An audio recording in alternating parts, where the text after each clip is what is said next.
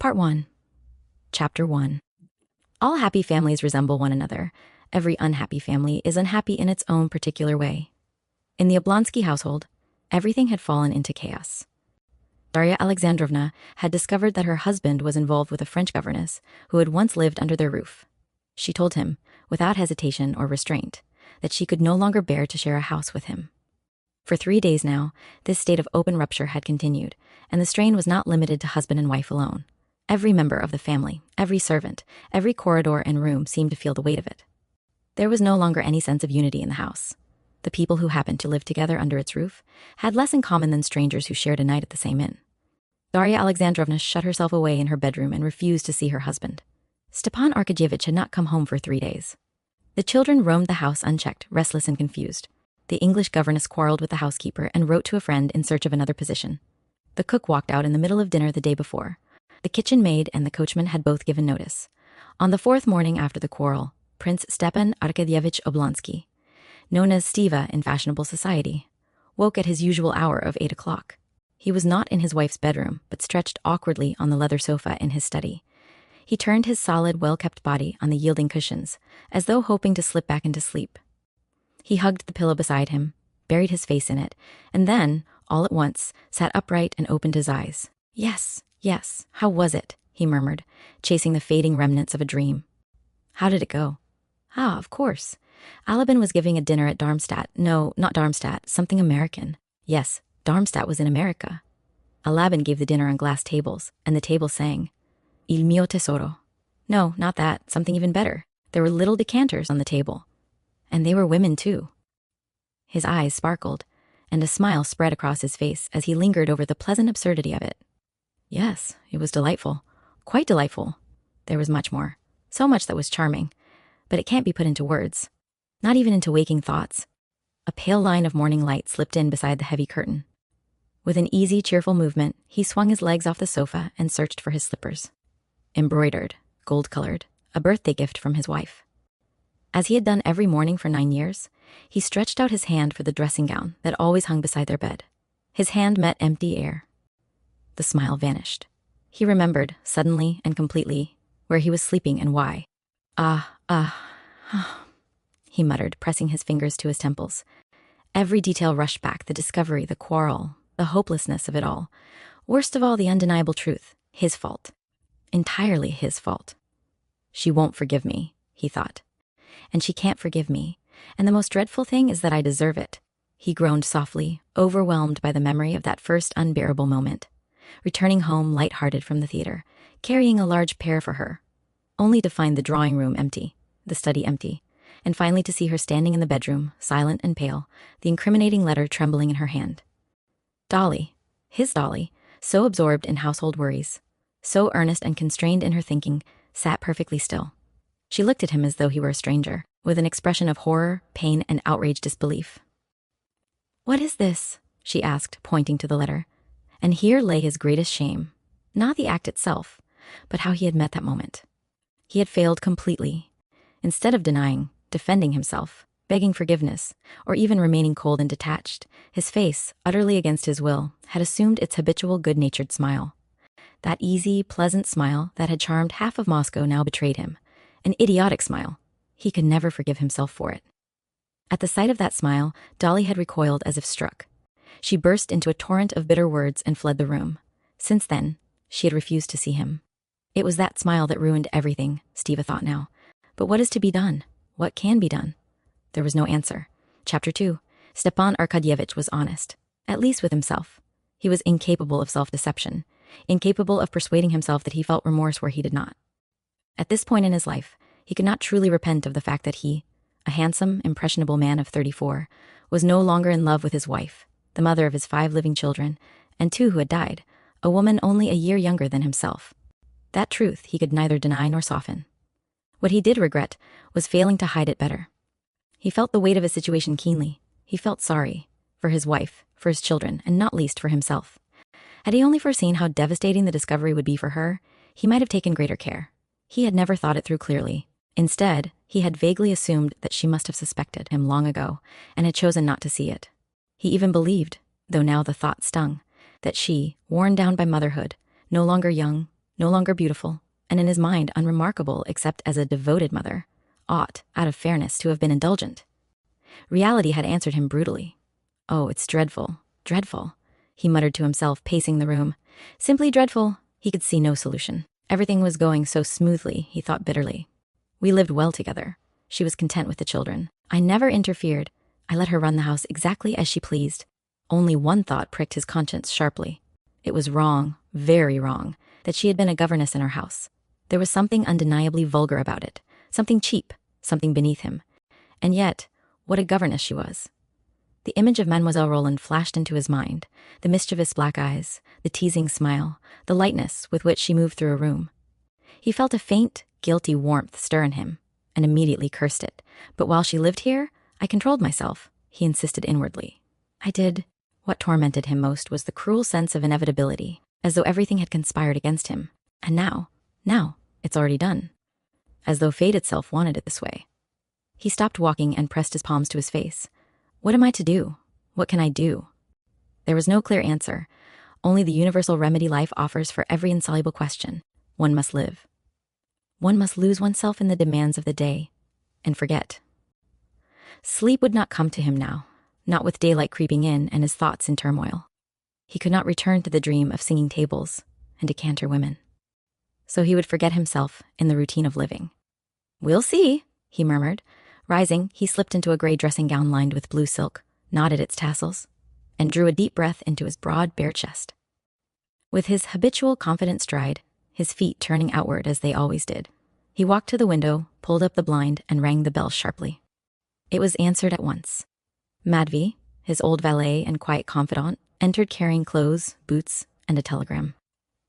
Behind him came the barber, bearing all the tools of his trade. Any papers from the office? Stiva asked, unfolding the telegram as he seated himself before the mirror.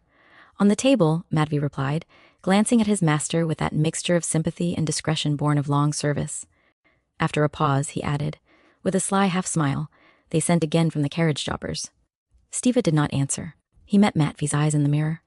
In that brief reflection, everything passed between them without words. Why mention it? Stiva's glance asked. You know perfectly well. I told them to come on Sunday, Matvi continued calmly, and not to trouble you, or themselves. Before then, the sentence had clearly been prepared in advance. Stiva tore open the telegram, already guessing its contents through the misspelled words, and as he read, his expression brightened. Mavi, he said, holding still, as the barber shaved a smooth pink line along his cheek. My sister Anna Arkadyevna will be here tomorrow. Thank God, Mavi said fervently. Both men understood what that meant. Anna, beloved sister, clear-eyed and tactful, might succeed where no one else could. Alone, Mavi asked, or with her husband? Stiva raised a finger. The barber was at his upper lip. Alone, Mavi nodded. Shall the upstairs room be prepared? Ask Darya Alexandrovna. Wherever she wishes. Darya Alexandrovna? Mavi repeated, uncertain. Yes. Give her the telegram. Then do as she tells you. Mavi understood perfectly. You want to test the ground. Yes, sir. By the time Stiva was washed, groomed, and ready to dress, Mavi returned. Darya Alexandrovna says she is leaving, he reported, his eyes laughing though his mouth did not. She says, you may do as you like. Stiva was silent. Then a weary, almost childlike smile crossed his face. Well, Madvi, he said softly, she'll come around, sir. Madvi replied with conviction. You think so? I'm sure of it. A rustle sounded at the door. It's I, said a firm woman's voice. The nurse, Matrona Filimonovna, appeared, stern-faced, deeply lined, loyal to Dolly with her whole being. Well, Stiva asked gently. Go to her, sir, she urged. Confess again. God may help you. She's suffering terribly. It's heartbreaking to see. The whole house is upside down. Have pity on the children. Beg her forgiveness. There's nothing else to be done. One must bear the consequences. But she won't see me. You must still do your part. God is merciful. Pray to him, sir. That will do, Stiva said abruptly, color rising in his face. You may go. He turned to Matvi and shrugged off his dressing gown with sudden resolve. Dress me. Matvi lifted the shirt, blew away an invisible speck, and slipped it over his master's well-kept body with quiet satisfaction. Chapter 3. Once dressed, Stepan Arkadyevitch lightly splashed himself with cologne, tugged his cuffs into place, and distributed his usual possessions among his pockets. Cigarettes, wallet, matches, watch with its double chain and seals. He shook out his handkerchief and, feeling clean, fragrant, and physically well, despite the misery gnawing at him, walked with his familiar easy sway into the dining room. Coffee was waiting. Beside it lay letters and official papers from the office. He began with the letters. One of them was especially unpleasant. A merchant was pressing him about the purchase of a forest on his wife's estate. Selling it was essential, absolutely essential. Yet under present circumstances, until he and his wife were reconciled, the matter could not even be raised. What troubled him most was not the financial pressure itself, but the thought that his own interests might push him toward reconciliation. The idea stung him sharply. To seek peace with my wife for money? That thought wounded his pride more deeply than the debt itself. He pushed the letter aside, drew the office papers toward him, skimmed through 2 matters of business, made a few swift notes with a thick pencil, and then turned back to his coffee. As he sipped it, he unfolded the still damp morning newspaper. Stepan Arkadyevitch read a liberal paper. Not a radical one, but one that reflected the comfortable views of the majority. Science, art, politics, none of these truly interested him in themselves. Still, he held firm opinions on all of them, opinions that coincided perfectly with those of the newspaper and of his social circle. When the majority shifted its views, his own shifted as well, not consciously, but effortlessly, as though by instinct. He had never chosen his opinions any more than he chose the shape of his hats or coats. He simply wore what was currently being worn. For a man living in society, having opinions was as necessary as having proper attire. If liberalism appealed to him more than conservatism, it was not because he found it more logical, but because it fit his life. The liberals said everything in Russia was wrong, and Stepan Arkadyevitch had many debts and was perpetually short of money. They said marriage was an outdated institution in need of reform. And family life had brought him little joy, forcing him into deceit and hypocrisy, both of which offended his nature. They implied that religion was merely a restraint for the uneducated masses, and he could not stand through even a short church service without his legs aching, nor understand why so much solemn language was spent on another world when this one could be so very pleasant. Fond of wit, he liked to amuse himself by telling earnest people that if they were proud of their ancestry, they should not stop at Rurik, but acknowledge the first ancestor of mankind, the monkey. And so liberalism had become his habit. He enjoyed his newspaper as he enjoyed his after-dinner cigar, for the gentle haze it spread across his thoughts. He read the leading article, which argued that the real danger of the age was not revolutionary radicalism, but the stubborn resistance of tradition that stifled progress. He read the financial section, caught the veiled jabs at the ministry, recognized their origins and targets with practiced ease, and felt the familiar satisfaction of understanding the subtext. But today, even that pleasure was dulled. Matrona Filimonovna's words lingered in his mind. So did the disorder of the household. He skimmed the notices. Count Beast rumored to have gone to Wiesbaden. A cure for gray hair, the sale of a light carriage, a young woman seeking employment. Ordinarily, these small items would have given him a quiet, ironic amusement. Today, they meant nothing. After finishing his second cup of coffee and a roll with butter, he rose, brushing crumbs from his waistcoat, squared his broad chest, and smiled, out of sheer physical well-being rather than happiness. The smile faded almost at once. 2 children's voices drifted in from outside the door, Grisha, his youngest son, and Tanya, his eldest daughter. They were carrying something heavy and dropped it with a clatter. "I told you not to put passengers on the roof," Tanya said firmly, in English. "Now pick them up." Everything is in disorder, he thought. He opened the door and called them. They abandoned the box, meant to be a train, and ran to him. Tanya, his favorite, rushed forward without hesitation, threw her arms around his neck, and laughed as she clung to him, delighting, as she always did, in the familiar scent of his cologne. She kissed his flushed face, then wriggled free, ready to run off again, but he held her gently back. "How is Mama?" he asked, stroking her smooth, warm neck. "Good morning," he said to Grisha, smiling. He knew, painfully, that he loved the boy less and always tried to make up for it. The boy sensed this and did not return his smile. "Mama?" "She's up," Tanya replied. That single fact told him everything. She hasn't slept, he thought, with a sigh. Well, she's cheerful. Tanya knew perfectly well that her mother could not be cheerful, and that her father must know this too. His light tone embarrassed her. She blushed. For him, he noticed it at once and felt his own face grow warm. "I don't know," she said. "She didn't tell us to do lessons. She said we're to go for a walk with Miss Hoole to Grandmama's." "Well, go then, my darling." "Wait, just a moment." He reached for a small box of sweets from the mantelpiece and selected her favorites, a chocolate and a fondant. "For Grisha?" she asked, pointing. Yes. He kissed her hair and neck once more and let her go. "The carriage is ready," Matvey announced, "and someone has been waiting to see you, with a petition." "How long?" "Half an hour. How many times have I told you to tell me at once? At least let you drink your coffee in peace, Matvey replied in his affectionately gruff tone. Show her in, Stiva said, frowning. The petitioner, the widow of a staff captain, made an unreasonable request. But Stiva listened patiently, offered practical advice, and even wrote her a neat, confident note of recommendation. When she left, he stood still for a moment, hat in hand. Have I forgotten anything? Yes, his wife. Yes. His handsome face tightened. To go, or not to go. An inner voice warned him not to. Nothing honest could come of it. To truly mend their marriage was impossible. To make her lovable again, or himself incapable of love. Only deceit remained, and deceit was foreign to his nature. Still, something had to be done. He lit a cigarette, took 2 quick drags, crushed it out, and crossed the drawing room with determined steps. He opened the door to his wife's bedroom. Chapter 4. Darya Alexandrovna stood in the middle of her bedroom, surrounded by disorder. She wore a simple dressing jacket, and her once thick, beautiful hair, now sparse from years of childbirth and care, was pinned hastily at the nape of her neck.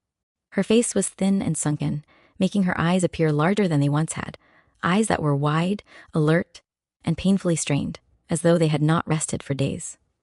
Before her stood an open bureau, its drawers spilling over with children's clothes, ribbons, linens, and scattered household things. She was removing items one by one, then stopping, then beginning again, caught in the same futile motion she had repeated countless times over the last 3 days. She heard her husband's footsteps. Her hands froze inside the drawer. She did not turn immediately.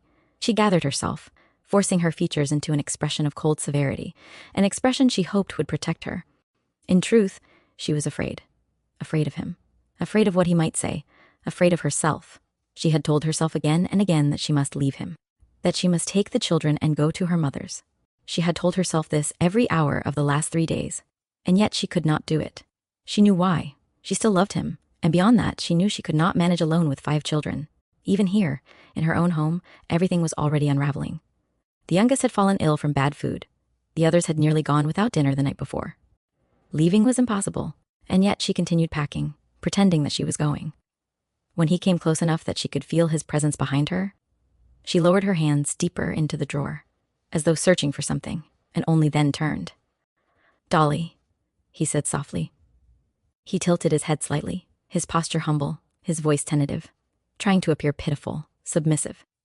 But the effort only sharpened the contrast that struck her like a blow. He looked fresh, healthy, radiant. He is content, she thought bitterly, happy, even now, and that good nature of his.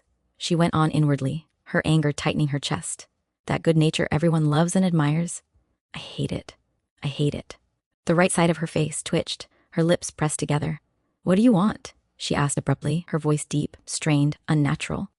Dolly, he repeated, and his voice trembled.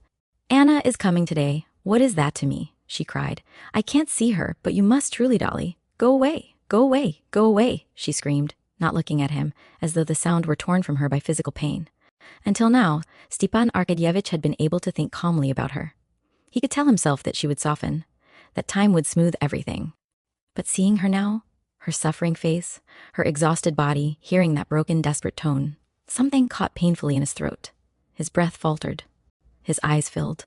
My God, what have I done? He whispered. Dolly, for God's sake, you know. He could not continue. His voice broke. She slammed the bureau drawer shut and turned to him. What can you say? She demanded. Only this, he said hurriedly, leaning toward her. Forgive me. Think, can 9 years of life together not atone for one? She lowered her eyes, listening, almost pleading inwardly that he might somehow say something different, something that would make it all bearable. One moment of passion? He finished. At that word, her face twisted as if struck. Get out, she shrieked. Leave the room. And don't speak to me of your passion, of your filth. His face collapsed, his lips trembled, tears overflowed. Dolly, he sobbed. For mercy's sake, think of the children. They are innocent. I alone am guilty. Punish me, make me suffer. I will accept anything. Anything, but forgive me. She sank into the chair, breathing heavily. You speak of the children, she said at last, her voice hollow. You play with them, but I live for them, and I know what this means for them. Ruin. She looked straight at him. Tell me, after what has happened, can we live together? Is that possible? Answer me. After the father of my children takes his children's governess as his lover. He lowered his head further and murmured helplessly. What could I do? What could I do? You are disgusting to me, she cried, her voice rising. Your tears mean nothing. You never loved me. You have no heart, no honor. You are hateful to me, a stranger. A stranger. The word struck her as painfully as it struck him. He stared at her, stunned. Her fury frightened him. He could not understand why his pity only inflamed her more. She hates me, he thought. She will never forgive me. A child cried out suddenly in the next room. Dolly's face changed instantly. All hardness melted away. She listened, gathering herself, then rose quickly. She loves the child, he thought. How can she hate me? Dolly, one word more. If you come near me, she cried, I will call the servants, the children. Let everyone know what you are. I am leaving at once, and you may stay here with your mistress. She went out and slammed the door. Stepan Arkadyevitch stood motionless, wiped his face, and left the room quietly. Chapter 5. At school, Stepan Arkadyevitch had learned easily, thanks to his quick intelligence. He had also been lazy, mischievous, and undisciplined, and for that reason had ranked near the bottom of his class. Yet, despite his habitually indulgent way of living, his modest official rank, and his relative youth, he now occupied a respected and profitable post, president of one of the Moscow government boards. This position had come to him through his brother-in-law, Alexei Alexandrovich Karenin, who held a senior role in the ministry overseeing that very department. But even without Karenin's assistance, Stepan Arkadyevitch would have obtained such a post, or one very like it, through any number of other connections. Brothers, sisters, cousins, uncles, aunts, his life was interwoven with the lives of influential people. The salary of 6,000 rubles was not a luxury but a necessity, for despite his wife's considerable property, his own affairs were perpetually strained. Half of Moscow and Petersburg were either friends or relations of Stepan Arkadyevitch Oblonsky. He had been born into the circle of those who ruled and administered the world around them. A third of the men in government had been his father's friends and had known him as a child. Another third were his intimate companions. The rest were friendly acquaintances. Those who dispensed appointments, incomes, shares, and privileges were all part of his world, and none would ever deliberately overlook one of their own. He had no need to scheme or push himself forward. All he needed to do was not refuse favors, not be jealous, not quarrel, not take offense. And this suited him perfectly, for he was naturally good-tempered and incapable of sustained resentment. It would have seemed absurd to him to be told that he might fail to secure a comfortable position. He expected nothing extraordinary, only what men of his age and standing routinely received, and he was no less capable than any of them. People liked Stepan Arkadyevitch, not only for his kindness, but for his brightness, his warmth, and his unquestioned honesty. There was something in his handsome, open figure, in his sparkling eyes, his black hair and brows, and the healthy color of his face that produced an immediate sense of goodwill in everyone he met. Ah, Stiva, Oblonsky, was almost always the greeting, accompanied by a smile. Even when a conversation with him contained nothing especially memorable, people found themselves delighted to meet him again the next day, and the day after that. After 3 years as president of the board, he had earned not only affection, but genuine respect from colleagues, subordinates, superiors, and petitioners alike. His success rested on 3 qualities. First, his indulgence toward others, born of a keen awareness of his own shortcomings. Second, his instinctive liberalism, not the kind he read about in newspapers, but a natural generosity of outlook that led him to treat all men alike, regardless of rank or fortune. Third, and most important, his complete lack of emotional investment in the business itself. Because he cared so little for the work, he was never carried away by it, never obstinate, never prone to costly mistakes. Arriving at the board offices, escorted by a deferential porter carrying a portfolio, Stepan Arkadyevitch went to his private room, changed into his uniform, and entered the boardroom. Clerks and copyists rose at once, greeting him with warm, respectful familiarity. He greeted his colleagues, shook hands, exchanged a few light remarks, never too much, never too little, and sat down to work. No one understood better than he the delicate balance between informality and official dignity. A secretary approached with documents, speaking in the easy, confident tone that had become the norm in Oblonsky's office. We've finally received the information from the Penza department. Would you like to look? At last, Stepan Arkadyevitch said, touching the paper. Well then, gentlemen. And the meeting began. If they only knew, he thought, lowering his head with an air of attention as the report was read, what a guilty little boy their president was half an hour ago. His eyes smiled even as he listened. The session was set to continue until 2 o'clock, followed by luncheon. It was not yet 2 when the glass door suddenly opened and someone slipped inside. A ripple of curiosity ran through the room, but the doorkeeper immediately ushered the intruder out and closed the door again. When the case was finished, Stepan Arkadyevitch rose, stretched, and, paying quiet homage to the liberal spirit of the age, lit a cigarette in the boardroom before stepping into his private office. 2 members followed him, Nikitin, an old and seasoned official, and Grinovich, a young court chamberlain. "We'll finish it after lunch," Oblonsky said. "Of course," Nikitin agreed. "A clever fellow, this foeman," Grinovich remarked. Oblonsky frowned slightly, just enough to signal that judgment was premature, and said nothing. "Who was that who came in?" he asked the doorkeeper. "Someone slipped in while my back was turned. Your Excellency. He asked for you. I told him to wait. Where is he now? Perhaps in the corridor, but there he is now." A broad-shouldered man with a curly beard was hurrying up the stairs, his sheepskin cap still on his head. Oblonsky's face brightened at once. "Why, Levin, at last!" he exclaimed warmly. "You finally deigned to visit my den." He shook his hand, and then, impulsively, kissed him. "How long have you been here?" "I've just arrived," Levin said, glancing around with shy unease. "I wanted very much to see you." "Come into my room," Oblonsky said, sensing his friend's discomfort and drawing him away protectively. They had been friends since youth, bound not merely by shared pleasures, but by shared beginnings. Yet their lives had diverged sharply. Oblonsky smiled inwardly at the sight of Levin. So earnest, so ill at ease, so utterly himself. "Tell me," Oblonsky said lightly, eyeing Levin's French-tailored suit. "Weren't you once sworn never to wear European dress again?" Levin flushed deeply. "Where shall we meet?" he asked abruptly. "I need to speak to you. Let's dine together," Oblonsky suggested. "Yes, but I have only a few words to say first," Levin replied, gathering himself. "Tell me, what are the Sherbatskys doing? Is everything as before?" Oblonsky's eyes sparkled knowingly, but he answered lightly. "There's been no great change. But you've been away too long?" Levin's face paled. "Well, what brings you to Moscow?" Oblonsky asked gently. Levin hesitated, then reddened again. "We'll talk about it later," he said. "I understand," Oblonsky replied. He named the hour and place where Levin might find Kitty, at the skating ground, and promised to join him later. "Now don't forget," he called after him, laughing. "I won't," Levin answered, and left, his heart already racing toward the moment to come. Chapter 6. When Oblonsky asked Levin what had brought him to Moscow, Levin blushed, and was furious with himself for blushing. He could not bring himself to say, "I have come to ask your sister-in-law to marry me," though that was the sole reason for his journey. The Levins and the Sherbatskys were old noble Moscow families, bound by generations of familiarity and affection. Their closeness had deepened during Levin's student years.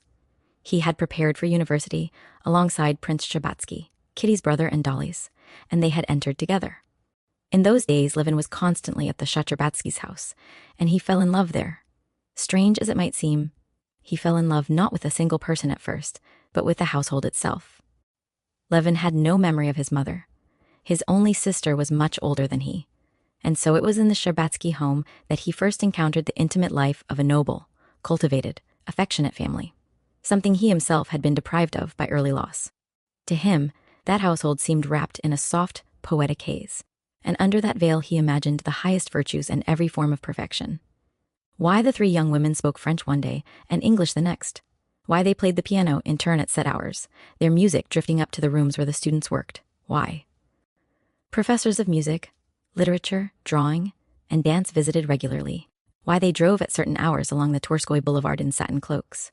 Dolly's long, Natalia's half-length, Kitty's so short that her slender legs in tight red stockings were visible. Why they walked there accompanied by a footman with a gold cockade.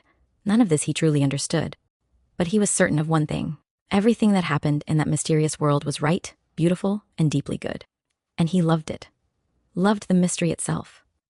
In his student days, he had almost fallen in love with the eldest sister, Dolly.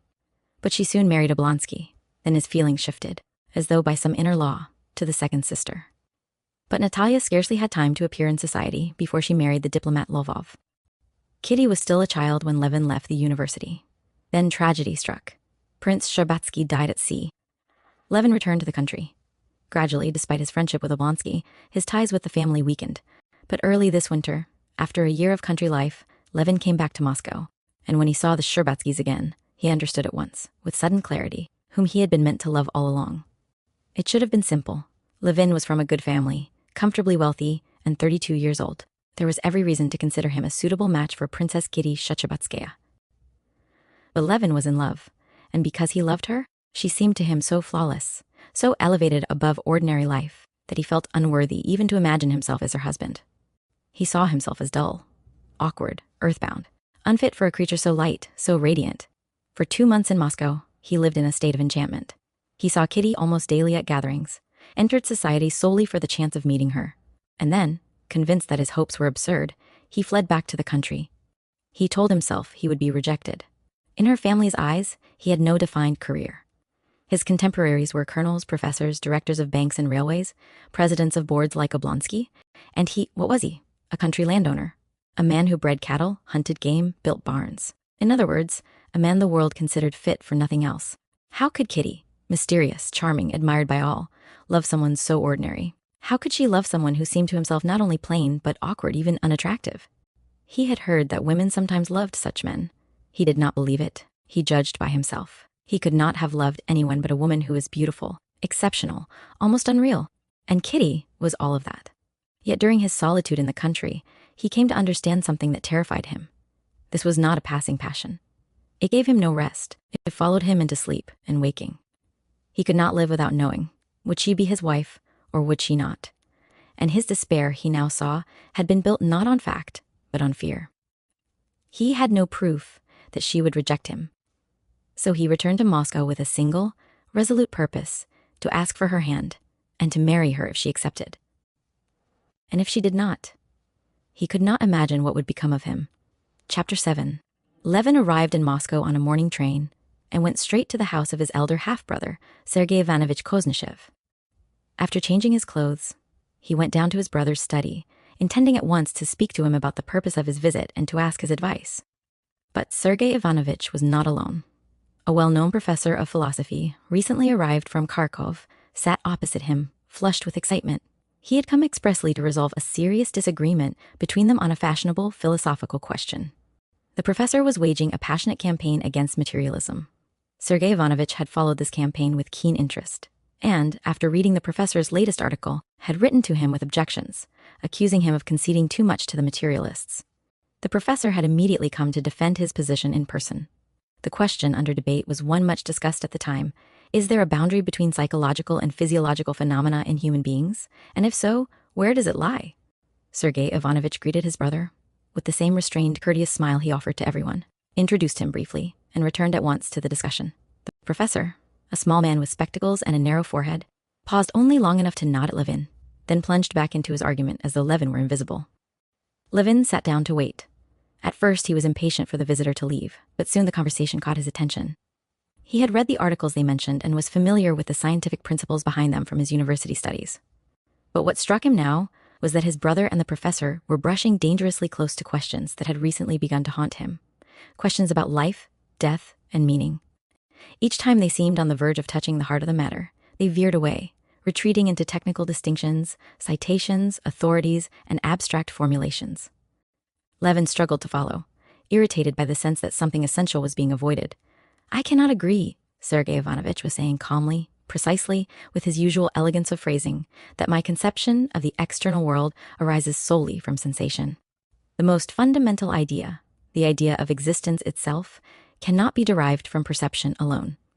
There is no sensory organ responsible for conveying such an idea. But Wundt, Naust, and Pripasov would argue otherwise, the professor replied sharply. They maintain that consciousness of existence arises from the sum of sensations. Wundt states quite plainly that without sensation, there can be no idea of existence. I maintain the opposite, Sergei Ivanovich began. And at that moment, Levin felt again that they were retreating from the real point. Unable to restrain himself, he spoke. Then according to that, Levin said awkwardly, if all my senses were destroyed, if my body were dead, I could not exist at all. The professor turned toward him with visible irritation, as though suffering mentally from the interruption. He glanced at Sergei Ivanovich, silently asking how one was meant to answer such a question from someone who looked more like a farmer than a philosopher. But Sergei Ivanovich, who was far less heated than his guest, and whose mind was broad enough to grasp both academic theory and simple human concern, smiled gently. That is a question we are not entitled to answer yet, he said. We do not possess the necessary data, the professor added curtly, and immediately returned to his argument. No, he continued, I merely insist that if perception is based on sensation, as Pripasov asserts, then we must draw a sharp distinction between the two concepts. Levin stopped listening. He waited silently for the professor to leave, feeling once again that the questions most vital to him, questions that pressed on his heart with the same urgency as his love for Kitty, were being discussed as though they were abstract curiosities, drained of their living meaning. Chapter 8. When the professor finally took his leave, Sergei Ivanovich turned to his brother with a look of composed cordiality. "I'm very glad you've come," he said. "How long have you been here? And how are things going on the farm?" Levin knew that his brother took little real interest in agriculture and asked out of politeness alone. He answered briefly, speaking only of the sale of his wheat and some financial matters. He had fully intended to tell Sergei Ivanovich of his plan to marry, to ask his advice, perhaps even his support. He had resolved firmly to do so. But now, after listening to his brother's conversation with the professor and hearing the slightly patronizing tone in which Sergei Ivanovich questioned him about farming, though Levin managed not only his own estate, but his brother's as well, he felt suddenly unable to speak. He sensed, without clearly understanding why, that his brother would not receive the matter as he wished. The subject felt delicate, personal, almost sacred. And here, in this room, it seemed out of place. "Well," Sergei Ivanovich went on, "how are things with your district council? I take it you're still involved?" "I really don't know," Levin replied. "What do you mean? You're surely still a member?" "No," Levin said quietly. "I've resigned. I no longer attend the meetings." "What a pity," Sergei Ivanovich remarked, frowning slightly. Levin, feeling the need to defend himself, began explaining what took place at the council meetings in his district. He spoke awkwardly, with growing agitation. "That's exactly our trouble," Sergei Ivanovich interrupted. "We Russians have a talent, perhaps even a virtue, for seeing our own faults, but we take it too far. We comfort ourselves with irony, ridicule everything, and do nothing. Give such institutions to the Germans or the English, and they would wring freedom from them. We merely mock them, but what could I do?" Levin said with quiet despair. "I tried. I truly tried. I can't. I'm not made for it. It's not that you're incapable," his brother replied. "It's that you don't look at it correctly, perhaps," Levin said, discouraged. Then Sergei Ivanovich spoke again, more casually. "By the way, do you know that Nikolai has turned up again?" Levin started as though struck. "What did you say?" he cried. "How do you know?" "Prokofy saw him in the street. Here, in Moscow?" "Where is he?" Levin rose abruptly, ready to leave at once. "I regret telling you," Sergei Ivanovich said, shaking his head at his brother's agitation. "I had him traced. I paid his debt to Trubin and sent him the note." This is what he sent back. He took a piece of paper from beneath a paperweight and handed it to Levin. Levin recognized the handwriting at once. Irregular, familiar, painfully intimate. "I humbly ask you to leave me in peace. That is the only favor I request of my gracious brothers. Nikolai Levin." Levin read it without lifting his eyes. He stood motionless, the note trembling slightly in his hands. Within him, two impulses struggled fiercely, the desire to set aside this pain, at least for the moment, and the deep conviction that it would be cowardly, almost criminal, to do so. "He clearly wishes to provoke me," Sergei Ivanovich continued calmly. "But he cannot offend me. I would gladly help him, but I know it is impossible." Yes, Levin murmured. "I understand your position. But I must see him." "If you wish, go," Sergei Ivanovich said. "But I wouldn't advise it. You won't help him, and you'll only distress yourself." "Perhaps I can do nothing," Levin replied. But at a moment like this, he stopped, unable to finish. "I could not be at peace otherwise. That I cannot understand," Sergei Ivanovich said thoughtfully. "But one thing I do understand, it teaches humility. Since Nikolai's fall, I see what is called infamy, with far more charity. Oh, it's dreadful." "Dreadful," Levin whispered. After obtaining Nikolai's address from the footman, Levin was on the point of leaving immediately. But after a moment's thought, he decided to postpone the visit until evening. First, he told himself, he must do what he had come to Moscow to do. From his brother's house, Levin went straight to Oblonsky's office. After learning where he might find the Shtcherbatskys, he ordered his driver onward, toward the place where Kitty would be. Chapter 9. At 4 o'clock, his heart pounding so fiercely that he could feel it in his throat, Levin stepped out of a hired sledge at the zoological gardens. He turned toward the path leading to the skating ground, knowing, without doubt, that she would be there. He had already seen the Shtcherbatskys' carriage at the entrance. The day was bright and sharply cold. The air glittered. Rows of carriages and sledges stood along the approach, drivers calling out, policemen pacing, and well-dressed crowds moving in cheerful streams beneath the winter sun. Hats flashed, voices rang out, laughter drifted across the paths. The little wooden buildings, carved in the Russian style, looked festive against the snow. The old birch trees stood motionless, every branch thickly coated, as though dressed in white ceremonial robes. Levin walked toward the skating ground, repeating to himself with growing desperation, "Be calm. Don't be foolish. What are you afraid of? Control yourself." The more he tried to steady himself, the more breathless he became. An acquaintance passed him and called his name, but Levin did not even recognize him. His attention was drawn irresistibly forward, to the metallic clink of sledges sliding down the ice hills, the scrape of runners, the bright, ringing voices of skaters. He took a few more steps, and the skating ground opened before him. At once, without searching, without effort, he saw her. He knew she was there by the sudden rush of joy and terror that seized him together. She stood at the far end of the ice, speaking to a lady. There was nothing remarkable in her dress or her posture. Yet to Levin she was unmistakable, like a rose among nettles. Everything around her seemed brighter. She was the light that illuminated the whole scene. Can I really go over there, he thought. Step onto the ice and approach her? The place where she stood felt sacred, almost forbidden. For a moment he nearly turned back, overwhelmed by the intensity of his feeling. Then he forced himself to remember that people of all kinds moved freely around her, and that he too had the right to be there. He stepped onto the ice, deliberately avoiding looking directly at her, much as one avoids looking straight at the sun, yet sees it everywhere. Still, he never lost awareness of her presence for a single second. This hour belonged to a familiar circle. People who knew one another, who gathered here regularly. Skilled skaters cut graceful figures across the ice. Beginners clung to chairs, moving stiffly and anxiously. Boys darted past, laughing, while elderly men skated carefully for their health. To Levin, they all seemed a chosen group of happy beings, happy simply because they were here, near her. It seemed to him that every skater glided toward her, passed her, spoke to her, and that they were all content, all fulfilled, independent of her, merely enjoying the fine ice and the beautiful day. The thought was both comforting and unbearable. Nikolai Shadrobatsky, Kitty's cousin, sat on a bench in his skates, wearing a short jacket and tight trousers. Seeing Levin, he shouted cheerfully, "Ah, the best skater in Russia at last. Have you been here long? The ice is perfect. Put on skates and join us." "I don't have my skates," Levin replied, marveling at the ease with which others spoke in her presence, while he could scarcely breathe. Though he did not look at her directly, he felt her as one feels the sun drawing nearer. She stood near the edge, turning out her slender feet in high boots, skating timidly. A boy in Russian dress sped past her, arms flailing wildly. She wavered slightly, then took her hands from the small muff hanging on a cord and held them ready, instinctively prepared for a fall. She looked up. She had recognized Levin. She smiled, at him and at her own uneasiness. That smile struck him like warmth after cold. As she completed the turn, she pushed off lightly and skated straight towards Shchecherbatsky. Taking his arm for support, she nodded to Levin, still smiling. She was more beautiful than he had remembered. He could always summon her image in his mind. The graceful line of her fair head, set so freely on her young shoulders, her girlish lightness, her brightness.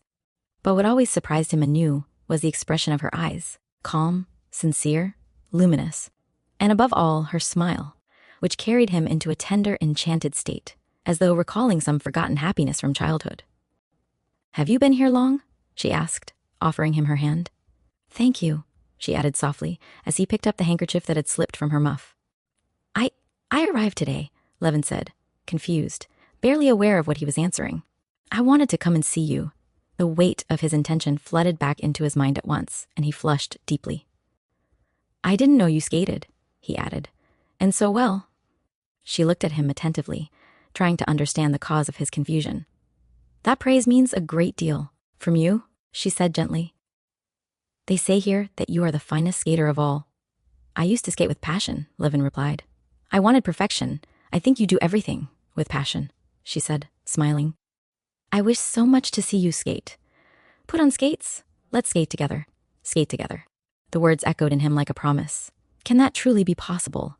He thought, gazing at her, his heart filled with a joy so intense it bordered on pain. Chapter 10. Levin put on skates and stepped onto the ice. At first he moved cautiously, restrained by the awareness of her watching him.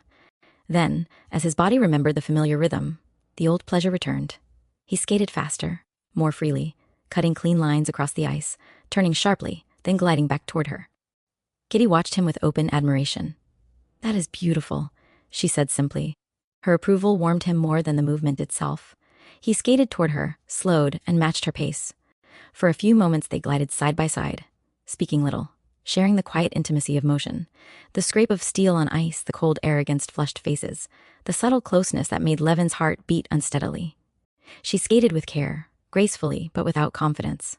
Instinctively, Levin stayed close enough to steady her if she slipped, careful not to touch her unless she needed him. That restraint cost him effort.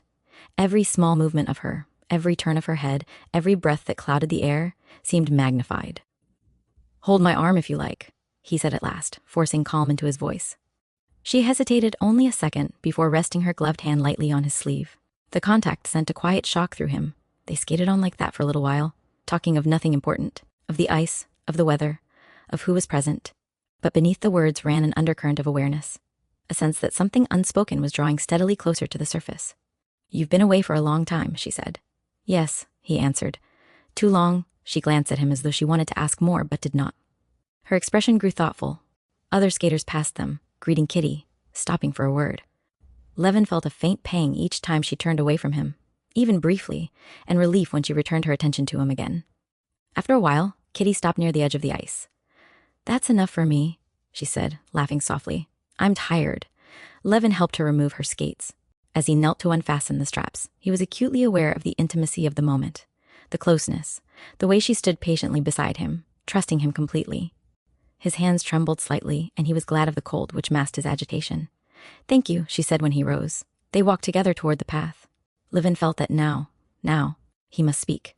The words he had carried with him from the country pressed urgently against his chest. If he did not say them now, he felt he might lose the courage forever. But just then, Oblonsky appeared, cheerful and animated, greeting Kitty warmly and clapping Levin on the shoulder. "Well," he exclaimed. "So you found each other already?" The moment shifted.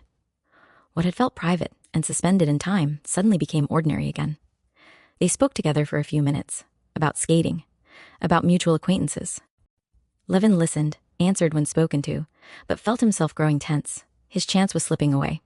Kitty turned to him once more. "We shall see each other again soon," she said, simply, kindly. "Yes," he replied. "I hope so."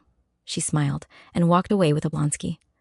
Levin stood watching her until she disappeared among the trees. Only then did he realize how cold he was, how tired, and how shaken. The brief closeness, the light touch of her hand, the ease of skating beside her had filled him with both hope and fear. "This decides my fate," he thought. Soon, very soon. He turned away at last and walked slowly toward the exit, carrying with him the image of her smile and the certainty that there was no turning back. Chapter 11. Levin left the zoological gardens on foot, walking slowly, as though reluctant to break the fragile state into which he had fallen. He was conscious of nothing clearly, neither the cold air biting at his face nor the bustle around him, only of an inward tension that filled him completely. What he felt was not joy, and not despair, but something painfully alive between the two.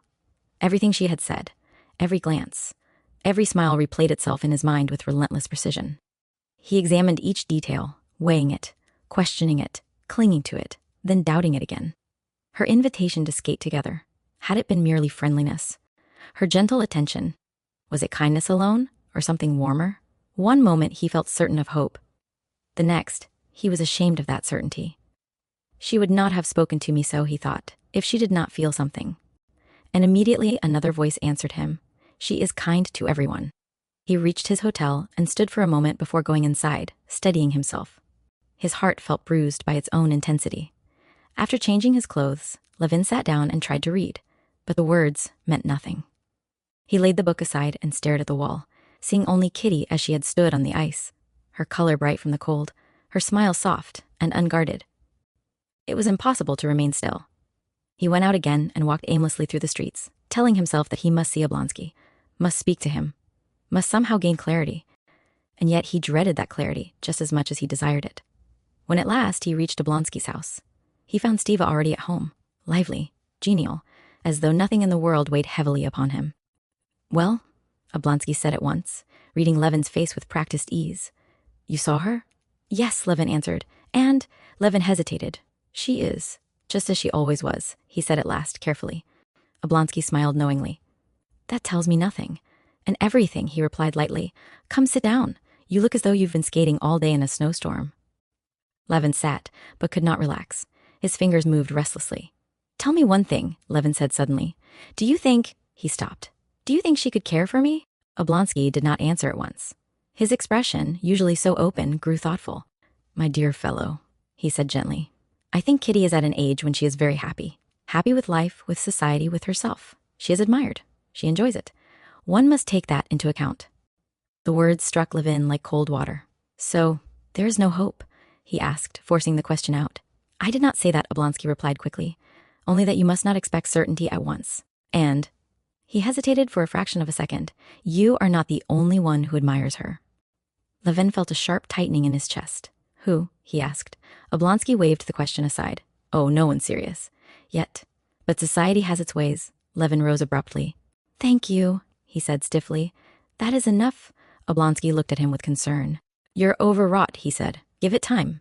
Things have a way of working themselves out. But Levin scarcely heard him. He took his leave and went out into the night. As he walked, the city lights blurred before his eyes. The warmth he had carried since the skating ground faded, replaced by a quiet, aching uncertainty. For the first time since returning to Moscow, doubt settled heavily upon him. If she does not love me, he thought, I will know it soon. And if she does... He could not finish the thought. The future felt suspended, trembling, waiting on a single word that had not yet been spoken. And with that unspoken word beating painfully in his heart, Levin walked on through the winter streets, alone. Chapter 12. Princess Shtcherbatskaya, Kitty's mother, was passing through a period of anxious expectation. Her youngest daughter was no longer a child. That was now unmistakable. Kitty had reached the age when a girl's happiness, reputation, and entire future seemed to depend upon a handful of delicate, easily misjudged moments. The princess understood this with painful clarity. She watched her daughter closely, too closely perhaps, measuring every look, every word, every invitation. Two men occupied her thoughts. One was Levin. She liked him. She had always liked him. He was sincere, honorable, intelligent, and, most importantly, free from the artificiality she so distrusted in society men. He belonged to an old family, possessed land, and lived simply. In many ways, he was exactly what she would have chosen for her daughter. But there was a problem. Levin had no career. He lived in the country, avoided public life, and showed no desire for advancement. In the eyes of society, that made him undefined, unfinished. The princess feared that such a man, however worthy, might not offer Kitty the kind of life she deserved, a life with movement, recognition, and purpose. The other man, Count Alexei Vronsky, was everything Levin was not. Young, handsome, wealthy, perfectly at ease in society, admired everywhere he went, Vronsky embodied the brilliance and promise of the world Kitty was now entering. His attention toward her was unmistakable, and his presence filled the princess with both hope and unease. She did not yet know which of the two men Kitty herself preferred, and that uncertainty troubled her deeply. Kitty, for her part, lived in a state of quiet excitement. She felt herself on the threshold of something new and important, though she could not have named it clearly. Everything seemed brighter, lighter, charged with meaning. Compliments pleased her. Invitations thrilled her. She enjoyed the sense, new and intoxicating, that she was admired. Yet Levin had disturbed her peace. She had always known him. He had belonged to her childhood, to her family's past, serious, awkward, kind. But on the ice that afternoon, she had seen him differently. There had been something in his silence, in his earnestness, in the way he skated beside her, without pressing, without claiming. That had awakened a tenderness she did not fully understand. She thought of his face as he watched her, open, vulnerable, almost fearful. It troubled her. Vronsky, by contrast, never made her uneasy. With him, everything felt effortless. He was confident, charming, and perfectly sure of himself. His admiration was flattering, his attention light and exhilarating. And yet, when she thought of Levin, her heart grew strangely still. She did not know what she wanted. That evening, sitting with her mother in the drawing room, Kitty listened absently as the princess spoke of acquaintances, engagements, future plans. Kitty answered when necessary, smiled when expected. But inwardly, she was elsewhere. She saw again the frozen rink, the pale winter light, Levin's restrained joy when she took his arm. Why did that moment feel so serious? She wondered.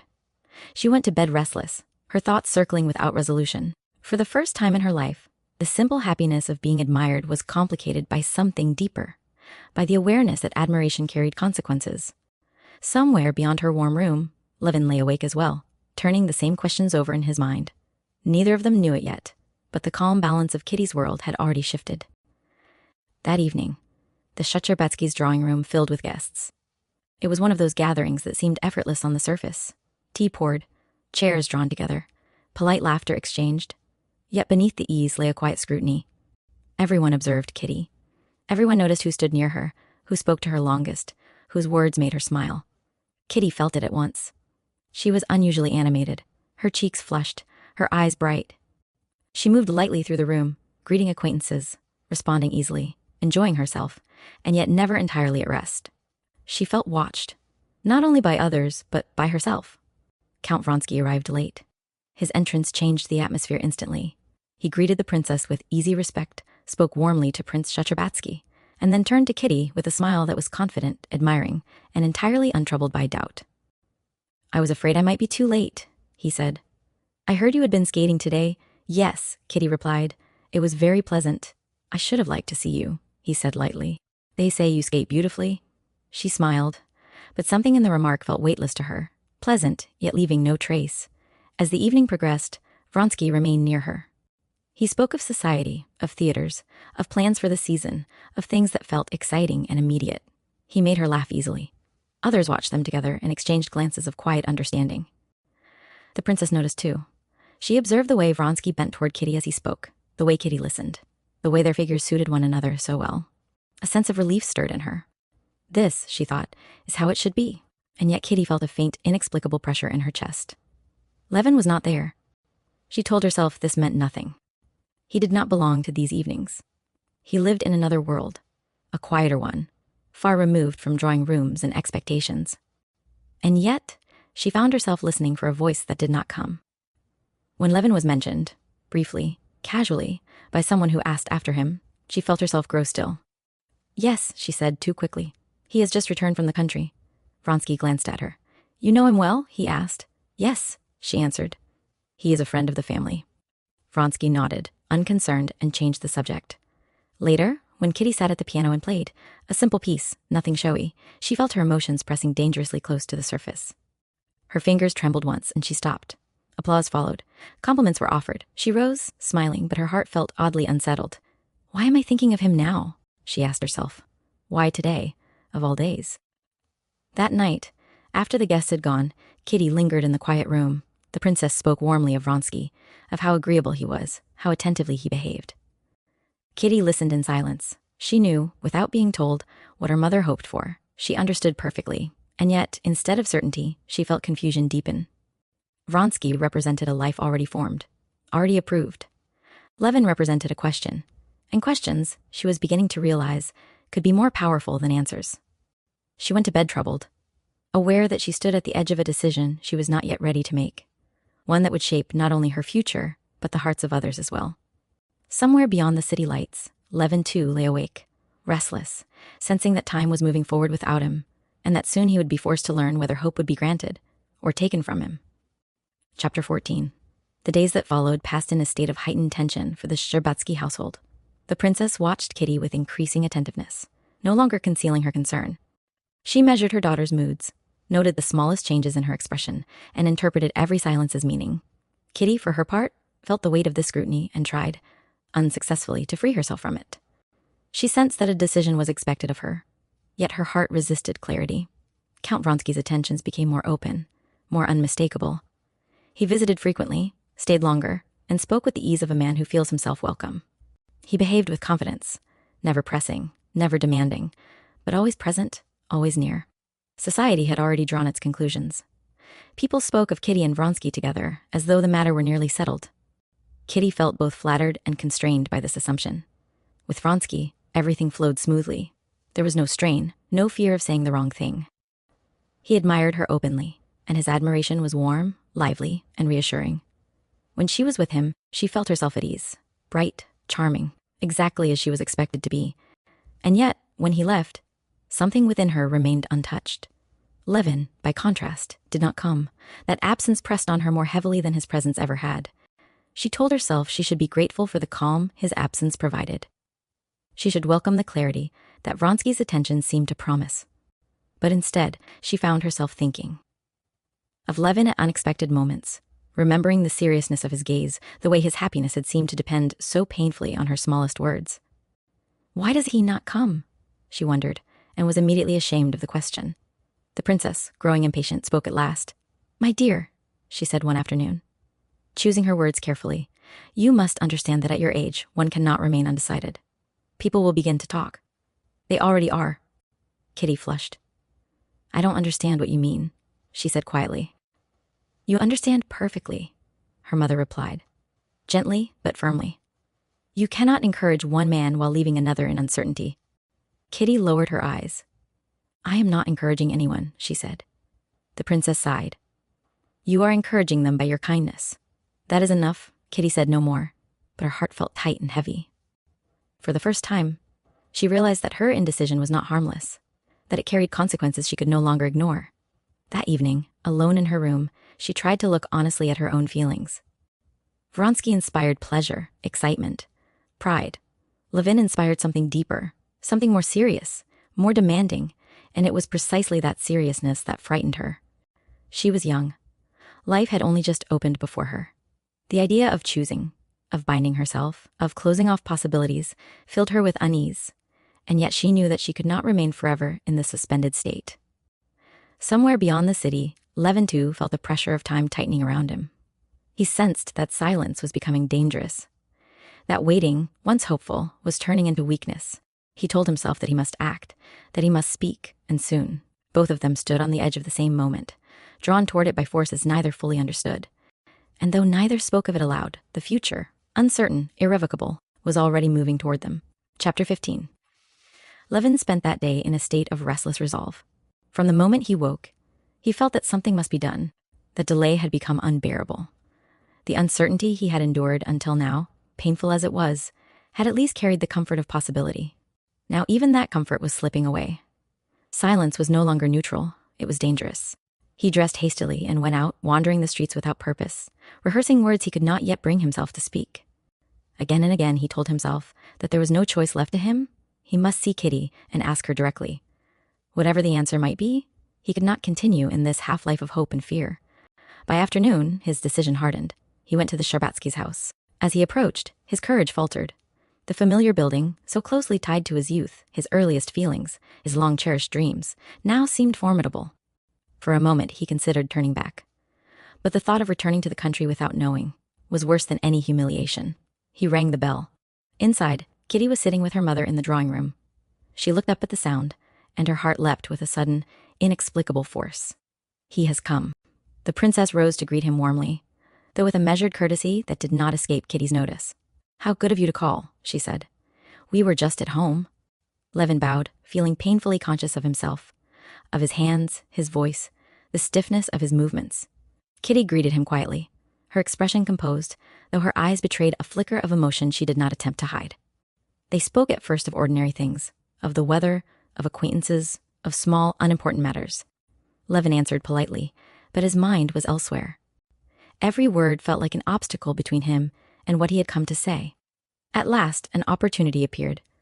The princess was called away for a moment. Kitty and Levin were left alone. The room seemed suddenly too still. Levin stood, unable to sit any longer. His heart beat so violently that he feared she might hear it. I came to Moscow for a reason, he said abruptly, his voice low and unsteady. Kitty looked up at him, startled, but did not interrupt. I cannot go on as things are, he continued. I must know, must understand, whether I may hope. She felt the seriousness of his tone at once. Her breath caught. Please, sit down, she said softly. I cannot, he replied. There was a pause, brief yet heavy with everything unsaid. I have loved you for a long time, Levin said at last. I did not dare speak before. But now, if there is no place for me in your heart, tell me so plainly. I ask only for truth. Kitty listened, her face pale, her hands clasped tightly in her lap. His words, spoken with such naked sincerity, overwhelmed her. She had known this moment must come, and yet she was unprepared for the weight of it. She began, and stopped. Her silence felt to him like a verdict. She looked at him with distress, with pity, and with something else, something unresolved. I cannot answer you now, she said finally. I am very sorry. The words fell between them, irrevocable. Levin bowed his head.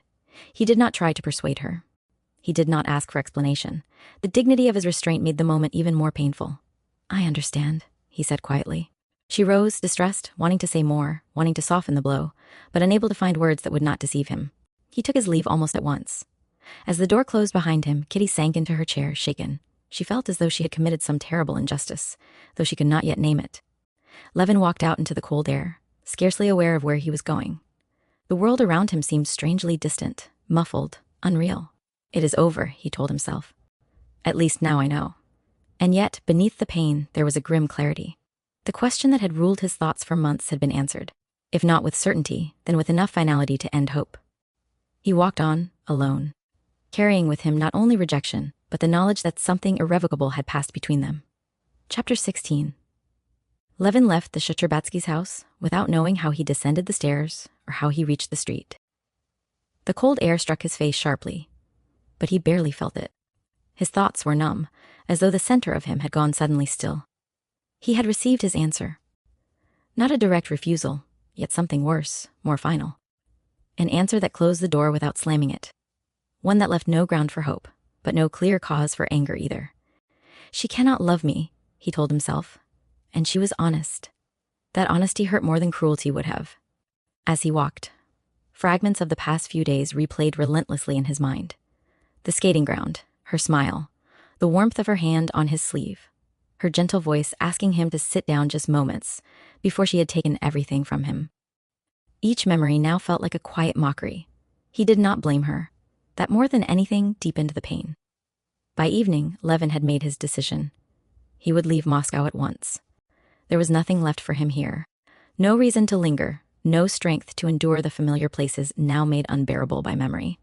He went to his brother's house only to leave a brief note, excusing himself and offering no explanation. He did not wish to speak, least of all about something so raw that words would only cheapen it. Later that night, Kitty sat alone in her room. The house was quiet. Her mother believed the matter settled and spoke of it no more. But Kitty could not rest.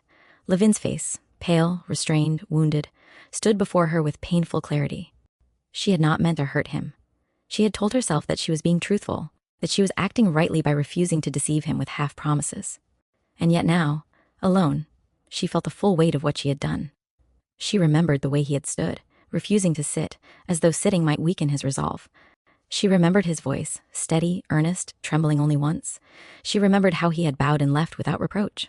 That dignity haunted her. Why did he not plead, she thought. Why did he not reproach me? Because he loved her.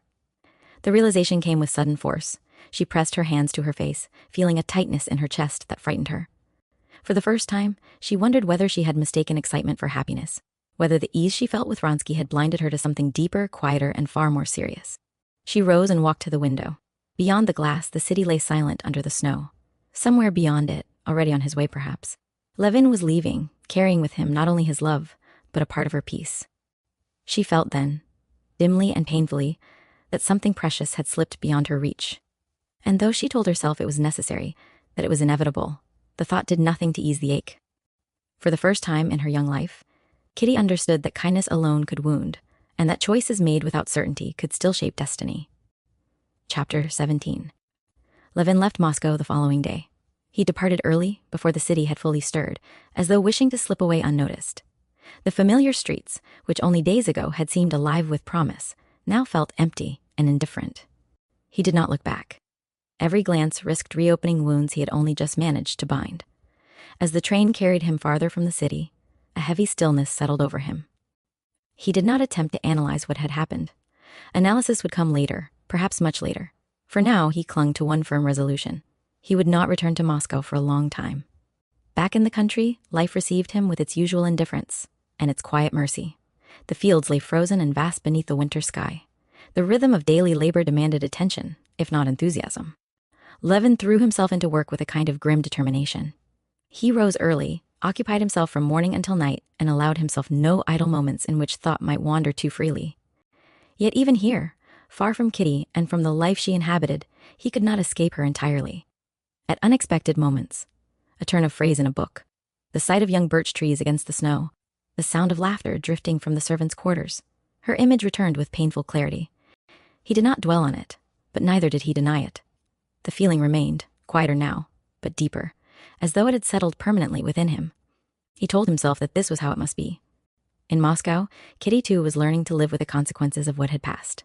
At first, everything seemed unchanged. Count Vronsky continued to visit. Society remained attentive. The princess moved about with renewed confidence, convinced that events were proceeding as they should, but Kitty herself felt altered. The lightness that had once come so easily to her no longer returned at will. She found herself distracted, thoughtful, sometimes inexplicably sad. She answered Vronsky's attentions kindly, yet with less animation. His presence no longer filled her thoughts as it once had. Levin's absence made itself felt in strange ways. She caught herself listening for his voice when visitors arrived. She imagined, against reason, that he might suddenly appear. And when she remembered that he would not, that he had left because of her heart tightened with a mixture of regret and guilt. She said nothing of this to anyone. Outwardly, she behaved exactly as she always had. Inwardly, something had shifted. The certainty she had felt only days before had dissolved into doubt. She began to understand, dimly, reluctantly, that a choice made without love could not bring happiness, no matter how agreeable it appeared. And yet, she did not yet dare name what she felt.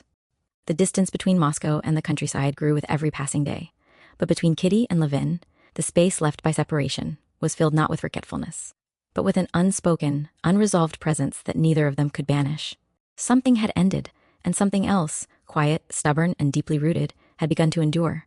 Chapter 18. Winter settled fully over Moscow, and with it came a season dense with visits, dinners, and expectations. Count Vronsky was now a constant presence in the Shtcherbatskys' home. He arrived with the ease of a man who felt himself welcome and expected, greeted everyone warmly, and devoted most of his attention to Kitty. His manner was unfailingly attentive, yet never heavy-handed. He spoke lightly, laughed easily, and seemed to bring with him an atmosphere of movement and promise. To those who observed them, everything appeared perfectly natural. The princess watched with quiet satisfaction. She saw what she wished to see, her daughter admired, courted by a man whose position and prospects were unquestionable. In her mind, events were unfolding exactly as they ought. Kitty herself moved through these days with an air of calm politeness that concealed her inner unease. She accepted Vronsky's attentions, listened to him, smiled at the appropriate moments. But she no longer felt carried along by the excitement of it all. Something within her resisted giving itself freely. She noticed, with growing clarity, that Vronsky never made her heart tighten with seriousness, never forced her to question herself. With him, everything remained on the surface, pleasant, flattering, and safe. And it was precisely that safety that unsettled her. She found herself thinking again of Levin's presence, the weight of his silence, the way his happiness had seemed bound to her answer. With him, nothing had felt light or easily dismissed. Everything had mattered. One afternoon, while Kitty sat embroidering near the window, Vronsky spoke casually of a forthcoming ball. "You will be there, of course," he said. "Yes," she replied. "Mama expects it. I shall look for you," he said, smiling. She returned the smile, but her thoughts drifted elsewhere. That evening, alone in her room, Kitty finally allowed herself to ask the question she had avoided. Did I refuse him because I did not love him, or because I was afraid to love him? The answer frightened her. She pressed her forehead against the cold glass of the window and stared out into the darkness.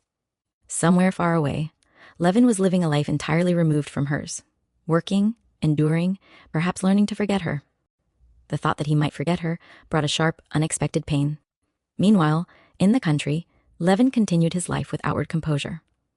He attended to his land, his tenants, his accounts. The physical exertion brought some relief, but did not silence his thoughts entirely. At times, especially in the evenings, a quiet sadness overtook him, not dramatic, not consuming, but steady. He did not imagine reconciliation. He did not allow himself to hope. But he felt, more strongly than ever, that something essential had been taken from his life. Yet even this loss carried a strange clarity. He had loved honestly. He had asked openly. He had not deceived himself or her. That knowledge, though painful, gave him a sense of moral steadiness. And so, as winter deepened and paths diverged, Kitty and Levin lived separate lives, each changed by the same moment, each carrying its imprint in silence. Neither knew what the future would bring, but both felt, in their own way, that what had passed between them was not finished. Chapter 19. At one of the Shtcherbatskys' evening gatherings, Count Vronsky arrived in particularly high spirits. He was animated, confident, full of light conversation and easy charm. From the first moment, his presence drew attention. He spoke of plans, of acquaintances, of events that hinted at a life moving briskly forward. To those around him, he seemed the very image of a man whose future lay open and assured. Kitty noticed the change at once. There was a new note in his manner, an eagerness that did not seem directed solely at her. He spoke more broadly, moved more freely through the room, greeting others with a warmth that felt slightly distracting, almost restless. She could not have said why, but the feeling unsettled her. When he finally came to sit beside her, She sensed that his attention, though still courteous, lacked the quiet focus she had once taken for granted. "You seem very cheerful today," she said lightly. "I am," he replied. "I've had excellent news." She waited, but he did not explain at once. Instead, he began speaking of a ball to be held soon. "A particularly splendid one," he said, "where everyone of note would be present." "You will be there?" he asked. "Yes," Kitty answered. "Mama insists." "Good," he said, smiling. "It will be memorable." The word lingered with a faintly ambiguous weight. Throughout the evening, Kitty watched him more closely than she had before. She saw how easily he turned to others, how readily his attention shifted. For the first time, she sensed that his interest, though genuine, was not exclusive, not anchored in the way she had unconsciously assumed. This realization troubled her more than she expected. She had told herself that Vronsky represented certainty, stability, a clear path forward. But now she glimpsed something else beneath his confidence, a nature drawn toward movement, novelty, intensity, one that might not rest easily in the quiet devotion she had begun, reluctantly, to value. She thought of Levin again. With him, nothing had ever felt casual. That contrast pressed sharply upon her heart. Later, as the evening drew to a close, Kitty overheard fragments of conversation, names spoken, plans hinted at, a woman mentioned with particular interest. Nothing definite, nothing improper. And yet the impression lingered. When Vronsky took his leave, he did so warmly, courteously, but without the quiet intensity she had once sensed. She watched him go, feeling an unease she could not explain. That night, Kitty lay awake long after the house had fallen silent. For the first time, she questioned not her own feelings, but his. And in that questioning, something shifted decisively. What she had thought was certainty now seemed fragile. What she had dismissed as impractical, Levin's seriousness, his depth, his unwavering honesty, returned to her thoughts with renewed force. She realized then, with a clarity that both frightened and steadied her, that she had been standing between two different kinds of life. One glittered. The other endured. And though she did not yet know which she would choose, she understood that the choice could no longer be postponed. Chapter 20. The ball was spoken of for days in advance. It was to be one of the most brilliant gatherings of the season, and Kitty felt its approach like a distant pressure. Excitement mixed with an unease she could not shake. Dresses were discussed, invitations confirmed, acquaintances mentioned and weighed. The princess devoted herself entirely to preparations, convinced that this evening would settle everything. Kitty submitted quietly. On the night of the ball, as she dressed, she caught sight of herself in the mirror and hardly recognized the young woman looking back. Her gown was light and elegant, her hair arranged with careful simplicity. She looked exactly as she was expected to look, young, beautiful, ready to be admired. Yet her heart felt strangely detached. As their carriage approached the brightly lit building, Kitty's pulse quickened. Music drifted faintly through the cold night air. Light spilled from tall windows, glittering against the snow. Everything seemed alive with anticipation. Inside, the rooms glowed with warmth and color. Chandeliers blazed. The polished floor reflected the movement of dancers and the shimmer of silk. Voices blended with laughter, the rustle of dresses, the steady rhythm of the orchestra tuning. Kitty entered on her mother's arm. Almost at once she saw Vronsky. He came toward her with his usual confident grace, his expression openly admiring. He greeted the princess with respectful warmth, then turned to Kitty. "You look wonderful," he said simply. She thanked him, smiling, and waited. He spoke animatedly of the evening, of the music, of how eager he was to dance. His manner was familiar, easy, attentive. And yet Kitty sensed something missing, a subtle shift she could not define. When the dancing began, Vronsky claimed her at once. They danced beautifully together. He led with assurance. She followed effortlessly. People watched them with approval. To anyone looking on, they were perfectly matched. But as the music carried them across the floor, Kitty felt a quiet dissonance within herself. She danced, as she had always danced, lightly, gracefully, but her heart was not fully in it. She felt as though she were acting a part she knew by heart, yet no longer believed in completely. Between dances, Vronsky spoke cheerfully, leaving her briefly to greet others, returning without concern. Kitty noticed, this time unmistakably, that his attention moved easily, restlessly, drawn by the energy of the room itself. Then she saw it. Across the room stood Anna Karenina. Kitty recognized her at once, though she had never met her before. There was nothing striking in Anna's appearance at first glance. Her dress was simple, even severe, but there was something in her bearing, in the calm intensity of her presence, that drew the eye irresistibly. And Vronsky had seen her too. Kitty felt it before she fully understood it, the sudden tightening in his posture, the sharp focus of his gaze. Something in him had changed. She followed his eyes and saw Anna smiling, speaking to someone nearby, utterly unaware of the effect she was producing. A chill passed through Kitty. For the first time, she understood, with painful clarity, that Vronsky's admiration was not a promise, but a response to whatever brilliance stood nearest, strongest, most alive in the moment. And in that instant, the illusion she had been living under dissolved. She thought of Levin, of his unwavering seriousness, his painful honesty, his inability to pretend. She saw, suddenly, what she had failed to see before, that love, real love, did not flicker or shift. It endured. The music resumed. Vronsky turned back to her, smiling, unaware that everything had changed. "Shall we dance again?" he asked. "Yes," she answered softly, but as they moved once more onto the floor, Kitty felt something within her break, not loudly, not dramatically, but decisively. She danced on, smiling as expected, while inside her a quiet certainty took shape. She had made a mistake, and though she did not yet know how she would live with that knowledge, she knew, with sudden, devastating clarity, that this evening marked the end of her innocence and the beginning of something far more difficult. Chapter 21. The ball ended late, but Kitty felt as though she had been exhausted long before the final dance. As she left the glittering rooms on her mother's arm, the music still echoing behind them, everything appeared unchanged to the eye. Yet for her, nothing was the same. The laughter, the compliments, the admiration that followed her felt distant, unreal, as though they belonged to another girl altogether. In the carriage, the princess spoke animatedly, replaying the evening with satisfaction. "How well everything went," she said. "You were charming. Everyone noticed you. And Count Vronsky, how attentive he was." Kitty leaned back against the cushions and closed her eyes. "Yes, Mama," she said quietly. The princess noticed her daughter's fatigue and said no more. She took Kitty's silence for the natural exhaustion of a long night and felt reassured. In her mind, the evening had confirmed what she had already believed, that Kitty's future was taking shape exactly as it should. Kitty did not correct her. At home, she went at once to her room. Her maid helped her undress, chattering softly about the splendor of the ball, the beauty of the gowns, the elegance of the dancers. Kitty listened without hearing. When she was finally alone, she sat down and pressed her hands into her lap, trying to steady herself. The image that would not leave her was not her own reflection in the mirrors, nor the movement of the dancers, nor the warmth of admiration directed at her. It was Vronsky's face, changed, sharpened, suddenly intent. When his eyes had found Anna, she understood it now with painful certainty. What she had taken for devotion had been only admiration. What she had believed was choice had been merely circumstance.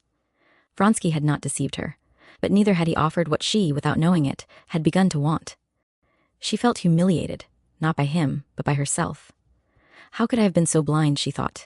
And with that thought came another, sharper still. Levin. She saw him again as he had stood before her, earnest, pale, restrained, asking not for encouragement, not for admiration, but for truth. She remembered how she had refused him without cruelty, yet without understanding the cost of that refusal. Tears rose suddenly, blurring her vision. She did not sob. The pain was too deep, too quiet for that. It settled inside her like a weight she would have to carry alone. Meanwhile, Vronsky returned home in a state of restless excitement. The ball had delighted him. The music, the movement, the brilliance of the evening still echoed in his mind, but above all, one image stood out clearly and insistently. Anna Karenina, her calm composure, her natural grace, the warmth and intelligence of her smile, everything about her, had struck him with unexpected force. He could not have said when admiration had crossed into something sharper, more absorbing, but he knew that it had. He paced his room, replaying their brief exchange, the sound of her voice, the look she had given him, open, attentive, alive. For the first time, Kitty did not occupy his thoughts at all. Thus, on the same night, in different houses, 3 lives shifted direction. Kitty lay awake, facing a truth she had not wanted to see. Vronsky stood at the threshold of a new and dangerous fascination. And far away, unaware of the evening that had changed everything, Levin slept in the country, believing his loss complete and not knowing that the story between him and Kitty was not yet finished. Chapter 22. In the days that followed the ball, Kitty fell ill. At first, no one took it seriously. Fatigue, excitement, the strain of late nights. Such things were common during the season. The princess ordered rest, light meals, and quiet. Kitty obeyed without resistance, grateful for the excuse to withdraw. But the illness did not pass. She grew pale and listless. Her appetite vanished. She slept fitfully and woke unrefreshed. her thoughts circling endlessly around the same memory she could not escape. The doctor was summoned. He prescribed tonics, fresh air, and calm, though he could not say precisely what was wrong. Kitty herself understood it only too well. The ball had stripped away her illusions, and in their place it had left a painful clarity she was not yet strong enough to bear. She felt ashamed of her former excitement, humiliated by her own blindness, and wounded by a disappointment she had not known she was capable of feeling so deeply. Vronsky came once, then again. He was kind, attentive, concerned in the way a courteous man is concerned for a young woman's health. He asked after her, spoke gently, tried to amuse her. But his presence now brought her no comfort. On the contrary, it sharpened her distress. She could not forgive herself for the hope she had once attached to him. Nor could she forget the moment when she had seen, with devastating certainty, that his heart was already turning elsewhere. When he sat beside her, speaking softly, she answered politely, but briefly, avoiding his eyes. He noticed the change at once, though he did not understand it. After his visits, Kitty felt worse, not better. At last, he stopped coming. The princess, alarmed by her daughter's condition, grew anxious and irritable. She blamed Kitty's illness on nerves, on imagination, on the excesses of society. But beneath her frustration lay fear. She had expected this season to secure her daughter's happiness, not undermine it. Kitty bore her mother's concern in silence. She did not speak of Levin. She did not speak of the ball. But at night, when sleep would not come, she relived the moment again and again. The quiet dignity with which Levin had accepted her refusal, the restraint that had seemed almost unnatural at the time, and now appeared painfully noble. She saw how she had mistaken brightness for depth, admiration for love, and with that recognition came remorse. Not the dramatic remorse of tears and confessions, but a quiet, persistent ache that touched everything. She felt older, altered, as though some essential innocence had been lost forever. The doctor returned and advised a change of scene. "Take her away from Moscow," he said. "Somewhere quiet. Somewhere peaceful." The princess seized upon the suggestion eagerly. "Yes," she said, "we'll go abroad. The waters, travel, everything will do her good." Kitty listened without protest. She no longer trusted her own judgment. She only knew that she could not remain where every familiar place reminded her of what she had misunderstood, and whom she had wounded. Far away, in the country, Levin continued his life with telling steadiness. He knew nothing of Kitty's illness, nothing of the ball, nothing of Vronsky's shifting heart. But at odd moments, when he paused in his work, when evening settled over the fields, he felt again the old ache, dull but enduring. He believed it was something he must learn to live with. Neither of them knew that this separation, born of pain and misunderstanding, was preparing the ground for something deeper and more enduring than either had yet imagined. Chapter 23. While Kitty's strength ebbed and the Sharbatskys prepared for departure, another current of feeling gathered speed elsewhere. Anna Karenina had remained in Moscow only a short time after the ball. She fulfilled the social obligations expected of her, visited relations, exchanged the necessary courtesies, and all the while sensed, with increasing clarity, that she had become the quiet center of an attention she had not sought. She was not unaware of Count Vronsky. From their first meeting she had noticed him. Not because he pursued her openly, but because his presence carried an intensity she felt even when he was silent. At the ball, she had sensed his gaze upon her more than once, and had met it calmly, without encouragement, without offense. She had not meant to attract him. And yet she could not deny that something had passed between them, something wordless, immediate, and unsettling in its strength. After the ball, Vronsky found reasons to see her again. He called under the pretext of returning a book, of delivering a message, of making an inquiry that could easily have been made by letter. Anna received him courteously, aware of the impropriety that even such harmless visits might suggest, and determined, at least in intention, to remain composed. Their conversations were ordinary enough. They spoke of travel, of society, of trivial matters, but beneath the surface flowed a current of heightened awareness. Each pause lingered too long. Each glance seemed to carry more than its share of meaning. Anna felt it and resisted it. She was a married woman. A mother. Her life, orderly and respectable, was built on duty and restraint. She had never questioned it seriously before. Now, for the first time, she felt the faint tremor of something that threatened that balance. She reproached herself inwardly. "This is foolish," she told herself. "It will pass." And yet she could not deny the strange vitality she felt in Vronsky's presence. The way conversation sharpened, the way her thoughts seemed to quicken, the way silence itself became charged. Vronsky, for his part, no longer attempted to analyze what was happening to him. What he felt for Anna was not like his earlier enthusiasms. It did not resemble admiration, nor the pleasant excitement he had once taken for affection. It was deeper, more consuming, and, most troubling of all, beyond his control. He knew, dimly, that he was approaching something dangerous, and yet he moved toward it willingly. When Anna finally departed Moscow, Vronsky accompanied her to the station. The platform was crowded, noisy, filled with movement and voices. Anna stood composed, speaking to her brother, giving instructions, answering questions. To any observer, she appeared perfectly calm, but when she turned to Vronsky to say goodbye, her voice faltered, just slightly. "It was good of you to come," she said. "I could not do otherwise," he replied. Their eyes met. For a brief moment, the noise of the station seemed to recede. Anna felt her heart tighten with a sudden, inexplicable pain, a warning she recognized even as she tried to ignore it. "Goodbye," she said again, more firmly. He bowed. As the train pulled away, Anna remained standing by the window, her face pale, her thoughts in turmoil. She told herself that Moscow, with all its confusions, lay behind her now. That distance would restore clarity. That duty would reassert itself. Yet even as the city slipped from view, she knew, with a certainty she did not yet dare name, that something irrevocable had begun. Meanwhile, Kitty left Moscow quietly, weakened by illness and regret, carried away from the place where her heart had first been tested. And Levin, far from both women, continued his life in the country, unaware that the choices and hesitations of others were slowly, inexorably shaping the path that would one day lead him back. Chapter 24. Anna returned to Petersburg with a sense of relief that was almost physical. The familiar rhythm of her life closed around her again. The ordered rooms of her house, the measured politeness of society, the steady presence of her husband. Everything was exactly as she had left it. And yet she felt, at once and unmistakably, that she herself was no longer quite the same. Alexei Alexandrovich Karenin greeted her with his usual composed affection. He listened attentively as she spoke of Moscow, of family matters, of Kitty's illness.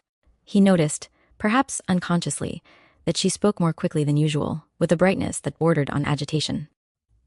"You seem tired," he said at last. "The journey has been too much for you." "Yes," Anna replied readily. Perhaps, that evening, when she was finally alone, Anna allowed herself to look honestly at her own thoughts, and recoiled from them. Images she did not invite pressed forward. The sound of Vronsky's voice, the intensity of his gaze, the charged silence that had followed their brief farewell. She reproached herself sternly. This is absurd, she told herself. It means nothing. She had always prided herself on clarity of judgment, on moral firmness. She loved her husband, not passionately perhaps, but sincerely. She respected him. Her life was respectable, useful, complete. And yet, when she compared the calm she had known before Moscow with the restless awareness that now followed her everywhere, she felt a tremor of fear.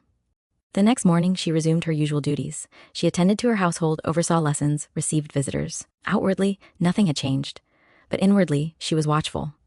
She noticed herself waiting, irrationally, for a letter, a name, some sign that what she had felt was real and not imagined. At the same time, she dreaded such confirmation. It came sooner than she expected. A letter was brought in, bearing a familiar hand. Anna's fingers trembled as she opened it. Vronsky wrote briefly, respectfully, without a single improper word. He spoke of the pain of separation, of his hope that she would allow him to remain among her friends, of his gratitude for the kindness she had shown him. There was nothing she could condemn, and yet every line pulsed with feeling. Anna read the letter twice, then folded it carefully and placed it inside a book, as though hiding it there might lessen its power. Her heart beat painfully. She felt both elated and ashamed, alive in a way she had not felt for years, and frightened by that very aliveness. This must end, she thought. It cannot continue. And yet she did not return the letter unopened. She did not destroy it. She kept it. That night, lying beside her sleeping husband, Anna stared into the darkness, acutely aware of the gulf that separated duty from desire. For the first time in her life, she understood how easily certainty could fracture, and how dangerous it was to discover, too late, that one's heart did not always obey one's will. Chapter 25. Anna did not answer Vronsky's letter at once. For several days it lay hidden where she had placed it, unopened by anyone but herself, yet never truly out of her thoughts. She went about her life with deliberate composure, determined to starve the feeling by ignoring it. If she gave it no voice, no acknowledgement, surely it would weaken and pass. But silence did not bring peace. Instead, she found herself growing increasingly sensitive, to tones of voice, to glances, to the smallest emotional undercurrents. The calm order of her household, once comforting, now felt faintly oppressive, as though everything around her were too carefully arranged, too well defined. Karenin noticed the change. Not dramatically. He was not a man given to such perceptions, but enough to feel a vague unease. Anna seemed more animated, more easily distracted. She listened less attentively, spoke more quickly, and sometimes fell into sudden silences from which she returned with an effort. "You are not well," he said one evening, looking at her over his spectacles. "You should rest more." "I am perfectly well," Anna replied, smiling too quickly. "Only tired." He accepted the explanation, though without conviction. He was accustomed to order, to clearly defined causes and effects. This subtle change in his wife unsettled him precisely because it could not be named. That night, alone once more, Anna took out Vronsky's letter again. She read it slowly, forcing herself to examine it not as an emotional appeal, but as a document, measured, restrained, outwardly irreproachable, and yet it was impossible to mistake the feeling that animated it. He did not ask for anything. That, more than anything else, disarmed her. If he had pressed, pleaded, demanded, she could have rejected him firmly. But his restraint mirrored her own, and in that reflection, she felt herself understood in a way she had not expected, nor wanted. At last she took up a pen. She wrote briefly, carefully, with deliberate restraint. She thanked him for his letter, expressed the hope that he would remember the boundaries that must exist between them, and concluded with a calm wish for his well-being. When she sealed the envelope, her hands shook. She knew, even as she sent it, that the letter did not end what had begun. It merely gave it form. And form, she sensed, could be far more dangerous than silence. Elsewhere, in the country, Levin continued his quiet life, believing himself removed from the tangled currents of Moscow and Petersburg. He rose early, worked steadily, and sought solace in routine. The ache of loss remained, but it no longer dominated his thoughts. He told himself that this too was a kind of healing. Kitty, far from both men now, recovered slowly. The change of air, the distance from familiar streets, and the absence of society did her good. Yet beneath the return of strength lay a deeper alteration. She had learned something about herself, something she could not unlearn. She no longer dreamed lightly, and so, while lives appeared to settle into new patterns, unseen tensions continued to tighten, threads drawn between hearts that had not yet finished speaking to one another.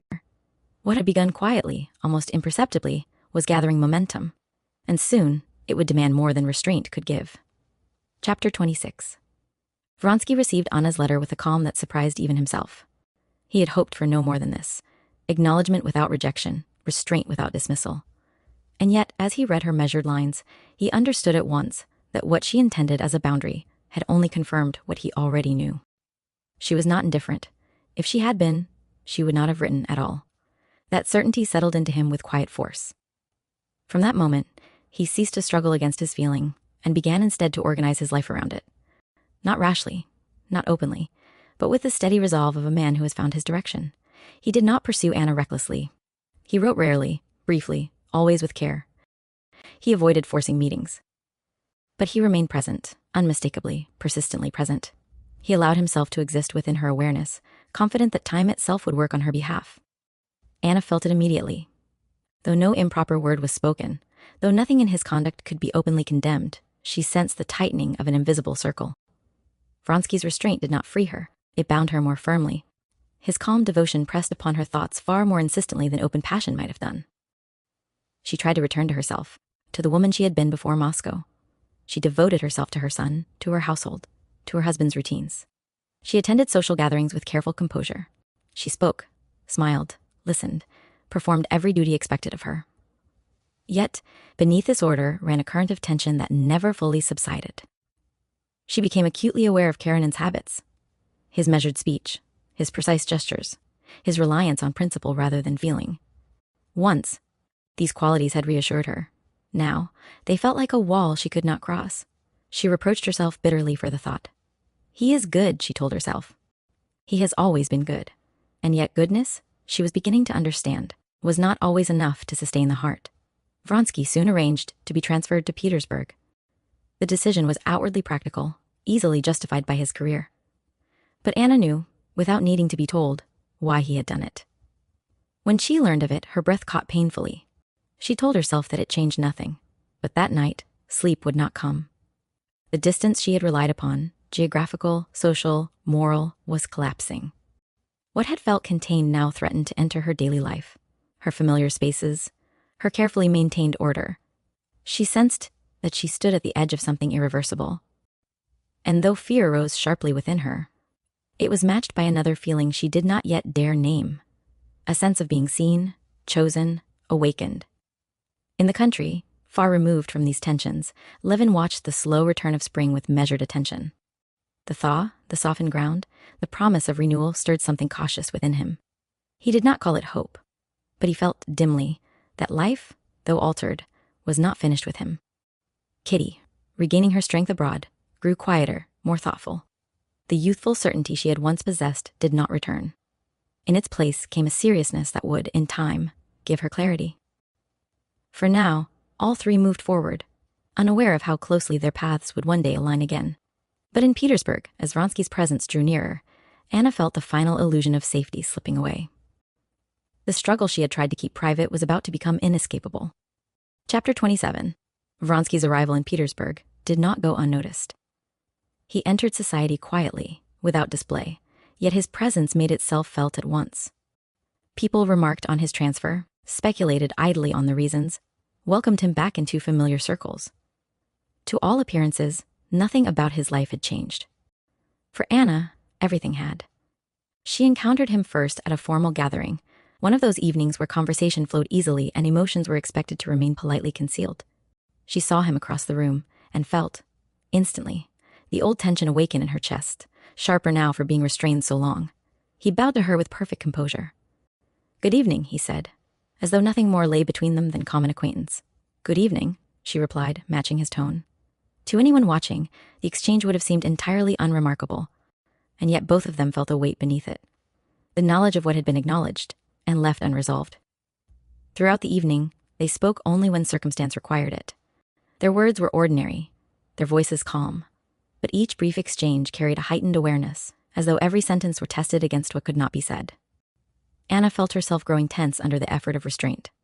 She was acutely conscious of her own movements, her expression, the sound of her voice. She feared that something, some flicker of feeling, might betray her.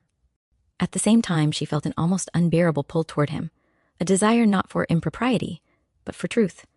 Later, as the gathering drew on, chance, or something that felt dangerously like fate, placed them briefly side by side. "You are well?" Vronsky asked quietly. "Yes," she answered. "And you, better," he said simply. Their eyes met. In that moment, Anna felt the last of her defenses waver.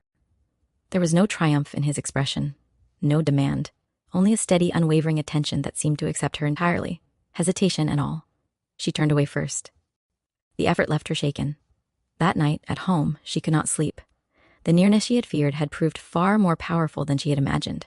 Distance had not weakened what existed between them, it had only clarified it. She told herself, again, that she must end it, that she must find the words, the resolve, the firmness she had relied upon all her life. And yet, she knew with a sickening certainty that she no longer trusted herself to do so. Vronsky, too, felt the shift. Seeing Anna again, so close, so vividly present, confirmed everything he had come to believe. His feeling for her no longer required justification or restraint. It simply was. And though he understood the danger, he no longer wished to retreat from it. From that evening onward, their meetings, inevitable in the small interconnected world of Petersburg society, carried a new intensity. Nothing improper occurred, no lines were crossed, but something essential had changed. What had once been possibility had become presence. What had been imagined had become undeniable. And Anna, standing between duty and desire, felt the ground beneath her life begin, slowly, inexorably, to shift. Chapter 28. From that evening on, Anna lived in a state of constant vigilance. She guarded her words, her expressions, even her thoughts, as though any unexamined moment might betray her. In society, she was composed, attentive, faultless. At home, she fulfilled every duty with care. And yet, beneath this surface calm ran a current of agitation that never fully subsided. Vronsky appeared often, inevitably, in the same circles. They did not seek one another out. They did not avoid one another either. Their restraint, mutual and deliberate, created a tension more powerful than open pursuit. When they spoke, it was briefly. When their eyes met, it was only for a moment. And yet those moments lingered, imprinting themselves on Anna's mind with painful clarity. She told herself that this state could not continue. It is wrong, she thought. Even if nothing has happened, it is already wrong. And yet she felt powerless to sever what existed between them. The feeling was no longer something she could dismiss as imagination or fleeting excitement. It had taken root too deeply, entwining itself with her sense of self. At home, Karenin's presence weighed on her more heavily than before. She noticed, perhaps for the first time, the gulf between them. His affection was real, but measured. His concern was genuine, but expressed through reason rather than feeling. He spoke of principles, of propriety, of duty, and Anna, who had once shared these values without question, now felt them pressing against her like an external force. She reproached herself for the thought, but it returned again and again. One afternoon, after a particularly exhausting social engagement, Anna returned home with a headache and lay down, hoping for rest. Instead, her thoughts raced. She saw Vronsky's face as it had been when he spoke to her, open, intent, alive. She felt again the pull of that attention, the sense of being fully seen and understood. She covered her eyes with her hands, as though to block out the image. This must end, she told herself. I will make it end. But resolve brought no relief. The next time she encountered Vronsky, she found herself unable to maintain even the small distance she had imposed. Their conversation was still restrained, but something in her tone, something she could not control, betrayed her agitation. Vronsky noticed it at once. Are you unwell? He asked quietly. Yes, she said, too quickly. I am tired. He did not press, but his concern, sincere and attentive, only heightened her distress. That night, Anna stood for a long time by the window, staring out into the darkness of Petersburg. The city lay silent, indifferent to the turmoil unfolding within her. She understood now that the danger did not lie in scandal or exposure. Not yet. The danger lay in herself. For the first time in her life, Anna felt divided, pulled in opposite directions by forces equally compelling. Duty no longer felt sufficient to silence desire. Desire no longer felt like something she could simply refuse. And in that division, she sensed the beginning of a struggle that would demand far more than restraint. It would demand a choice. Chapter 29. The strain of concealment began to show. Anna grew thinner. The quiet brilliance that once seemed effortless now required conscious effort to maintain. Those who knew her well noticed a change. Subtle, indefinable, but unmistakable. She was more animated at times, more withdrawn at others, as though something within her resisted settling into calm. Karenin noticed too. At first he attributed it to fatigue, to the lingering effects of travel and social exertion. But gradually, a vague unease took shape in his mind. Anna no longer listened with the same attentiveness. She answered his careful observations with brief replies, her thoughts clearly elsewhere. One evening, as they sat together in the drawing room, he looked at her more closely than usual. You are restless, he said. Is something troubling you? Anna felt a sudden tightening in her chest. No, she answered quickly. Nothing at all. He accepted the response, though not without reservation. Karenin was not a man given to emotional intuition, but he possessed a keen sense of order, and disorder, once perceived, unsettled him deeply. Meanwhile, Vronsky felt the pressure of proximity grow heavier with each passing day. Seeing Anna so often, yet never freely, sharpened his feeling rather than calming it. The restraint he had once believed possible now seemed increasingly artificial. He did not reproach her. He did not press her openly. But his resolve, once quiet and patient, hardened into something more urgent. He began to seek moments, brief, carefully chosen, when they might speak alone, even if only for a minute. Anna resisted as best she could. She avoided him when possible, surrounded herself with others, clung to routine, and yet the effort itself betrayed her. The more she resisted, the more conscious she became of his presence, and of her own longing. At last, an opportunity arose that neither of them had planned, and neither could entirely avoid. They met one afternoon in a narrow corridor during a visit. An accidental meeting, unavoidable, sudden. For a moment they stood facing one another, too close, with no one else in sight. The silence between them was charged. Anna Arkadyevna, Vronsky said softly. She looked at him, and for a fleeting second allowed herself to be honest, to feel what she felt without disguise. This must stop, she said, her voice low but resolute. You must not follow me. You must not speak to me as though I loved you, he finished quietly. The word fell between them like a shock. She closed her eyes briefly, as if struck. Yes, she said, as though that were possible. It is possible, he said. It is already so. Her composure faltered. She pressed her hand against the wall to steady herself. You are destroying my peace, she whispered. I would give my life to protect it, he replied. The words frightened her, not because they were excessive, but because they were sincere. "This is madness," she said. "We must not meet like this again." She turned and left him without waiting for an answer. Vronsky remained where he was, his heart racing, not with triumph, but with certainty. What had been unspoken was now acknowledged. What had been restrained now demanded reckoning. That night, Anna could no longer deceive herself. The line she had tried to preserve, between thought and action, between feeling and transgression, had been crossed, if only in words. And words, she knew, carried consequences of their own. She lay awake until dawn, knowing that whatever choice awaited her, it would no longer be possible to remain as she was. Something had been named, and once named, it could not be undone. Chapter 30. After that brief encounter, Anna felt as though the world around her had shifted, quietly, irrevocably. She moved through the following days with careful precision, as if balance alone might preserve what was already slipping from her grasp. She spoke gently, fulfilled her obligations, attended dinners and calls. To anyone watching, she appeared composed, even serene, but inwardly she was in turmoil. The words Vronsky had spoken echoed relentlessly in her mind, not because they were bold, but because they were simple and undeniable. He had not pleaded. He had not exaggerated. He had merely named what she herself had refused to acknowledge, and in doing so, he had stripped away her last refuge. She could no longer tell herself that nothing had happened. At home, Karenin's presence felt increasingly oppressive, not because he had changed, but because she had. His calm logic, his reliance on propriety and principle, now seemed painfully inadequate to address the confusion consuming her heart. She did not doubt his goodness. What frightened her was the growing realization that goodness alone could not save her. One evening, as they sat together after dinner, Karenin spoke of a matter of policy, explaining it with careful detail. Anna listened, nodding at the appropriate moments, but her attention drifted. She found herself watching the movement of his hands, the measured cadence of his voice, and feeling, with a sudden pang, how distant she had become. "Anna," he said at last, pausing.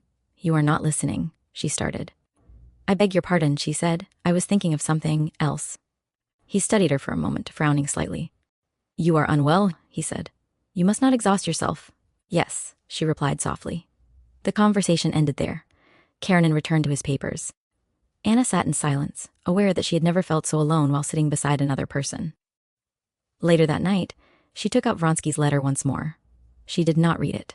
She merely held it in her hands, feeling its presence like a living thing. The temptation to write again, to explain, to deny, to plead for distance, rose sharply within her. But she knew now that words would not restore the simplicity she had lost. What was required of her was not explanation. It was decision. She went to the window and looked out over the dark city. Petersburg lay quiet, its ordered streets reflecting the life she had always known. Structured, respectable, predictable. Beyond that order, she sensed something vast and dangerous. A life shaped not by rules, but by feeling, not by duty, but by truth. The choice terrified her.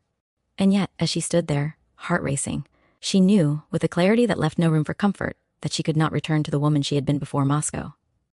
The struggle she had tried to contain was no longer hidden. It had entered her daily life, her marriage, her very sense of self. Soon, very soon, she would be forced to act. And whatever she chose, nothing would remain unchanged. Chapter 31. The change in Anna could no longer be concealed. What had once been an inner struggle now began to show itself in small, unmistakable signs. In a sudden sharpness of tone, in moments of abstraction, in an impatience wholly foreign to her former self. She was no longer merely restless. She was strained, as though every effort at composure demanded more strength than she possessed. Karenin noticed it with increasing concern. He was not a man inclined to jealousy, nor one quick to suspect moral disorder.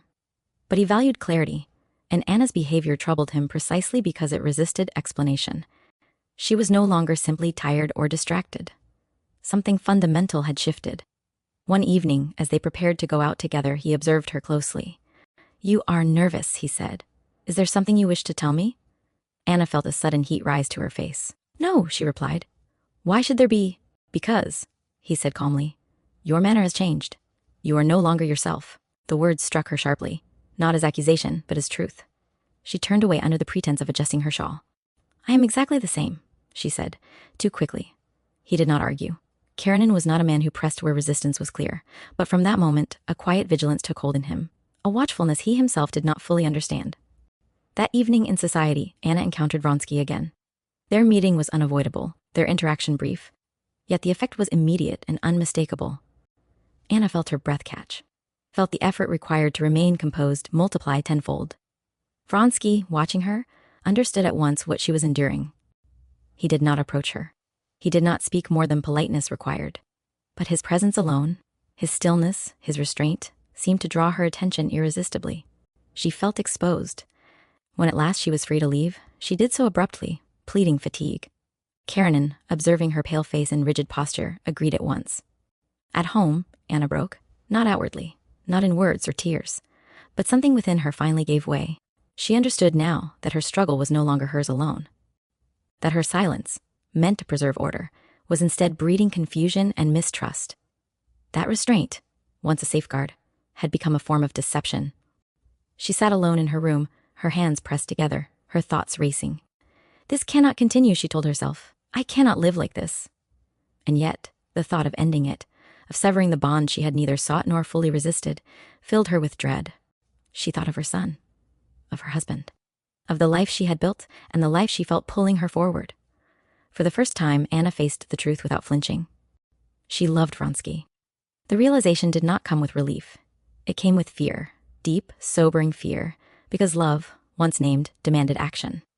And action would destroy the fragile balance she had spent her life maintaining. Outside, the city slept on, unaware. Inside, Anna sat in the stillness, knowing that the next step, whatever it might be, would change everything. Chapter 32. Anna woke the next morning with a heavy sense of inevitability. The realization she had reached the night before did not fade with daylight.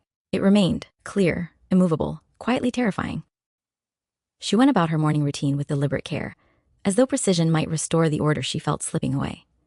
Karenina noticed her restraint at once. She was gentler than usual, almost excessively so. She spoke with care, listened attentively, avoided contradiction. To him, it felt less like harmony than like caution. "You are very thoughtful today," he remarked. "Yes," Anna replied. "I am thinking a great deal." He nodded, satisfied with the answer, and returned to his papers. The effort of composure exhausted her. Later that day, Anna received an invitation she had hoped, yet feared, might arrive. A social visit, where she knew Vronsky would be present. For a moment, she considered refusing, but she understood that avoidance would only heighten suspicion. She must live as she always had, or the illusion would collapse entirely. That evening, she went. The gathering was unremarkable. Conversation flowed easily. Tea was served. Laughter rose and fell in practiced rhythms. Anna entered calmly, greeted her acquaintances, and took her seat. Then she saw him. Vronsky stood at the far end of the room, speaking to a group of men. When his eyes met hers, he did not smile. He did not approach. He merely inclined his head slightly, an acknowledgement restrained enough to be invisible to others, yet unmistakable to her. Her heart responded instantly. She forced herself to remain where she was, to engage in conversation, to appear entirely at ease. Every movement required conscious effort. She felt as though she were holding herself together by sheer will. At last, circumstance placed them near one another. No one else was listening. "Anna Arkadyevna," he said quietly. She did not look at him. "This must stop," she said again, though her voice lacked its former firmness. "You see what this is doing to me?" "I see only that you are suffering," he replied, "and that I am the cause."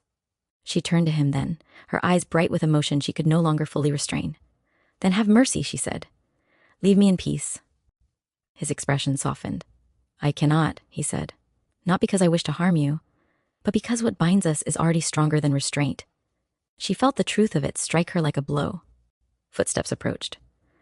Anna stepped back at once, her face composed again, her voice steady. "This is the last time," she said. He did not answer. He only looked at her with a calm certainty that terrified her. That night, Anna could not sleep. She understood now that the struggle had reached its limit. There would be no return to ignorance, no safe distance, no half measures. Her silence had only deepened the bond she wished to deny. For the first time, she considered what she had not yet dared to consider. The possibility that concealment was no longer possible, and that honesty, however destructive, might soon be unavoidable. The thought filled her with dread, and yet, beneath the dread lay something else, something perilously close to relief, the knowledge that the waiting, at least, could not last forever. Chapter 33. The strain Anna had carried for so long could not be sustained. What she had tried to hold in careful balance, duty and desire, truth and concealment, began at last to tilt. The effort of restraint, once a source of strength, now exhausted her. She felt perpetually on edge, as though one careless word or glance might unravel everything. Karenin, though still uncertain of the cause, sensed the growing tension. He observed her more closely now, not with suspicion, but with concern sharpened by confusion. Anna's composure had become brittle. Her tenderness toward him felt deliberate, almost forced. And there were moments, brief, involuntary, when her thoughts were clearly elsewhere. One evening, after returning from a visit, he spoke at last. "You are unhappy," he said quietly. Anna stopped short. "No," she replied. "Why should you think that?" "Because," he answered, choosing his words carefully, "you no longer have peace?" She turned away, unable to meet his eyes. "I am simply tired," she said. He did not press the matter further. Karenin was not a man who confronted what he could not yet define. But from that moment, the sense of disorder lodged firmly in his mind. Soon after, Anna encountered Vronsky again. This time not in a crowded drawing room, but during a brief, unavoidable pause in conversation, when circumstance left them momentarily alone. The silence between them was heavy, intimate, almost unbearable. "I can endure this no longer," Anna said suddenly, her voice low and strained. "Either this must end, or I must—" Vronsky's face grew grave. "I would do anything you ask," he said, "except stop loving you." The words, spoken without emphasis, without drama, stripped away her last resistance. She felt a sudden, terrifying clarity. "I am lost," she whispered. "No," he said gently, "you are alive." The distinction shook her. In that moment, Anna understood that the struggle she had fought so fiercely had already changed her. She could no longer return to the unquestioning certainty of her former life. The truth she had resisted now stood before her, inescapable. She turned away abruptly and left him without another word. That night, Anna did not sleep at all. She lay awake, listening to the measured breathing of her husband beside her, overwhelmed by a sense of guilt so sharp it was almost physical. And yet, beneath the guilt, something else stirred, something dangerous and undeniable. She had crossed a boundary not in action, but in spirit. The following day, she moved through her duties with mechanical precision. She spoke little. She avoided society. She clung to routine as though it might save her. But inside, she knew that routine could no longer contain what had awakened within her. For the first time, Anna did not ask herself whether this feeling was right or wrong. She asked only how long she could continue to deny it, and the answer, whispered by her own exhausted heart, was clear. Chapter 34.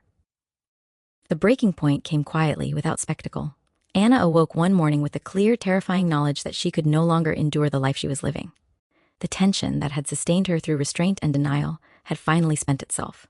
What remained was exhaustion, and an aching need for honesty, however ruinous it might prove. She rose early and sat alone, staring at the pale winter light filtering through the curtains. Her thoughts no longer raced. They had settled into a dreadful calm. "I cannot go on deceiving him," she thought, "nor myself." Karenin entered later, methodical as always, speaking of the day's arrangements. Anna listened in silence.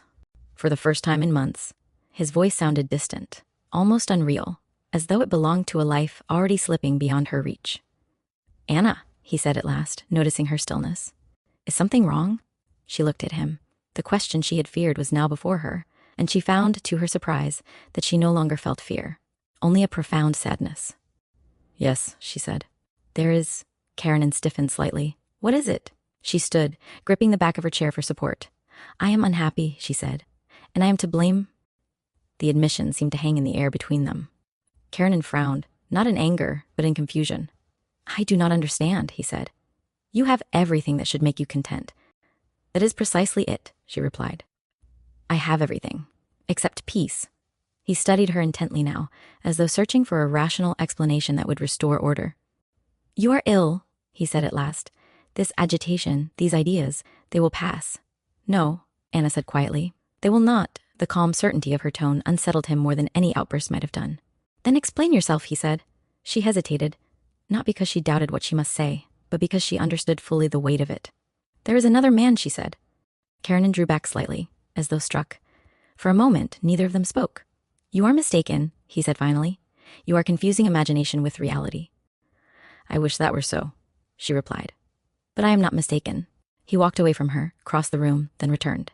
His face had grown pale, his expression rigid with effort. "Who is he?" he asked. She did not answer at once. "You do not need to know his name," she said, "only that I have wronged you, and that I can no longer pretend otherwise." The words were not dramatic. She did not plead or defend herself. That restraint, born of exhaustion rather than pride, made the moment all the more devastating. Karenina sat down heavily. This is impossible, he said. You are a wife, a mother. Such things do not happen. They do, Anna said softly. And they have happened to me. Silence fell. In that silence, both understood that the life they had known together, carefully arranged, morally secure, outwardly respectable, had fractured beyond repair. Karenina covered his face with his hand. You have destroyed everything, he said at last, his voice hollow. Anna did not answer. She knew he was right. And yet, even in the midst of guilt and sorrow, she felt an undeniable sense of release. The truth, once spoken, no longer pressed against her from within. It stood between them now, terrible, irrevocable, and real. Thus, with no raised voices and no outward drama, the irrevocable line was crossed. What had been hidden was revealed. What had been resisted was acknowledged. And from that moment on, there would be no return. To innocence, to certainty, or to the life either of them had believed was secure. Part 2. Chapter 1. Toward the end of winter, a consultation was held at the Shakabatsky's house to decide Kitty's condition and determine what should be done to restore her failing health. She had been unwell throughout the winter, and instead of improving with the arrival of spring, she grew steadily worse. The family doctor prescribed cod liver oil, iron, and silver nitrate. The first two did her no good, and the third caused irritation. At last, he declared that, with the coming of spring, she must go abroad, and on this advice a celebrated physician was summoned. The famous doctor arrived, examined Kitty, and spoke with calm authority. He expressed the opinion, one he seemed to enjoy repeating, that maidenly modesty was merely a remnant of barbarism, and that there was nothing unnatural in a young man examining a young girl unclothed. Since he did this every day, and felt and thought nothing improper, he saw no harm in it. Any discomfort, he believed, lay not in the act itself, but in the girl's modesty, which he regarded not only as barbaric, but as an affront to himself. There was no alternative but to submit. Though all doctors were trained in the same schools, read the same books, and learned the same science, and though many people considered this celebrated physician incompetent, society accepted that he alone possessed special knowledge, and that Kitty's fate depended entirely upon him. After a careful examination and much solemn deliberation, the famous doctor, having thoroughly washed his hands, stood in the drawing room speaking with the prince. The prince listened with a frown, coughing from time to time. A man who had seen much of life, neither foolish nor infirm, he had little faith in medicine, and his heart burned with quiet indignation at the entire affair, especially since he suspected that he alone understood the true cause of Kitty's illness. He listened to the learned talk about symptoms with visible effort, scarcely concealing his contempt for the elderly gentleman, while forcing himself down to what he believed was the level of understanding shared by both the doctor and the princess. Before the consultation ended, he withdrew, careful not to reveal how absurd he found the whole performance. Left alone, the princess felt distracted and uneasy, and reproached herself for having somehow wronged her daughter. Well, doctor, decide our fate, she said. Tell me everything. She wanted to ask whether there was hope, but her lips trembled and the words would not come. Well, doctor, at once, princess. I will consult with my colleague, and then I shall have the honor of presenting my conclusions. Then we had better leave you? As you please. The princess left the room with a sigh. When the doctors were alone, the family physician timidly explained his opinion that there were signs of an incipient tubercular condition, and so on. The celebrated doctor listened, then glanced at his large gold watch. Yes, he said, but... The family doctor stopped at once. The beginning of a tubercular process cannot be defined with precision, continued the celebrated physician. There may be cavities, or there may not. We suspect it. There are indications, malnutrition, nervous excitability, and so forth. The real question is this. Given such indications, what must be done to maintain nutrition? But surely there are always moral and spiritual causes in such cases. The family doctor ventured gently, with a faint smile. That is well understood, replied the celebrated physician, glancing again at his watch. Forgive me. Your carriage is waiting? Yes, so it is. Then we may state it thus. Nutrition must be supported, and the nervous system strengthened. Since the two are closely linked, both must be treated at once. And a trip abroad? Asked the family doctor. I would not insist on foreign travel. If this is the early stage of tuberculosis, traveling will be of no use. What is needed is nourishment, not depletion. And he went on to describe his treatment, chiefly recommending soda waters, which he assured could do no harm. The family doctor listened respectfully. Still, in favor of foreign travel, he added, One may argue the benefit of a change of habits and removal from surroundings that awaken painful memories, and the mother desires it. Well then, let her go. Only those German quacks are dangerous. They must be avoided. Very well, let her go. He looked at his watch again. Oh, it is already time. And he moved toward the door, remarking that he ought to see the patient once more. Another examination? The mother cried in dismay. Oh no, only a few details, princess. He followed her into the drawing room where Kitty sat, flushed, her eyes bright with tears she could not restrain. All the illness and treatment struck her as absurd, almost ridiculous. Her heart was breaking. Why should she be cured with powders and pills? Yet she could not grieve her mother, especially when she saw how her mother blamed herself. May I trouble you to sit down, princess? Said the celebrated doctor. He seated himself before her, took her pulse, and again asked his tiresome questions. She answered him, then suddenly stood up in irritation. Excuse me, doctor, but there is really no point in this. This is the third time you have asked me the same thing. The doctor took no offense. Nervous irritability, he said to the princess once Kitty had left the room. However, I had already finished. He then launched into a scientific explanation of the young princess's condition, addressing the mother as though she were exceptionally intelligent, and concluded that the chief cause lay in a disorder of the nervous system. After much apparent reflection, his decision was announced.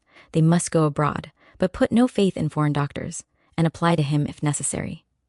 When the doctor had gone, the mother returned to her daughter more cheerfully, and Kitty pretended to share her mood. She had grown used to pretending. Really, I am quite well, Mama. But if you want to go abroad, let us go, she said, trying to show interest in the preparations for the journey. Chapter 2. Kitty grew steadily worse, and by Easter she was so ill that the doctors insisted she must go abroad without delay. Preparations for the journey began at once. Trunks were brought out, dresses sorted, purchases made. Kitty took little interest in any of it. She lived in a state of weary indifference, exerting herself only to hide her suffering from her mother. She had reached a point where she no longer struggled against her grief. At times, she reproached herself bitterly. At times, she blamed others. And at times, she felt only a dull exhaustion.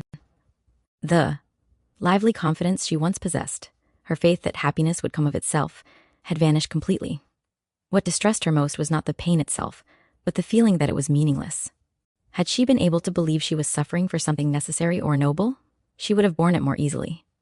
Instead, she felt that she had simply been mistaken in people, in her hopes, and in herself. Her thoughts returned constantly to Levin. She remembered his seriousness, his awkward sincerity, the intensity with which he lived and felt. She recalled how easily and confidently she had refused him, convinced she understood her own heart. That certainty now seemed cruel and childish. She did not allow herself to think that she loved him, but she felt that with him there had been truth, and that truth now haunted her. Her mother, seeing her daughter so changed, so quiet and pale, suffered deeply. She blamed herself for having interfered too eagerly in Kitty's life, for having urged her toward what she believed to be the best choice. She tried to comfort Kitty, but Kitty felt that words could not reach what she was experiencing. Everything will be better when we are abroad, the princess repeated, as though trying to convince herself. Kitty smiled faintly and said nothing. At last the day of departure arrived. The house was filled with confusion, servants hurrying back and forth, doors opening and closing, last instructions being given. Kitty moved through it all like a shadow. She felt neither excitement nor fear, only a dull submission, as though she were being carried somewhere against her will. When they were seated in the carriage and the horses started, Kitty looked back at the familiar house one last time. A tightness rose in her throat, and tears filled her eyes. Goodbye, she thought. Not to the house, but to the life she had lived there, to the girl she had been, to the certainty she had lost. As the carriage rolled away, she leaned back and closed her eyes. She did not know what awaited her abroad. She knew only that she was leaving behind something that could never be recovered. They went abroad, moving from one health resort to another, as was customary. Kitty's life soon settled into a fixed routine, regulated meals, prescribed walks, mineral waters, and conversations with fellow invalids. Outwardly, her condition seemed to improve. Her color returned slightly, she slept better, and her mother began to hope that the danger was passing. But inwardly, Kitty's suffering did not fade at once. She felt as though all her former illusions had been stripped away. The cheerful, confident girl she had once been now seemed like a stranger, someone she regarded with a mixture of tenderness and quiet shame. She no longer trusted her own feelings or judgments. What had once seemed simple and natural now appeared uncertain and deceptive. They met many young women at the resorts. girls pale and fragile like herself, accompanied by anxious mothers. Kitty observed them closely. She recognized in them the same eager expectancy, the same unspoken hopes, and the same subdued disappointment. Their conversations revolved endlessly around health, treatments, and daily routines, yet beneath it all lay a shared longing for happiness that none of them spoke of openly. Kitty listened more than she spoke. In the evenings, when the strict routine relaxed, her thoughts often returned to Moscow. She remembered the ball, the music, the bright rooms, and that moment when her future had seemed so clear and assured. Now it all felt distant and unreal, like a dream that had ended abruptly and left behind a lingering ache. She tried not to think of Levin, yet he returned to her thoughts without effort. She remembered not his words so much as the look on his face when she had refused him, his restraint, his quiet dignity, the pain he had concealed so carefully. The memory filled her with a gentle but persistent remorse. She no longer wept as she once had. Tears belonged to an earlier stage of her grief. In their place came a steady, subdued sadness, softened by reflection. She was beginning, slowly and painfully, to understand herself. Her mother watched her closely and took comfort in every sign of physical improvement. She spoke cheerfully of future plans, of returning to society, of the life that awaited Kitty once she was fully restored. Kitty listened politely, and sometimes even smiled, but she no longer shared her mother's certainty. She felt that something essential within her had changed. And though she could not yet say what she had lost, or what she had gained, she knew that this illness, so poorly understood by doctors and invisible to others, had become a turning point in her life, from which there would be no simple return. Chapter 4. At the resort, Kitty made the acquaintance of Madame Stahl, a woman who occupied a special and respected place among the invalids. Madame Stahl was tall, thin, and extremely pale. She dressed always in black, and her movements were quiet and restrained. Her face bore the expression of habitual suffering, and her large dark eyes rested on others with a calm, attentive seriousness. It was known that Madame Stahl suffered from an incurable illness and lived in constant expectation of death. She herself never spoke of it, but everyone was aware of her condition, and this knowledge lent her a particular authority. People listened to her words with reverence, and many sought comfort in her presence. Kitty watched her with interest. What impressed her most was not Madame Stahl's suffering, but the composure with which she endured it. There was no complaint in her speech, no impatience, no bitterness. She spoke quietly of submission to God's will, of faith, of the peace that comes from renouncing personal desires. She did not try to convince or instruct. She merely expressed what she believed, simply and without effort. These conversations soothed Kitty. For the first time since her illness began, she felt something like moral calm.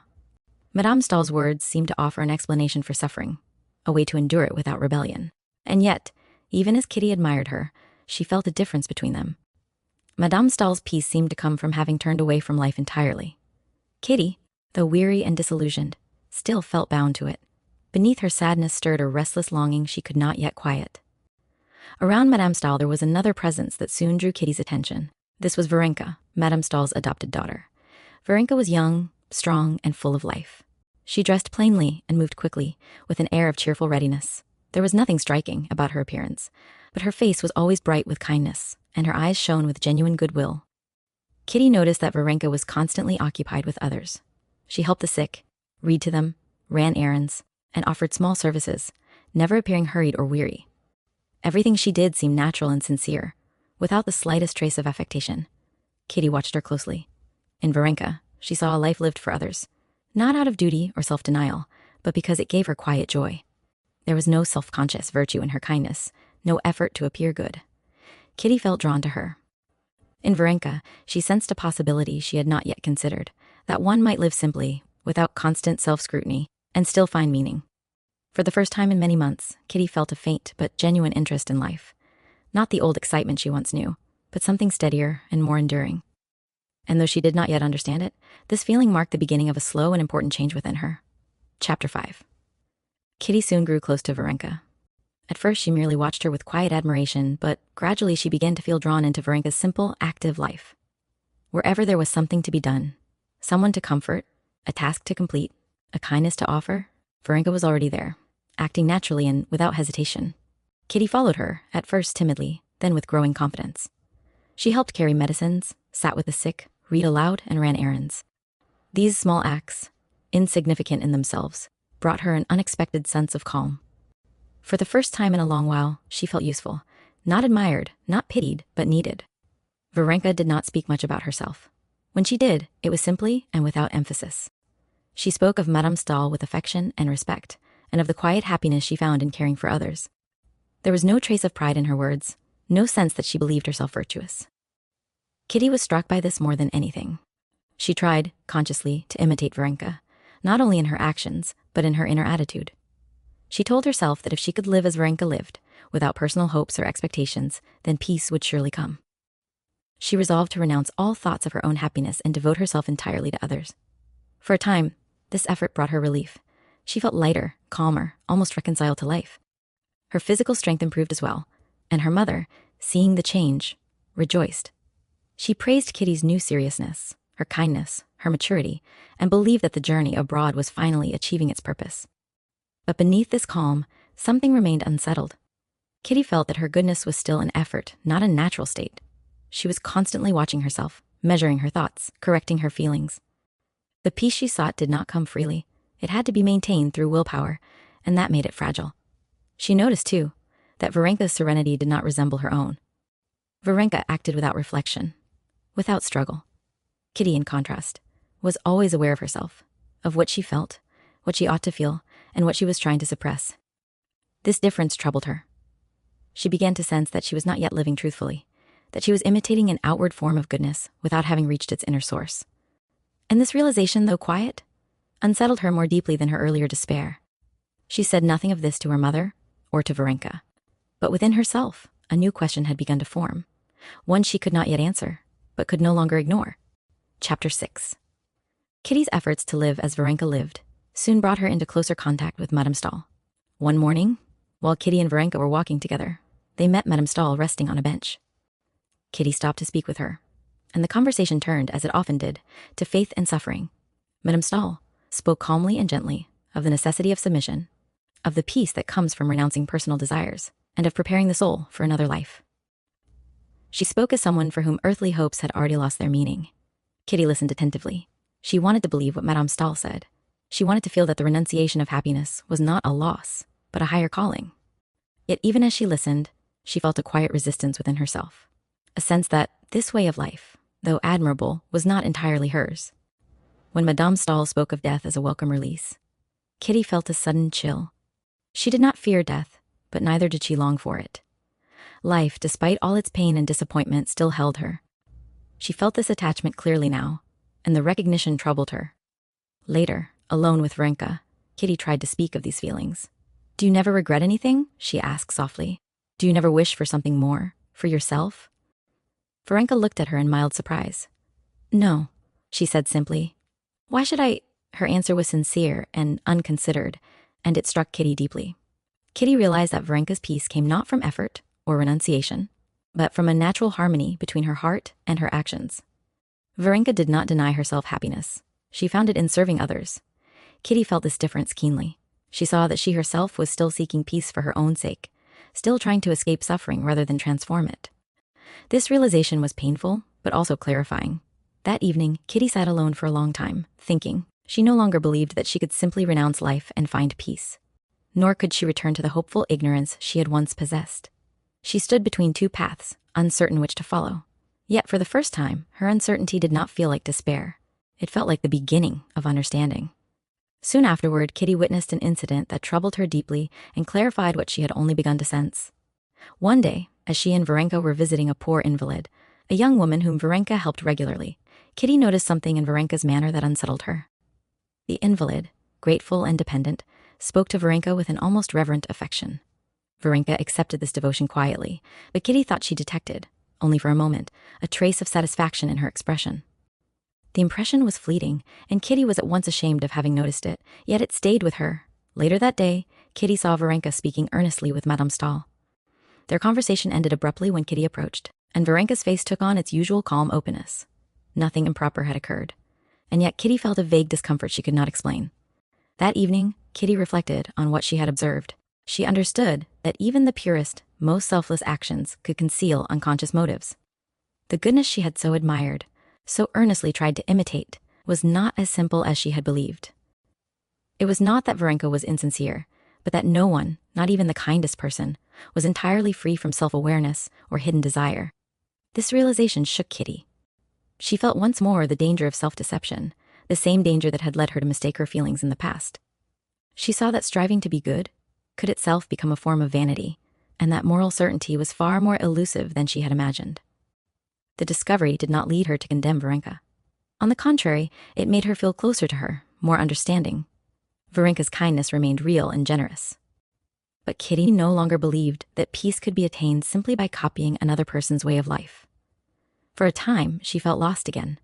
Yet this loss was different from her earlier despair. It was quieter, more thoughtful. She no longer judged herself harshly, nor did she blame others. She felt instead a growing seriousness, a readiness to accept life in all its complexity, without easy answers. She began to understand that goodness was not a state one could assume, but a process, uneven, imperfect, and deeply personal. And in this understanding, though it brought no immediate comfort, Kitty felt herself moving closer to something genuine and lasting. Chapter 8. Kitty's mood grew calmer, though not lighter. She no longer struggled to imitate Varenka, nor did she try to force herself into Madame Stahl's serene resignation. Instead, she began to live more simply, doing what lay before her without constantly judging herself. This quiet acceptance did not bring happiness, but it eased the tension that had worn her down. Her health improved steadily. She walked more, slept better, and felt her strength returning. The doctors were pleased, her mother relieved. Kitty herself observed the change almost indifferently, as though her body were recovering on its own, separate from the inner work she was still carrying out. One day, her mother spoke openly of their return to Russia. "You are so much better now," the princess said. "We shall soon be home again. Everything will begin anew." Kitty listened in silence. The words "begin anew" no longer held the meaning they once had. She did not imagine a sudden return to happiness, nor did she expect life to arrange itself kindly around her. Instead, she felt prepared, quietly, soberly, for whatever awaited her. She thought again of Levin. This time, there was no sharp pain, no rush of regret. She remembered him as someone connected to a part of herself she had not understood before. Something honest, demanding, and serious. The memory no longer tormented her, it instructed her. She did not know whether she would ever see him again, but she knew that if she did, she would not be the same person who had once judged him so lightly. As the days passed, Kitty became less absorbed in herself and more attentive to the world around her. She noticed small things, the rhythm of daily life, the changing light, the quiet dignity of ordinary people. These observations did not exhilarate her, but they grounded her. She felt older, not in years, but in understanding. When at last the time came to prepare for their return, Kitty did so without agitation. She said goodbye to Madame Stahl with sincere respect, and to Varenka with genuine affection. Varenka embraced her warmly, just as she embraced everyone, without ceremony or display. Kitty felt a pang of gratitude. She knew that whatever doubts she now carried, the time spent here had not been wasted. It had stripped away illusion, but it had also given her something stronger in its place. A quiet readiness to live truthfully, without false certainty. And with that readiness, she turned toward the future, not with hope, but with calm resolve. Chapter 9. Nothing outwardly had changed. The same people, the same houses, the same routines awaited her. Yet she herself had altered so profoundly that everything now seemed different in meaning, if not in appearance. She no longer expected life to meet her with ready-made happiness. She looked at it attentively, soberly, prepared to accept both its demands and its limits. Her mother, delighted by Kitty's improved health, spoke eagerly of visits, dinners, and the pleasures of society. Kitty listened quietly. She did not oppose these plans, but neither did she feel drawn to them as she once had. The excitement, the anticipation that had formerly filled her at the thought of social life, had faded. She moved among people with gentleness and restraint. Those who met her noticed the change at once. Kitty was calmer, more serious, and at the same time kinder. There was no longer any trace of girlish haste or self-conscious expectation in her manner. She listened more than she spoke, and when she did speak, it was with a quiet sincerity that inspired trust. She did not think often of her illness now, nor did she reflect much on her past suffering. It lay behind her, like a hard lesson learned. What remained was not bitterness, but clarity. She thought occasionally of Levin. These thoughts no longer came with pain or longing, but with a subdued awareness of something unfinished. She did not ask herself what might have been. She felt only that if their paths were ever to cross again, she would meet him differently, with greater honesty and humility. For now, she was content to wait. Life, she understood, did not reveal its meaning all at once. It unfolded slowly, demanding patience and attention. Kitty felt herself ready for that unfolding, not eagerly, but with steady resolve. And in that quiet readiness, her youth gave way to something deeper and more enduring, the beginning of true maturity. Chapter 10. Soon after their return, Kitty learned that Levin was in the country and did not intend to come to Moscow for the winter. The news stirred something within her, not sharply, but deeply. She did not feel the sudden rush of emotion she might once have felt. Instead, she experienced a quiet, thoughtful awareness, as though a door she had not known she was watching had gently closed. She reflected on him often after that. She remembered how confidently she had once believed she understood life, how easily she had judged both herself and others. Now, that certainty seemed distant. She saw clearly how little she had known then, of herself, of love, of responsibility. This understanding did not humiliate her. It humbled her. Her meetings with acquaintances resumed gradually. She attended dinners and small gatherings, not from eagerness, but from courtesy. People spoke to her with a new attentiveness, noticing her calm manner and the seriousness that had replaced her former liveliness. Some found her changed in a pleasing way. Others found her subdued. Kitty herself felt neither pleased nor distressed by these impressions. She was no longer measuring herself by the opinions of others. She felt grounded in a way she had never known before. One evening, after returning from a visit, she sat alone and considered her future. She did not form plans. She did not imagine scenes of happiness or disappointment. She simply acknowledged, with quiet acceptance, that her life would unfold differently than she had once expected, and that this difference did not frighten her. She felt ready to live without illusions, and though she did not yet know what awaited her, she sensed that whatever came, she would meet it with greater truth than she had before. In this calm acceptance lay the real fruit of her suffering, an inner strength she had not sought, but had earned. Chapter 11. That winter, Kitty's life passed quietly. She lived mostly at home, spending long hours with her family, reading, sewing, and helping her mother with household matters. She avoided large gatherings, not from shyness or fear, but because she felt no need for them. The noisy pleasures that had once excited her now seemed unnecessary and tiring. Her parents observed her with a mixture of relief and concern. They were grateful for her restored health, yet they sensed that something in her had irrevocably changed. She was gentler, more attentive, but also more reserved. The lightheartedness of her girlhood had given way to a thoughtful seriousness that neither alarmed nor reassured them completely. Kitty herself felt at peace with this change. She did not long to recover her former carelessness. She understood now that it belonged to a stage of life that could not, and should not, be reclaimed. What mattered was not to regain what was lost, but to live honestly with what had been learned. Occasionally, she heard news of Levin through acquaintances. He was said to be living in the country, absorbed in his work, avoiding society. These reports stirred no agitation in her. She accepted them quietly, as one accepts facts that are significant but not urgent. She thought of him sometimes, not as a romantic figure, but as someone connected to a moment of awakening in her life. The memory carried no bitterness.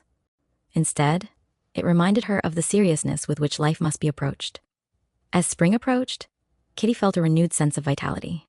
She took pleasure in small things, the lengthening days, the return of light, the simple rhythms of home. These pleasures did not overwhelm her, but they grounded her. She felt ready for whatever the coming months might bring, not because she expected happiness, but because she no longer feared uncertainty. And in this quiet readiness, Kitty's life entered a new phase, one defined not by illusion, but by awareness. Chapter 12. With the arrival of spring, the Sharbatskys moved to their country estate. The change of surroundings suited Kitty. The open air, the quiet of rural life, and the absence of social demands allowed her to live more freely, without the constant effort of self-control she had felt in the city. She walked often in the garden and the fields, noticing how naturally her strength returned when she no longer thought about it. Her mother watched her with cautious hope. Kitty seemed calmer, healthier, and more settled than she had been for a long time. She took part willingly in the simple routines of country life, helped with household matters, and showed an even temper that reassured everyone around her. Yet, inwardly, she remained thoughtful. The solitude of the countryside brought reflection. Without the distractions of society, her thoughts returned more frequently to the past, to the choices she had made, and the illusions she had lost. But these reflections no longer wounded her. They felt necessary, even instructive. She thought again of Levin. The memory of him was no longer tied to regret or longing. Instead, it carried a quiet respect. She recognized now the seriousness of his feelings, the sincerity with which he had offered his life to her. She understood that she had not been ready then to meet such seriousness. This realization brought neither pain nor shame. It brought gratitude. She did not know whether their paths would cross again, but she felt certain that if they did, She would meet him without false expectations or self-deception. In the evenings, as the family gathered together, Kitty listened more than she spoke. She felt no urge to shine or to be admired. Contentment came from simply being present, from sharing the quiet rhythms of daily life. She felt stronger, not only in body, but in spirit. And in that strength lay the promise of a life lived with greater truth and steadiness than she had once believed possible. Chapter 13. One day, while Kitty was walking in the garden with her mother, a visitor was announced. It was Levin. The news startled her.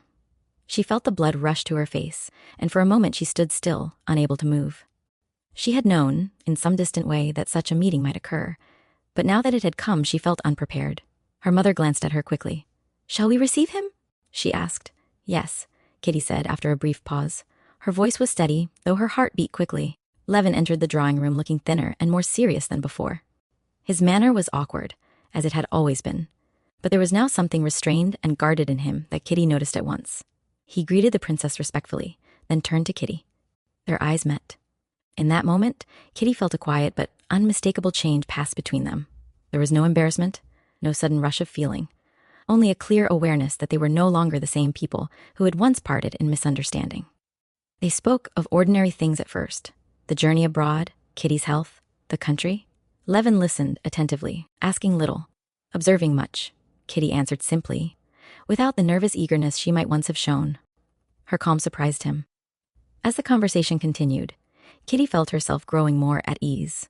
She was not trying to appear charming or interesting. She spoke honestly, thoughtfully, and without effort. For the first time, she felt she could be entirely herself in his presence. Levin, too, felt the change. He sensed that the girl who had once rejected him no longer existed. In her place stood a woman marked by suffering and reflection, quieter, more serious, and infinitely more real. This realization stirred him deeply, though he said nothing of it. When Levin rose to leave, there was a brief silence. "I am very glad to see you well," he said at last. "Thank you," Kitty replied. "I am glad you came." Their words were simple, but the meaning behind them was rich and unspoken. She did not tell herself that anything had begun again, but she felt, calmly, surely, that something unresolved had been given new life, not through excitement or illusion, but through truth. And in that knowledge, she felt no fear. Chapter 14. After Levin's visit, Kitty felt quietly unsettled, not agitated, but deeply thoughtful. She did not replay the conversation in her mind, nor did she search for hidden meanings in his words. What lingered was the feeling of ease she had experienced in his presence, a sense of naturalness she had not known before. There had been no effort on her part, no desire to impress or to be admired. And this simplicity remained with her long after he had gone. Her mother noticed her silence. "You seem tired," the princess said gently. "No, Mama," Kitty replied, "only thinking." And it was true. She was thinking, not with anxiety, but with clarity. She recognized now how differently she felt toward Levin than she once had. There was no girlish excitement, no romantic anticipation. Instead, there was respect, trust, and a quiet openness that surprised her by its depth. She felt that she could speak to him honestly, without disguise, and that this honesty would be understood. Levin returned several times after that. Each visit strengthened the impression of calm understanding between them. They spoke of serious things, of life in the country, of work, of responsibility. Levin spoke more freely than he once had, and Kitty listened attentively, without interruption or judgment. She no longer felt the need to weigh her words or to guard her expressions. She spoke as she thought, simply and directly. This freedom gave her a sense of inner steadiness she had never known. Levin noticed it as well. He felt that in Kitty he had found not only affection, but companionship, a shared seriousness about life that matched his own. The pain of the past did not vanish, but it lost its sharpness, softened by mutual understanding. One evening, after Levin had left, Kitty sat alone and reflected on what was happening. She did not tell herself that she loved him, but she knew that if love were to come, it would not come as it once had, through excitement and illusion, but through this growing trust, this quiet harmony of feeling and purpose. And for the first time, the thought did not frighten her. It felt right. Chapter 15. As spring deepened, Levin's visits became more frequent. They did not seek solitude, nor did they avoid it. Their conversations unfolded naturally, sometimes in the presence of Kitty's family, sometimes during quiet walks in the garden. There was nothing hurried or concealed in these moments. Everything between them felt deliberate and unforced. Kitty was aware of a growing closeness, yet it did not disturb her. She felt no need to question it or to define it. What mattered was the ease with which they understood one another, the absence of tension or pretense. She no longer feared misunderstanding, nor did she feel the urge to control the future. Levin, for his part, felt a steady strengthening of hope. The pain of his earlier rejection had not vanished, but it no longer governed him. He saw clearly that Kitty had changed, and that he himself had changed as well. What bound them now was not youthful enthusiasm, but a shared seriousness born of experience. One afternoon, while walking together, Levin spoke of his work, of the difficulties and satisfactions of life in the country. Kitty listened with genuine interest. She did not pretend to understand what she did not, nor did she withdraw from what she found unfamiliar. This honesty touched him deeply. He stopped and looked at her. "You are different," he said quietly. "Yes," Kitty replied. "So are you." The exchange was simple, but it held a truth they both felt. They walked on in silence for a while, aware that something important was forming between them, not suddenly, not dramatically, but with a certainty that did not require words. Kitty felt no fear. She did not rush ahead in her thoughts, nor did she cling to the past. She allowed the present to unfold as it would, trusting her own clarity at last. And in that trust, something long denied to her returned. Not excitement, but confidence, steady and sincere. Chapter 16. One evening, as they were sitting together in the drawing room, Levin remained behind after the others had left. There was nothing deliberate in it. The conversation had simply continued, and neither of them noticed when the room grew quiet. Kitty was seated near the window, the soft evening light resting on her face. Levin stood opposite her, turning his hat slowly in his hands. For a moment, neither spoke. Kitty felt the familiar quickening of her heart. But it was gentler than she remembered, no longer sharp with uncertainty, but steady and warm. She did not lower her eyes. She felt no need to. "I have been meaning to speak to you," Levin said at last. She looked at him calmly.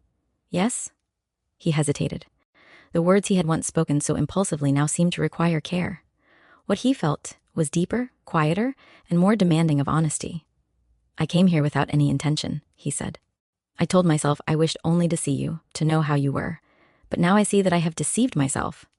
Kitty listened, her hands resting quietly in her lap. "I cannot come here as I have been doing," he continued, without speaking plainly. "I have suffered, and I have thought a great deal, and I know now that what I feel has not changed." She did not interrupt him. "I do not ask for an answer," he went on, his voice low. "I only ask that you understand me." Kitty felt a gentle certainty settle within her. "I do understand," she said softly. Their eyes met, and in that moment she felt no confusion, no fear, only clarity. "I could not understand before," she continued. "I was wrong. Not about you, but about myself. I did not know what I was rejecting." Levin drew a breath, scarcely daring to hope. "And now?" he asked. She did not answer at once. She felt the weight of what she was about to say, not as a burden, but as something sacred. "Now," she said, "I know that I could not live without truth. And I know that what you offer is truth." He stepped closer, not touching her, but near enough that she felt the warmth of his presence. "Then you—" "Yes," she said, quietly but firmly. The simplicity of the word carried more meaning than any declaration. Levin's face changed, as though a great strain had suddenly been lifted. He did not speak. He took her hand carefully, reverently, as though afraid to break the moment by excess. Kitty felt tears rise, not of sorrow, but of recognition. Everything that had been confused and painful now seemed to fall into place, not with joy alone, but with understanding. Nothing more was said. Nothing more was needed. What had been broken was mended, not by passion or illusion, but by patience, suffering, and truth. Chapter 17. The engagement was not announced at once. Both Kitty and Levin felt no need to hurry what had come to them so quietly and with such certainty. There was no doubt between them, and therefore no urgency. They moved through the days that followed with a calm happiness, marked not by excitement, but by a deep sense of rightness. Kitty felt as though a long, exhausting journey had ended. She was not overwhelmed by joy, nor did she lose herself in dreams of the future. Instead, she felt grounded and awake, aware of life as it was, and grateful for it. The suffering she had endured no longer seemed meaningless. It had led her here, to clarity, to honesty, to a love that did not demand illusion. Levin, too, was changed. He watched Kitty with a reverence that bordered on awe. The girl he had once loved impulsively had become a woman whose strength lay in truth and self-knowledge. He felt humbled by her, and this humility deepened his affection, rather than diminishing it. When Kitty's parents learned of their understanding, they received the news with relief and quiet joy. The princess wept openly, blessing them both. The prince, though more reserved, grasped Levin's hand firmly and said little, but his eyes conveyed approval. He had always respected sincerity, and he recognized it now in both of them. Plans were discussed, practical matters, arrangements for the future, but without pressure. Kitty listened calmly, participating without agitation. Marriage no longer appeared to her as a romantic promise, but as a shared life, demanding patience, effort, and mutual truth. Levin returned to the country soon afterward. The parting between them was simple and tender. There were no dramatic vows, no fear of separation. They had confidence in one another, and in the path they were now walking together. As Kitty watched him go, she felt neither anxiety nor longing. She felt peace. For the first time, she understood that happiness did not lie in anticipation, but in presence, in standing firmly within one's own life, without self-deception. And in this understanding, her story found its quiet, well-earned resolution. Chapter 18. After Levin's departure, Kitty's life resumed its quiet course, but everything in it now felt ordered and secure. She went about her daily tasks with a calm attentiveness that surprised even herself. There was no impatience in her happiness, no restless anticipation. She did not count the days until she would see Levin again, nor did she indulge in imagined futures. What she felt was steady and present, rooted in trust rather than excitement. Her parents watched her with satisfaction. They noticed how easily she now bore small inconveniences, how thoughtfully she listened, how naturally she entered into the concerns of others. The suffering that had once seemed so destructive had left behind a maturity that strengthened her rather than diminished her. Kitty herself understood this clearly. She did not idealize her engagement. She knew that life with Levin would not be effortless, that it would demand patience, humility, and work from them both. But this knowledge did not trouble her. On the contrary, it reassured her. She felt ready for a life that did not promise constant joy, but offered truth. When she thought of Levin, it was not with longing, but with confidence. She felt that he belonged not to her imagination, but to her real life, and that she belonged to his in the same way. This mutual belonging did not need to be proved or repeated. It simply existed. In this quiet certainty, Kitty felt something she had never felt before, a sense of inner completeness. Not because her life was finished or perfected, but because it was finally aligned, with itself, with reality, and with the future she was prepared to meet. Chapter 19. Levin returned to the country in a state of quiet happiness that surprised him by its steadiness. He had expected joy to come in waves, sudden, overwhelming, and unstable. Instead, what he felt was calm and continuous, as though something long disordered within him had finally found its proper place. He went back to his work with renewed attention, noticing details he'd once overlooked, and feeling a harmony between his inner life and his daily labor. Everything around him seemed clearer. The fields, the farm work, the conversations with the peasants, all took on a new meaning. He did not idealize this feeling or attempt to analyze it.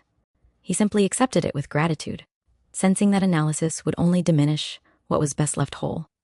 When he thought of Kitty, it was not with impatience or longing, but with a quiet assurance.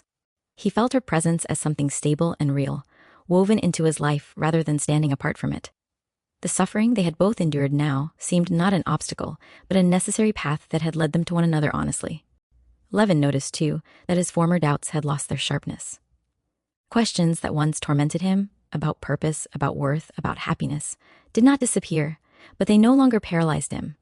He felt able to live with uncertainty, to work within it, and to trust that meaning would reveal itself through action rather than speculation.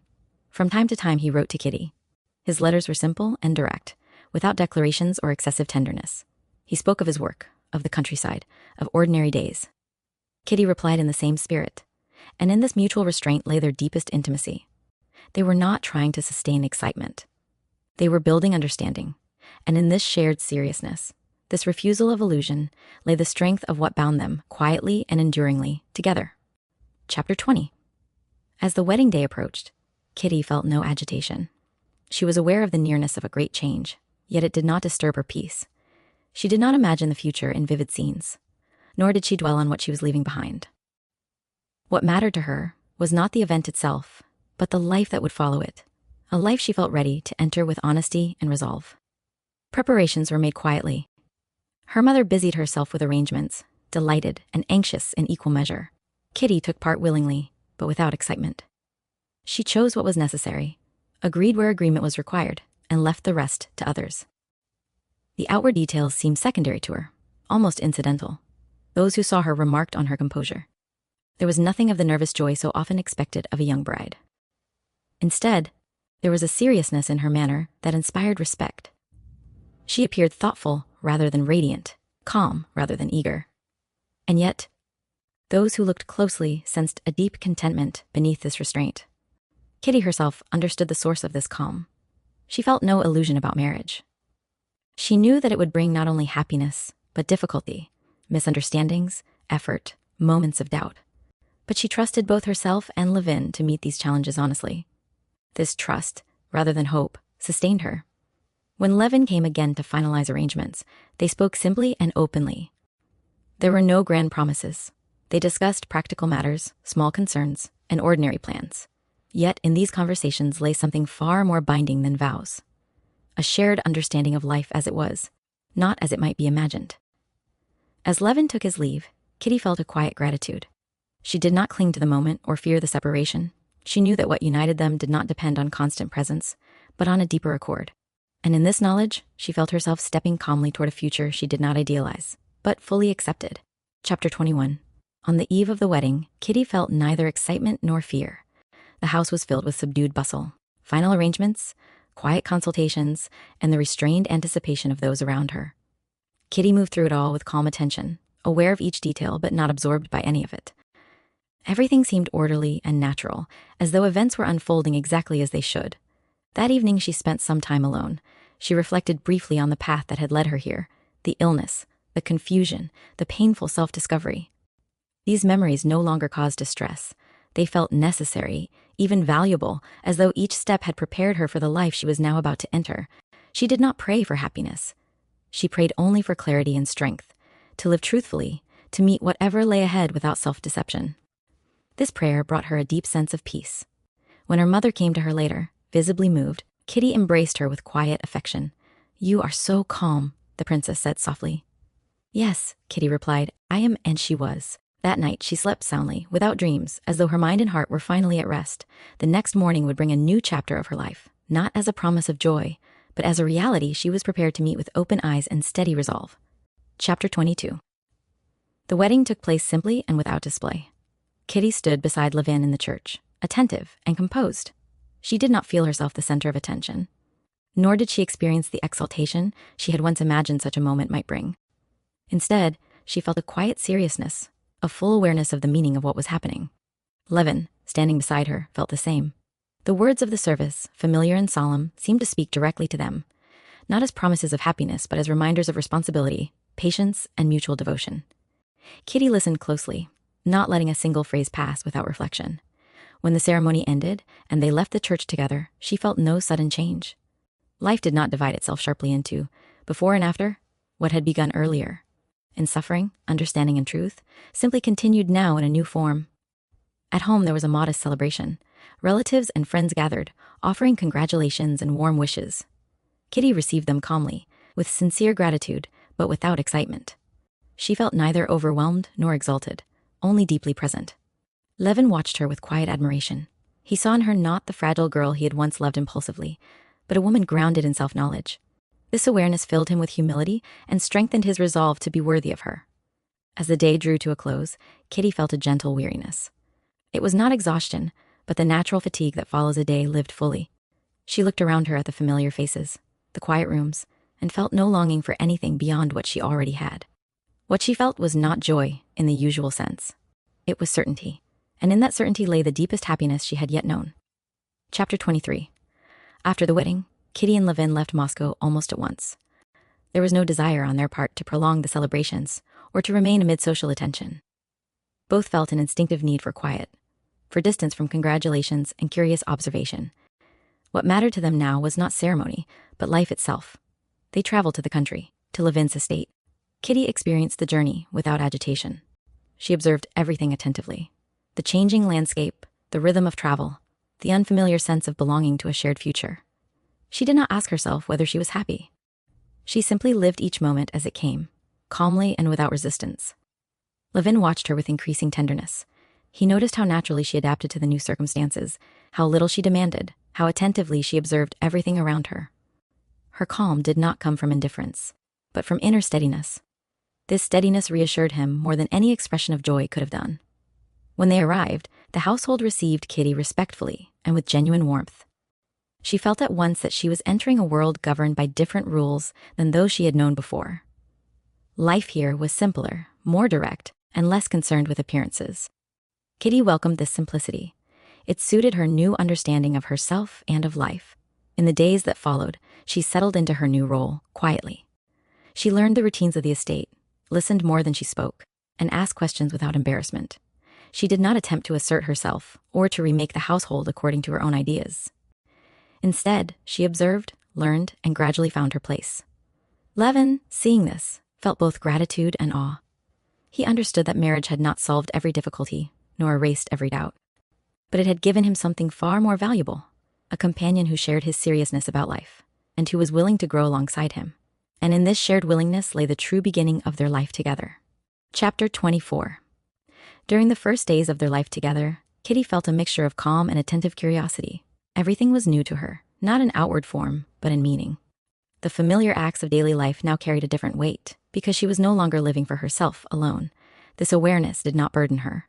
Instead, it gave even the smallest details a sense of purpose. She observed Levin closely. She saw how seriously he approached everything, his work, his responsibilities, even his moments of rest. There was no separation in him between thought and action. What he believed, he lived. This unity impressed Kitty deeply and made her all the more determined to live truthfully beside him. Levin, for his part, was conscious of her presence in every moment. He felt both joy and unease. Joy, because the woman he loved was beside him. Unease, because he feared failing her. He examined his own habits critically, aware that marriage did not excuse weakness, but demanded greater honesty. They spoke often, but not excessively. Their conversations were simple, about household matters, about plans for the estate, about small observations of daily life. Yet, beneath these ordinary words, ran a constant awareness of one another, a quiet effort to understand and to be understood. Kitty did not idealize this new life. She noticed Levin's abruptness, his occasional impatience, his habit of withdrawing into thought, but she did not judge him. She saw these traits as part of the same seriousness that had first drawn her to him. She felt no urge to correct or soften him, only to meet him with patience. In the evenings when they were alone, Kitty sometimes felt a sudden tenderness so strong it surprised her. It was not excitement, but a deep, steady affection, rooted in respect and trust. She understood now that love did not always announce itself loudly. Sometimes it grew quietly, strengthened by shared effort and mutual truth. And in this quiet growth, Kitty felt herself becoming not merely a wife, but a partner, equal in responsibility and united in purpose. Chapter 25. As the days passed, Kitty became more aware of the inner work that marriage demanded of her. She discovered that love did not free one from self-discipline, but required more of it. She was often tempted to retreat into silence or to give way to sudden emotion. Yet she understood that true closeness depended on openness and patience, not on impulse. Levin, too, struggled inwardly. Accustomed to independence, he sometimes forgot that his thoughts and actions now affected another person as deeply as himself. At such moments, Kitty sensed his inner conflict, not through words, but through his manner. She did not reproach him. Instead, she waited, trusting that sincerity would find its way. Gradually, they learned one another's rhythms. Kitty learned when to speak and when to remain silent. Levin learned to notice what he had once overlooked, the tone of her voice, the expression in her eyes, the quiet signals of fatigue or concern.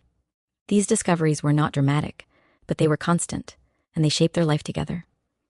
There were moments of misunderstanding, a word spoken too sharply, a silence held too long, small things that carried disproportionate weight. Yet even in these moments, neither sought victory.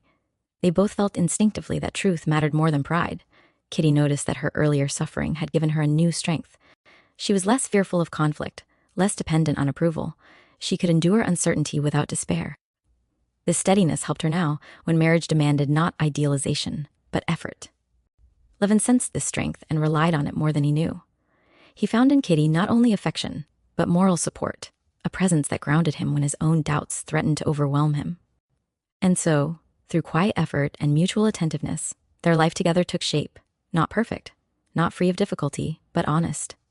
In that honesty lay their greatest security. Chapter 26. One day, while they were walking together after dinner, Levin spoke to Kitty of his former doubts, of the questions that had tormented him before their marriage. He did not speak dramatically, nor did he seek reassurance. He spoke simply, as though thinking aloud. He told her how often he had searched for meaning, how frequently he had been dissatisfied with himself, and how uncertain he had felt about the value of his work and his life. Kitty listened attentively. She did not interrupt him or attempt to offer answers. She understood instinctively that what he needed was not instruction, but understanding. Her presence alone seemed to steady him. "I am afraid," he said at last, "that I shall always struggle like this, that I shall never be at peace." Kitty looked at him quietly. "I do not think peace is something one reaches once and for all," she said. "I think it is something one learns to live without." Her words surprised him. He stopped and looked at her, struck by the calm certainty in her voice. He saw that she was not repeating something she had heard, but expressing something she had learned through suffering. From that moment, Levin felt a new confidence in her, not only as a wife, but as a guide in life.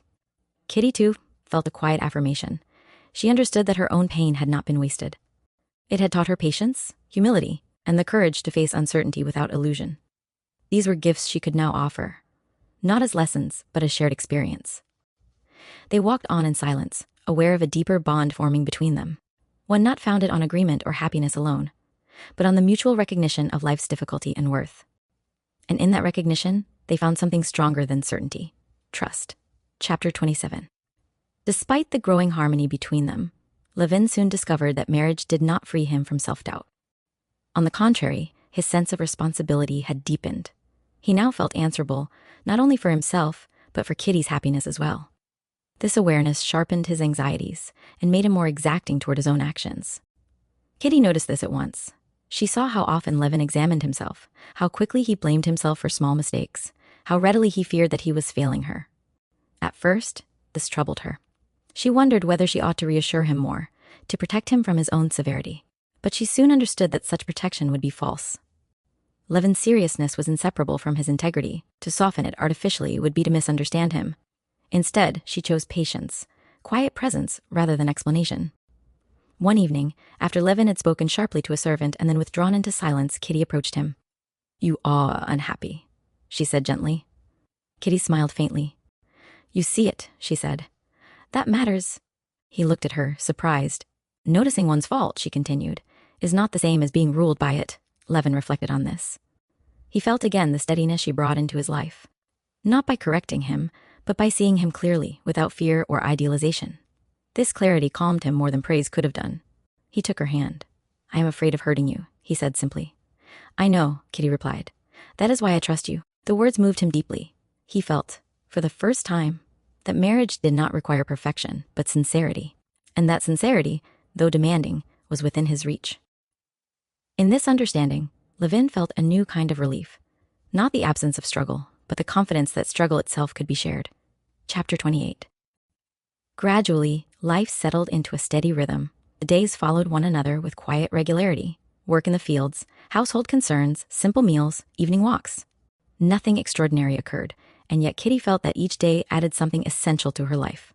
She was no longer waiting for happiness to arrive. She was learning how to live. Levin, absorbed in his work, often forgot himself in practical concerns. At such moments, Kitty observed him with affectionate attention. She saw how deeply he was tied to the land, how sincerely he cared for the people who depended on him, and how this responsibility both strengthened and burdened him. She did not interfere. Instead, she tried to understand his world, asking questions when she did not know, listening when he explained. This effort brought them closer than any declaration could have done. Kitty also learned much about herself. She discovered that she could be firm without being harsh, patient without being weak. She no longer feared expressing disagreement. Nor did she feel the need to insist on her own way. Marriage, she realized, was not a merging that erased difference, but a union that respected it. There were moments when fatigue overcame her. At such times, she felt again the echo of her earlier illness, a reminder of how fragile she had once been. But these moments no longer frightened her. She rested when she needed to, accepted help without shame, and trusted that strength would return. Levin noticed this too. He saw in Kitty not delicacy, but resilience. Her quiet endurance reassured him more than vigor ever could have done. He felt that together they formed something balanced. His intensity tempered by her steadiness, her sensitivity supported by his resolve. And in this balance, their life continued, without drama, without illusion, but with a depth that neither had known before. Chapter 29. One evening, after a long day, Levin felt an old restlessness return. He had been working hard, moving from one task to another without pause, and by nightfall he felt both exhausted and dissatisfied.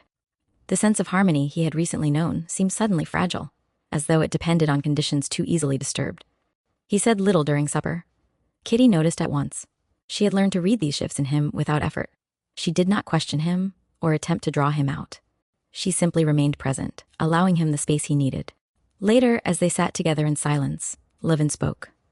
"I sometimes feel," he said slowly, "that I am not doing enough, that I am wasting time, that I should live more intensely, more rightly." Kitty listened. She recognized the familiar tone of self-reproach, the same voice that had once driven him into despair. She did not try to contradict him. Instead, she spoke from her own experience. "I used to feel that way," she said. "I thought life must always be clear, always meaningful. And when it wasn't, I believed something was wrong, with me or with life." "And now?" Levin asked.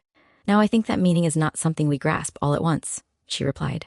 "It comes quietly, through what we do each day." Levin considered her words. They did not resolve his doubts, but they softened them. He felt again the comfort of being understood without judgment. "I am glad you are here," he said simply. Kitty smiled. She did not feel that she had given him an answer. But she knew that answers were not always what was needed. Sometimes understanding was enough. They sat together in silence, aware that uncertainty had not vanished, but that it no longer stood between them. And in this shared acceptance, they felt once more the quiet strength of their bond. Chapter 30. As summer advanced, Levin's work grew more demanding, and Kitty saw more clearly the life she had entered. The management of the estate required constant attention. Levin was often occupied from morning until night, moving from one concern to another with tireless energy. Kitty did not feel neglected by this.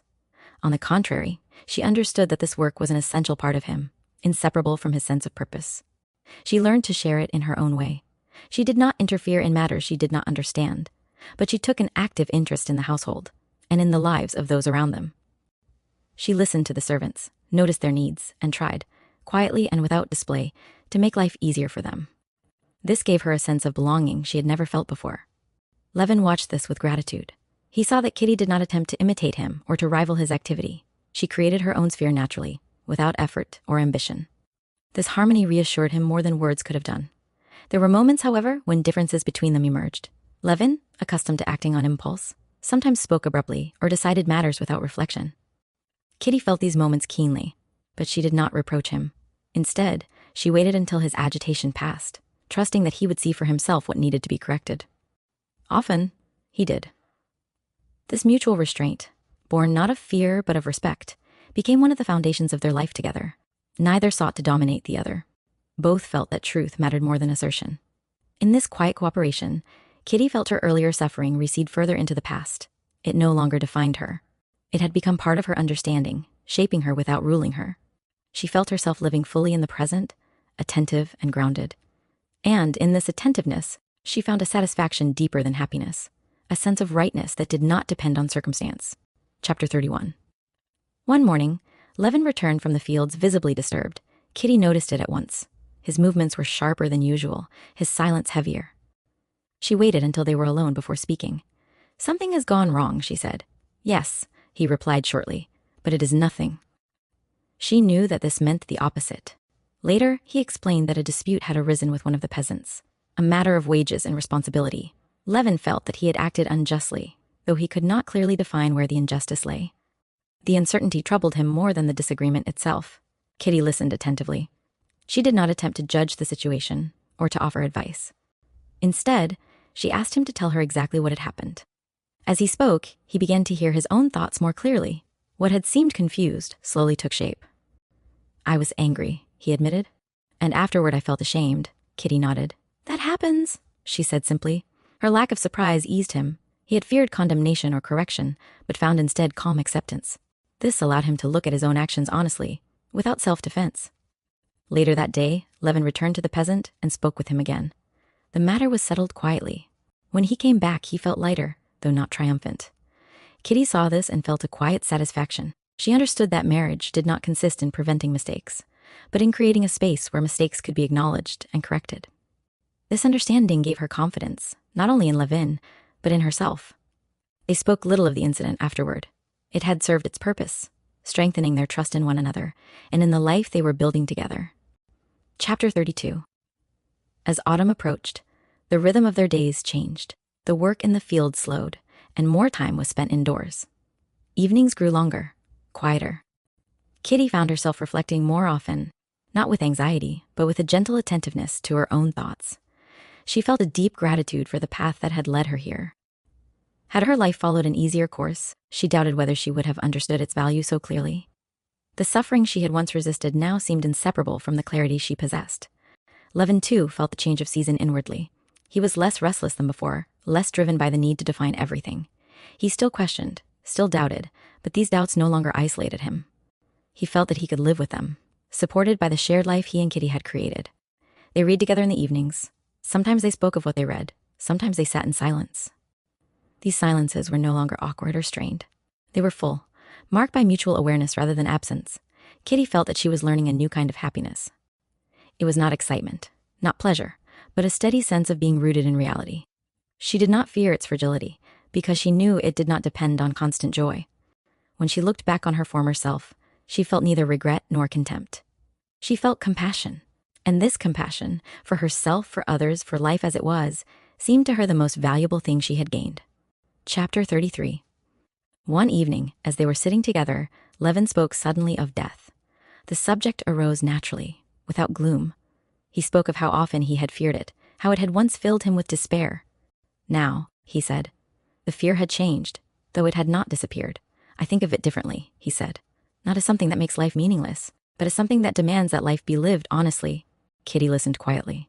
She understood him at once. The thought did not frighten her. She had known suffering closely enough to understand the seriousness of life and its value. I feel the same, she said. Perhaps because I once thought life had ended for me, and then discovered that it had only begun. Levin took her hand. He felt again the deep bond between them, not merely of affection, but of shared understanding. They did not need to agree on everything. What mattered was that they faced the same questions without evasion. That night, as Kitty lay awake for a while before sleep, she felt no anxiety about the future. She did not imagine trials or happiness.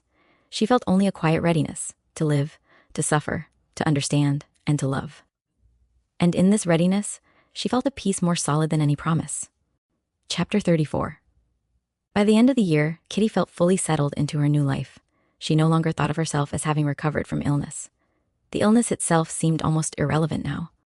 What mattered was the person she had become through it, stronger, more attentive, and more honest. She felt gratitude not only for happiness, but for difficulty. Looking at Levin, she saw not a perfect man, but a living one, capable of error, capable of growth, capable of deep feeling. She loved him not despite this, but because of it. Levin felt the same. He did not idealize Kitty. He saw her moments of fatigue, her occasional sadness, her sensitivity, but these things no longer frightened him.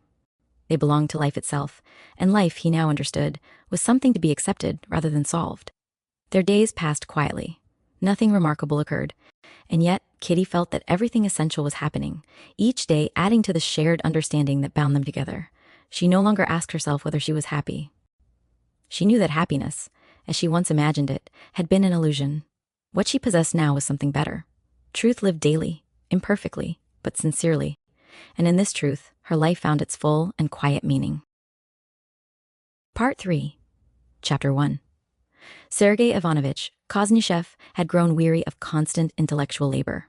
Instead of traveling abroad, as he usually did, he came at the end of May to spend some time in the country with his brother. In his view, the country offered the most balanced form of life, a place where thought could rest and the spirit regain clarity.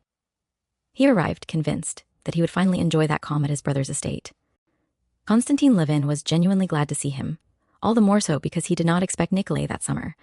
Yet despite his affection and deep respect for Sergei Ivanovich, Levin felt ill at ease with him in the country. Something about his brother's presence unsettled him. At times it even irritated him. For Levin, the country was not an escape from life, but life itself. It was the foundation of work, struggle, purpose, and quiet satisfaction.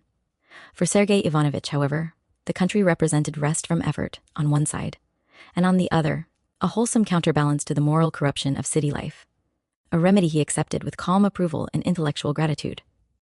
To Levin, the country mattered because it demanded labor, real, necessary labor whose value was beyond doubt.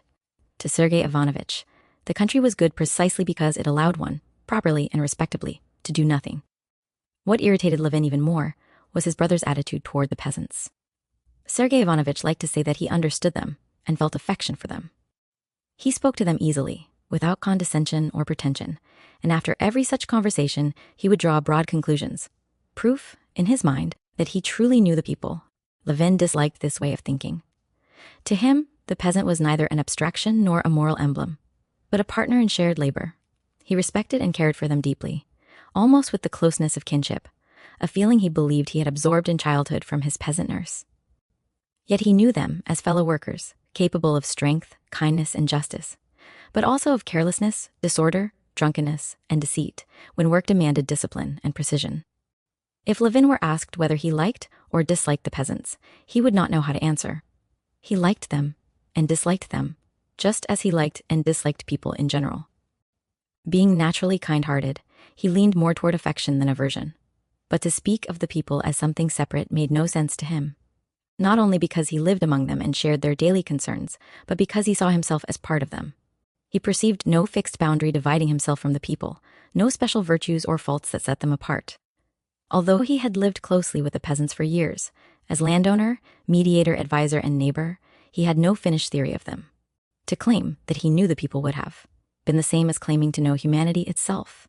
He observed, learned, revised his judgments constantly, discovering new traits and reconsidering old assumptions. With Sergei Ivanovich, it was entirely different. Just as he praised country life in contrast to the city he disliked, so too he praised the peasantry in contrast to classes he disapproved of. In his orderly, analytical mind, the peasants existed as a clearly defined group, with established characteristics deduced partly from experience and partly from comparison. His views never changed. His sympathy was steady and principled. Whenever the brothers argued about the peasantry, Sergei Ivanovich always emerged victorious, not because he understood them better, but because he possessed fixed, well-formulated ideas about their nature, tastes, and moral worth. Levin, lacking such rigid definitions, was easily accused of contradicting himself. In Sergei Ivanovich's eyes, his younger brother was an admirable man, warm-hearted, sincere, and morally sound, but intellectually inconsistent, too responsive to fleeting impressions. Sometimes, with the gentle superiority of an elder brother, he explained things patiently to Levin, though he took little pleasure in such debates, since he won them too easily. Levin, for his part, regarded his brother as a man of immense intellect and refinement, generous in the highest sense, gifted with a rare capacity for serving the public good. Yet, as Levin grew older and understood him better, a troubling thought increasingly surfaced. This capacity for public service, so alien to Levin himself, might not be a virtue so much as an absence, not of noble intentions, but of vital force, of heart, of that inward urgency that drives a person to choose one path and commit to it fully. The more Levin observed, the more he noticed that Sergei Ivanovich, and many like him, served the public good not from emotional necessity, but from reasoned conviction. They concluded it was right to care about such matters, and therefore did. His brother pondered the immortality of the soul or social reform with the same composed interest he gave to chess problems or clever mechanical designs. Levin was also uncomfortable because summer in the country meant relentless work for him. The long days were never long enough. While Sergei Ivanovich rested, Levin labored. Yet even on holiday, Sergei Ivanovich could not stop thinking. Accustomed to shaping ideas, he enjoyed expressing them clearly and eloquently, and he needed an attentive listener. Naturally, that listener was his brother. And so, despite their warmth and mutual respect, Levin felt awkward leaving Sergei Ivanovich alone. Sergei Ivanovich loved to stretch out on the grass, basking in the sun, chatting lazily. "You can't imagine," he would say cheerfully, "what pleasure this rural idleness gives me." Not a thought in one's head. Empty as a drum. Levin found it unbearable to sit and listen, especially when he knew that while he lingered, the peasants were mishandling the fields, dumping manure unevenly, failing to secure the plowshares, and later blaming modern tools instead of their own negligence. "Come now," Sergei Ivanovich would call out. "You've walked enough in this heat. I just need to run to the counting house for a minute," Levin would reply, and off he would go, back to the fields where his thoughts felt clearer and his heart steadier. Chapter 2. Early in June, Agafea Mihailovna, the old nurse and housekeeper, slipped while carrying a jar of freshly pickled mushrooms to the cellar and badly sprained her wrist. The district doctor, a young and talkative medical student newly graduated, came to examine her. He declared the wrist unbroken, and delighted at the chance to meet the celebrated Sergei Ivanovich Kuznishev, launched eagerly into conversation. He poured out all the local scandals, lamented the decline of the district council, and paraded his progressive views. Sergei Ivanovich listened attentively, asked thoughtful questions, and soon, energized by the attentive audience, began speaking with fluency and precision. He offered several sharp observations, which the young doctor received with visible admiration. Before long, Sergei Ivanovich was in that animated state Levin knew well, the one that always followed an intellectually stimulating exchange. After the doctor left, Sergei Ivanovich announced that he wished to go fishing. He enjoyed angling and took a certain pride in indulging such a simple pastime. Levin, though needed urgently in the fields and meadows, came to fetch him with the trap. It was the turning point of summer, the time when the year's crops were assured and thoughts turned toward the next sowing. The rye stood anear, light but promising, rippling in gray-green waves. Oats bent unevenly across late-sown fields. Buckwheat had begun to bloom, hiding the soil beneath it. Fallow land lay hardened by cattle, partly plowed, marked with ridges of manure. At sunset, the air was thick with the mingled scents of dung and meadowsweet, while riverside grasslands stood heavy and lush, waiting for the scythe. It was the brief pause before harvest, that annual breath drawn before toil tightened its grip again. They drove through the woods toward the meadows. Sergei Ivanovich admired everything: the tangled leaves, the lime trees on the verge of bloom, the bright emerald shoots of young saplings. Levin assented politely, but words dulled the beauty for him. Once out of the woods, his attention fixed on the fields, the carts moving steadily, the promise of work done and work yet to come. The sight of the meadows stirred him deeply. Haymaking always awakened something powerful in him. At the meadow's edge, Levin stopped the horse. Dew still clung thickly to the grass, and Sergei Ivanovich asked to be driven closer so as not to wet his boots. Regretfully flattening the grass, Levin drove him in. The tall blades bent softly beneath the wheels, seeds clinging damply to the spokes. Sergei Ivanovich settled beneath a bush to arrange his tackle. Levin tied the horse and walked alone into the vast gray-green sea of grass. It brushed his waist, cool and fragrant. Crossing the meadow road, he met an old peasant carrying a beehive. "Well, Fomitch, caught a swarm?" Levin asked. "Hardly, Konstantin Dmitrich. We're lucky to keep our own." They spoke of mowing, of weather, of God's will. When Levin returned, Sergei Ivanovich had caught nothing but seemed perfectly content, eager to talk. Levin, restless and anxious to organize the next day's work, suggested returning home. "Why hurry?" his brother said serenely. "Even without a catch, it's wonderful. Being with nature, that's the whole pleasure." Levin listened wearily. "I don't know the riddle," he replied at last, his thoughts already back in the fields. Chapter 3.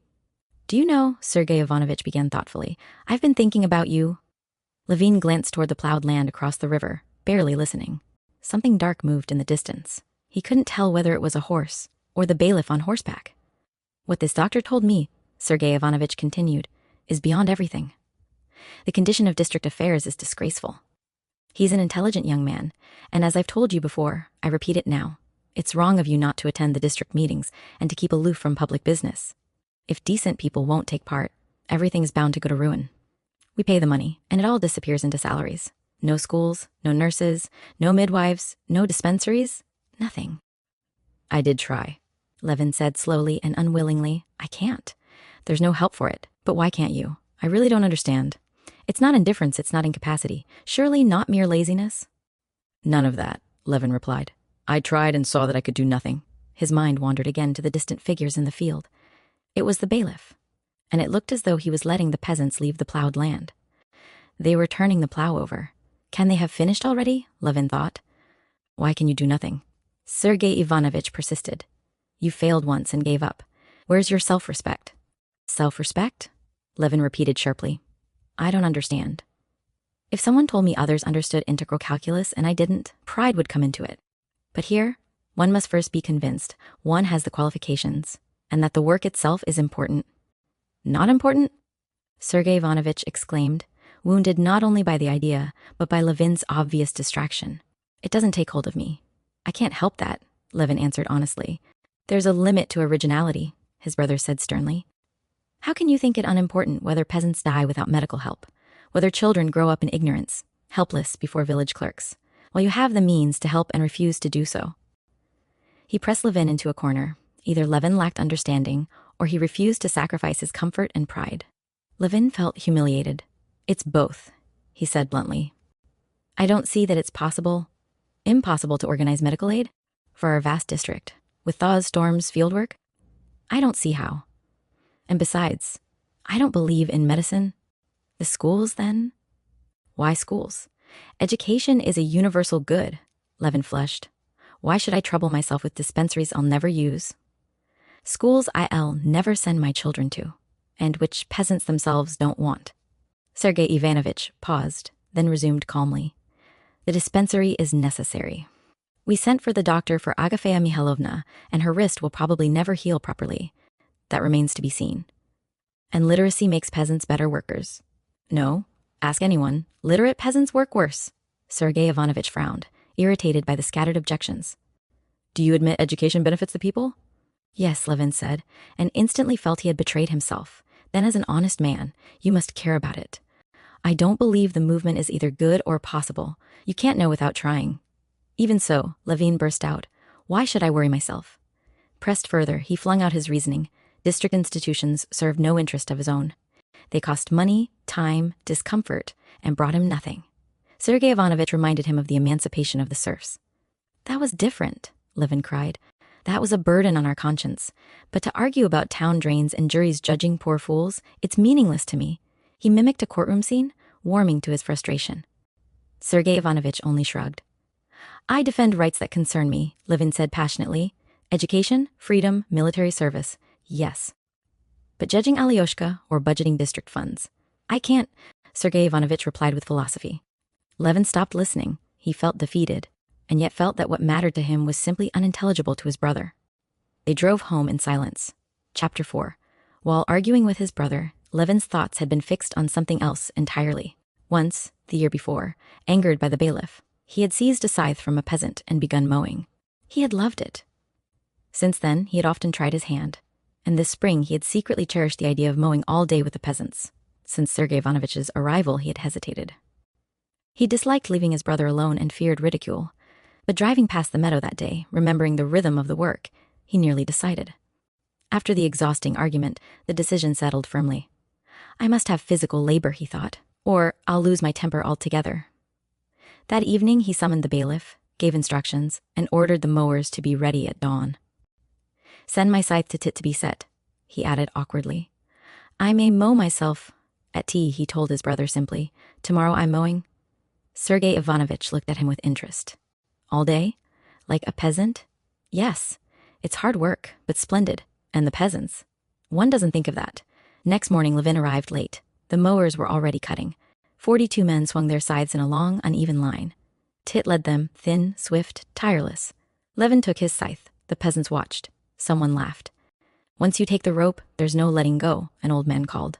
Levin began awkwardly. His strokes were uneven. Advice and criticism followed. Sweat poured down his face. His strength nearly failed, but each time he reached his limit, Tit stopped to wet the blades. Row by row, they moved forward. When the first row was finished, Levin, soaked, trembling, exhausted, felt indescribably happy. He knew he could go on. Time vanished. Rain cooled his burning shoulders. The rhythm carried him beyond thought. When at last they stopped for lunch, he was astonished. He dined with the peasants, drank water sweeter than wine, lay down beneath a bush, and fell instantly asleep. When he awoke, the meadow had been transformed. Almost all of it lay cut, fragrant, shining in the evening light. They mowed again, faster now, into Mashkin upland, racing the sinking sun. Levin felt driven by something beyond himself. Chapter 5. After lunch, Levin no longer stood where he had been earlier in the line of mowers. Now he took his place between the old man, who had jokingly warned him in the morning, and now invited him warmly to be his neighbor, and a young peasant newly married the previous autumn, mowing for the first time that summer. The old man walked ahead, upright and steady, his feet turned outward, taking long, even strides. His movements were so precise and effortless that it seemed the scythe itself was doing the work, slicing cleanly through the lush grass with a soft, rhythmic hiss. It looked less like labor than play. Behind Levin came Mishka, the young peasant, his handsome, boyish face, crowned with a band of fresh grass twisted into his hair, was strained with effort. Yet whenever anyone glanced at him, he smiled brightly, as though he would rather die than admit how hard the work was. Levin kept between them. In the fiercest heat of the day, mowing no longer felt burdensome. Sweat drenched him and cooled his body, while the sun burning his shoulders and arms gave him a stubborn, invigorating strength. More and more often, he slipped into those blissful moments of unconsciousness, when he forgot himself entirely. The scythe swung on its own. These moments were pure happiness. Even sweeter were the pauses at the stream where the rows ended. The old man rinsed his scythe in the clear water, scooped some up in a battered tin dipper, and handed it to Levin. Try my homebrew, master? He said, winking. Levin had never tasted anything so good as that warm water, flecked with green and faintly metallic. Afterward came the slow, delicious walk back along the cut grass, breathing deeply, wiping sweat from his face, watching the long line of mowers and the quiet life of the meadow unfold around them. As the hours passed, Levin felt more and more frequently that it was not he who wielded the scythe, but the scythe that moved him. His body seemed alive with its own will, and the work flowed easily, perfectly. These were the most blissful moments of all. Only when he had to stop and think, mowing around hillocks or thick clumps of sorrel, did the work grow difficult. The old man managed these obstacles effortlessly, adjusting his strokes, clipping cleanly, never breaking rhythm. All the while he watched the world around him, picking berries, flicking twigs aside, pointing out nests, even lifting a snake on his scythe to show Levin before tossing it away with a laugh. Levin lost all sense of time. If asked how long he had been mowing, he would have said half an hour, yet it was nearly dinner. Children appeared through the tall grass, carrying bread and pitchers of rye beer. "Look at the little ants crawling," the old man said, shading his eyes. They cut 2 more rows before stopping. "Dinner time, master." Levin felt no wish to leave. He ate with the old man, talked about family, listened eagerly, and shared his own affairs. He felt closer to this peasant than to his own brother, and smiled inwardly at the warmth of that unexpected bond. After prayers, they lay down to rest. Levin fell asleep instantly, despite the flies and midges. When he woke, the meadow glittered in the slanting evening sun. Nearly everything had been cut. The sight filled him with fierce joy and impatience. He wanted more done, faster. "Might we cut Mashkin upland too?" he asked. "If God wills." "A little vodka for the lads?" the old man replied. The mowers leapt up eagerly, laughing, racing one another. They surged forward again. By sunset, they were deep in Mashkin upland, grass up to their waists, soft and fragrant, dotted with wild flowers. Dew settled, mist rose, and the scythes rang and hissed together in joyous harmony. Levin followed the old man up and down the ravine, exhausted yet driven onward, feeling as though some unseen force carried him. Chapter 6. Mashkin upland was finished at last. The peasants donned their coats and started home cheerfully. Levin mounted his horse and rode back, parting from them with genuine regret. From the hill he looked back. He could no longer see them through the mist, only hear laughter, voices, and the distant clink of scythes. At home, Sergei Ivanovich had long finished dinner and was reading, sipping iced lemon water, when Levin burst in, his hair wet and tangled, his clothes soaked with sweat and grass. "We mowed the whole meadow," Levin cried joyfully. "It's wonderful, delicious, and how was your day?" Sergei Ivanovich stared at him with a mixture of surprise and faint disapproval. "My goodness, what do you look like? Shut the door." But Levin laughed, glowing with life. "I'm not even hungry. I ate there. I'll just wash." 5 minutes later they met at dinner. Though Levin thought he wasn't hungry, the food tasted astonishingly good. "There's a letter for you," Sergei Ivanovich said. It was from Oblonsky, asking Levin to visit Dolly at Ergushovo, where everything was going badly. "I'll go at once," Levin said eagerly. "We'll go together," Sergei Ivanovich agreed, smiling. Levin ate heartily. Sergei Ivanovich watched him with amusement. "You know," he said, "this is an excellent cure for nervous troubles. I'd call it Arbeitsker." They spoke again of yesterday's argument, but Levin barely listened. He felt peaceful, full, content. Whatever they had argued about no longer mattered. Suddenly Levin sprang up. "Agafea Mihailovna, I forgot her entirely." He rushed off, clattering down the stairs, alive with energy. Chapter 7. Stepan Arkadyevich had gone to Petersburg to carry out what he considered one of the most essential duties of a man in government service. A duty well understood by officials and entirely incomprehensible to outsiders, reminding the ministry of his existence. For the proper fulfillment of this obligation, he had taken all the available money from home and was now spending his days cheerfully at the races and among summer villas. Meanwhile, Dolly and the children had moved to the country to reduce expenses as much as possible. She went to Ergushovo, the estate that had once been her dowry, and where the forest had been sold in the spring. It lay nearly 40 miles from Levin's Pokrovskoe. The large old manor house at Ergushovo had long since been dismantled. In its place, the old prince had renovated and expanded the lodge. 20 years earlier, when Dolly was a child, it had seemed spacious and comfortable, though, like all lodges, it stood sideways to the avenue and faced south. Now it was old, worn, and decaying. When Stepan Arkadyevich had visited in the spring to oversee the sale of the forest, Dolly had begged him to inspect the house and order any necessary repairs. Like many unfaithful husbands, he was sincerely concerned for his wife's comfort. He did inspect the house and gave instructions, but only for what struck his own eye as important: covering furniture with cretonne, hanging curtains, weeding the garden, building a small bridge on the pond, and planting flowers. He forgot everything else. On his return to Moscow, he proudly assured Dolly that the house was ready, that it would be a paradise, and urged her to go without hesitation. From every point of view, her absence suited him perfectly. The children would benefit, expenses would be lower, and he would enjoy greater freedom. For Dolly, living in the country was necessary. For the children's health, especially for little Lily, who had not fully recovered from scarlet fever, and also as an escape from the humiliations of unpaid bills and constant worries. She also cherished the hope of having Kitty with her. Kitty was due to return from abroad in midsummer, and bathing had been prescribed for her. Kitty wrote that nothing appealed to her more than spending the summer at Ergoshovo, a place filled with shared childhood memories. The first days in the country were a trial for Dolly. She had remembered the country as a refuge from town troubles, a place of simplicity, abundance, cheap living, and happy children. But arriving now as the head of a household, she found everything different. The day after their arrival, heavy rain fell. In the night, water leaked into the corridor and nursery, forcing them to move beds into the drawing room. There was no kitchen maid. Of the 9 cows, some were about to calve, some had just calved, some were old, others had hardened udders, and there was scarcely enough milk or butter even for the children. There were no eggs, no chickens, only tough, purple-skinned old cocks fit neither for roasting nor boiling. No women could be found to scrub floors. All were hoeing potatoes. Driving was impossible because one horse bolted in the shafts. Bathing was impossible because the riverbank was trampled by cattle and exposed to the road. Walks were dangerous because cattle wandered into the garden through a broken hedge, and there was a terrifying bull that bellowed ominously.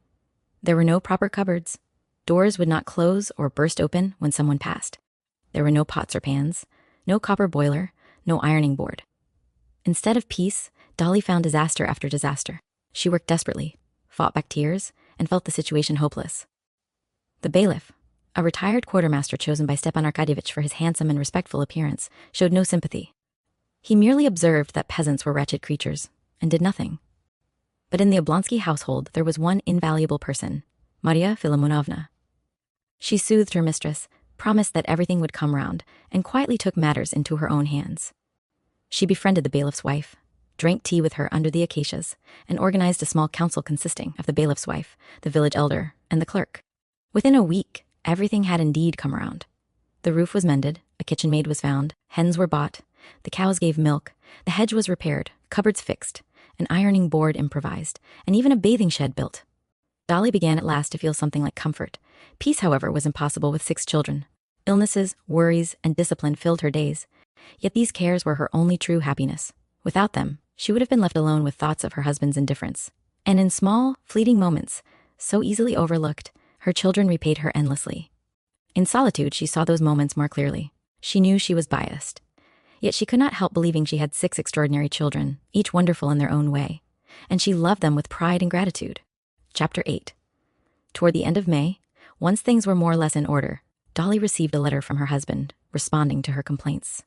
He begged her forgiveness for overlooking so much, and promised to come down at the first opportunity. The opportunity did not arise, and she remained alone in the country until June. On the Sunday of St. Peter's week, Dolly drove the children to church to take communion. Though privately, she held unconventional religious beliefs. Within her family, she followed church tradition strictly and sincerely. It troubled her deeply that the children had not taken communion for nearly a year, and she resolved to correct this. For days beforehand, she busied herself with their clothes. Dresses were altered, washed, let out, buttons sewn on, ribbons prepared. Tanya's dress, altered by the English governess, caused particular distress. It was badly done and painfully tight. Maria Filimonovna saved the situation by adding gussets and a small cape. At last, everything was ready. The children stood before the carriage in their new clothes, radiant with excitement. Instead of the restive Raven, the bailiff's steady brownie was harnessed. Dolly emerged last, dressed in a white muslin gown, her hair carefully arranged. She had once dressed to please and be admired. Later, dressing had grown painful. Now she dressed again with pleasure, not for herself, but so as not to mar the beauty of her children. In church, though only peasants and servants were present, Dolly felt as though all eyes were on her children. They were beautiful, and, more than that, charming in their behavior. Tanya watched over the younger ones. Little Lily astonished everyone with her innocent wonder, even asking, "After communion, please, some more?" At home, the day went well until Grisha misbehaved at lunch and was forbidden tart. He wept bitterly. Not for the tart, he said, but for injustice. Dolly went to plead his case and stopped short. In the drawing room, Tanya was secretly sharing her tart with her sobbing brother. Seeing their mother, they burst into laughter, their faces smeared with tears and jam. Dolly forgave them instantly, her eyes filling with tears of happiness. The children changed clothes, and they set off for mushroom picking and bathing. Laughter echoed through the nursery and across the fields. At the river, amid shrieks of delight, Dolly bathed the children, dressed them, spoke with peasant women, and felt deep contentment. The work was tiring, but the joy was greater. As evening fell, watching her children flushed, laughing, and alive, Dolly felt that whatever her life lacked, this love, this fullness, was enough. Chapter 9. Princess Betsy was listening with half-closed eyes, smiling faintly as Anna spoke. The afternoon light fell softly across the room, touching the porcelain cups, the silver holder of Betsy's cigarette, the quiet luxury that wrapped everything in ease. Liza is one of those naive natures, Betsy said gently, watching the smoke curl upward. Like children, she doesn't really know what's right or wrong. When she was young, she truly didn't understand. Now she understands that not understanding suits her perfectly. Perhaps she even chooses not to know. Anna listened, drawn in despite herself. The same thing, Betsy went on, can be taken tragically and turned into misery, or taken lightly, even humorously. I think you're inclined to see things too tragically. Anna rested her chin in her hand, her gaze distant. How I wish I understood other people the way I understand myself, she said quietly. Am I worse than others, or better? I think I'm worse. Enfant terrible, Betsy said fondly. Always. Footsteps sounded in the adjoining room, followed by voices and laughter. Betsy rose slightly. But here they are.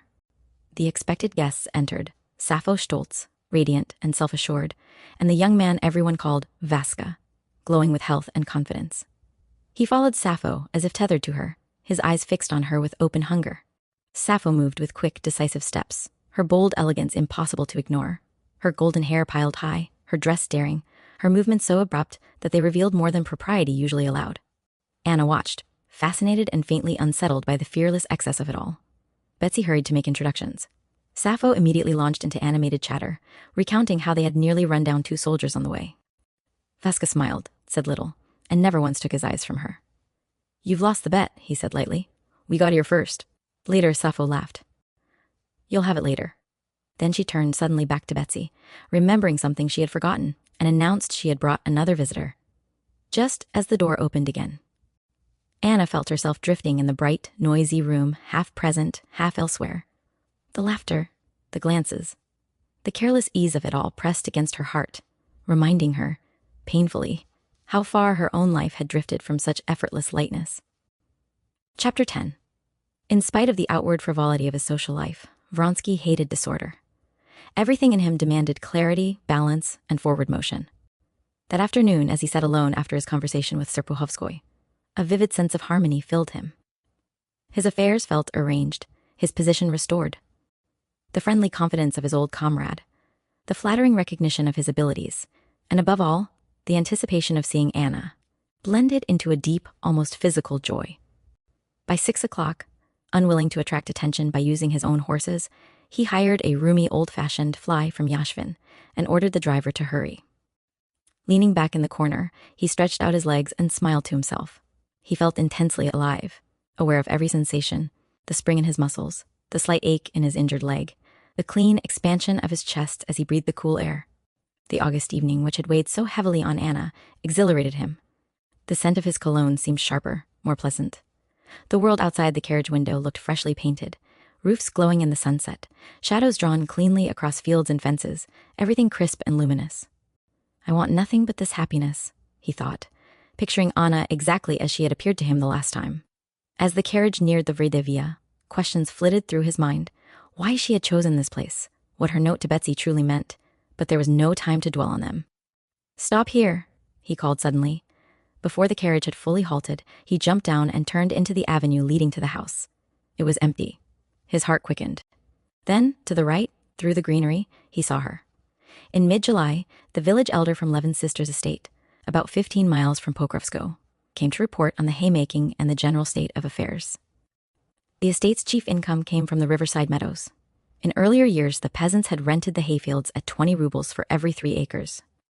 When Levin took over management, he judged the land to be worth more and raised the price to 25 rubles. The peasants refused to pay it. As Levin suspected, they also discouraged outside buyers. In response, Levin went himself and reorganized the work. Some of the mowing was done by hired labor, some by peasants paid with a share of the crop. The peasants resisted fiercely, but the system was carried through, and the first year it brought nearly double the profit. The following year, opposition continued, and the same system was used. This year, however, the peasants themselves had done all the mowing in exchange for a third of the hay. Now the village elder announced that the hay had already been cut and, fearing rain, divided in the presence of the clerk. 11 stacks, he said, had been set aside as the owner's share. From the man's evasive answers, his haste, and his failure to seek permission, Levin immediately sensed dishonesty. He decided to drive over himself. He arrived at the village by midday, left his horse at the house of an old acquaintance, the husband of his brother's former wet nurse, and went to see Parmenich, an elderly beekeeper known for his honesty. Parmenich welcomed Levin warmly, proudly showed him his bees in swarms, and talked at length of the season. But when Levin questioned him about the hay, his answers grew vague and guarded. Levin's suspicions hardened. He went out to inspect the stacks. At once it was clear they could not contain the amount claimed. To prove it, Levin ordered the wagons that had carried the hay to be brought back and demanded that one stack be lifted and carted to the barn. As the peasants gathered, watching in uneasy silence, Levin felt not triumph, but a heavy, bitter certainty. He was right, and the knowledge brought him no satisfaction at all. Chapter 12. The demonstration confirmed everything Levin had feared. The stack fell short, by far. There was no longer any room for doubt. The peasants stood sullenly, avoiding his eyes, while Levin felt the familiar, crushing sense of estrangement settle over him once more. He spoke firmly, without anger, but his words only deepened the divide. He saw it plainly now. No system, however rational, could bridge the gulf between owner and laborer when trust itself was broken. What had once seemed a shared enterprise now felt like a relentless struggle, his will against theirs. Driving away from the fields, Levin was tormented by conflicting emotions. He could not excuse dishonesty, yet he could no longer ignore the resentment his authority bred. The joy he had felt mowing beside the peasants, the sense of unity and purpose, returned to him with painful clarity, and with it the realization that his entire way of managing the estate was built on contradiction. That night, alone with his thoughts, Levin understood that something in him had shifted irrevocably. The life he had admired, the simple labor and unspoken harmony of the peasants, was not a dream but a possibility, one that stood in direct opposition to the role he currently occupied. And though no decision yet formed itself clearly in his mind, he knew that he could not continue as before. Chapter 13. These ladies belonged to a circle that, though part of the highest society, was openly hostile to the one in which Anna usually moved. Moreover, Stremov, one of the most influential men in Petersburg and the devoted elderly admirer of Liza Merkelova, was Alexei Alexandrovich's political enemy. For all these reasons, Anna had originally meant to refuse Princess Tverskaya's invitation, and the vague hints in Betsy's note referred to that refusal. But now everything had changed. Anna was eager to go, eager with a hope she barely dared to name. She might see Vronsky there. She arrived earlier than the other guests. At the same moment she entered the hall, Vronsky's footman stepped in as well, his side whiskers combed stiffly in the style of a court official. He removed his cap and let her pass. Anna recognized him at once, and only then remembered that Vronsky had told her the day before that he would not be there. No doubt he had sent a note to explain. As she removed her cloak, she heard the footman pronounce his rolling R's as he said, "From the Count, for the princess," and handed over the letter. Her heart contracted. She longed to stop him, to ask where his master was. She longed to turn back, to send a message begging Vronsky to come, or to go herself. But none of it was possible. Bells were already ringing to announce her arrival, and Princess Tverskaya's servants stood waiting to usher her forward. "The princess is in the garden," a footman announced. "They will inform her immediately." "Would you care to step outside?"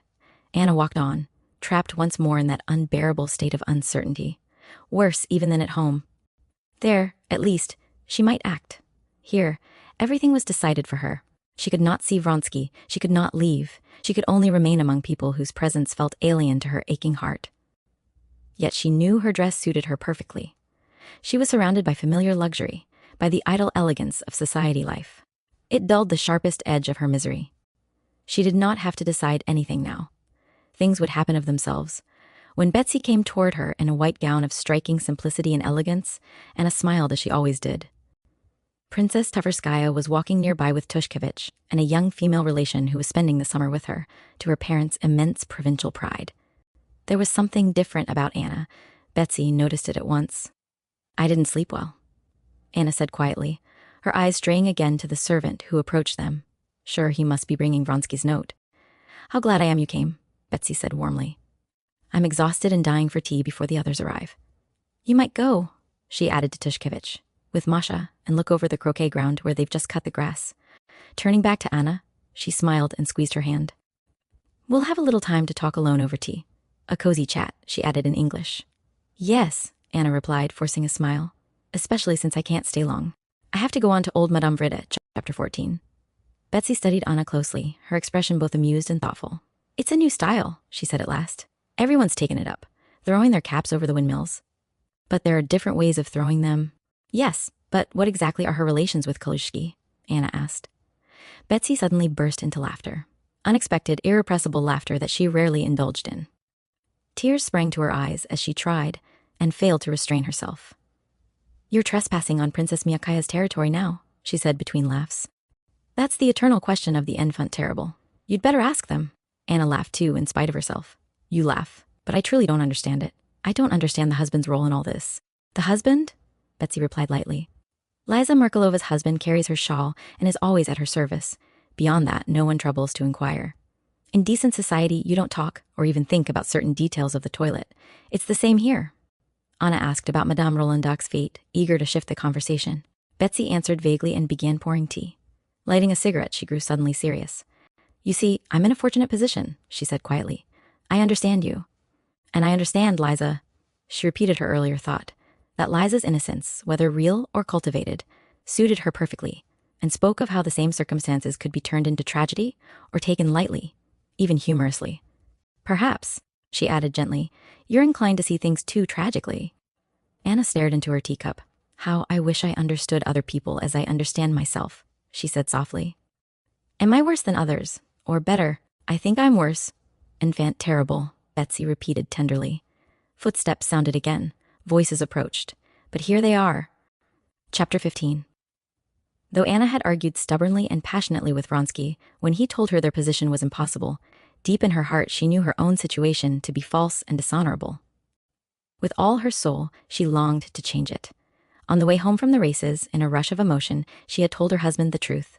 The pain of speaking those words had been unbearable, yet afterward, she felt strangely relieved. When Alexei Alexandrovich left her without saying anything, she told herself she was glad. Glad that everything was finally out in the open, that there would be no more lies or concealment. Her position, she believed, was now clear forever. It might be terrible, but it was definite. There would be no more wavering, no more deception. The agony she had inflicted on herself and on him would be redeemed, she thought, by this terrible clarity. That same evening she saw Vronsky. Yet she did not tell him what had passed between her and her husband, though she knew that, to make everything truly clear, she ought to have done so. When she woke the next morning, the first thing that rose in her mind was what she had said to her husband. Those words now seemed so dreadful that she could scarcely imagine how she had ever found the strength to utter them. She could not imagine what would come of them, but they had been spoken. And Alexei Alexandrovich had gone away without a word. "I saw Vronsky and didn't tell him," she thought with terror. At the very moment he was leaving, I might have stopped him and told him, but I didn't. Why did I want to tell him, and yet couldn't? The answer came with a burning rush of shame. She knew why. She had been ashamed. What had seemed simple the night before now appeared not merely complicated, but utterly hopeless. For the first time, she felt true horror at her disgrace. The moment she thought of what her husband might do, dreadful visions rose before her, of being turned out of the house, of her shame proclaimed to the world. Where would she go then? She could not imagine it. And when she thought of Vronsky, it seemed to her suddenly that he no longer loved her as before, that he was already growing weary, that she had nothing left to offer him. Bitterness toward him surged up in her heart. It seemed to her that the words she had spoken to her husband, words she repeated again and again in her mind, had been spoken aloud to everyone, and that everyone had heard them. She felt exposed, condemned, and unbearably alone. Chapter 16. Alexei Alexandrovich sat alone in his study, pacing slowly, his hands clasped behind his back. Again and again, he went over every possible solution, each one rejected as impossible. A duel would lead only to scandal. Divorce would do the same. And worse, it would openly cast his wife into Vronsky's arms. Separation, though different in name, would be no different in effect. No, he said aloud, wrapping his rug tighter around himself. It's out of the question. Out of the question. The jealousy that had tormented him during the long days of uncertainty had vanished the instant Anna spoke the truth. That agony had been like a tooth torn out. But in its place had arisen something colder and more relentless, the desire that she should not triumph, that she should suffer punishment for destroying his peace, his honor. He did not admit this desire to himself, yet deep within him lived a grim satisfaction in the thought that she must pay for what she had done. He reviewed again the conditions of a duel, a divorce, a separation, and rejected them all. At last, one solution remained: to keep her with him, to conceal what had happened from the world, to use every means in his power to break off the intrigue, and more than that, though he would not confess it even to himself, to punish her. I must tell her my decision, he thought, that after considering the terrible position in which she has placed her family, all other solutions would be worse for both sides than maintaining outward appearances.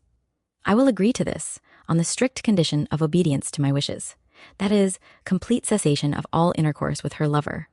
Having reached this conclusion, another powerful thought arose to strengthen it. Only in this way, he told himself, shall I be acting in accordance with the dictates of religion. I am not casting off a guilty wife, but offering her a chance of repentance and reform. Though he knew perfectly well that he had no real moral influence over Anna, that any attempt at reformation would lead only to falseness, though religion had not once guided him through the anguish of these days. Now, because his decisions seemed to align with religious principles, this justification gave him deep satisfaction. He was comforted by the thought that even in so grave a crisis, no one could accuse him of failing to act according to the faith whose banner he had always carried, even when others grew indifferent. This thought restored, to some extent, his peace of mind. Chapter 17. When Anna returned home, Alexei Alexandrovich was already there. He received her in the drawing room with a composure so deliberate that it frightened her more than anger would have done. I have thought over what you told me, he said evenly, and I have come to a decision. She sat opposite him, her hands clasped tightly in her lap, her heart pounding so loudly she was sure he must hear it. Whatever my feelings, he continued, I consider it my duty to tell you what I believe to be right. He spoke calmly, methodically, as though delivering a report. Your conduct has placed me in an extremely painful position. Nevertheless, I do not intend to expose you to public disgrace, nor do I intend to dissolve our marriage. Anna lifted her eyes to him in astonishment. Our life will go on as before, he said, on the condition that you observe the strictest propriety, that you cease all relations with the person who caused this misunderstanding, and that you obey my wishes in all matters concerning outward behavior. He paused, watching her carefully. I ask this not for my own sake, he added, but for the sake of our son, and in accordance with the dictates of religion. Anna felt as though the room were closing in around her. His words, so calm and orderly, crushed her more completely than any outburst of rage could have done. So, I am to live as your wife, she said slowly, and yet, he interrupted. You are to remember that your duty is to your family and to society. She said nothing more. She felt stripped of all strength. This was worse than she had imagined. He was offering her mercy and binding her more tightly than ever. Alexei Alexandrovich rose, signaling the end of the conversation. That is all I wish to say, he concluded. Anna left the room in silence, feeling as though her life had been sealed shut before her eyes. Chapter 18. That same evening, Anna wrote to Vronsky. She wrote hastily, her hand trembling, scarcely able to form the letters. She told him everything. Her confession to her husband, his decision, the impossible position in which she now found herself. She begged him to meet her, if only once, to help her understand what she must do. When the letter was sent, she felt momentarily calmer. At least now he would know the truth. But the calm did not last. She imagined his reaction: surprise, irritation, perhaps even relief. The thought pierced her heart. She reproached herself for having burdened him, for demanding too much. Again and again she reread his last letter, searching for reassurance, for proof that his feelings had not changed. Night fell. She did not sleep. Her thoughts circled endlessly around the same questions. What would become of her? How long could such a life continue? This life of concealment, obedience, and inner rebellion. She knew she could not endure it, yet she saw no way out. Toward morning, exhaustion overcame her at last. But even in sleep, her face remained tense, her brow drawn, as though she were still listening for a sound that might change everything. Chapter 19. Vronsky received Anna's letter late at night. He read it once, then again. standing motionless under the lamp, his face growing darker with every line. The joy and confidence that had filled him only hours before vanished instantly. In their place rose a sharp, stinging sense of humiliation. Her husband knew everything.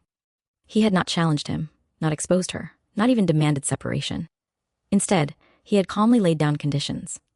And Anna, crushed and frightened, was expected to submit. Vronsky felt insulted, wounded in his pride.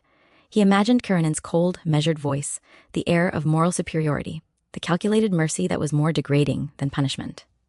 The thought that Anna might remain in that house, bound by obedience, living a lie sanctioned by her husband, filled him with rage.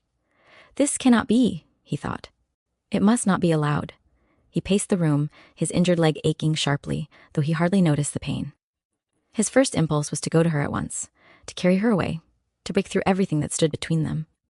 But even as the impulse flared, it was checked by the awareness of reality. Scandal, disgrace, the ruin of her position, the loss of her son. For the first time, he clearly saw the terrible weight of what he had drawn her into. He sat down and wrote back immediately. His letter was short, decisive, and intense. He begged her to believe in him, to trust his devotion. He assured her that he would never abandon her, that he would find a way out, some way. He asked only one thing, that she not submit to humiliation, and that she see him as soon as possible. When the letter was sealed, he felt no relief. He knew now that love, which had seemed so radiant and victorious, had entered a dark and dangerous phase, one that demanded sacrifice, courage, and resolve far beyond what either of them had yet imagined. Chapter 20. The next day, Anna received Vronsky's reply. She read it standing by the window, the thin paper trembling in her fingers. With every line, her heart swelled, first with gratitude, then with anguish. His devotion comforted her, yet his confidence frightened her. He spoke of solutions, of action, of refusing humiliation. But she could see no path that did not lead to ruin.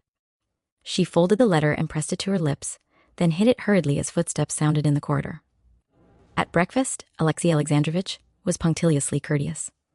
He spoke of the weather, of official matters, of their son's lessons. His tone was so calm, so correct, that Anna felt herself suffocating beneath it.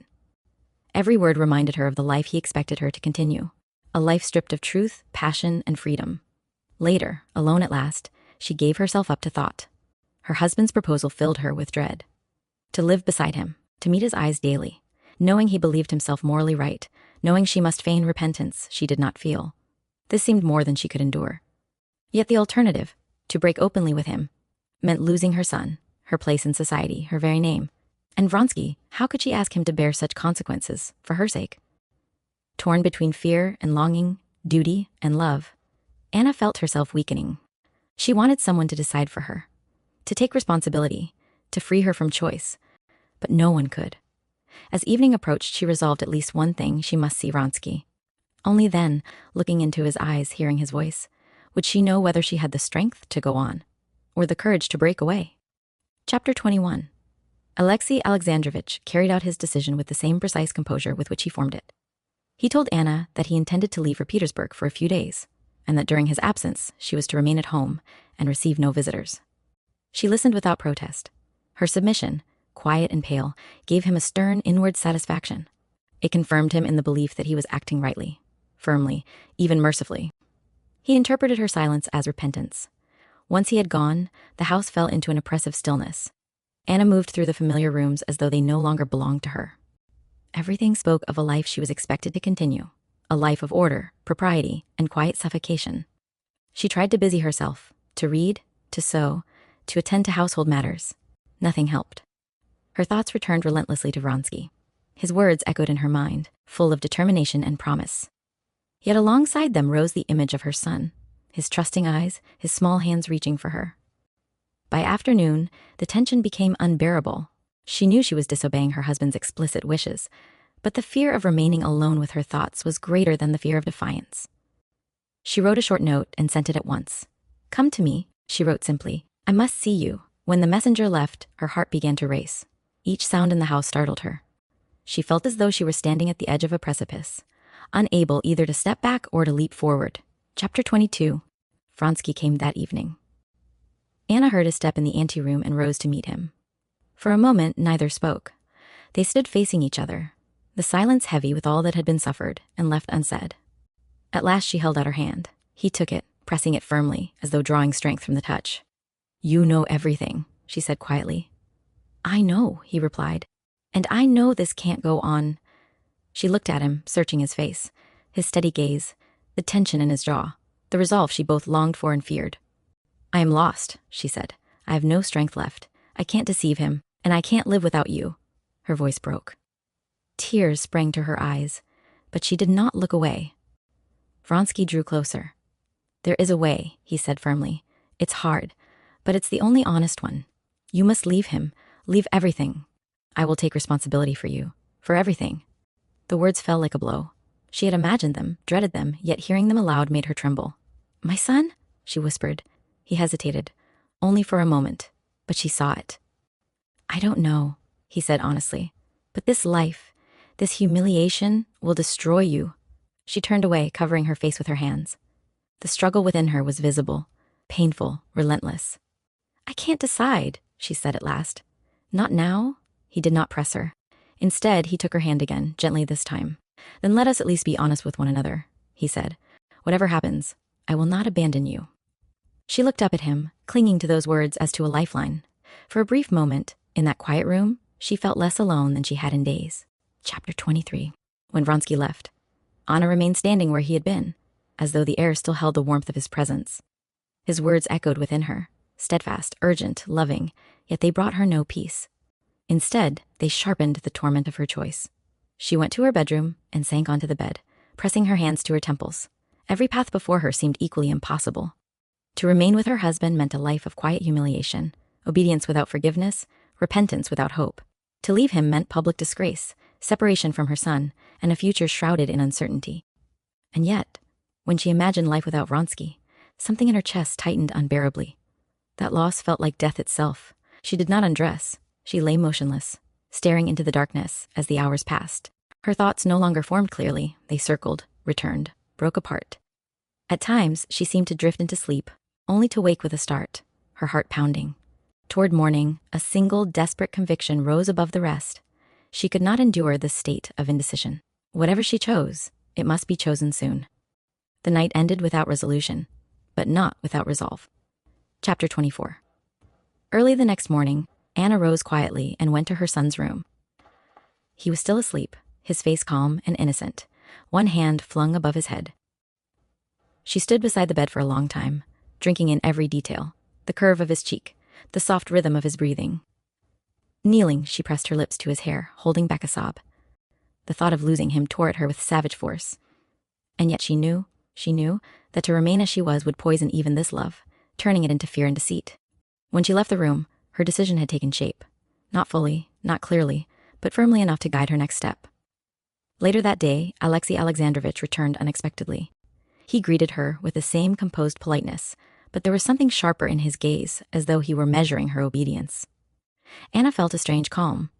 She listened, answered briefly, and observed him with new clarity.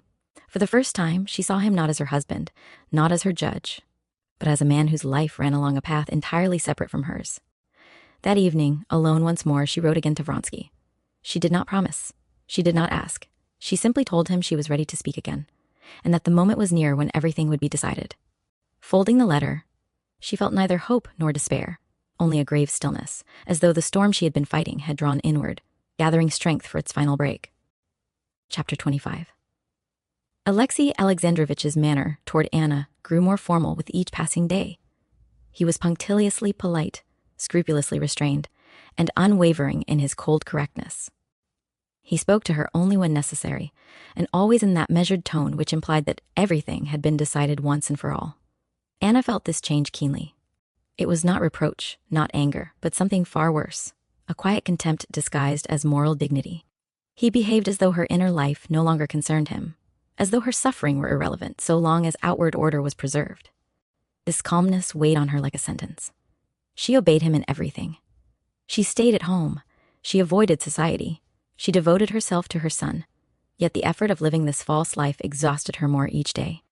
Every glance from her husband, every courteous word, reminded her that she was being tolerated, not forgiven. She grew irritable, nervous, unable to sleep. Her thoughts turned constantly to Vronsky, not only with longing, but with a desperate need for reassurance that life still held warmth, still held truth. Without him, she felt she would dissolve into nothing. One evening, Alexei Alexandrovich informed her, with the same impersonal calm, that they would soon be traveling to Petersburg. "The change will do you good," he said, "and it is necessary from a social standpoint." Anna understood at once what this meant. In Petersburg, surrounded by society, bound by appearances, watched and judged, escape would become impossible. That night she did not sleep at all. Chapter 26. The next day, Anna received a note from Vronsky. It was brief, urgent, and written in haste. He begged her to see him, once more, without delay. He told her that everything depended on it. The letter burned in her hand. She knew that if she saw him now, nothing would ever be the same again. And yet, she knew, with a clarity that frightened her, that not seeing him would be worse. She sent word at once. They met in the same quiet drawing room as before. The moment she saw him, pale and resolute, something in her broke free at last. "I can't go on like this," she said, without preface. "I am suffocating."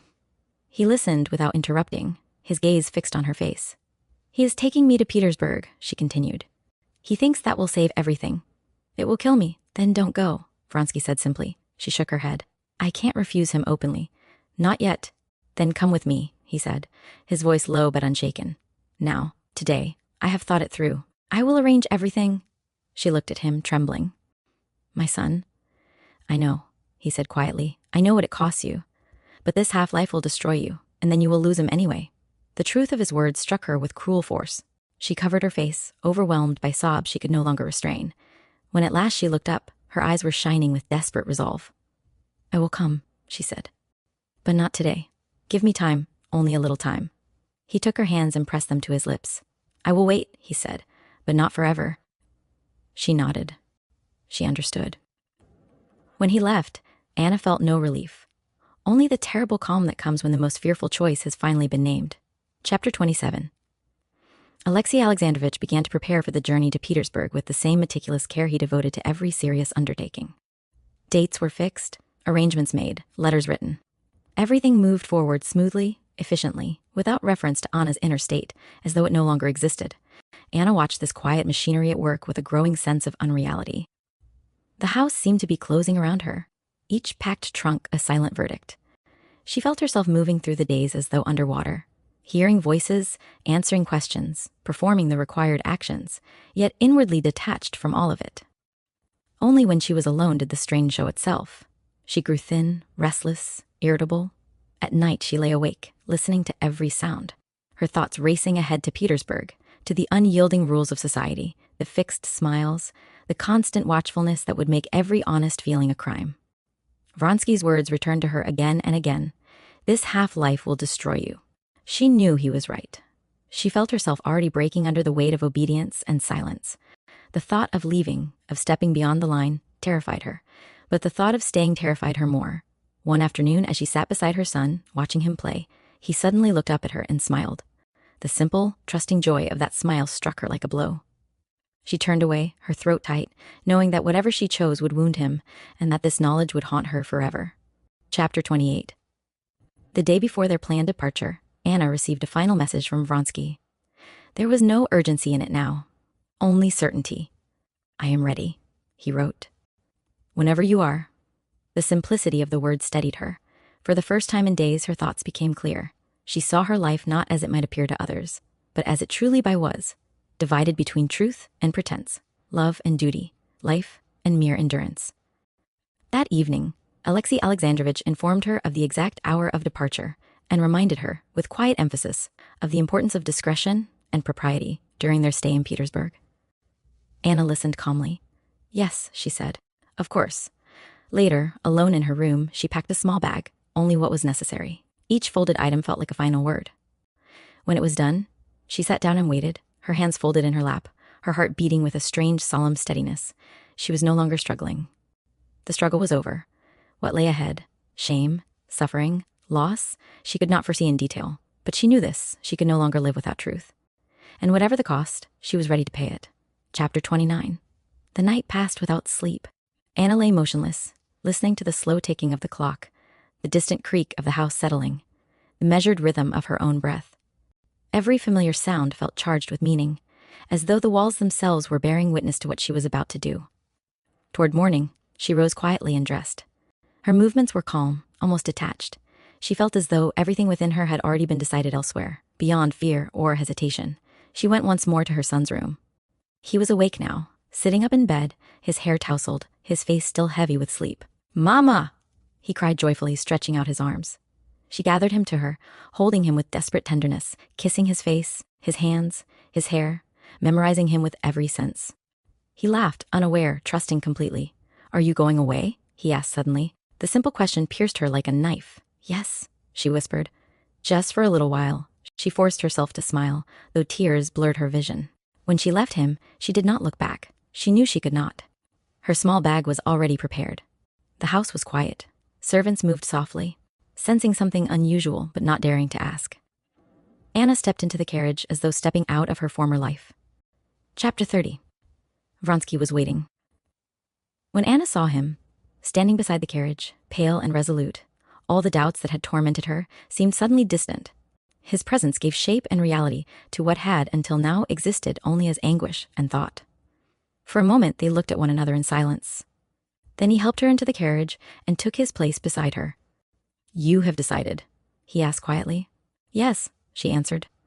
That single word contained everything: fear, loss, longing, and a fierce, irrevocable will. The horses moved off. The house, the familiar street, the life she had known slipped away behind them. Anna did not turn to look.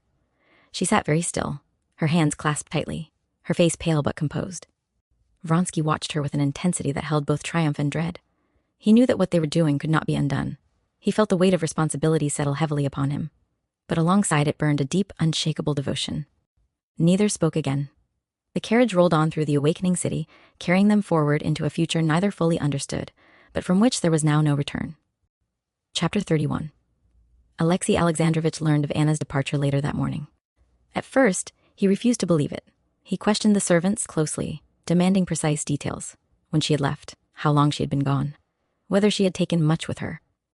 Each calm, factual answer struck him like a blow. There could be no doubt. She had gone deliberately, quietly, without farewell. He sat down heavily in his study, folding his hands on the desk before him. For a long while he remained motionless, staring straight ahead. The blow he had feared, and yet never truly believed possible, had fallen. At first, he felt nothing but astonishment. The carefully constructed order of his life had collapsed in a single moment. The decision he had made with such moral certainty had been rendered meaningless. He had been disobeyed. Not in passion, not in defiance, but with cold finality. Then humiliation surged through him.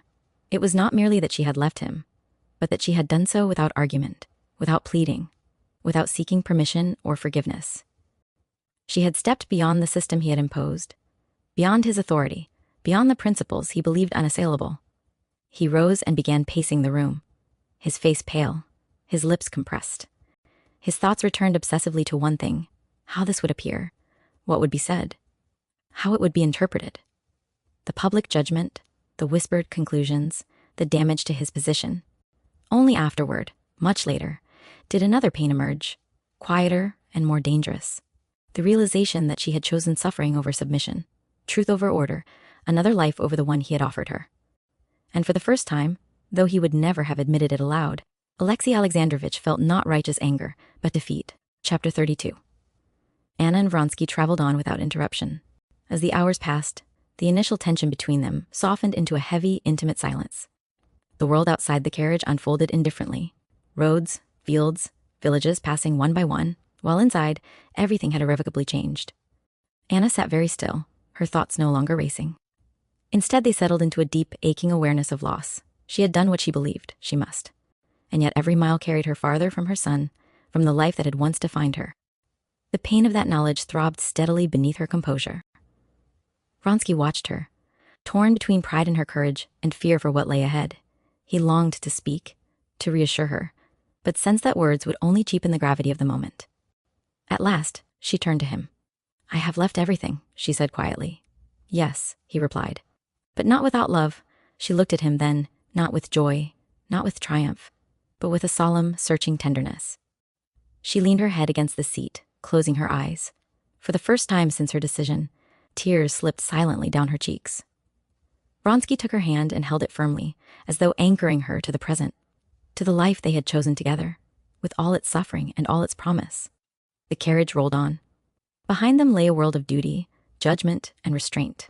Ahead lay uncertainty, sacrifice, and a love that demanded everything.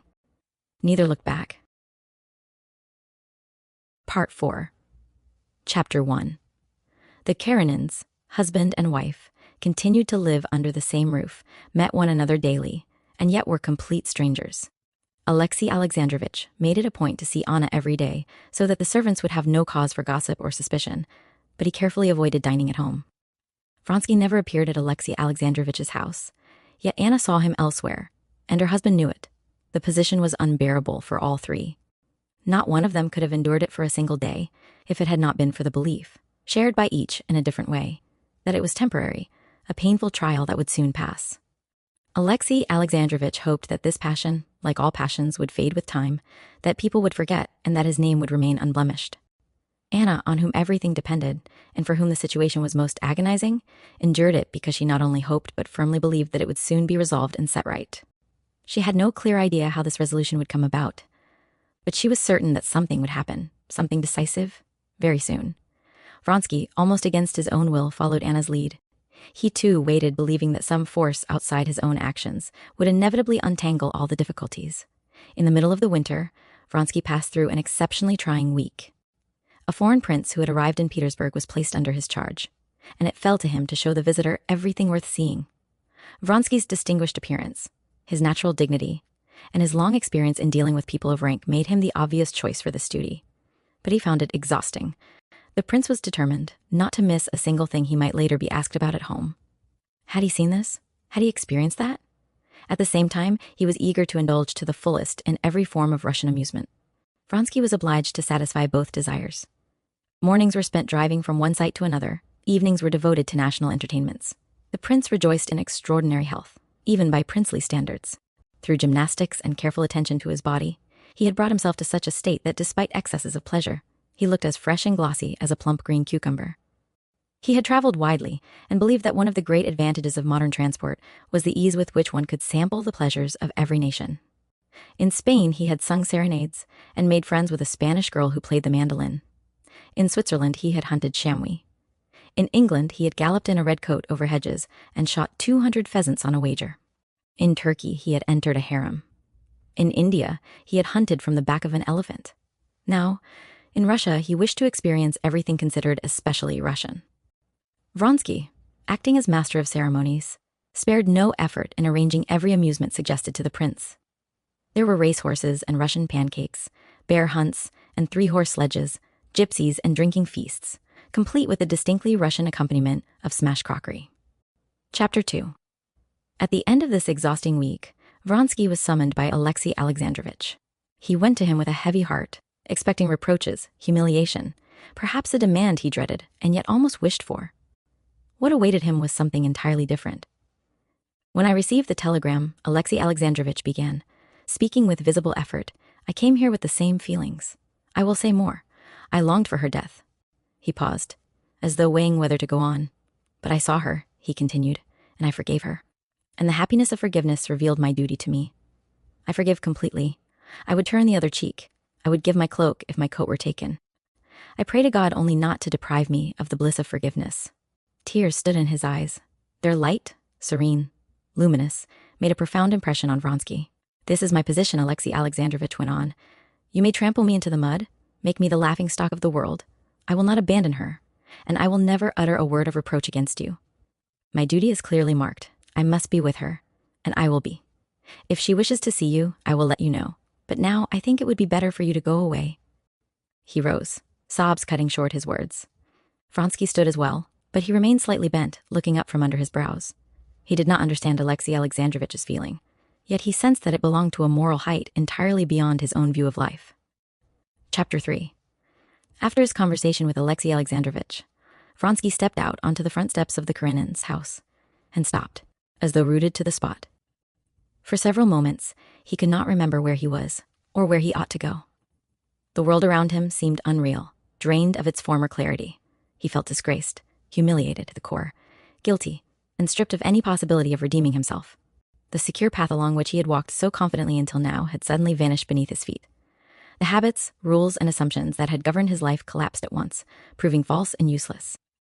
The betrayed husband, who until that moment had appeared to him a pitiful, almost ridiculous obstacle, something incidental and contemptible, had been summoned by Anna herself and raised to a height that inspired awe. And from that height, the husband had revealed himself not as vindictive, not false, not absurd, but as kind, straightforward, and morally immense. Vronsky could not help but see it. The positions had reversed. He felt the husband's moral elevation and his own abasement, the husband's truth and his own falsehood. Alexei Alexandrovitch appeared magnanimous even in his suffering, while Vronsky saw himself as petty and base in his deceit. Yet this humiliation before the man he had unjustly despised was only part of his torment. More unbearable still was the agony of love. The passion he had lately believed to be cooling now flared with terrifying force. Now that he knew he had lost Anna forever, he loved her more deeply than he ever had before. He had seen her in illness, had come to know her entirely, had felt he understood her very soul, and it seemed to him now that he had never truly loved her until this moment. Only now, when he had learned how she should be loved, had he been humbled beyond endurance and lost her forever, leaving her with nothing of himself but a memory steeped in shame. Most dreadful of all was the moment when Alexei Alexandrovitch had gently but firmly pulled his hands away from his face. That gesture burned into him with cruel clarity. He stood on the steps like a man stunned. "A sledge, sir?" the porter asked. "Yes," Vronsky replied mechanically. "A sledge, chapter 4. Anna lay dangerously ill.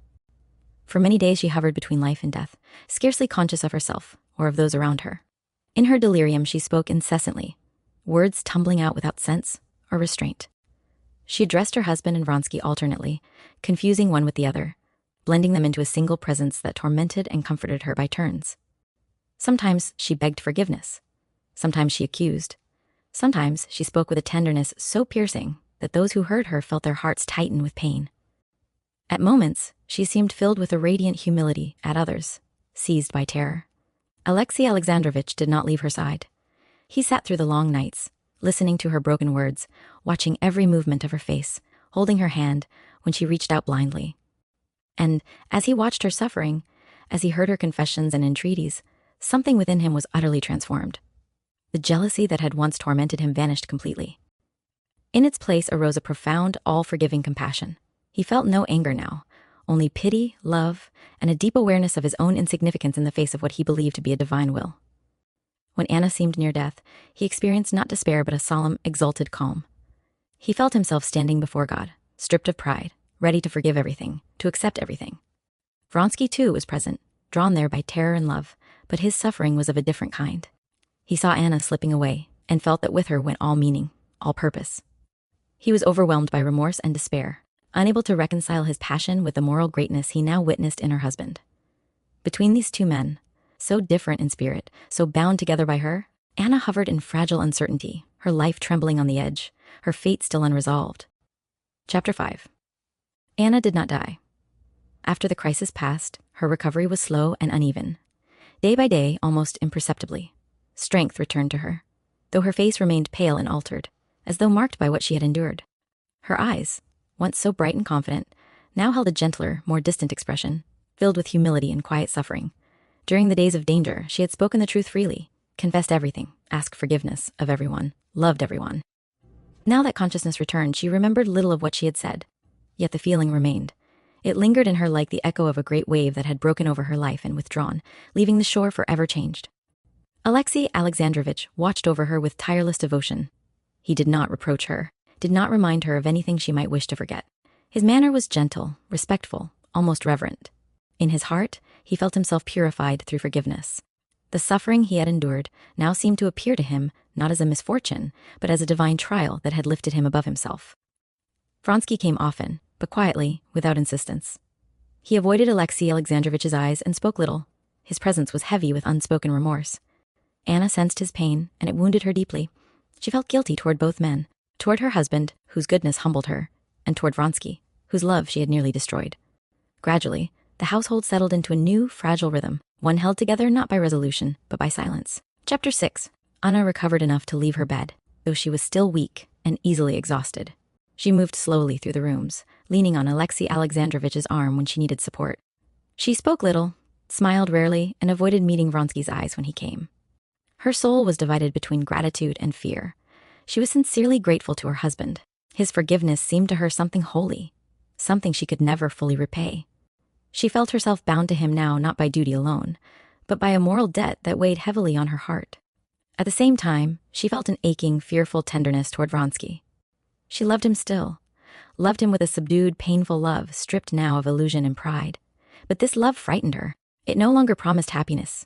It demanded sacrifice. Alexei Alexandrovich, seeing her weakness, decided that change of air was necessary. He spoke of going abroad, quietly, reasonably, so that Anna might recover fully and be removed from all painful associations. Anna listened and agreed without resistance. Everything now seemed to be decided for her. She no longer felt capable of choice. Her former passion, her former defiance, had been burned away in illness and suffering. In their place remained a quiet submission to life as it was arranged for her, to forgiveness she did not understand, to a future she did not dare imagine. Yet deep within her, beneath this surface calm, something still lived, silent, wounded, waiting. Chapter 7. The illness had not only weakened Anna's body, it had altered the entire atmosphere of the household. Everything moved more softly now, as though a single careless sound might shatter the fragile calm that had settled over them. Alexei Alexandrovich lived in a state of quiet exaltation. The forgiveness he had granted filled him with a sense of moral elevation so complete that it left no room for doubt. He felt himself chosen for this trial and strengthened by it. In his eyes, Anna's suffering had washed away her guilt, and his duty now was to protect her, patiently, humbly, without ever recalling the past. This conviction gave him peace. Anna, however, lived in a different inner world. Though she accepted her husband's care with gratitude, she felt herself shrinking beneath it. His goodness oppressed her. Every gentle look, every considerate gesture, reminded her of the immense debt she could never repay. She felt herself morally smaller, diminished by comparison. When Vronsky came, she sensed the tension in him immediately. He was quieter than before, his confidence shattered. He spoke cautiously, as though afraid of wounding her, or of revealing too much of his own pain. Their eyes met rarely, and when they did, both looked away at once. This restraint hurt Anna more than open passion would have done. It made everything feel unfinished, unresolved. She began to fear that her life would now pass in this half-light, neither truth nor falsehood, neither love nor freedom, but a kind of suspended existence shaped entirely by the mercy of others. Chapter 8. Vronsky suffered intensely. The moral greatness Alexei Alexandrovich displayed during Anna's illness had shaken Vronsky's entire sense of himself. He felt crushed by shame, incapable of justifying his past actions or imagining a future in which he might redeem them. He saw himself as a man who had brought ruin and suffering without possessing the courage to accept responsibility for it. The idea that Anna should remain with her husband out of gratitude and moral obligation filled him with despair. Yet he no longer felt entitled to claim her. One evening, after leaving the Karenins' house, Vronsky returned to his rooms and sat for a long time without lighting a lamp. His thoughts grew darker, heavier, more oppressive.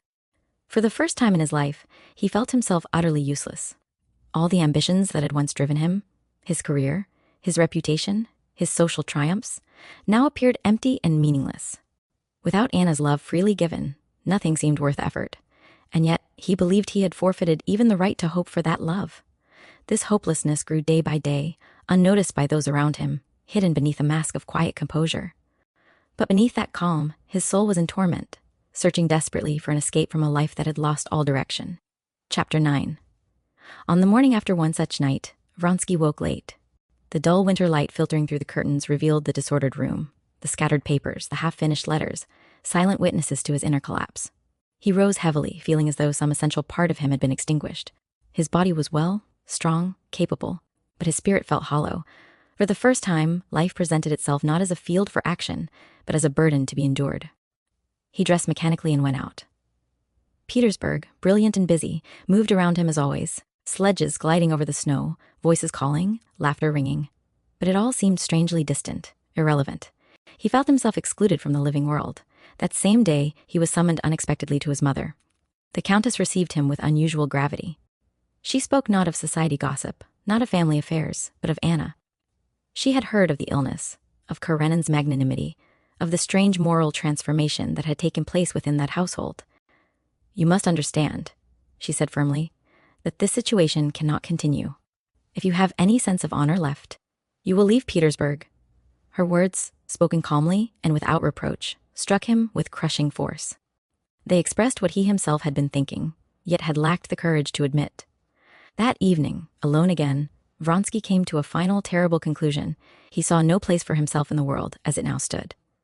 The future appeared not merely difficult, but empty, devoid of meaning, love, or purpose. Chapter 10. Late that night, a single, desperate thought took hold of him.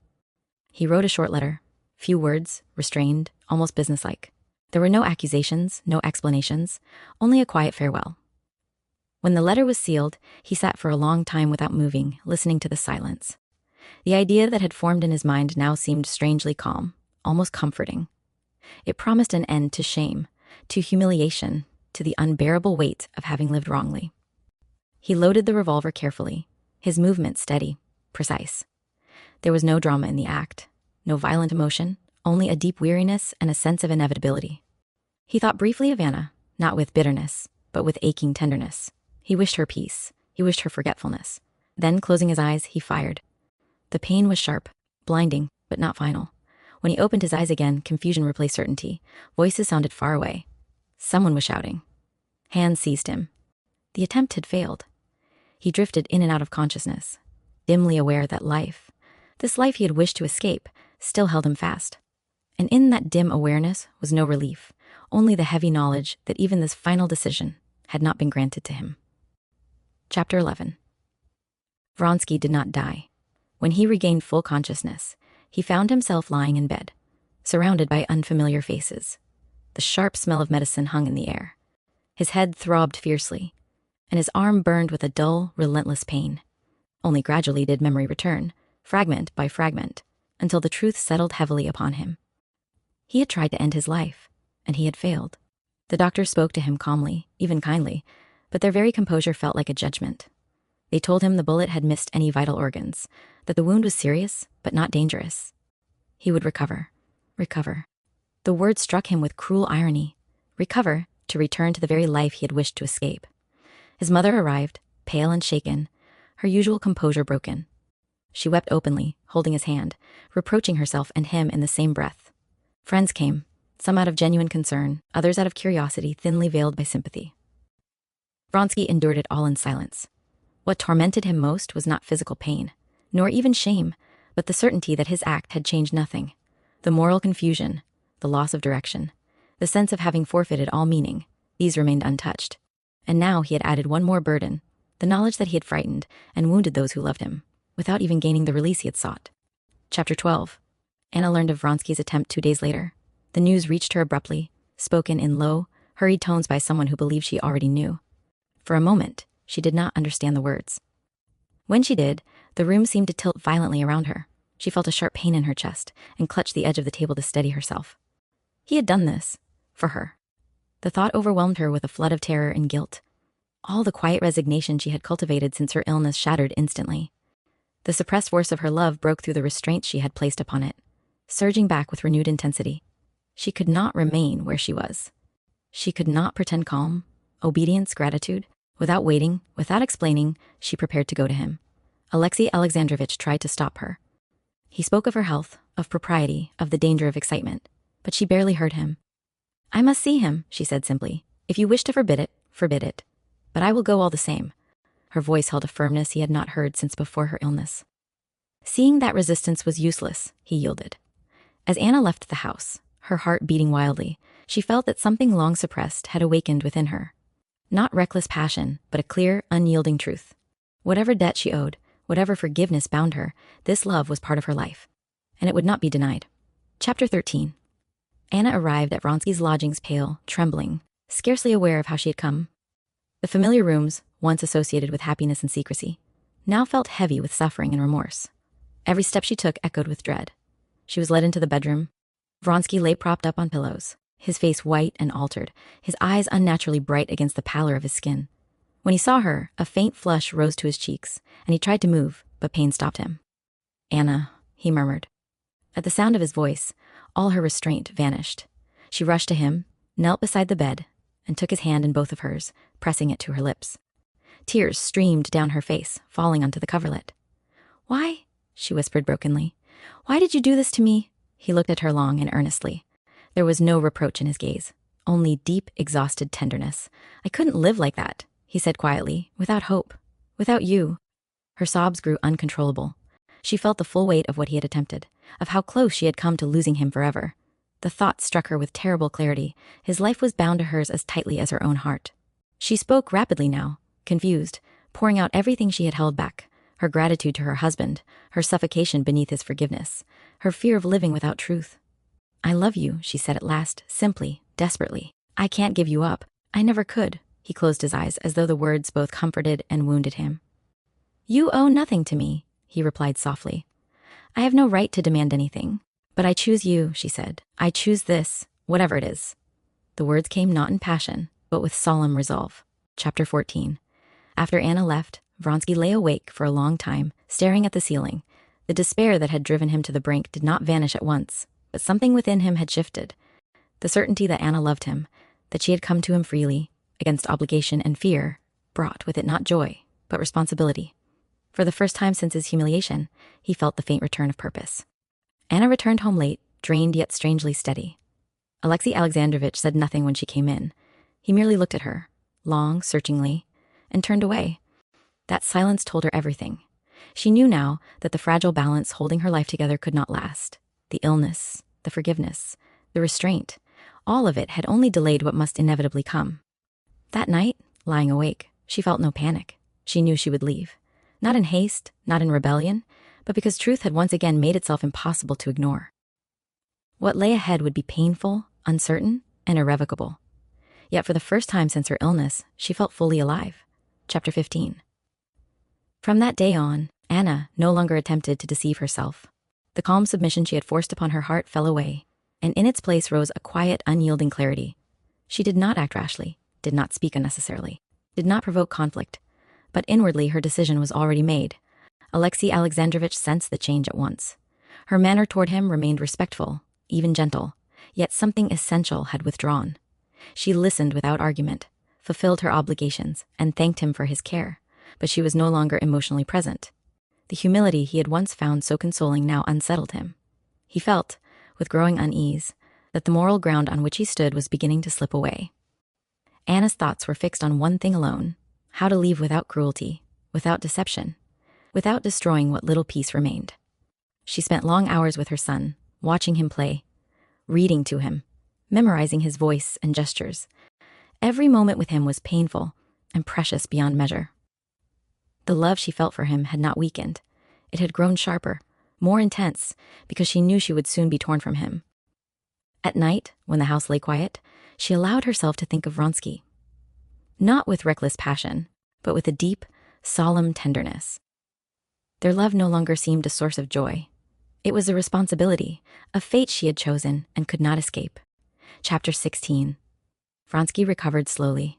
His physical strength returned before his confidence did. The wound healed, but the humiliation and despair he had endured left a lasting mark. He moved through the days with restraint and gravity, avoiding society, avoiding idle talk, avoiding everything that reminded him of the life he had once lived so easily. Only when he saw Anna did the world regain color. Their meetings were quiet, restrained, almost austere. They spoke little, yet understood one another completely. There were no declarations now, no promises of happiness. What bound? Then was something deeper and more severe, the knowledge that they would either stand together openly or lose everything. Vronsky no longer spoke of escape, of solutions, of bold action. He waited for Anna, trusting her judgment, ready to accept whatever decision she made. This patience, born of suffering, moved her more than passion ever had. She saw clearly now that if she left her husband, it would not be to pursue happiness, but to live honestly, without fear or concealment. And Vronsky, standing beside her in silence, would share that burden fully. Chapter 17. Alexei Alexandrovitch could no longer deceive himself. The change in Anna was unmistakable. Though she continued to behave with outward propriety, he felt that she had withdrawn from him inwardly and irrevocably. The gentle gratitude that had once sustained him was gone. In its place was a calm firmness that resisted him without a single spoken word. This disturbed him profoundly. He began to examine his own position with anxious intensity. The moral triumph he had felt during her illness no longer gave him peace. Instead, it seemed to demand justification, proof, action. He told himself that he had forgiven her fully, that he had acted in accordance with Christian duty, but he could not silence the growing fear that forgiveness alone was not enough to hold her. He spoke to her once, quietly, cautiously, reminding her of their planned journey abroad, of the necessity of rest and order. Anna listened attentively and agreed to everything. That agreement frightened him more than resistance would have done. Chapter 18. Soon afterward, Anna told him the truth. She chose the moment carefully, speaking without agitation, without reproach, without appeal. "I cannot live like this," she said simply. "I am grateful to you for everything you have done for me, but gratitude is not life. I love another man, and I cannot deceive you or myself any longer." Alexei Alexandrovitch felt as though the floor had fallen away beneath him. He had expected rebellion, ingratitude, passion, but not this quiet certainty.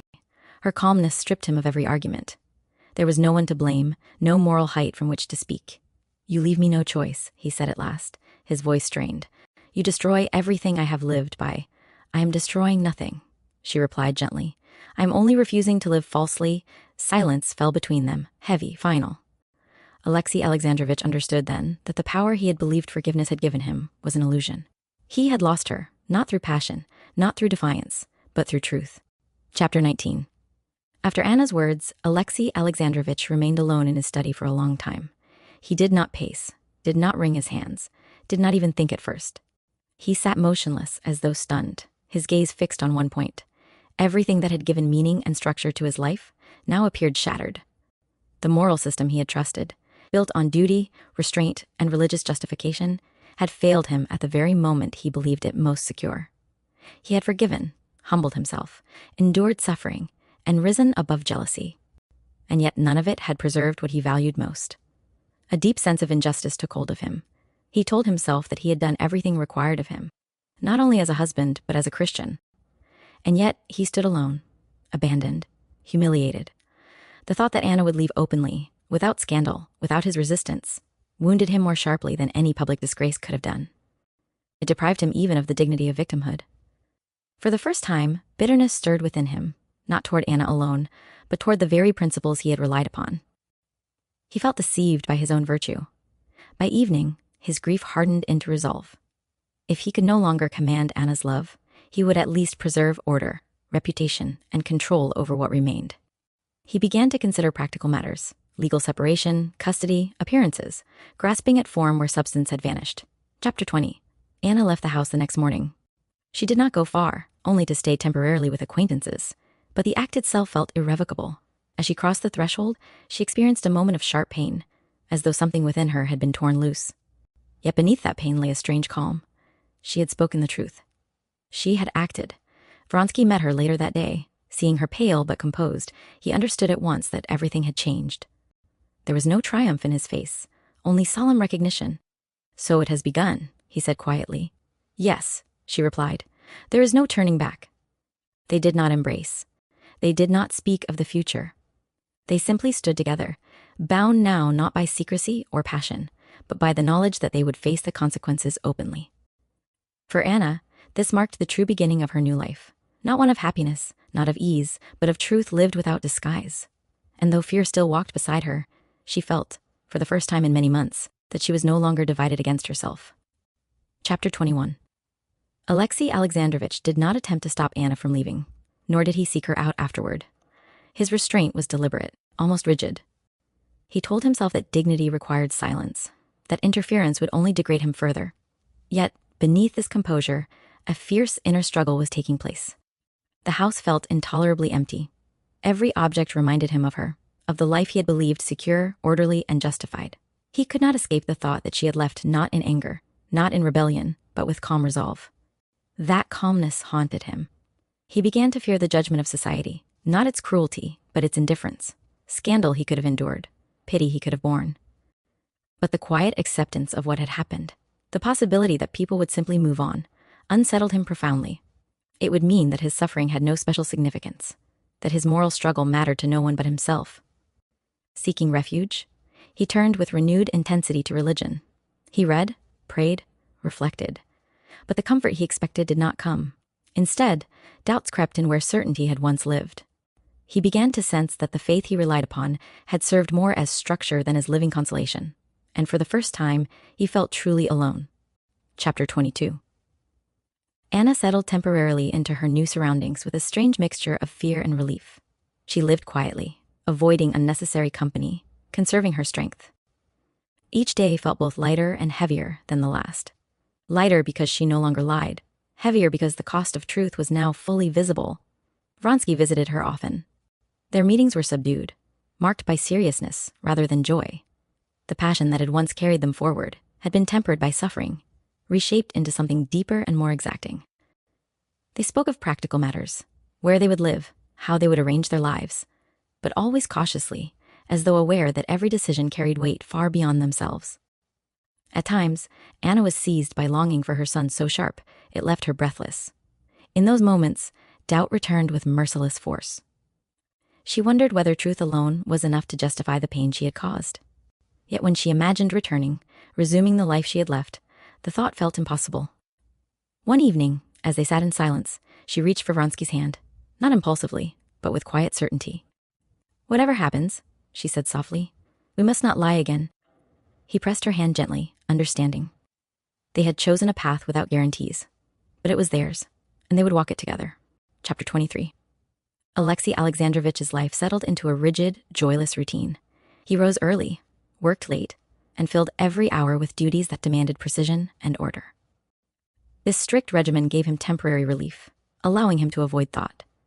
But when night came and the house grew quiet, the suppressed pain returned with renewed force. He could not reconcile himself to what had happened. He had forgiven, humbled himself, endured humiliation, and still he had been abandoned. The conviction that he had acted rightly now offered no comfort. Instead, it sharpened his sense of injustice. He began to feel wronged not only by Anna, but by life itself. In this state of inner confusion, he sought counsel from Countess Lydia Ivanovna. She received him with solemn sympathy, speaking of divine trials and spiritual purification. Her words, infused with mystical fervor, offered him something he desperately needed, a sense of meaning in suffering. Under her influence, his wounded pride transformed itself into moral indignation. He began to see Anna's departure not simply as personal betrayal, but as a grave sin that must be acknowledged and condemned. Forgiveness, he now told himself, had been misinterpreted as weakness. This new certainty gave him a brittle sense of strength. Part 5. Chapter 1. Princess Shtcherbatskaya decided that a wedding before Lent, only 5 weeks away, was out of the question. There was simply no way that even half the trousseau could be completed in time. And yet she could not fully disagree with Levin when he insisted that postponing the wedding until after Lent would be even worse. One of Prince Shtcherbatsky's elderly aunts was gravely ill and might die at any moment, and mourning would inevitably delay the wedding still further. After much deliberation, the princess settled on a compromise. The trousseau would be divided into 2 parts, a smaller, essential portion prepared immediately, and a larger, more elaborate one completed later. With this arrangement decided, she agreed to hold the wedding before Lent. The plan made sense, especially since the young couple were to leave for the country immediately after the ceremony, where the more elaborate items would not be needed. Still, the princess was deeply irritated with Levin. Whenever she tried to secure his serious opinion on the arrangement, he gave her no clear answer at all. In truth, Levin remained in a state of blissful delirium. To him, his happiness, and the woman who embodied it, seemed the central purpose of existence itself. Everything else felt secondary, distant, already taken care of by others. He made no plans for the future. He felt no urgency to decide anything. He surrendered every detail willingly, certain that whatever was arranged would be wonderful. His brothers Sergei Ivanovich, Stepan Arkadyevich, and Princess Shtcherbatskaya guided him through all practical matters. Levin did nothing but agree, wholeheartedly, gratefully, with every suggestion. Sergei Ivanovich raised money for him. The princess advised him to leave Moscow after the wedding. Stepan Arkadyevich proposed traveling abroad. Levin accepted all of it without resistance. "Do whatever you like, if it pleases you," he thought serenely. "I am happy. And my happiness cannot be increased or diminished by anything you decide." But when Levin mentioned Stepan Arkadyevich's idea of traveling abroad to Kitty, he was startled by her reaction. She did not agree at once. Instead, she expressed clear wishes of her own. She knew that Levin loved his work in the country. Though she did not truly understand that work, and perhaps did not even try to, she sensed its importance to him.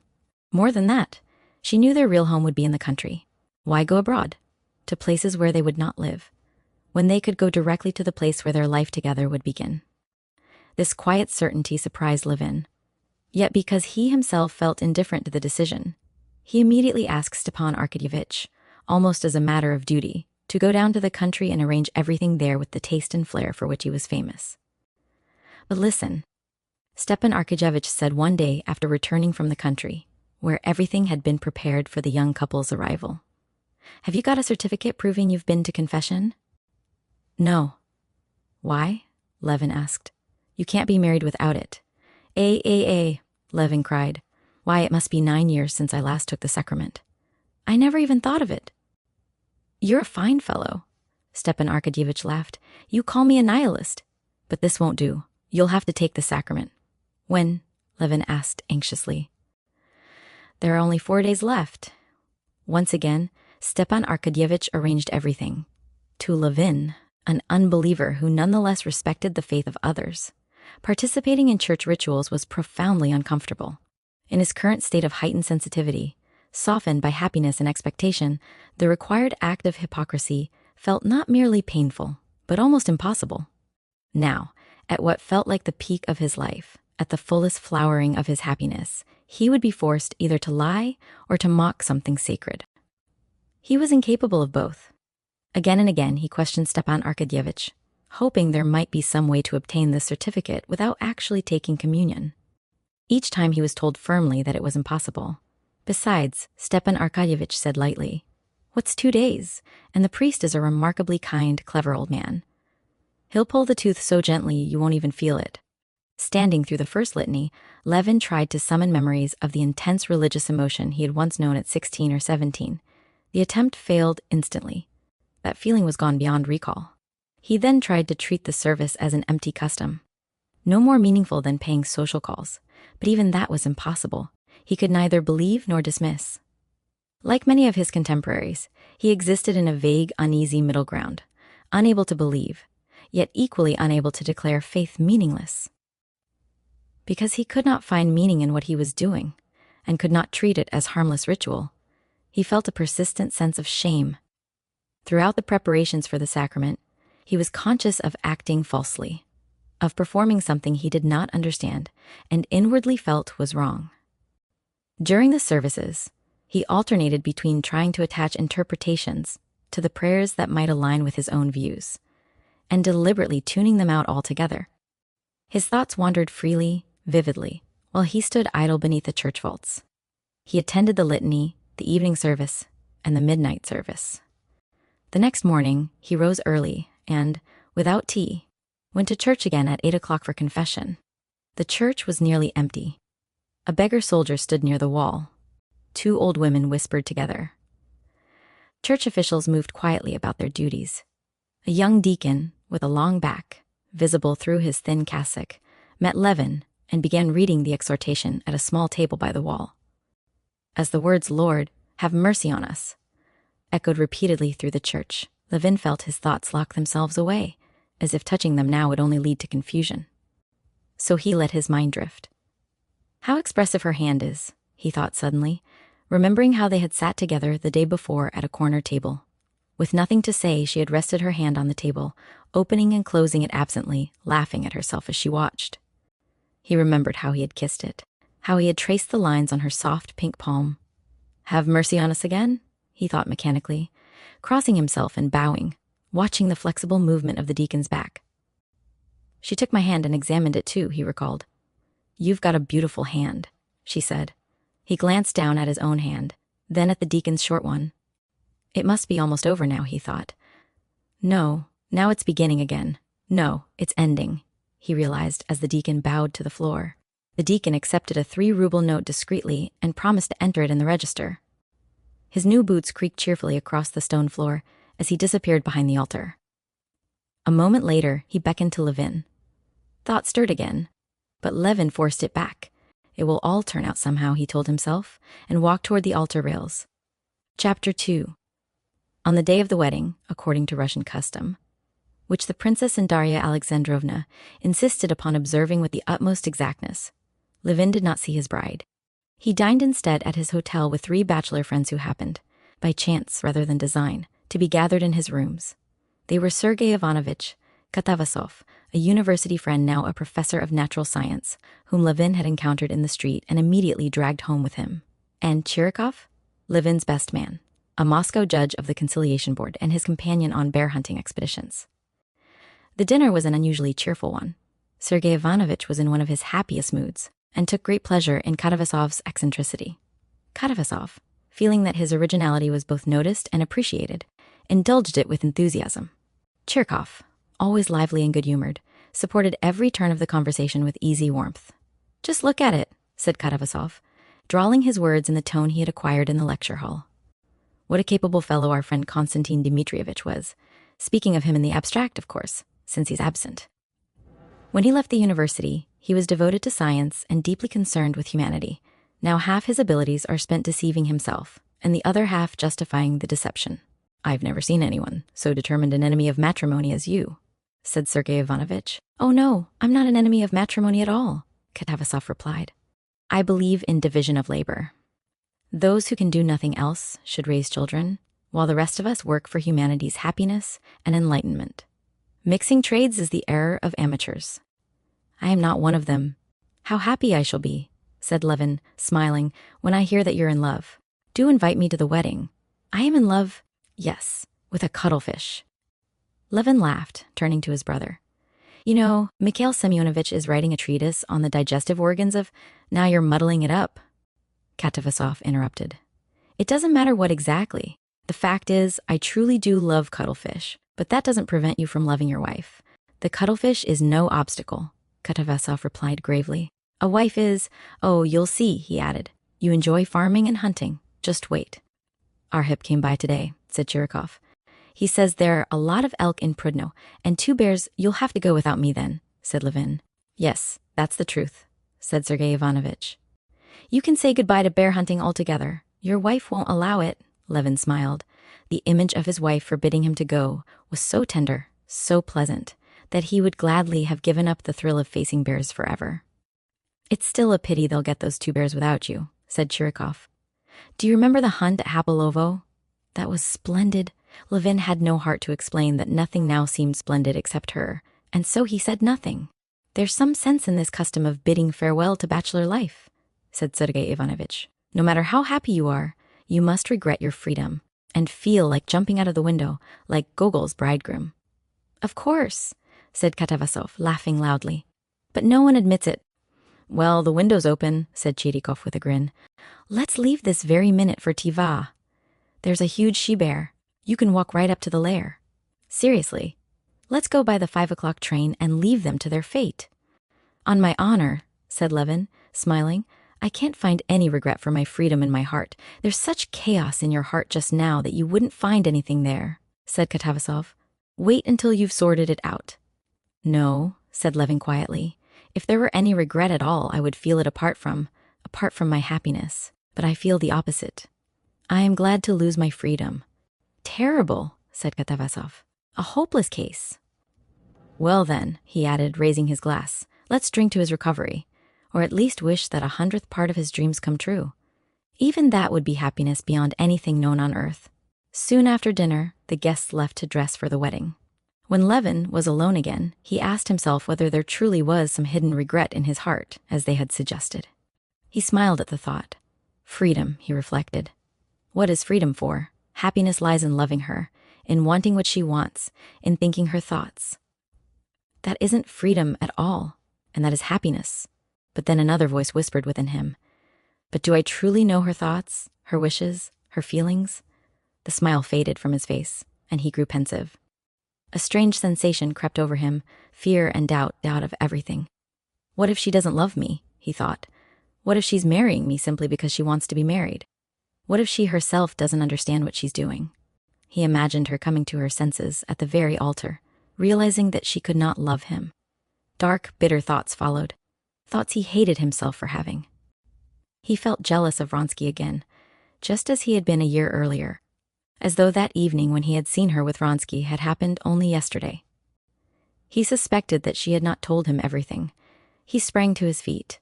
No, this cannot go on, he said aloud in anguish. I'll go to her, I'll ask her. I'll say it plainly, for the last time. We are still free. Wouldn't it be better to remain so? Anything is better than endless misery, disgrace, betrayal, burning with despair, anger rising against everyone, against men, against himself, against her. He left the hotel and drove to her house. Chapter 3. A crowd, mostly women, was gathered around the brightly lit church prepared for the wedding. Those who had failed to enter through the main doors pressed against the windows instead, pushing, arguing, and peering through the iron grills. More than 20 carriages already stood in orderly lines along the street, under police supervision. A police officer, magnificent in his uniform and indifferent to the biting frost, stood guard at the entrance. Carriages continued to arrive without pause. Ladies in flowers and trailing gowns stepped down carefully, lifting their skirts. Men followed, removing helmets or black hats as they entered. Inside, both great chandeliers were blazing, as were all the candles before the icons. The gilding on the red-backed icon stands, the raised gold relief of the holy images, the silver of the chandeliers and candlesticks, the stone floor, the rugs, the banners hanging in the choir loft, the altar steps, the darkened service books, the cassocks and surplices. Everything gleamed, saturated with light. On the right side of the warm church, among frock coats, white ties, uniforms, velvet and satin, flowers and bare shoulders, long gloves and polished hair, there was a discreet but animated murmur of conversation that echoed strangely beneath the high dome. Each time the door creaked open, the voices fell silent and every head turned expectantly toward the entrance. But the door opened again and again, more than 10 times now, and each time it was either a late-arriving guest joining the invited circle on the right, or an onlooker who had slipped past the police officer and merged with the crowd of spectators on the left. Guests and onlookers alike passed through every stage of anticipation. At first, they assumed the bride and groom would arrive at any moment and paid little attention to the delay. Then they began glancing more frequently toward the door, whispering about whether something had gone wrong. At last, the prolonged waiting became distinctly uncomfortable. Relatives and guests made a show of engaging in conversation, pretending not to be thinking about the absent bridegroom. The head deacon coughed impatiently, as if reminding everyone of the value of his time, and the window panes rattled faintly. In the choir, bored choristers could be heard warming their voices and blowing their noses. The priest repeatedly sent first the beadle, then the deacon, to see whether the bridegroom had arrived. Eventually, he began going himself to the side entrance, his lilac vestment and embroidered sash rustling as he moved, each time expecting to see the groom. At last, one of the ladies glanced at her watch. "This really is very strange," she said. At once the guests grew restless, voicing their dissatisfaction aloud. One of the bridegroom's attendants went out to investigate. Meanwhile, Kitty had long been ready, in her white dress, with its long veil and wreath of orange blossoms. She stood in the drawing room of the Shcherbatskys' house beside her sister, Madame Lvova, who acted as her bridal mother. She gazed out the window, listening intently for more than half an hour now, hoping to hear that her bridegroom had arrived at the church.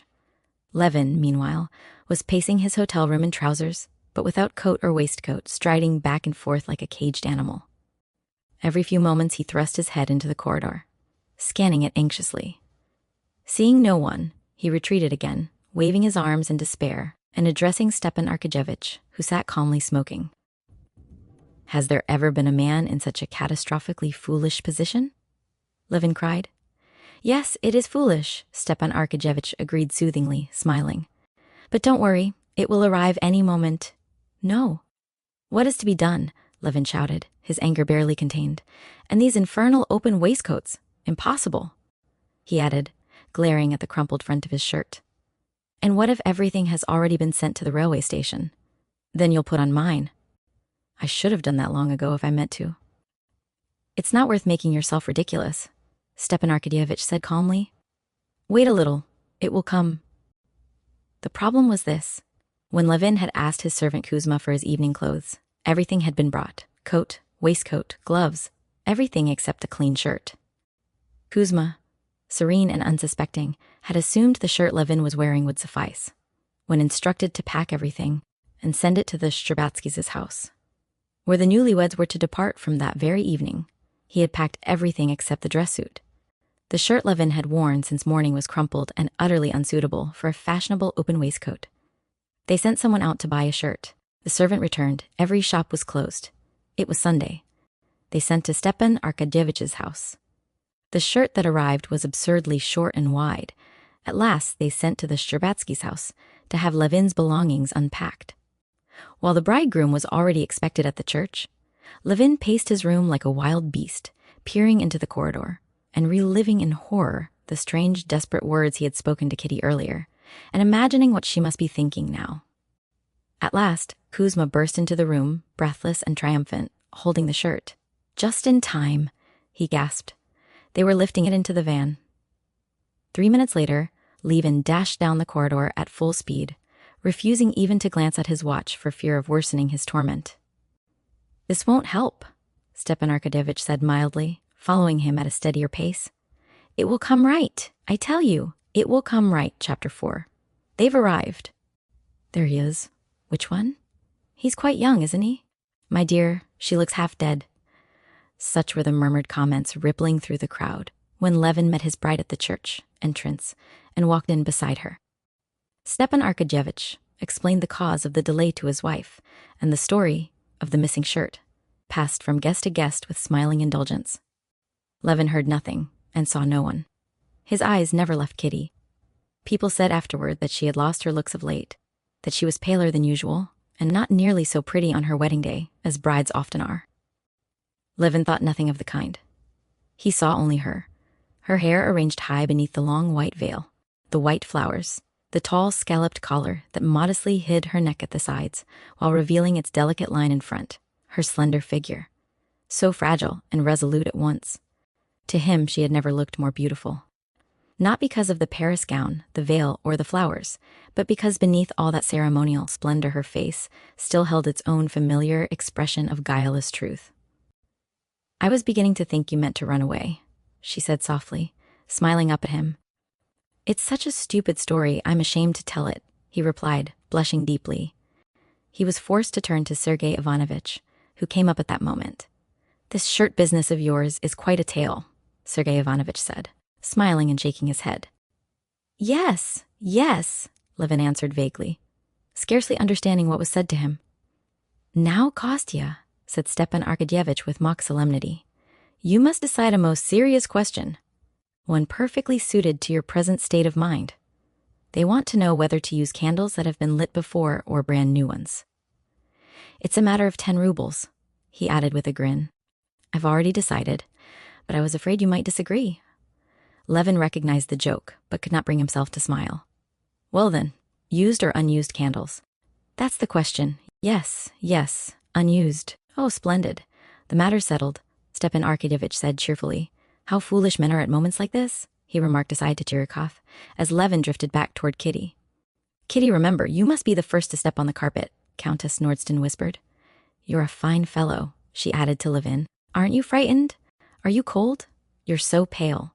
"Bend down a little," said Madame Lvova, Kitty's sister, carefully adjusting the flowers in her hair with her plump, elegant hands.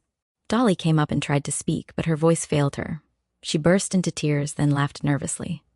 Kitty looked at them all with the same absent, inward gaze as Levin. They were both elsewhere. Meanwhile, the clergy had donned their vestments. The priest and deacon came out to the lectern at the front of the church. The priest addressed Levin, but Levin did not hear him. "Take the bride's hand and lead her forward," whispered the best man.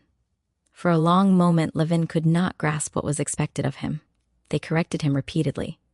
He took Kitty's arm the wrong way, then the wrong hand, until at last he understood that he must take her right hand in his right hand without changing position. When at last he did so, the priest walked a few steps ahead and stopped at the lectern. The guests followed in a soft rustle of skirts and murmured movement. Someone stooped to adjust the bride's train. The church grew so still that the drops of melting wax falling from the candles could be heard. The small elderly priest, wearing his ecclesiastical cap, his long silvery hair parted behind his ears, fumbled with the sacred objects on the lectern, extending his small hands from beneath the heavy silver vestment with its golden cross. Stepan Arkadyevitch approached quietly, whispered something, and gestured to Levin before stepping back. The priest lit 2 candles entwined with flowers. Holding them carefully so the wax dripped slowly, he turned toward the couple. It was the same priest who had heard Levin's confession. He looked at the bride and bridegroom with weary, kind eyes, sighed, and extended his hand to bless Levin. Then, with gentle tenderness, he rested his crossed fingers on Kitty's bowed head. He handed them the candles and moved away, swinging the censer. Can this really be happening? Levin thought, glancing down at Kitty. He saw her profile. Her lips and eyelashes trembled faintly. She knew he was looking at her. She did not turn her head, but the stiff scalloped collar near her small pink ear quivered almost imperceptibly. He sensed a breath held tight in her chest and felt the slight trembling of her gloved hand as it held the candle. At that instant, everything else vanished. The shirt, the delay, the whispered complaints, the embarrassment. He was filled with joy and dread together. The tall, dignified head deacon in a silver robe stepped forward. Lifting his stole, he stood opposite the priest. Blessed be the name of the Lord, his deep voice rang out, filling the church. Blessed is the name of our God, now and forever, replied the priest softly. The unseen choir answered, their voices swelling beneath the vaulted ceiling, rising, pausing, and slowly fading away. They prayed for peace, for salvation, for the Tsar, for the Holy Synod, and for the servants of God, Constantine and Ekaterina, now bound together. Grant them love made perfect, peace and help, O Lord, intoned the deacon. Levin heard the words clearly. Help, he thought. Yes, that is exactly what one needs. All his recent doubts and fears rose before him. What can I know? What can I do in something as vast as this, without help? He thought. Yes, I need help now. The priest read the blessing over them, invoking Isaac and Rebekah, love that unites what was once separate. Those whom thou hast joined together in love, Levin reflected. How true, and how perfectly it matches what I feel. He glanced at Kitty, believing she felt the same, but she was lost in another current entirely. The words of the service barely reached her. One feeling filled her whole being. Joy that the long, torturous anticipation of the past 6 weeks was ending, and that the new life had truly begun. 6 weeks earlier, in the drawing room on Arbat Street, when she had gone to him in her brown dress and given herself to him without a word, her old life had already ended. This ceremony was only the seal on what had already happened in her heart. Fear, remorse, joy, and expectation, all were dissolving now into certainty. The priest placed the rings on their fingers. They fumbled, exchanged them incorrectly, smiled faintly at their own confusion, and were gently corrected. Even in their awkwardness, their solemn emotion never faltered. Levin felt the lump rise in his throat, tears gathered in his eyes, unbidden. For the first time, he understood that everything he had imagined about marriage, every plan, every certainty, was childish. This was something far greater than anything he had ever comprehended. And yet it was happening to him. Chapter 5. The church was filled with all Moscow, with friends, relations, and acquaintances. And during the ceremony of betrothal, in the brilliantly illuminated space, there flowed an unbroken murmur of subdued conversation among the gaily dressed women and girls, and the men in white ties, frock coats, and uniforms. The men, for the most part, sustained the talk, while the women watched every movement of the ceremony with intense attention, for to them such moments always carried a deeper meaning.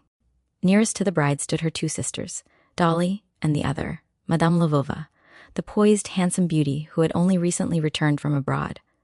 "Why is Marie dressed in lilac?" asked Madame Korsunskaya. "Lilac is as bad as black at a wedding. With her complexion, it's the only thing that saves her," Madame Trubetskaya replied. "I wonder why they chose an evening wedding," another voice said. "It's so shopkeeper-like." "It's much prettier," Madame Korsunskaya answered. "I was married in the evening too." And she sighed, remembering how charming she had been that day, how absurdly in love her husband had been, and how far away all that now seemed. "They say that if a man is best man more than 10 times, he'll never marry," Count Sinevin said to the pretty princess, Charskaya, who was clearly interested in him. "I wanted to make it 10, but someone else took the place." Princess Charskaya merely smiled. She was watching Kitty, imagining how and when she herself would stand there in the bride's place, beside Count Sinevin, and how she would remind him of that joke. Prince Sherbatsky told Madame Nikolaeva, the elderly maid of honor, that he intended to place the crown on Kitty's chignon for luck. "She shouldn't have worn a chignon at all," Madame Nikolaeva replied firmly. She had long decided that if the elderly widower she was pursuing ever married her, the wedding would be conducted with the utmost simplicity. "I dislike such extravagance." Sergei Ivanovich was talking with Daria Dmitrievna, half-jokingly suggesting that the custom of newlyweds traveling immediately after the wedding had arisen because they felt a little ashamed of themselves. "Your brother may well feel proud," she said. "She's wonderfully sweet. I almost think you're envious." "Oh, I'm past that stage, Darya Dmitrievna," he replied. But a sudden seriousness darkened his face. Stepan Arkadyevitch was telling his sister-in-law a joke about divorce, but she did not hear him. "The wreath needs straightening," she said instead. "It's a pity she's lost her looks so much," Countess Nordston remarked to Madame Lvova. "Still, he's hardly worthy of her little finger, is he?" "Oh, I like him very much," Madame Lvova replied warmly, "and not just because he's to be my brother-in-law. Look how naturally he behaves. It's terribly difficult not to look ridiculous in such a moment. And he doesn't. He's not affected. One can see how deeply moved he is." "You expected this match, I suppose?" "Almost. She always cared for him. Well, we'll see who steps on the rug first. I warned Kitty." "It won't matter," said Madame Lvova. "We're all obedient wives in our family." "Oh, I made sure to step on it before Vasily," Countess Nordston laughed. "And you, Dolly?" Dolly stood beside them and heard everything, yet said nothing. Tears shimmered in her eyes, and she knew she could not speak without crying. She rejoiced deeply for Kitty and Levin, and her thoughts drifted back to her own wedding. She glanced at Stepan Arkadyevitch's radiant face, forgot the present, and remembered only her own innocent happiness. She recalled not only herself, but all the women she had known. Their one triumphant day, when they had stood beneath the wedding crowns, full of love, hope, and fear, renouncing the past and stepping into an unknown future.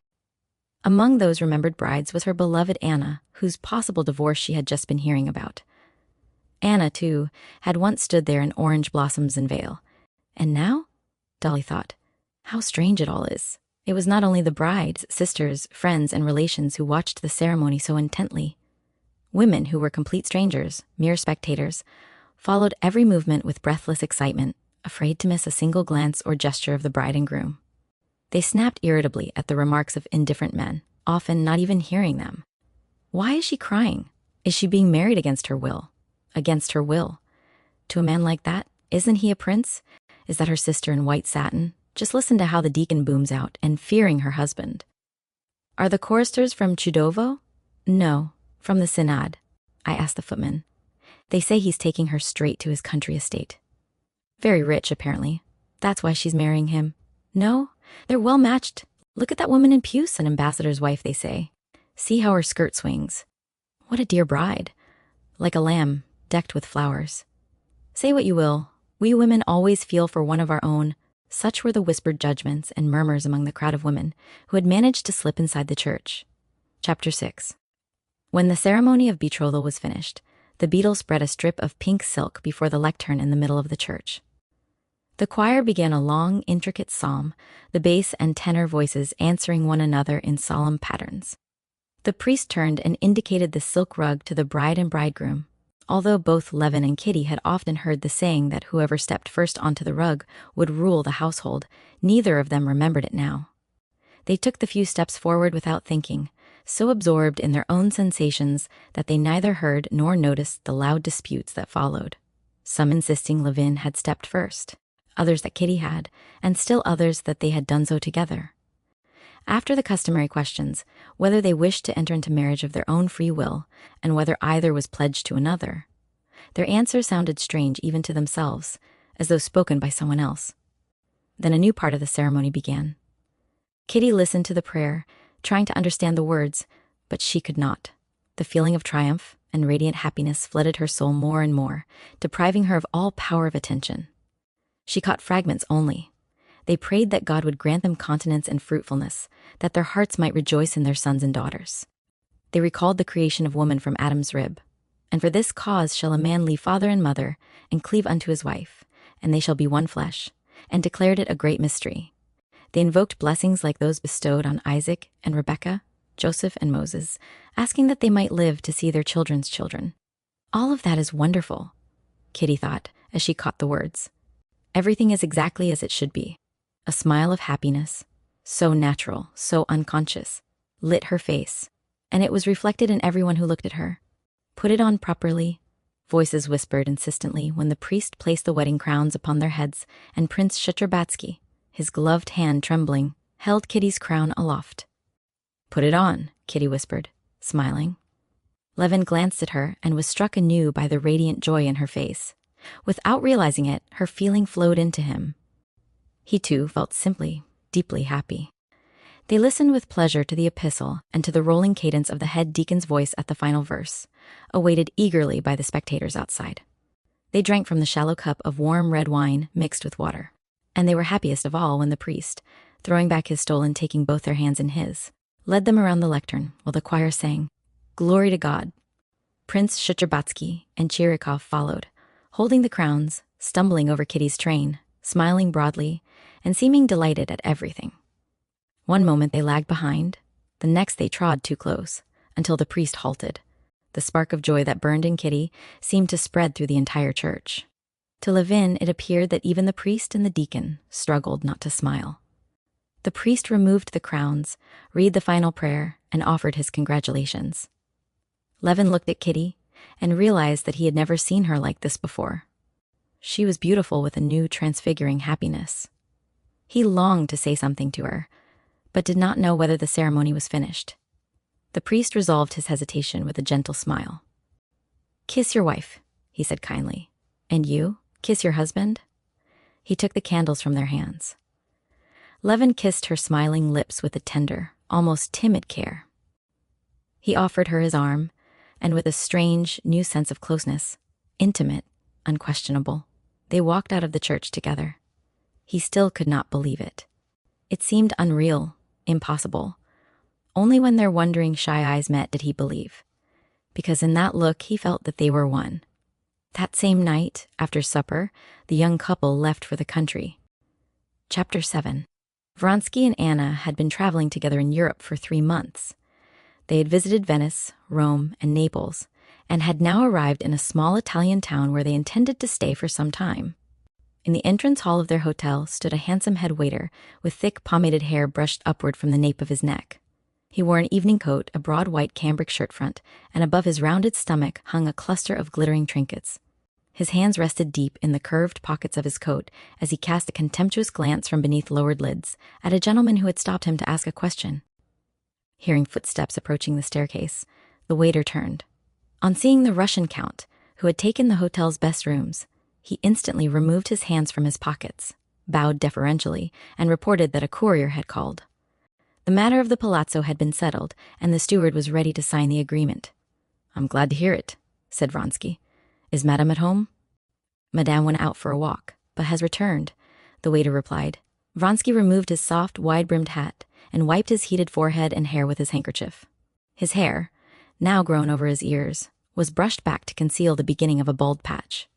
He glanced casually at the gentleman, who still stood watching him intently, and was about to pass on. "This gentleman is Russian and was asking about you," the waiter added, irritated, as he always was, by the impossibility of escaping acquaintances anywhere, and at the same time vaguely glad for some diversion from the monotony of his life. Vronsky looked again at the man. At that instant, recognition flashed in both their eyes. "Golenishtchev?" Vronsky. It was indeed Golenishtchev, a former comrade from the Corps of Pages. In their youth, Golenishtchev had belonged to the liberal faction, had left the Corps without entering military service, and had never accepted a government post. After leaving the Corps, their paths had diverged completely, and they had met only once since. At that meeting, Vronsky had sensed that Golenishtchev had adopted an elevated intellectual liberalism and was inclined to look down on Vronsky's way of life. Vronsky had responded with the cold, proud reserve he knew so well how to assume, a manner that conveyed clearly, "You may judge me if you like, but you will treat me with respect." Golenishtchev, for his part, had met this attitude with disdainful indifference. Under such circumstances, one might have expected the second meeting to widen the distance between them. Instead, they greeted one another with genuine delight. Vronsky himself was surprised by how pleased he was to see Golenishtchev, though he did not fully realize how bored he had been. He forgot the unpleasantness of their earlier encounter and greeted his old comrade warmly, holding out his hand with open friendliness. "I'm so glad to see you," he said, flashing his strong white teeth in a smile. "I heard the name Vronsky, but didn't know which one. I'm truly glad. Let's go inside," Vronsky continued. "Tell me, what are you doing here?" I've been living here for 2 years, Golenishtchev replied. I'm working. Ah, said Vronsky with sympathetic interest. Come, let's go in. As Russians often do, he switched to French to say what he did not want overheard by the servants. Do you know Madame Karenina? We are traveling together. I'm going to see her now, he said, watching Golenishtchev's face closely. Oh, I didn't know. Golenishtchev replied casually, though in fact he did know. How long have you been here? 4 days, said Vronsky, again studying his expression. He's a decent fellow, Vronsky thought. He understands the situation properly. During their time abroad, Vronsky had formed the habit of judging new acquaintances by how they regarded his relationship with Anna. Most men, he found, regarded it properly. But if asked what that meant, neither Vronsky nor those men could have explained it clearly. In truth, they held no opinion at all. They simply behaved as well-bred people do. When faced with complex and insoluble moral questions, they avoided awkward topics and pretended complete understanding without putting anything into words. Vronsky immediately recognized Golenishtchev as belonging to this category and was all the more pleased to see him. Indeed, when Golenishtchev was introduced to Anna, his manner was everything Vronsky could have wished. Without the slightest effort, he avoided any subject that might cause discomfort. He had never met Anna before and was struck at once by her beauty, and even more by the frankness with which she accepted her position. She blushed when Vronsky brought him in, and Golenishtchev was charmed by the childish warmth of that flush spreading over her open, handsome face. But what pleased him most was the ease with which she immediately, as if to remove any possible misunderstanding, called Vronsky simply Alexei, and mentioned quite naturally that they were moving into a house they had just rented. A palazzo, as it was called there. Golenishtchev admired this straightforward acceptance of her own situation. Watching her spirited, sincere manner, and knowing both Alexei Alexandrovitch and Vronsky, he imagined that he understood her completely, understood something she herself could not grasp, how she could feel so alive and happy after having made her husband miserable, abandoned him and her son, and lost her good name. It's in the guidebook, Golenishtchev said, referring to the palazzo. There's a splendid Tintoretto there, one of his later works. It's a beautiful day, said Vronsky. Let's go and see it again. I'd love to, Anna replied. I'll just put on my hat. Do you think it's hot? She paused in the doorway and looked at Vronsky for reassurance, a sudden flush coloring her face again. He saw in her eyes that she was uncertain how freely she should behave in front of Golenishtchev, afraid of doing something that might displease him. He looked at her long and tenderly. No, not very, he said. She understood everything from that look, above all that he was pleased with her. Smiling, she stepped quickly out. The two men exchanged a glance of hesitation. Golenishtchev, plainly admiring Anna, seemed to want to say something and could not find the right words. Vronsky both desired and dreaded his speaking. Well then, Vronsky began, eager to move the conversation on. You're settled here. Still working on the same project? Yes. I'm preparing the second part of the 2 elements, Golenishtchev said, coloring with pleasure. I'm gathering material. It will be much broader in scope, touching nearly every major question. We Russians refuse to see that we are the heirs of Byzantium. And he launched into an animated explanation of his ideas. At first, Vronsky felt embarrassed at not even knowing of the first part of the work Golenishtchev spoke of so confidently. But as Golenishtchev spoke well, and his ideas were intelligible even without that knowledge, Vronsky listened with interest. Still, he was disturbed by the nervous irritability that colored Golenishtchev's speech. His eyes glittered with anger as he argued against imagined opponents, his replies growing more hurried, his expression increasingly strained. Vronsky could not reconcile this agitated man with the lively, good-natured youth he remembered. What troubled him most was that Golenishtchev, a man of good society, should allow himself to descend to the level of embittered pamphleteers. Vronsky disliked this, but he also sensed that Golenishtchev was unhappy, and that thought stirred his sympathy. When Anna returned in her hat and cape, her parasol swinging lightly in her graceful hand, Vronsky felt an immediate sense of relief breaking away from Golenishtchev's restless gaze. He looked at Anna with a fresh surge of affection, alive, radiant, content. Golenishtchev pulled himself together. At first subdued, he soon revived under Anna's friendly, direct manner. She steered the conversation skillfully toward painting, which he discussed with insight while she listened attentively. They walked to inspect the palazzo. I'm glad of one thing, Anna said to Golenishtchev on the way back. Alexei will have an excellent studio. You must certainly take that room. She added to Vronsky in Russian. using the affectionate familiar form, clearly seeing that Golenishtchev would become close to them, and feeling no need for reserve. "Do you paint?" Golenishtchev asked Vronsky quickly. "Yes, I studied long ago, and I've begun again, just a little," Vronsky replied, blushing. "He has great talent," Anna said warmly, smiling at him. "I'm no judge, of course, but those who are say the same." Chapter 8. In that first period of her freedom, and of her swift return to physical health, Anna felt herself unpardonably happy, overflowing with the sheer joy of being alive. The thought of her husband's unhappiness did not poison this happiness. On the one hand, that memory was too dreadful to dwell on. On the other, his suffering had been the price of her own deliverance, and she could not bring herself to regret it. Everything that had followed her illness, her reconciliation with her husband and its collapse, the news of Vronsky's wound, his visit, the preparations for divorce, her departure from her husband's house, her parting from her son, seemed now like a delirious dream. She had awakened from it alone with Vronsky, abroad in a new life. When she did think of the harm done to her husband, the feeling it aroused was one of repulsion, akin to what a drowning person feels toward another who has clutched at him in desperation. That other person has drowned. It was a terrible act, but the only means of escape. Better not to look too closely at it. One consoling thought had come to her at the moment of the final rupture, and now, recalling the past, she returned to it again. "I have inevitably made that man miserable," she told herself, "but I do not wish to profit from his misery. I too shall suffer. I am losing what I valued above all else, my good name and my son. I have done wrong. Therefore, I do not seek happiness. I do not seek a divorce. I shall endure shame and separation." But however sincerely Anna had intended to suffer, she was not suffering. There was no sense of shame. Through tact, of which both she and Vronsky possessed a great deal, they had managed to avoid Russian women abroad, and so had never been placed in situations that might have forced a painful self-consciousness upon her.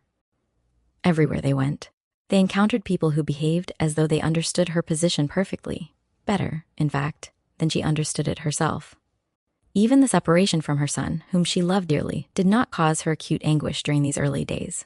The infant girl, his child, was so sweet and had so completely captured Anna's heart that she rarely thought of her son. This baby was all that remained to her of that former life, and she clung to her with a tenderness that soothed everything else. The desire to live, strengthened by renewed health, was so intense, and the conditions of life were so fresh and pleasant, that Anna felt, though she knew it was wrong, radiantly, irresistibly happy. The more she came to know Vronsky, the more deeply she loved him. She loved him both for what he was and for the way he loved her. The complete possession of him was a constant delight. His presence was always sweet to her. Every trait of his character, as she discovered it more fully, became dearer and dearer. His appearance, altered by civilian dress, fascinated her like that of a young lover newly revealed. In everything he said, thought, or did, she saw something noble and elevated. Her adoration of him even frightened her. She searched anxiously for something imperfect in him, and found nothing. She dared not show him how small and insignificant she felt beside him. It seemed to her that if he realized this, he might cease to love her. And nothing terrified her now more than the thought of losing his love, though she had no real reason to fear it. She could not help being grateful to him, and she showed it openly. He, whom she believed to possess great aptitude for a political career, a man who might easily have risen to prominence, had sacrificed ambition for her sake and never once betrayed regret. He treated her with even greater tenderness and respect than before. His constant care that she should never feel the awkwardness of her position never faltered for an instant. Strong and resolute as he was, he never opposed her. With her, he seemed to have no will of his own, striving only to anticipate her wishes. She could not fail to appreciate this devotion, though at times the intensity of his attentiveness, the atmosphere of constant care surrounding her, felt almost oppressive. Vronsky, meanwhile, despite having achieved what he had so long desired, was not completely happy. He soon realized that the fulfillment of desire had given him only a grain of sand from the mountain of happiness he had imagined. It revealed to him the common mistake people make in imagining happiness as the mere satisfaction of longing. For a time, after joining his life to Anna's and leaving military service, he enjoyed the exhilaration of freedom in general, and freedom in love, and felt content. But the feeling did not last. Before long, he sensed within himself a craving for desire itself, a restless emptiness. Without consciously intending it, he began seizing upon every passing impulse, mistaking it for purpose. 16 hours of every day had to be filled. Living abroad, free from the structured demands of Petersburg society, time stretched endlessly. The amusements that had once entertained him during earlier travels, those of bachelor life, were now unthinkable. One attempt of that kind, a late supper with bachelor friends, had resulted in a sudden, overwhelming depression in Anna, far out of proportion to the event. Social relations, whether with foreigners or Russians, were equally impossible given the irregularity of their position. Sightseeing, apart from the fact that everything had already been seen, held little meaning for Vronsky. Unlike English tourists, he could not invest such activities with great significance. Like a hungry stomach grasping at anything it hopes might nourish it, Vronsky began unconsciously to clutch at one interest after another: politics, then new books, then art. Since childhood, he had possessed a taste for painting. Having money and not knowing how else to spend it, he had begun collecting engravings. At last, he settled upon painting itself and poured into it all the unused energy of his desires. He believed himself to possess artistic feeling, and since he also enjoyed imitating art, he assumed he had what was essential for an artist. After hesitating among various schools, religious, historical, realistic, genre, he began to paint. He admired all styles and could feel inspired by any of them. What he did not understand was that it was possible to belong to no school at all, to be inspired directly by one's inner life, rather than by art already made.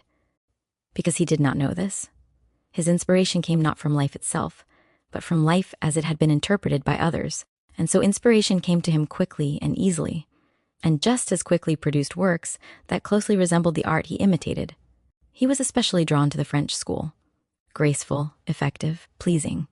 In that style, he painted Anna's portrait in Italian costume. To him, and to everyone who saw it, the portrait appeared remarkably successful. Chapter 9. The old, neglected palazzo, with its lofty carved ceilings and faded frescoes, its mosaic floors, heavy yellow curtains, stone fireplaces, carved doors, and dim reception rooms hung with paintings, played no small role in strengthening the pleasant illusion that now enveloped Vronsky. Surrounded by such surroundings, he felt himself to be less a retired Russian officer and country gentleman, and more an enlightened amateur, a patron of the arts, even an artist himself, one who had renounced the world, his connections, and his ambitions for the sake of the woman he loved. The role he assumed upon moving into the palazzo suited him perfectly, and he inhabited it with ease. Through Golenishev, he soon made the acquaintance of several interesting people, and for a time this new life satisfied him.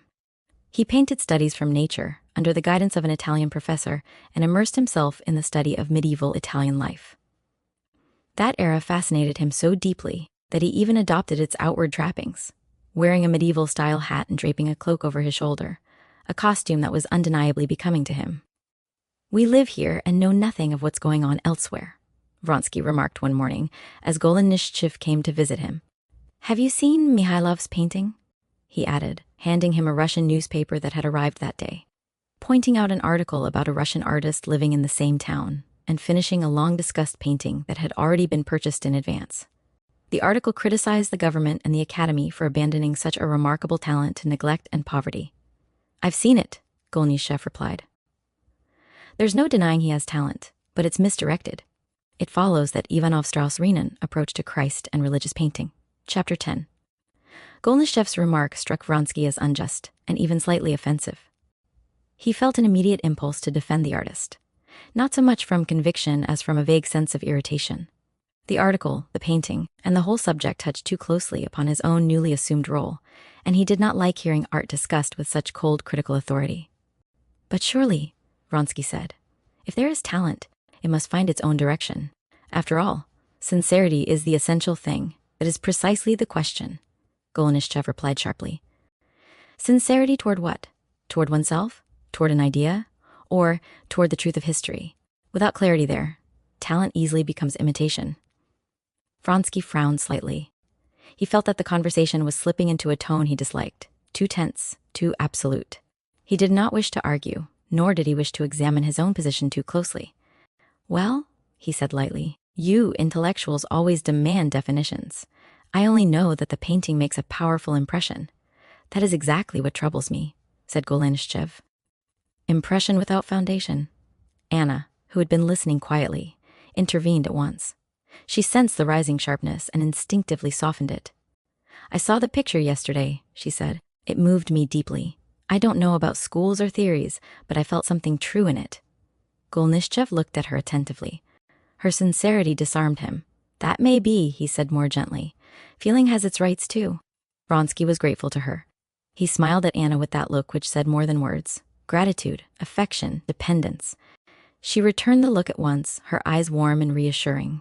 In that silent exchange, the tension dissolved. Later, when Golnischev had gone, Vronsky walked restlessly through the palazzo. The vast rooms, the echo of his footsteps on the mosaic floors, the painted ceilings above him, all suddenly seemed less solid, less convincing than before. He stopped before Anna's portrait, the one he had painted in Italian costume. The face smiled back at him, beautiful, graceful, alive. Everyone admired it. And yet, standing there alone, he felt a vague dissatisfaction, as though something essential were missing, something he could not name.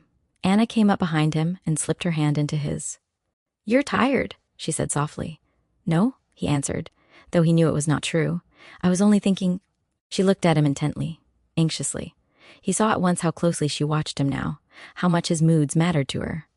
The thought touched him, and at the same time weighed on him. "About what?" she asked. "About how strange life is," he said evasively. "How quickly one gets used to happiness." She smiled faintly, leaning her head against his shoulder.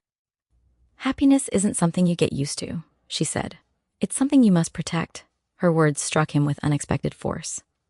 He kissed her hair, breathing in its familiar warmth, and for a moment felt again that sense of completeness he feared was slipping away. Yet even as he held her, he sensed, dimly, unwillingly, that the very intensity of this closeness contained within it the seed of future unease. Chapter 11. Golnischev returned again a few days later. By then, Vronsky's initial irritation at their earlier conversation had faded, replaced by a faint uneasiness that lingered without taking clear shape. He greeted his friend warmly and showed him several new sketches he had been working on. Studies from life, landscapes, and figures begun with enthusiasm and abandoned just as quickly.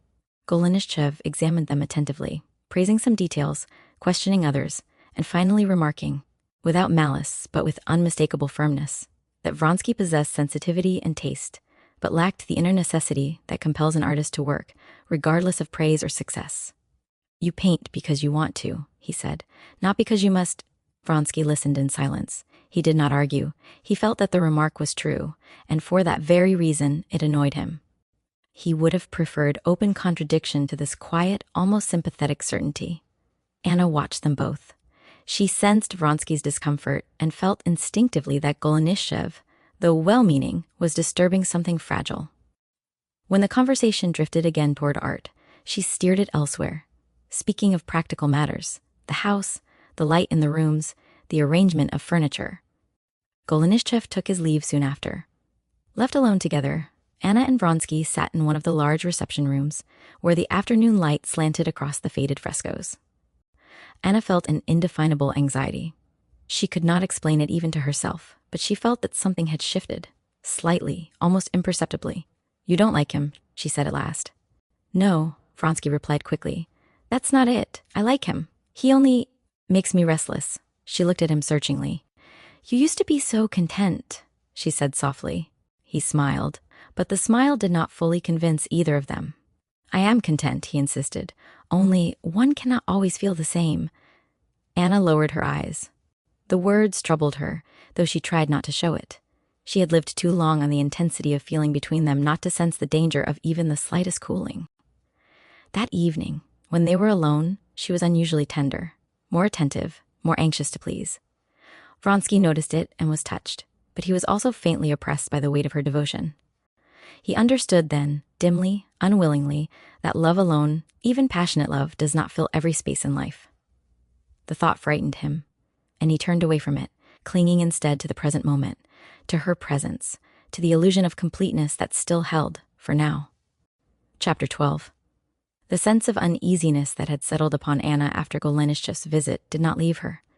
She tried to dismiss it as groundless, a mere fluctuation of mood, but it returned again and again, quietly persistent. She began to watch Vronsky more closely. At first she was alarmed by nothing definite, only by small, almost imperceptible changes. He was as attentive as ever, as affectionate, as eager to please her. Yet she felt that his attention was no longer effortless, no longer entirely spontaneous. At moments, she sensed in him a restlessness that had not been there before, a need to occupy himself, to escape even briefly from the intimacy that had once seemed sufficient to both of them. She reproached herself for noticing such things. He has sacrificed everything for me, she told herself. His career, his position, his ambitions. How can I doubt him?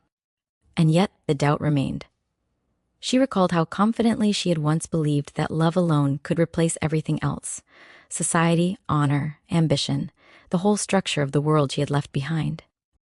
Now she felt, for the first time, that love itself demanded more from her than she had imagined.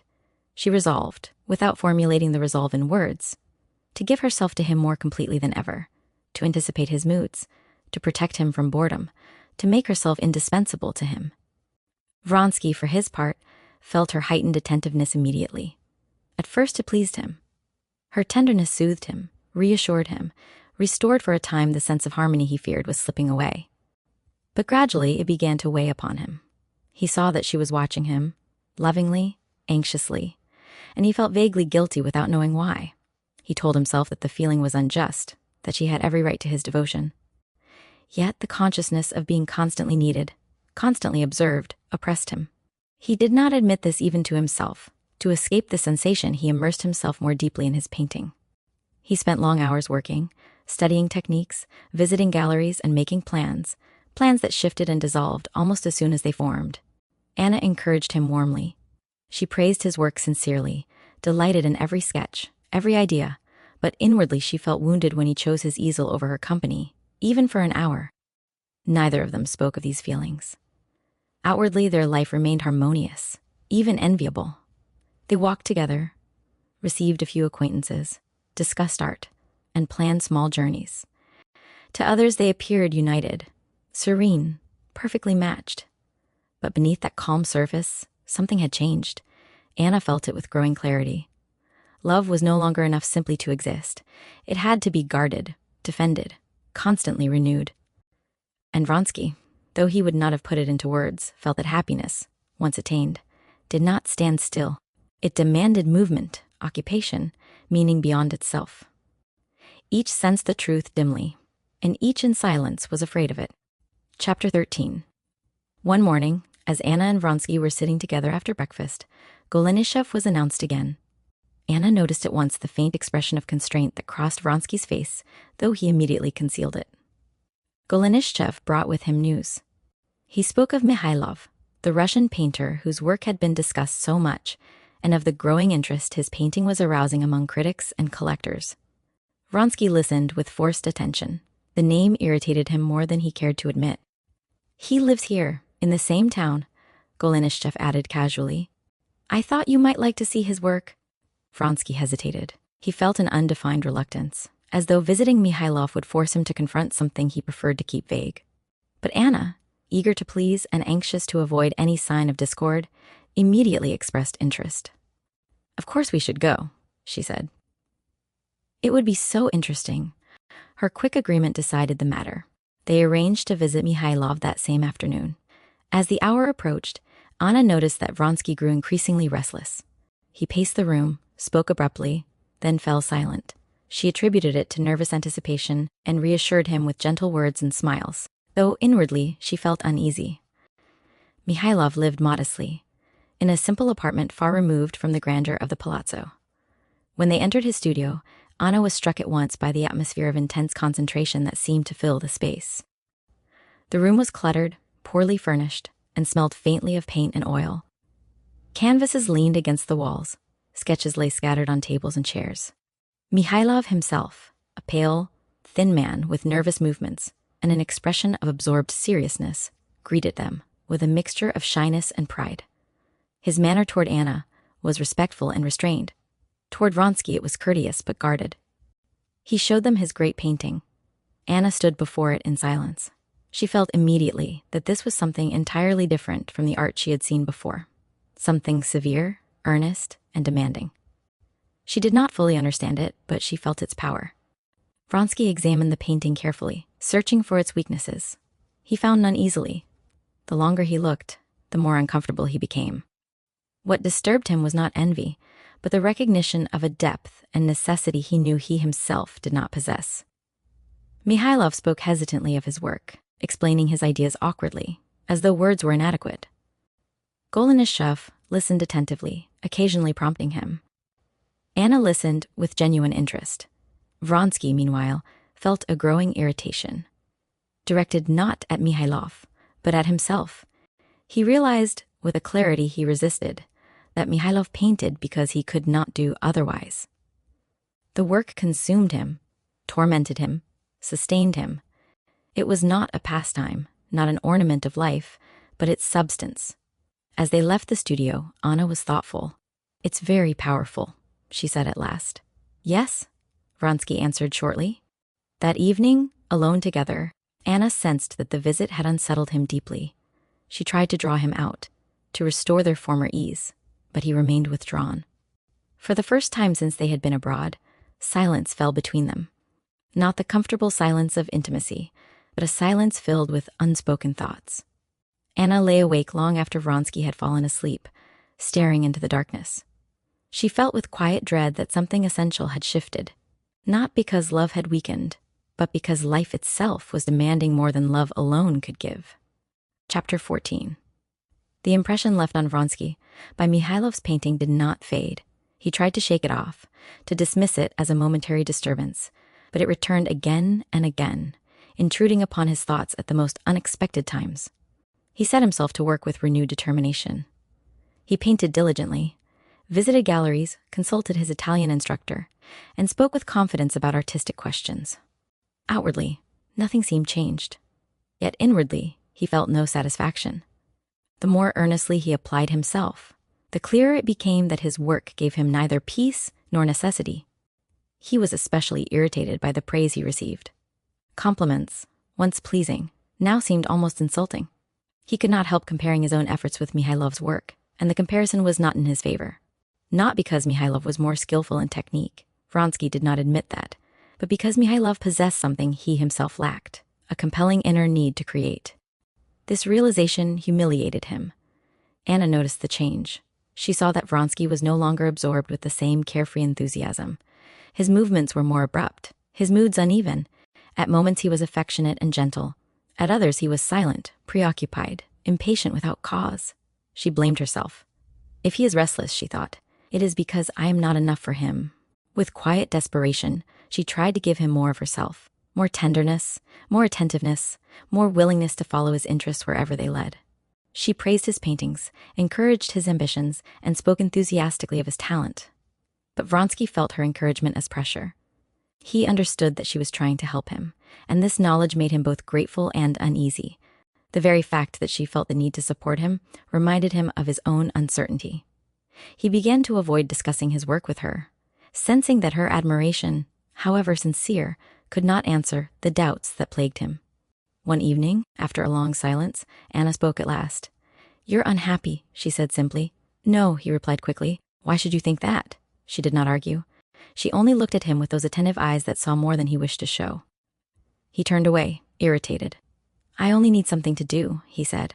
"That's all." But even as he spoke, he knew that this was not the truth. He wanted not occupation, but meaning, and he did not know where to find it. That night, Anna again lay awake long after he slept. She felt an unreasoning fear, not of losing his love, but of losing her place in his life. Love had once seemed to her an all-sufficient force. Now she sensed that it was being crowded by something she could not name and could not fight. And the fear of that unknown thing weighed upon her more heavily than any open conflict would have done. Chapter 15. A few days later, Anna suggested that they should visit Mikhailov again. She did so cautiously, watching Vronsky as she spoke, afraid of displeasing him. But he agreed at once, too readily, she thought, and this troubled her more than refusal would have done. They went in the afternoon. Mikhailov received them with the same restrained politeness as before, though Anna noticed at once that he seemed uneasy in Vronsky's presence, as though uncertain whether he was being judged or misunderstood. The painting was nearly finished now. Anna felt its power even more strongly than on the first visit. She could not explain why, but something in the severe simplicity of the work, in the intensity of its meaning, moved her deeply. She felt that the painter had suffered over it, had lived inside it, and that it had cost him something irreplaceable. Vronsky examined the picture in silence. This time, he did not try to criticize or analyze. He felt, with painful clarity, that no amount of effort on his part could produce anything like this. Not because he lacked intelligence or sensitivity, but because he lacked the inner compulsion that made such work inevitable. Mihailov, encouraged by Anna's evident sympathy, spoke more freely than before. He talked awkwardly, unevenly, but with unmistakable sincerity. His words were clumsy, yet they came from a place of deep conviction. Anna listened attentively, asking simple questions that showed she wished to understand, not to judge. Vronsky said little. He felt superfluous, an outsider in a world where something essential was being decided without him. When they left, neither spoke at first. At last Anna said softly, "It's very great." "Yes," Vronsky answered. His voice was calm, but she sensed the effort behind it. That evening, after dinner, he shut himself into his studio and worked late. Anna heard him moving about, shifting things, pacing, stopping, beginning again. The sound filled her with anxiety. When at last he came in, he looked tired and irritable. "I'm not suited for this sort of thing," he said abruptly, as though continuing a conversation she had not heard. She did not ask what he meant. She only went up to him and took his hand. "You don't have to be like anyone else," she said quietly. He pressed her hand gratefully, but did not answer. He felt that her words were kind, loving, and utterly powerless to help him. Anna felt it too. For the first time, she understood with painful clarity that love could not protect them from everything. It could not give him purpose, nor could it silence the questions that had begun to torment him. And though neither of them spoke of it, both knew that the calm, radiant happiness of their first months together had passed, leaving behind not emptiness, but a troubling uncertainty about what must come next. After that evening, Vronsky's dissatisfaction took a more definite shape. He no longer tried to deceive himself about it. Painting had lost its power to occupy him, and yet he could not abandon it without admitting defeat. He felt caught between effort and emptiness. Anna sensed the change immediately. She saw that his irritation was no longer fleeting, but settled, quiet, persistent. He grew more exacting, more sensitive to trifles.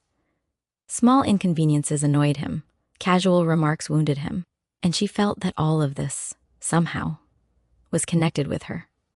She tried every means she knew to restore his former ease.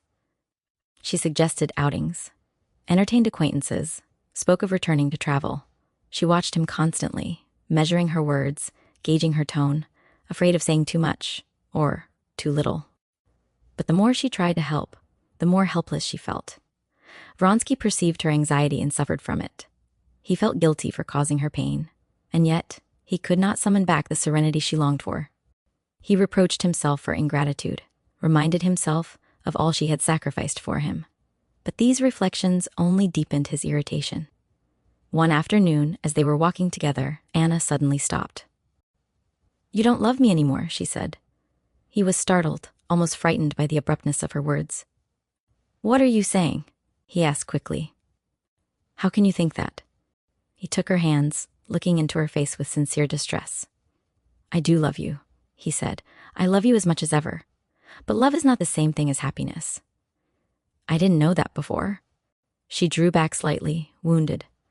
"Then what is happiness?" she asked. He had no answer. He felt that whatever he might say would sound false. They walked on in silence.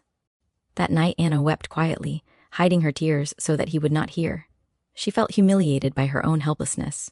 She had given him everything, her name, her child, her place in the world, and yet she could not give him what he now needed. Vronsky lay awake beside her, aware of her silent sobbing, torn between tenderness and irritation. He longed to comfort her, but he also felt oppressed by the unspoken demand he sensed in her grief. For the first time, the thought crossed his mind, faintly, guiltily, that their life together might not remain as it was, that love itself could become a burden if it were asked to answer questions it was never meant to resolve. And that thought, once admitted, frightened him more than anything else he had yet experienced. Chapter 17. From that day onward, the tension between them no longer dissolved of itself. What had once been momentary uneasiness now became a constant, though often unspoken, presence. Anna grew increasingly sensitive to Vronsky's moods. She watched him with anxious attention, interpreting every silence, every change of tone, every distracted glance as a sign of waning love. The very intensity with which she clung to him revealed how deeply she feared losing him. Vronsky, on his side, felt more and more oppressed by this vigilance. He understood its source and reproached himself for resenting it. Yet, he could not rid himself of the feeling that her love, once so free and joyous, had become heavy, almost demanding. He told himself that this was unjust. Had she not sacrificed everything for him? And yet the sense of being constantly needed, constantly responsible for her happiness, weighed on him. He sought distraction wherever he could find it. He rode more often, took longer walks alone, and occupied himself with plans that came to nothing. Anna noticed every absence, every delay. When he returned after being away longer than expected, she received him with forced calm, concealing her agitation beneath an almost exaggerated gentleness. "You've been out a long time," she would say lightly. "Yes," he answered, avoiding her eyes. Each such exchange left both more dissatisfied than before. Anna began to feel that she was losing ground without knowing how or why.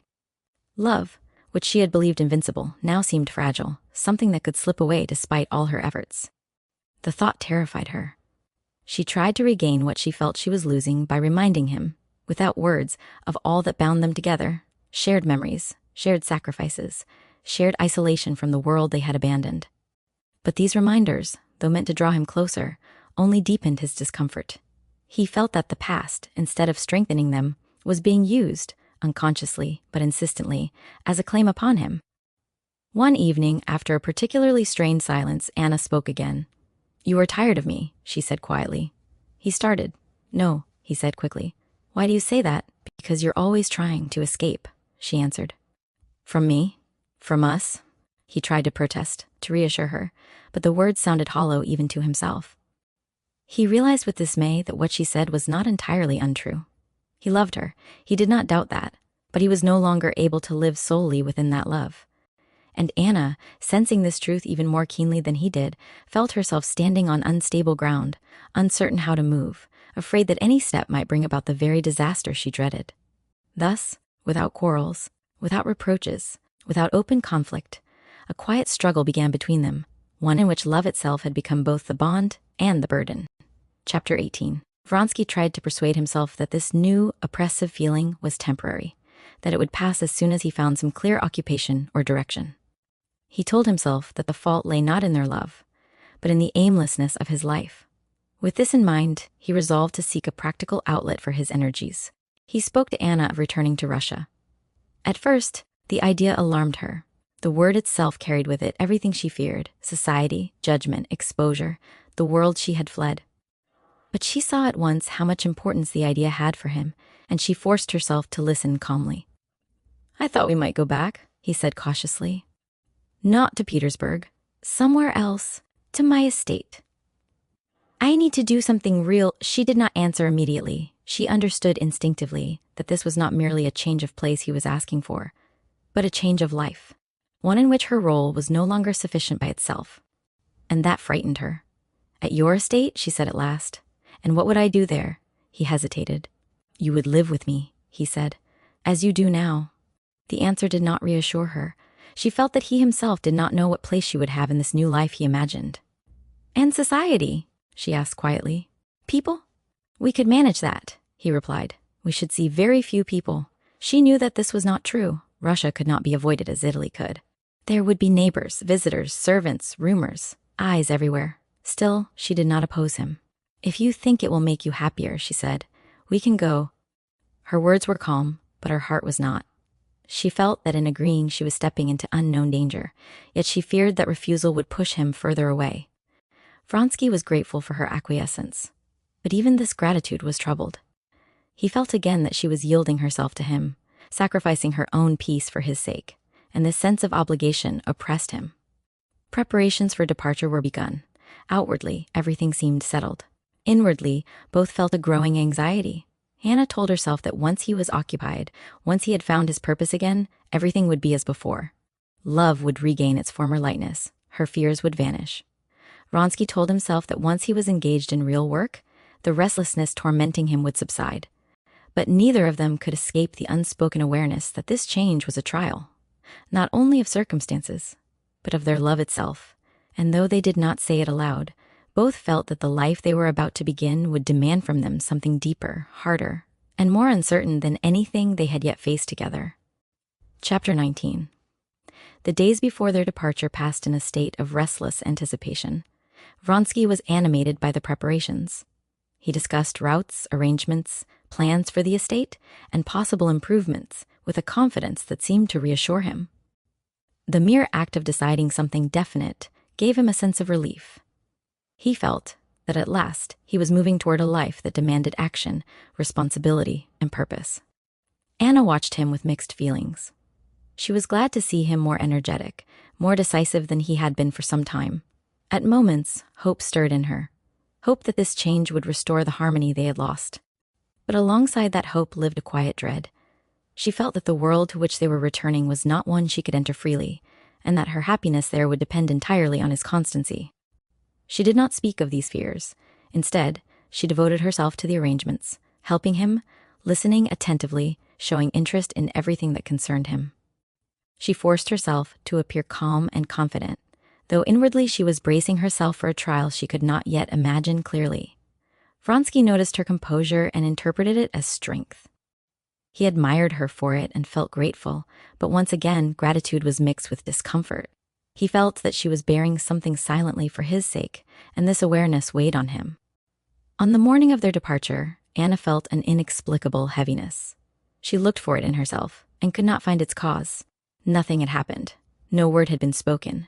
Yet she felt as though she were leaving behind not a place, but a time, something irretrievable. When the carriage was ready, she took a last look at the palazzo.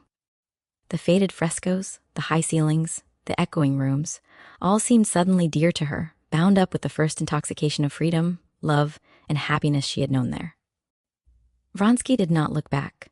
As the carriage rolled away, he spoke eagerly of what awaited them, the estate, the work to be done, the life they would build. Anna listened, leaning back in her seat, her eyes fixed on the road ahead. She told herself that she was happy, and yet, deep within her, there was a sense of foreboding, vague, persistent, and impossible to silence, the feeling that they were not merely going home, but passing from one stage of life into another, where love alone would no longer shield them from the demands of the world. Chapter 20. The journey back to Russia passed quietly. Vronsky was absorbed in plans. He spoke continually of what he would do on his estate, of improvements, management, work that would finally give him a firm footing in life. He spoke with conviction and animation, and his energy reassured him.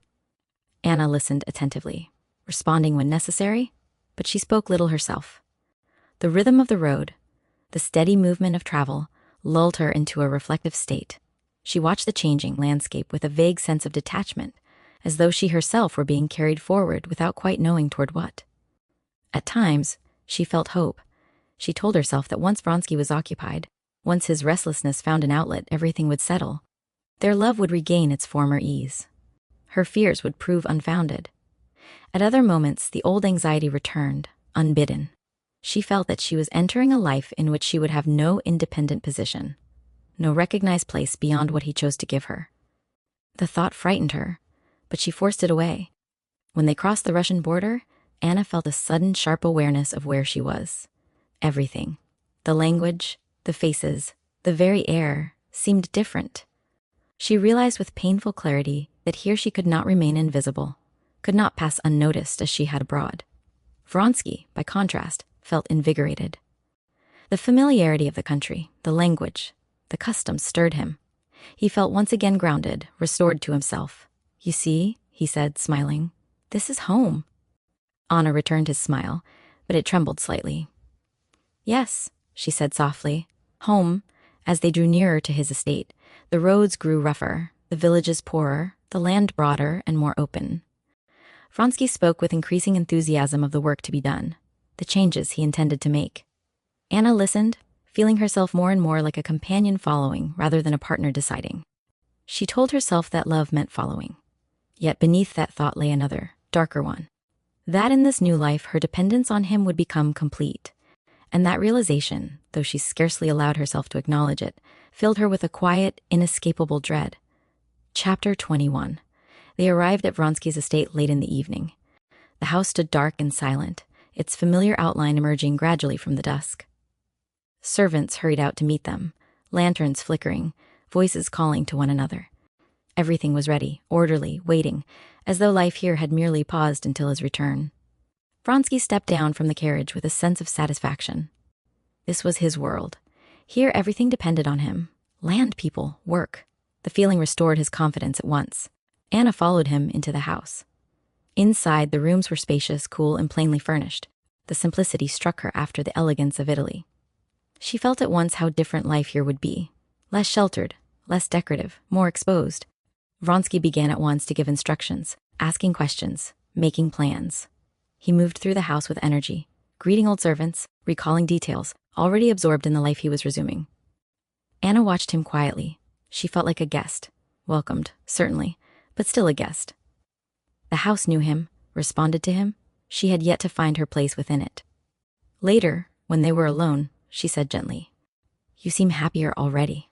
"I am," he replied honestly. "I feel at last that I'm standing on solid ground." She smiled, pleased by his happiness, and yet something in his words made her uneasy. "And I?" she asked lightly. "Will I stand on that ground too?" He did not notice the question beneath her tone. "Of course," he said. "You'll like it here.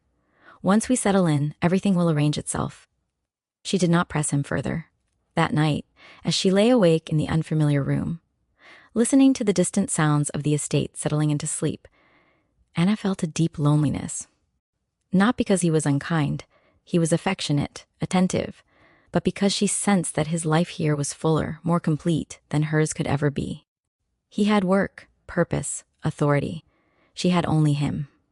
For the first time, she understood clearly what she had always refused to admit, that in leaving the world behind for love, she had also left behind any independent ground of her own. And though she loved him with all her heart, the knowledge frightened her. Chapter 22. The next morning, Vronsky rose early, refreshed and eager. The familiar sounds of the estate, footsteps in the courtyard, voices of servants, the distant lowing of cattle, filled him with energy.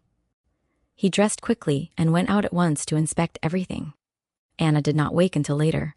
When she did, she lay still for a long time, listening. The house felt vast and strangely empty without him. She could hear nothing distinctly, only a sense of life moving somewhere beyond her reach. At breakfast, Vronsky talked animatedly of his plans. He spoke of the fields, the livestock, the accounts, the need for changes, improvements, reforms. His face glowed with purpose. He was already deeply engaged in the work awaiting him. Anna listened and smiled, asking questions when she could, trying to share his interest. But she felt that these matters, though important to him, did not concern her in the same way. They belonged to a world in which she had no natural role. Later, when he went out again with the steward, Anna wandered through the house. She examined the rooms, the furniture, the pictures on the walls, trying to imagine herself living here, making this place her own. But everything bore the stamp of his life, his habits, his past. In the afternoon, a few neighbors called. They were polite, respectful, curious. Anna felt their attention keenly, though nothing was said outright. She sensed at once the unspoken questions behind their courtesy, and the effort it cost them to behave as though everything were perfectly ordinary. She was gracious, composed, attentive, and inwardly exhausted. When Vronsky returned, she was glad to see him. His presence still brought her comfort, yet she noticed that he was tired in a different way than before. Not restless now, but absorbed, preoccupied. That evening, as they sat together, Anna said quietly, "You are already living a life of your own here." He looked at her in surprise. "What do you mean?" he asked. "You have work, people, responsibilities," she replied. "Everything is waiting for you. I have nothing." He frowned slightly, uncomfortable. "You have me," he said. "Isn't that enough?" She did not answer at once. "Yes," she said finally. "For now." But even as she spoke, she knew that this answer would not always suffice. For the first time, she felt with painful clarity that their lives, once fused into one intense existence, were beginning to diverge. Quietly, naturally, without cruelty or intention. and that this divergence, more than any external obstacle, was what she feared most. Chapter 23. From that day on, Anna's life on the estate settled into a quiet, monotonous rhythm. Vronsky was occupied from morning until evening. He rode out early, inspected the fields, spoke with stewards and peasants, studied accounts, made plans, gave orders. The work absorbed him completely. He returned tired, but satisfied, with the calm assurance of a man who knows what he must do and sees its results. Anna tried to adapt herself to this new life. She rose earlier than before, walked in the garden, read, wrote letters, and tried to interest herself in household matters. She accompanied Vronsky when she could, listened attentively when he spoke of his work, and made every effort to show that his concerns were hers as well. But she felt increasingly that she was merely filling time. The servants were respectful, even attentive, yet she sensed that they belonged to him, not to her. The estate itself responded to his presence, his authority, his decisions. She moved through it as a shadow, noticed, tolerated, but not rooted. Vronsky, seeing her calm exterior, believed that she was content. He was grateful to her for adapting so easily, and this gratitude allowed him to give himself up still more fully to his work. At times, he even felt relieved. He told himself that this was how life should be arranged, each person fulfilling a role, each finding satisfaction in useful labor. He did not reflect that her role contained nothing of that kind. Anna, meanwhile, felt her dependence more keenly with each passing day. Abroad, their isolation had bound them together. Here, the world had crept back in, not openly, not harshly, but steadily, reclaiming him. She watched him as he spoke with the steward, as he discussed crops and buildings with animation, and she understood that these things would always matter more to him than anything she could offer. One evening, as they sat together after supper, she said quietly, "You no longer need me." He looked up, startled. "How can you say that?" he asked. "You are everything to me." She smiled faintly. "You are everything to me," she said. "And now you have a whole life besides." He felt irritated, though he did not know why. "You want me to do nothing?" he said sharply. "To have no work, no purpose?" She shook her head. "No, I want to know where I am in your life." He could not answer her. Not because he did not care, but because the question forced him to recognize something he did not wish to name. Silence fell between them. That night, Anna lay awake, staring into the darkness. She felt that she had crossed an invisible boundary. The life she had chosen, built on love alone, was no longer sufficient to sustain her. And though Vronsky still loved her, she sensed with terrible clarity that love was no longer the center of his existence. Thus, without quarrel, without betrayal, without cruelty, a new and far more dangerous distance opened between them. A distance born not of passion lost, but of lives moving in different directions. Chapter 24. Anna's life at the estate soon settled into a fixed pattern, and this pattern weighed on her more heavily with each passing day. Vronsky's work absorbed him completely. From early morning until evening, he was occupied with the management of the estate, riding out to inspect fields, conferring with stewards, examining accounts, planning improvements. He returned home tired but satisfied, with the quiet contentment of a man who sees tangible results from his efforts. Anna tried to share his interest, but she could not. The matters that animated him left her untouched. She listened, asked questions, encouraged him, but inwardly she felt excluded from the substance of his life. At first, she reproached herself for this feeling. "It is my fault," she thought. "I am too exacting. I must learn to live for him, not for myself." She busied herself with reading, writing letters, walking, arranging the household, and attending to small domestic matters. But these occupations felt empty. They did not demand her whole being, and therefore did not satisfy her. The people around her, servants, neighbors, visitors, were polite and attentive. Yet she sensed clearly that her position was undefined. No one spoke of it, but everyone felt it. She belonged neither to the household nor to society. She existed between the two, dependent entirely on Vronsky. This dependence oppressed her more with each day. Vronsky, seeing her outward calm, believed that she was content. He was grateful to her for adapting so easily and felt no reason to reflect further. The harmony of his work reassured him. He did not notice the quiet struggle taking place within her. Only in the evenings, when they were alone, did Anna sometimes allow herself to speak. "You are always busy now," she said once, not reproachfully, but with a faint sadness. "I must be," he replied simply. "Otherwise, everything would fall apart." She said nothing more, but she felt that these words, so natural and reasonable to him, left no place for her that night. She lay awake, thinking. She had given up everything for him, her name, her position, her child. And yet now she felt that her sacrifice had purchased not union, but isolation. Love had once seemed enough. Now she began to fear that it never could be. Chapter 25. Anna's uneasiness soon took on a sharper, more painful form. She began to feel jealous, not of any particular person, but of everything that drew Vronsky away from her. His work, his conversations with the steward, his interest in the estate, even his simple physical tiredness at the end of the day. All these things seemed to rob her of him. She struggled against this feeling with all her strength. She told herself that jealousy was unworthy of her, that it was unjust and irrational. She reminded herself again and again that he had done nothing to deserve suspicion. And yet the feeling returned, stronger each time. She watched him constantly. If he was thoughtful or absent-minded, she attributed it to indifference toward her. If he spoke with animation about his work, she felt wounded that he could be so alive without her. If he was silent, she imagined that he was tired of her presence. Vronsky noticed her attentiveness and mistook it for tenderness. He was touched by her care and responded with kindness, but he did not perceive the anxiety beneath it. At times, he felt a vague irritation, unjustified as he knew, but he repressed it, blaming fatigue or the pressure of work. He did not suspect that his growing independence was the source of her distress. One evening after dinner, Anna suddenly asked, "Do you still love me?" The question startled him. "How can you ask that?" he replied. "Of course I do, but not as before," she said quietly. He frowned. "What does as before mean?"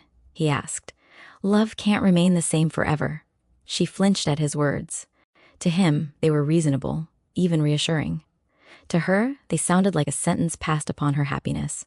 She turned away, saying nothing more. That night she lay awake for a long time, her mind tormented by one thought. If love changes, what remains for her? She had no work, no position, no recognized place in the world. Love was all she possessed. And now even that seemed uncertain. By morning, her anxiety had hardened into something darker, a constant expectation of loss. And from that moment on, peace left her. Chapter 26. Anna's jealousy, once awakened, did not remain vague for long.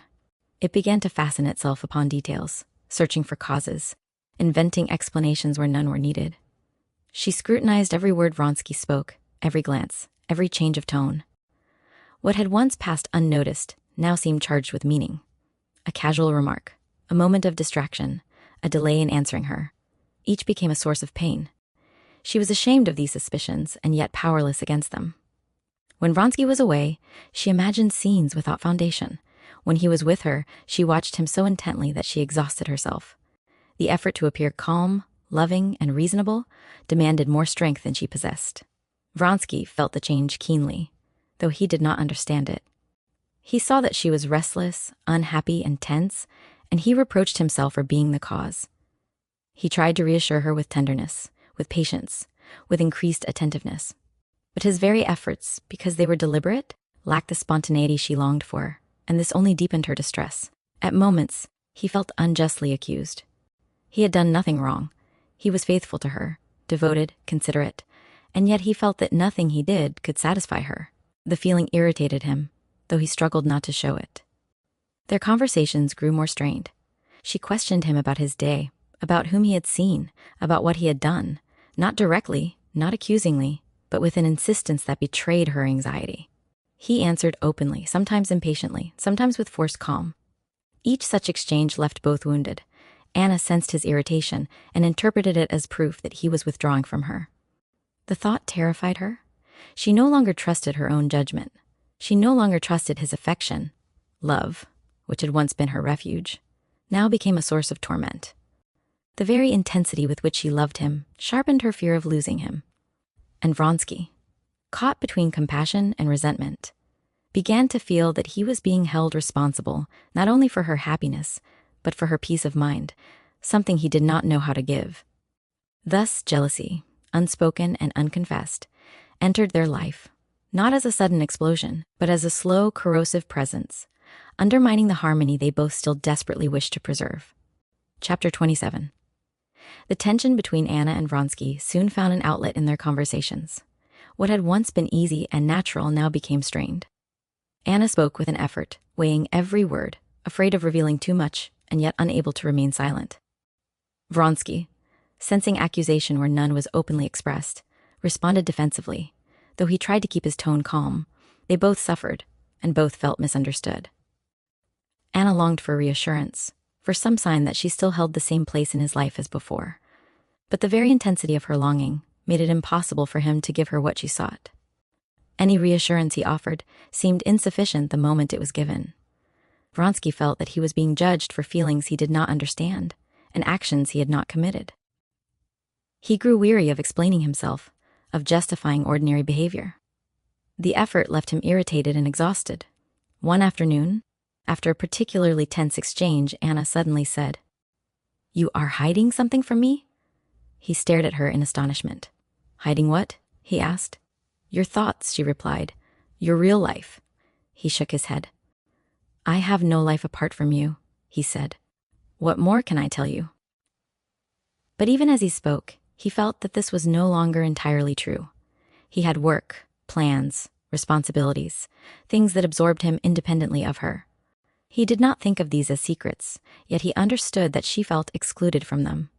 Anna saw hesitation in his expression and seized upon it. "You see," she said bitterly, "you won't even deny it." He felt a flash of anger.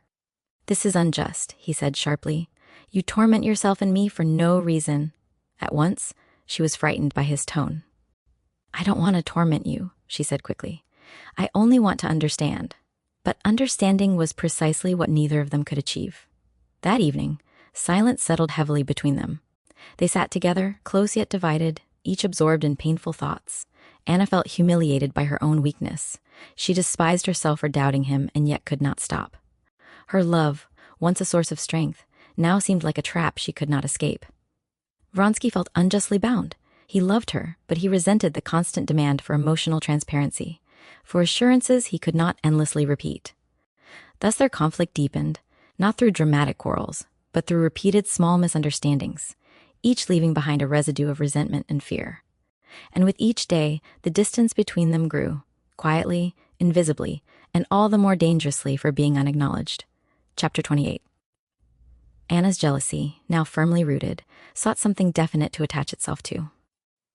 She began to remember people from the past. Women Vronsky had known before her, women she herself had once encountered in society. These memories, long dormant, rose vividly before her, acquiring an importance they had never had before. She recalled his former life, his freedom, the ease with which he had moved through the world before he belonged to her alone. The thought that he had once lived without her, had been happy without her, filled her with anguish. She questioned him about insignificant things, about acquaintances, about former friends. She did so cautiously, disguising her curiosity as casual interest. But each answer, however innocent, seemed to wound her. Vronsky felt these inquiries keenly. He recognized their source and pitied her, yet he also felt increasingly constrained.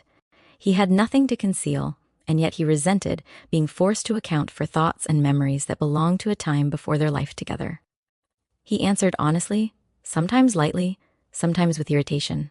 Anna seized upon every nuance. A smile, a tone, a pause, everything became proof. One evening, after such a conversation, she suddenly said, "You loved others before me." "Yes," he replied simply. "Of course I did." The simplicity of his answer struck her like a blow. "And you remember them?" she asked. "I remember my past," he said. "How could I not?" She turned away, trembling. To her, his words meant that his heart was not entirely hers, that there were places within him she could not reach. The thought was unbearable. He saw her agitation and tried to calm her. "My past has nothing to do with my love for you," he said. "You are my life now." But his reassurance did not bring her peace. She felt that love which allowed room for a past could also allow room for another future. That night, she dreamed of betrayal. Not concrete, not visible, but vague and overwhelming. She woke in terror, clutching at him, as though he were already slipping away. Vronsky soothed her, speaking gently, but inwardly he felt weary. He sensed that no words could satisfy her fear, and the knowledge oppressed him. Thus the past, which had once seemed dead and buried, rose up between them, uninvited, intangible, yet powerful enough to disturb the present and darken the future. Chapter 29.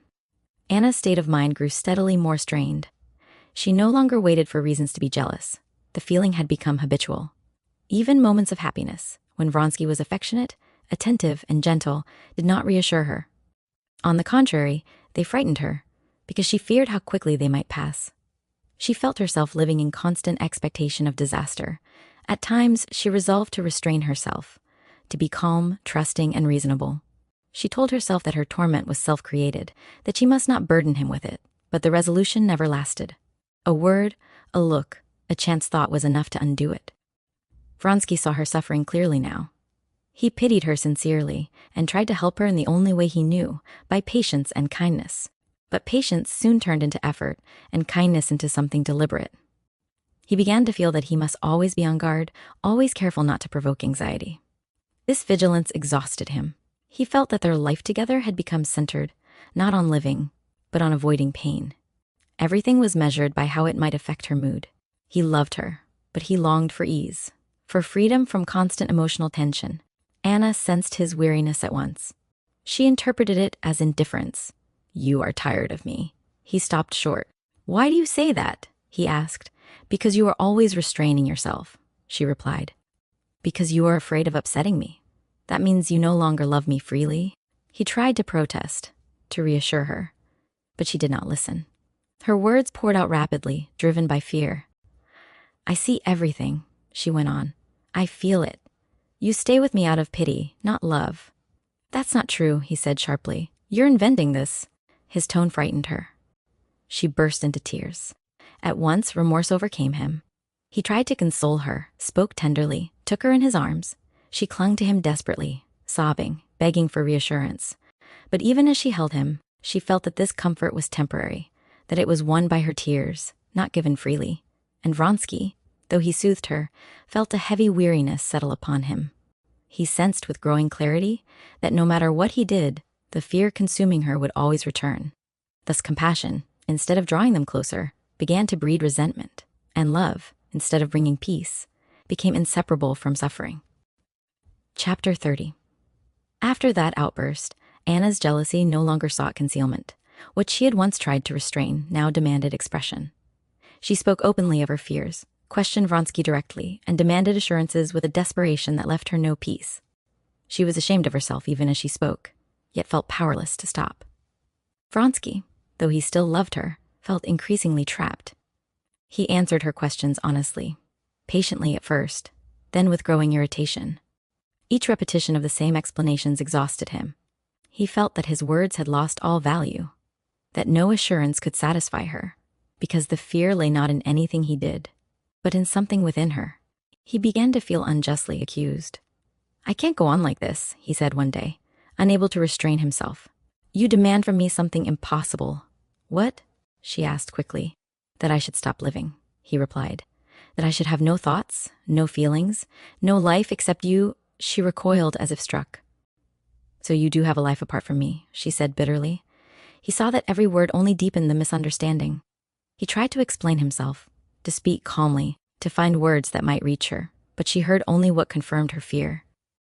"You are tired of me," she said again. "You are ashamed of me." The accusation wounded him deeply. "This is cruel," he said. "I have given up everything for you. What more do you want?" She had no answer. She only wept. That night, neither slept. Anna lay awake, her thoughts racing in a circle she could not escape. She felt humiliated, abandoned, terrified, and yet bound to him more tightly than ever. Vronsky lay beside her, staring into the darkness, his mind heavy with conflicting feelings, love, pity, irritation, and a growing sense of hopelessness. For the first time, the thought came to him clearly that their life together had become unbearable, not because love had died, but because it demanded more than either of them could give. And that realization filled him with dread. Chapter 31. After that night, a change came over Anna. Outwardly, she grew calmer. She spoke less, questioned him less, and seemed to accept his answers without protest. To anyone watching, it might have appeared that peace had returned. But this calm was not peace. It was exhaustion. She felt as though she had reached the limit of her strength. The constant fear, the constant vigilance, had drained her. She no longer had the energy to struggle, to demand, to accuse. Instead, she watched silently, storing up every impression, every word, every glance. Her jealousy did not disappear. It went inward. She began to brood. Thoughts circled endlessly in her mind, feeding upon one another. She replayed past conversations, interpreted remembered expressions, and drew conclusions that grew darker with each repetition. Vronsky noticed the change and felt relieved at first. He told himself that she had at last grown calmer, that she trusted him again. The absence of scenes, of tears, of accusations brought him a sense of release. He felt that he could breathe more freely. But soon he sensed that something was wrong. Her silence was heavy. Her attentiveness had taken on a new quality, no longer anxious but intent, watchful. She listened not to understand, but to detect. He felt this gaze upon him constantly and grew uneasy. "What are you thinking?" he asked her once. "Nothing," she replied, with a faint smile. The smile frightened him more than her former tears. He felt that she had withdrawn into herself, into a place he could not reach. And though he still loved her, he sensed with growing unease that he was losing his hold over her inner life. Anna, meanwhile, felt herself hardening. She told herself that love was an illusion, that she had deceived herself in believing it could sustain her life. She felt wronged, betrayed, though she could not point to any concrete act of betrayal. Her suffering no longer took the form of fear alone, but of resentment. And resentment, once born, gave her a strange, bitter clarity. She began to look for an explanation, something external that could justify what she felt. She told herself that there must be a cause, something hidden, something he had not confessed. And in this conviction, her thoughts grew more and more fixed, more relentless. Thus the storm that had once broken openly now gathered again, silent, concentrated, and far more dangerous than before. Chapter 32. Anna's thoughts now moved in a fixed, narrow circle. The more she reflected, the more convinced she became that there must be a definite cause for the change in Vronsky's behavior. Love, she told herself, does not cool without reason. If he was growing weary, if he was restless, if he seemed divided, then there had to be someone or something that explained it. Her mind fastened upon the idea with frightening persistence. She began to recall trifles that had once seemed meaningless, a casual remark, a name mentioned in passing, a look she had not understood at the time. These fragments arranged themselves into a pattern that appeared clear and undeniable to her. She no longer doubted. She believed she knew. Vronsky noticed her growing abstraction. She spoke little, listened with strained attention, and often seemed lost in thought. When he addressed her directly, she answered calmly, even kindly, but there was a coldness in her tone that unsettled him. He tried to draw her out, to restore the former intimacy. "You are so silent," he said once. "Are you ill?" "No," she replied. "I'm only thinking." "What about?" "About everything," she said, and smiled faintly. The smile did not reassure him. He felt that something essential had slipped beyond his reach. Anna, meanwhile, felt a grim satisfaction in her supposed certainty. The torment of doubt had been replaced by the sharp pain of conviction. Painful as it was, it gave her a sense of clarity and purpose she had lacked before. She told herself that she had been deceived, that she had sacrificed everything for a man who no longer belonged to her alone. The thought filled her with bitterness, but also with a strange resolve. She resolved to watch, to wait, to confirm what she already believed. Vronsky felt the atmosphere between them grow colder and more oppressive with each day. He could not understand what had changed, only that the lightness of their life together had vanished entirely. He felt again the old sense of helplessness, that no matter what he did, he was powerless to affect her inner state. And Anna, convinced that she saw the truth at last, felt herself moving steadily toward a confrontation she both dreaded and desired. Chapter 33. The tension that had been gathering silently at last found its release. One evening, after dinner, as they sat together in the drawing room, Anna suddenly began to speak. Her voice was calm, almost cold, but beneath it lay a force that startled Vronsky at once. "You no longer love me," she said. He looked up sharply. "That's not true," he replied. "Why do you say that?" "Because I know," she answered. "I see everything now." "What do you see?" he asked, uneasy. She rose and began to pace the room. You have another life, she said. Thoughts, interests, feelings that have nothing to do with me. You are ashamed of me. You want to be free. This is madness, he said, rising too. I've given you no reason for this. You've given me every reason, she replied bitterly. Only you won't admit it, even to yourself. He tried to interrupt her, but she went on, her words pouring out with increasing intensity. I gave up everything for you, she said, everything. And now you are tired of me. You endure me out of habit, out of pity. That's cruel, he said hoarsely. It's unjust. She laughed, a short, painful laugh. Truth always seems unjust to those who don't want to hear it. He felt anger rise within him. You are destroying us with your suspicions, he said. I can't live under constant accusation, and I can't live in lies, she answered. Silence fell between them, heavy and final. They stood facing each other, no longer united by suffering, but divided by it. For the first time, Anna felt not fear, but a cold certainty. Whatever love remained between them was no longer enough to save them. Vronsky felt the full weight of hopelessness descend upon him. He understood that nothing he could say would reach her now. The bond that had once held them together had been strained beyond endurance. That night, Anna lay awake, her mind clear and merciless. She no longer begged, no longer feared.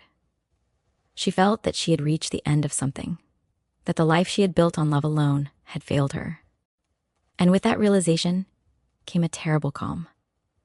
Thus ended the first and brightest period of Anna and Vronsky's life together, not with betrayal, not with separation, but with the quiet, irrevocable loss of faith.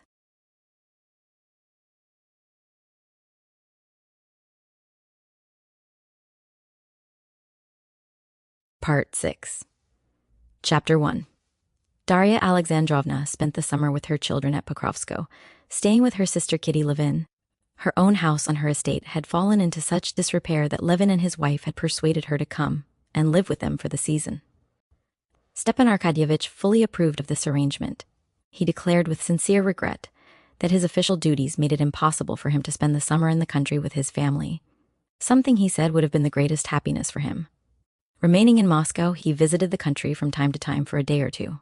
In addition to the Oblonskys, their children, and the governess, the old princess also came to stay with the Levins that summer. She considered it her duty to keep a watchful eye over her inexperienced daughter in her interesting condition. Varenka, Kitty's friend from abroad, had kept her promise and came to stay with her after her marriage. All these visitors were friends or relations of Levin's wife. And though Levin liked them all, he could not help regretting the disappearance of his own way of life. His quiet, habitual Levin world, as he thought of it, was completely smothered by what he called to himself the influx of the Shtcherbatsky element. Of his own relations, only Sergei Ivanovitch stayed with him, and even he belonged more to the Koznishev than the Levin type. The distinct Levin spirit was entirely overwhelmed.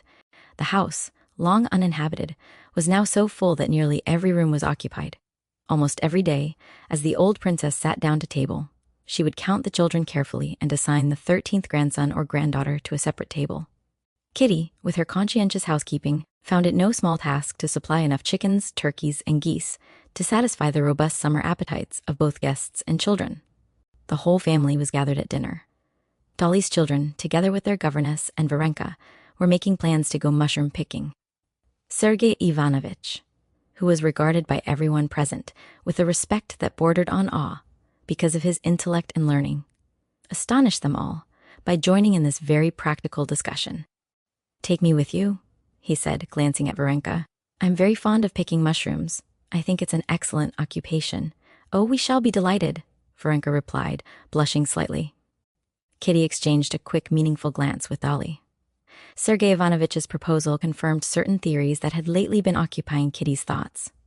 She hastened to say something to her mother so that her look would not be noticed. After dinner, Sergei Ivanovitch sat with his coffee at the drawing-room window, though he continued a conversation with his brother.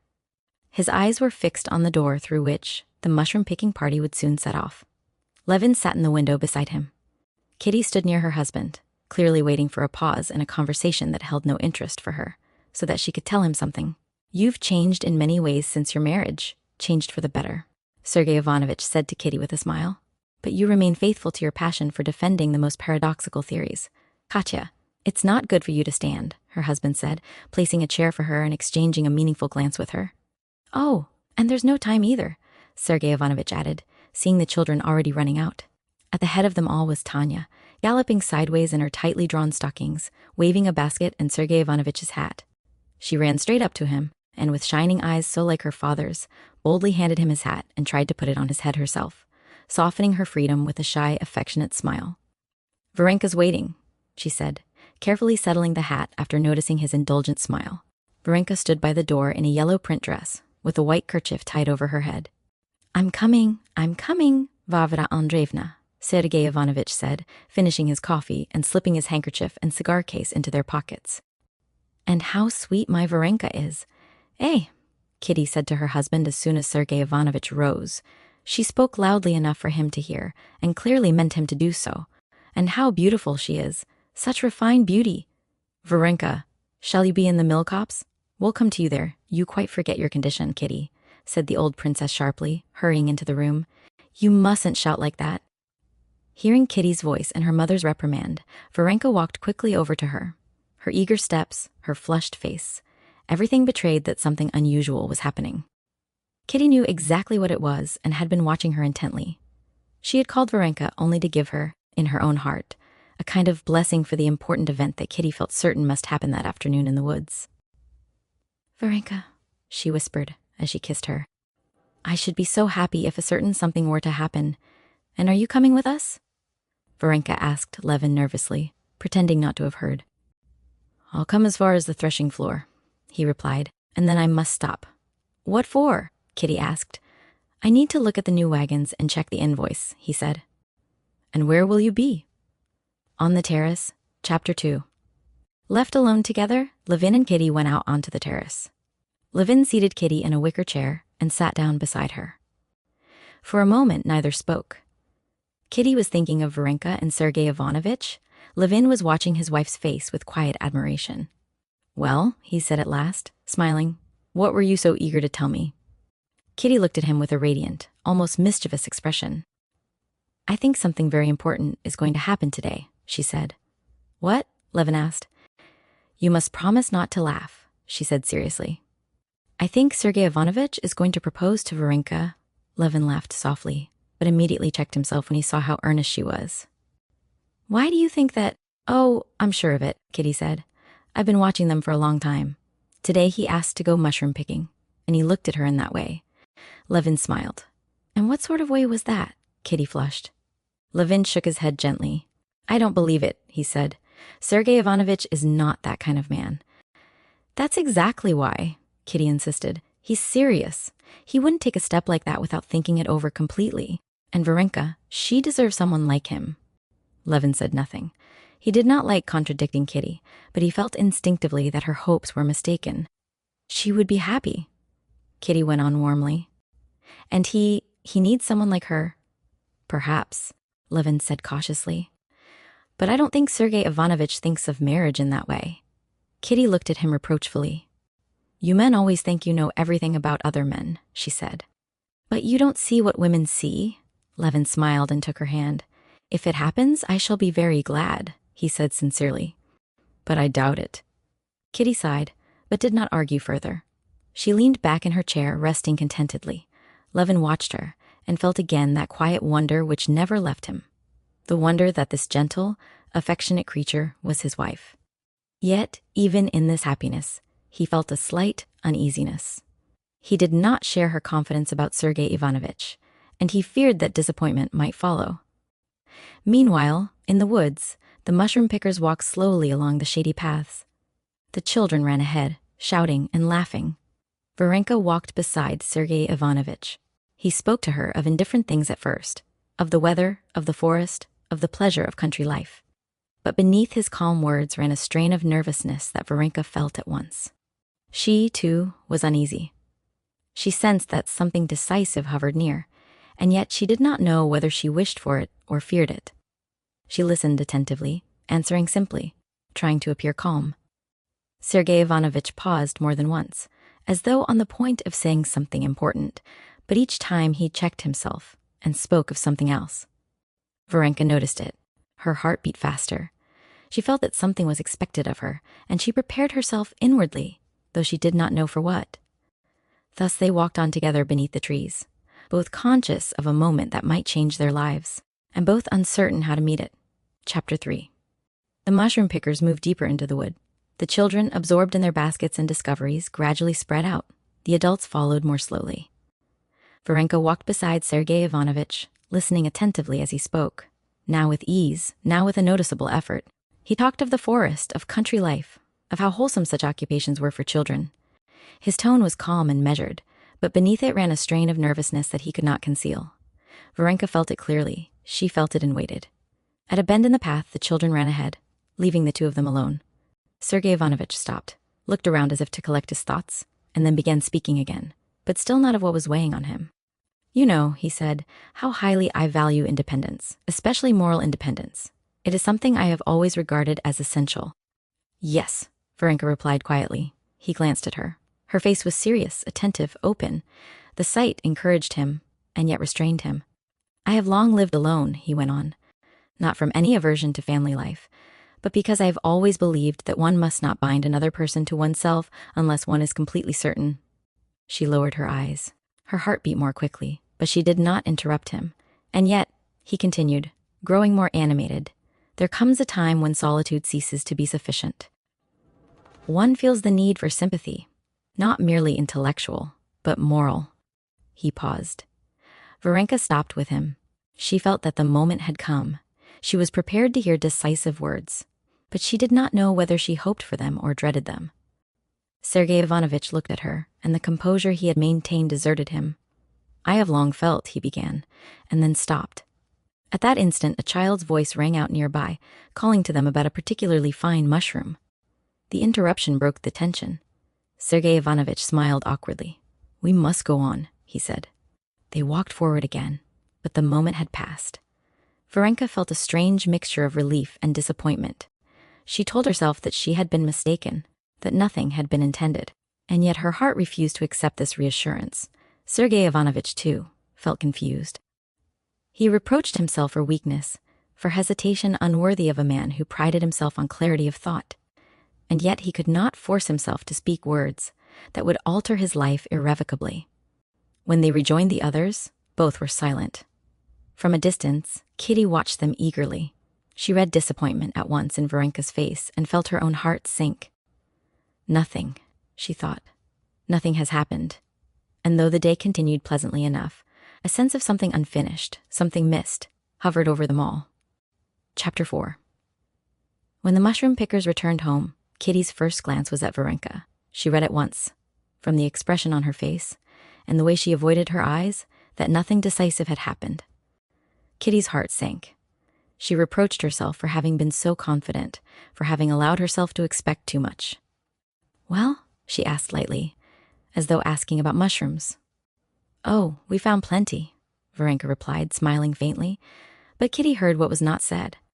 Sergei Ivanovich came in behind them, calm, courteous, and perfectly composed.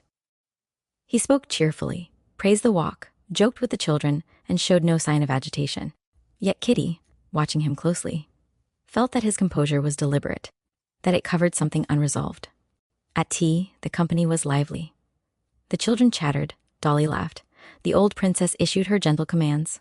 Only Varenka was quieter than usual, and only Kitty noticed how often Sergei Ivanovich's eyes rested on her with a thoughtful, almost troubled expression. After tea, Kitty found an opportunity to be alone with Varenka. "Well?" she asked again, softly this time. Varenka shook her head. "Nothing," she said. He talked about life, about independence, about principles, very beautifully, but nothing more. Kitty felt both disappointed and indignant. "How could he?" she said. "How could he speak like that and say nothing?" Varenka smiled sadly. "He is very serious," she said. "Perhaps too serious. And you?" Kitty asked anxiously. Varenka did not answer at once. "I don't know," she said at last. "I was ready to listen. But perhaps I was mistaken." Kitty embraced her warmly. "You deserve happiness," she said, "more than anyone I know." Varenka returned the embrace, grateful but troubled. Meanwhile, Levin spoke with his brother in the study. "Well?" Levin asked, smiling slightly. Sergei Ivanovich shrugged. I am not sure, he said. I spoke as honestly as I could, and Levin pressed. And perhaps honesty is not always enough, Sergei Ivanovich replied quietly. Levin did not pursue the subject. He understood his brother well enough to know that no advice would help him now. That evening, as Kitty lay beside her husband, she spoke again of Varenka. She was unhappy, Kitty said. I'm sure of it. Levin took her hand. People must decide such things for themselves, he said gently. I know, Kitty replied, but I wish happiness were easier. Levin smiled. So do I, he said. And though their own happiness was deep and real, both felt, in that moment, how fragile human hopes can be, even when they seem most reasonable, most deserved. Chapter 5. The days that followed passed quietly, yet Kitty could not rid herself of the sense that something unfinished lingered in the house. Varenka moved about as usual, calm, helpful, considerate, but Kitty noticed that she avoided Sergei Ivanovich whenever she could. When they did meet, both were scrupulously polite, speaking only of indifferent matters. Their reserve was so complete that it convinced everyone else that nothing at all had been intended between them. Kitty alone was dissatisfied. She could not reconcile the seriousness of Sergei Ivanovich's words in the forest with the emptiness that had followed. To her, it seemed impossible that so much thought, so much feeling, should lead to nothing. Levin watched his wife with affectionate curiosity. You are still thinking about them, he said one morning. Yes, Kitty replied frankly. I can't understand it. Perhaps there is nothing to understand, Levin said. People often imagine meaning where there is none. Kitty shook her head. No, she said firmly. There was something. I saw it. Levin smiled, but did not argue. That afternoon, Sergei Ivanovich came to Kitty in the drawing room. His manner was unusually serious. I am leaving tomorrow, he said. Kitty looked up in surprise. So soon? Yes, he replied. I have work waiting for me. She hesitated, then spoke impulsively. Sergei Ivanovich, she said. Forgive me, but did you mean to say something to Varenka in the woods? He looked at her intently, and for a moment seemed on the point of speaking openly. Then he checked himself. I meant only what I said, he replied quietly. Kitty felt a sudden impatience. But words are not enough, she said. Sometimes one must decide. He smiled faintly. That is precisely what I cannot do lightly, he said. A decision that binds another life is not a matter for impulse. Kitty was silent. She respected him too much to press further, yet she felt that his very conscientiousness had become an obstacle. That evening, Kitty told Varenka of his departure. Varenka listened calmly, but Kitty saw the color rise in her face. I wish him happiness, Varenka said simply. And you? Kitty asked. Varenka smiled, gently but sadly. I am content, she said. But Kitty knew that this was not the whole truth. The next morning, Sergei Ivanovich left early. He took leave of everyone with warmth and courtesy, and of Varenka with particular kindness, so quiet and restrained that no one but Kitty noticed it. As the carriage drove away, Kitty felt a sharp pang. Something has been lost, she thought. Not through wrongdoing, but through fear. And though life in the house went on as before, she felt that the brief, unspoken hope that had hovered there had vanished, leaving behind only the faint regret of what might have been. Chapter 6. After Sergei Ivanovich's departure, life at Pokrovskoe gradually returned to its usual course. The house felt quieter. Kitty noticed the change immediately, though she could not have explained it clearly. It was not merely the absence of her brother-in-law, but the disappearance of an expectation. Something that had hovered in the air, and now was gone. Varenka remained with them and continued to be as helpful and attentive as ever. She took care of the children, assisted Dolly, and managed household matters with her usual calm efficiency. Outwardly, nothing in her behavior suggested regret or disappointment. Yet Kitty, who watched her closely, sensed an inner withdrawal. Varenka was more silent than before, more self-contained. She no longer sought Kitty out for conversation, and when Kitty spoke to her of personal matters, she listened kindly but did not open her own heart in return. Kitty reproached herself. It is my fault, she thought. I raised hopes that should never have been raised. She tried to behave as though nothing had happened, but the feeling of having interfered clumsily in another person's life would not leave her. Levin, meanwhile, felt relieved. The departure of his brother had restored something of his former peace. He loved Sergei Ivanovich, but he found the quiet regularity of life without visitors far more agreeable. He returned with renewed pleasure to his work, and this time Kitty did not feel excluded by it. Their own life together now filled her more completely. She felt the child within her growing stronger day by day, and with it a new seriousness of feeling. Her thoughts turned less often to others' happiness, and more to the future that awaited her and her husband. In the evenings, when the children were asleep and the house was still, Kitty and Levin sat together, talking quietly. He spoke to her of his work, of plans for the estate, of thoughts that occupied him. She listened attentively, no longer with the eager curiosity of a young girl, but with the calm interest of a woman who felt herself firmly united with his life. At such moments, Kitty understood with new clarity that happiness does not consist in arranging other people's lives, but in living one's own sincerely and simply. And yet, sometimes, when she looked at Varenka's composed face, she felt a gentle ache, a sense that something good and possible had been missed, not through malice, but through hesitation. Life, she began to understand, does not always wait for those who reflect too long. Chapter 7. Kitty's health grew stronger with each passing day. Yet with her physical strength came a new sensitivity, one that she herself scarcely understood at first. She found that her moods changed quickly. At times, she felt an almost excessive happiness, a tender gratitude toward everyone around her, especially toward Levin.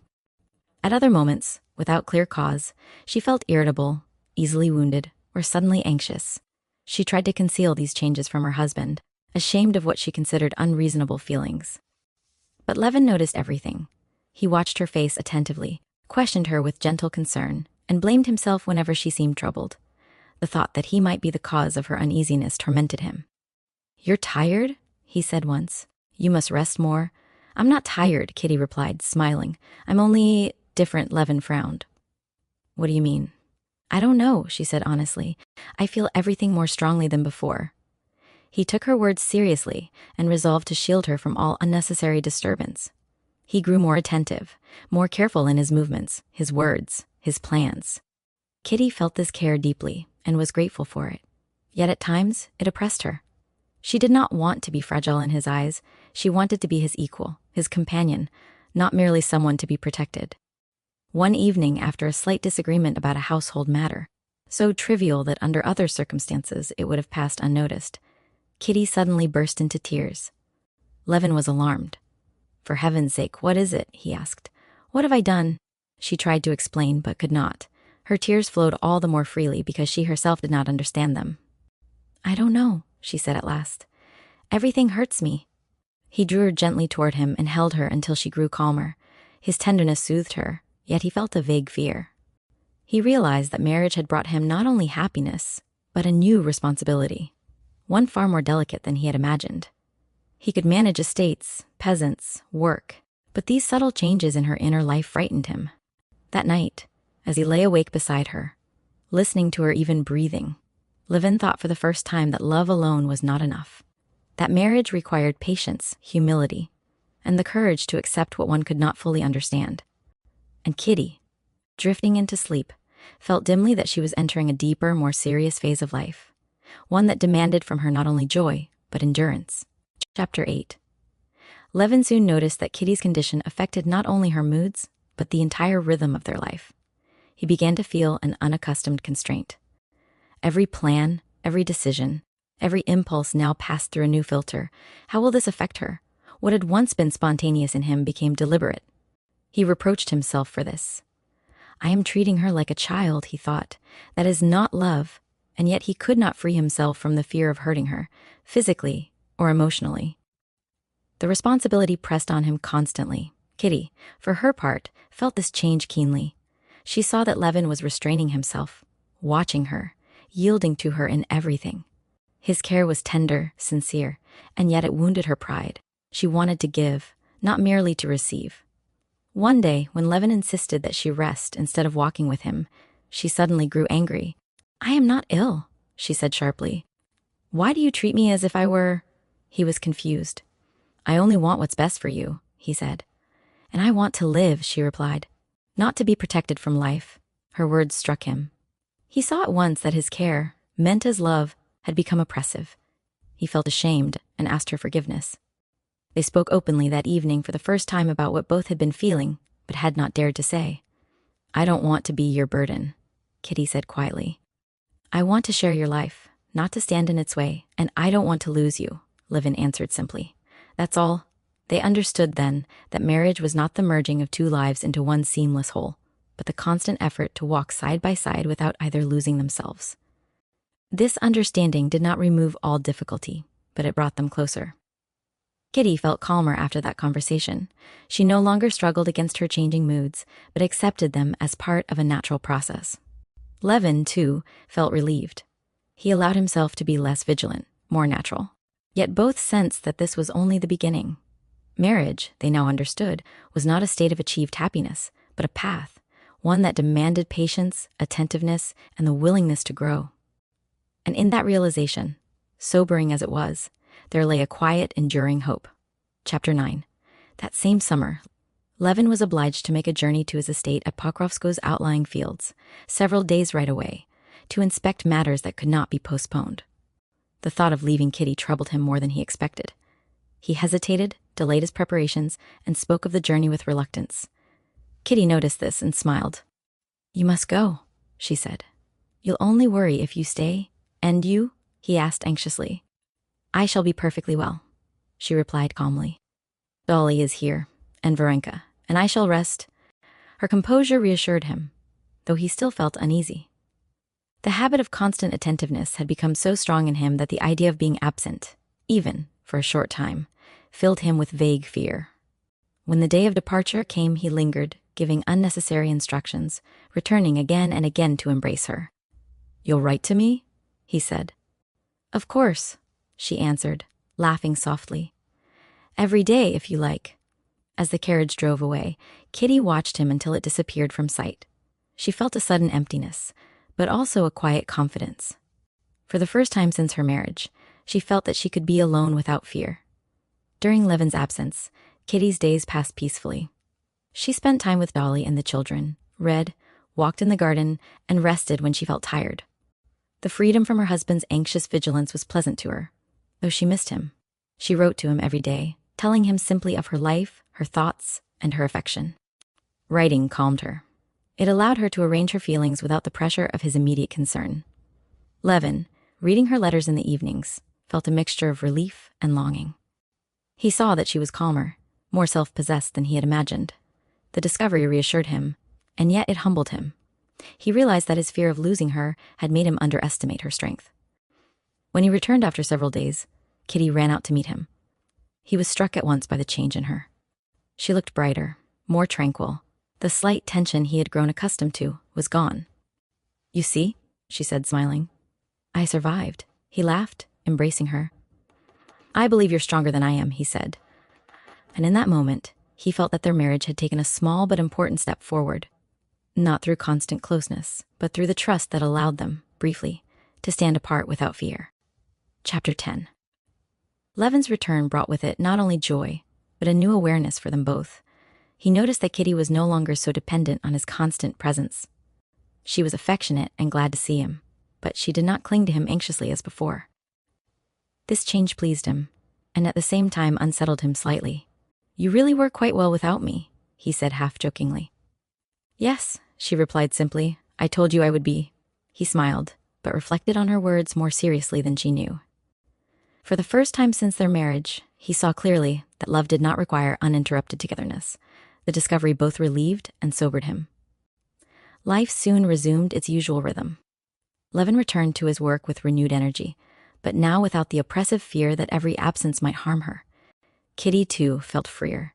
She no longer resisted his occupations, nor did she feel herself diminished by them. Their lives moved side by side, touching constantly, yet not pressing upon one another. Still, Levin remained attentive to every change in her health. He questioned her, observed her carefully, and consulted the doctor whenever the slightest concern arose. Kitty bore this with patience, though she smiled at his seriousness. "You worry more than necessary," she said. "And you don't worry enough," he replied. The doctor's visits reassured Levin, but introduced new anxieties as well. Every instruction, what Kitty should eat, how long she should walk, when she should rest, became, in Levin's mind, a matter of the highest importance. He followed these directions with a conscientiousness that bordered on obsession. Kitty saw this and felt a tender amusement mixed with gratitude. She understood now that this anxiety was not a sign of weakness in him, but of the depth of his feeling. His love expressed itself not in words, but in care, in vigilance, in responsibility. That evening, as they sat together quietly, Kitty took his hand. "You are good," she said softly. He looked at her in surprise. "Why do you say that?" "Because you care so much," she replied.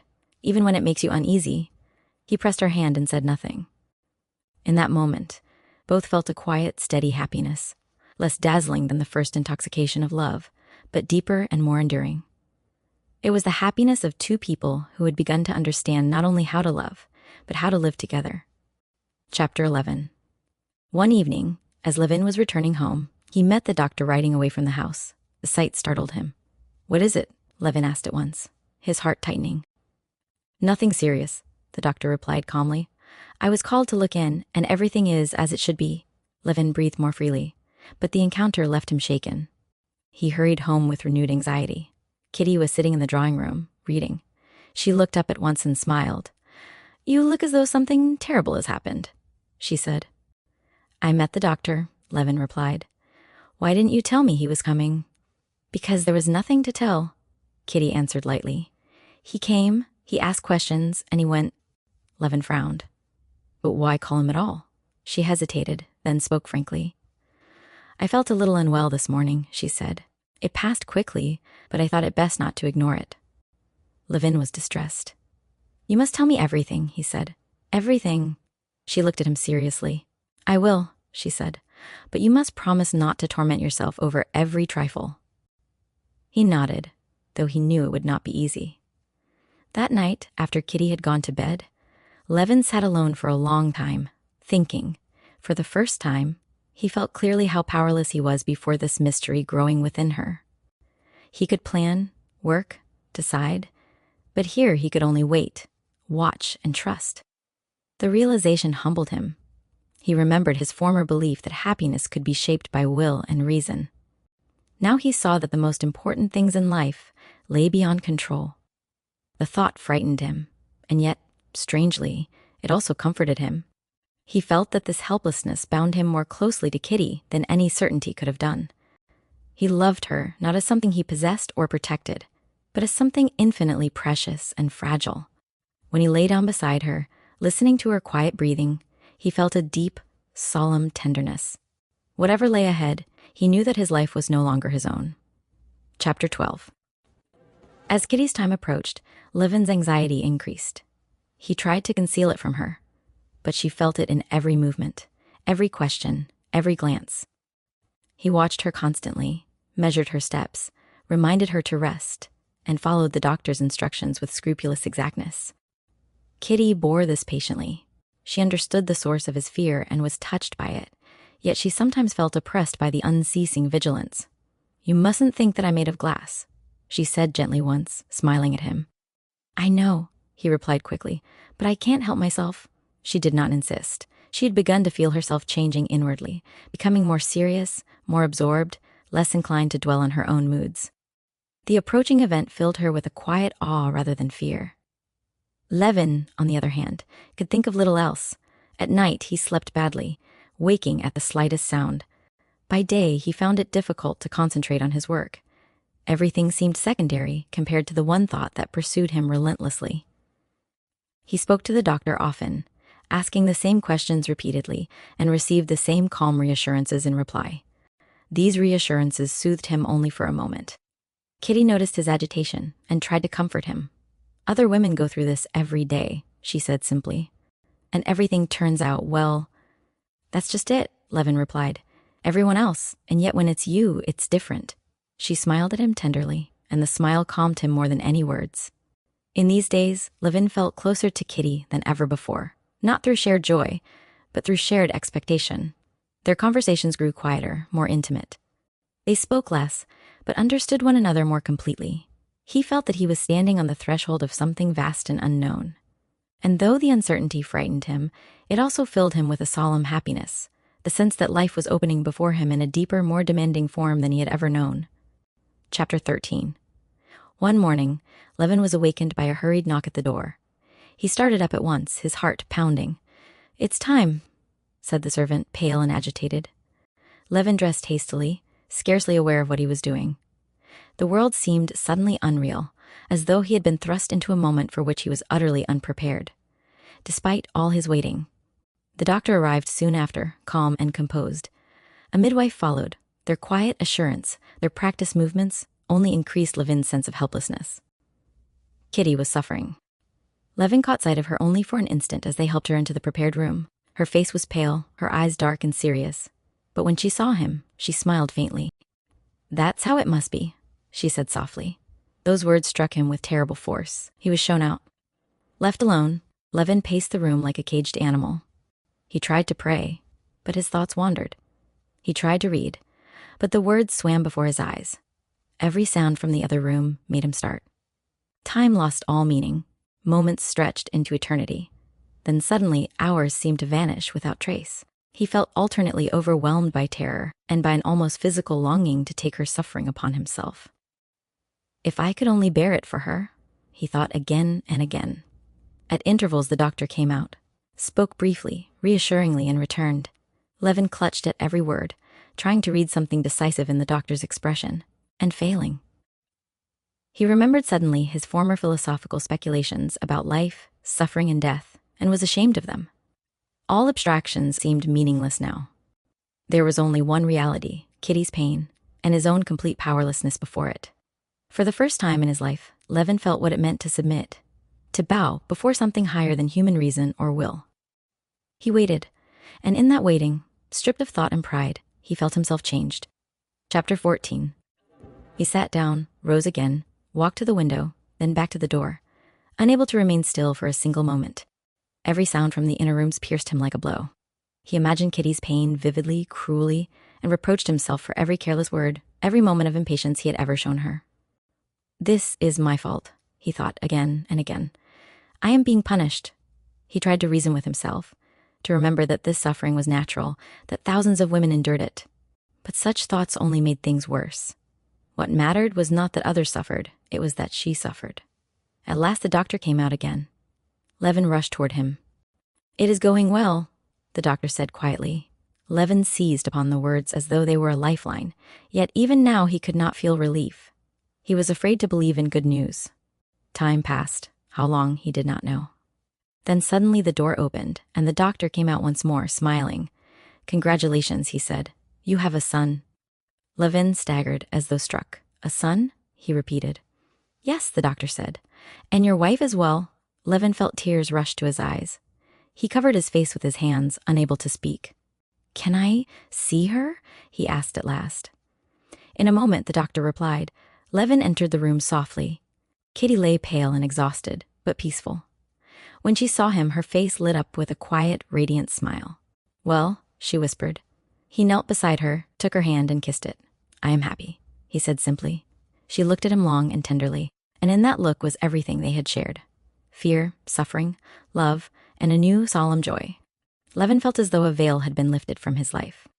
All that had seemed important before, ambitions, anxieties, doubts, fell away.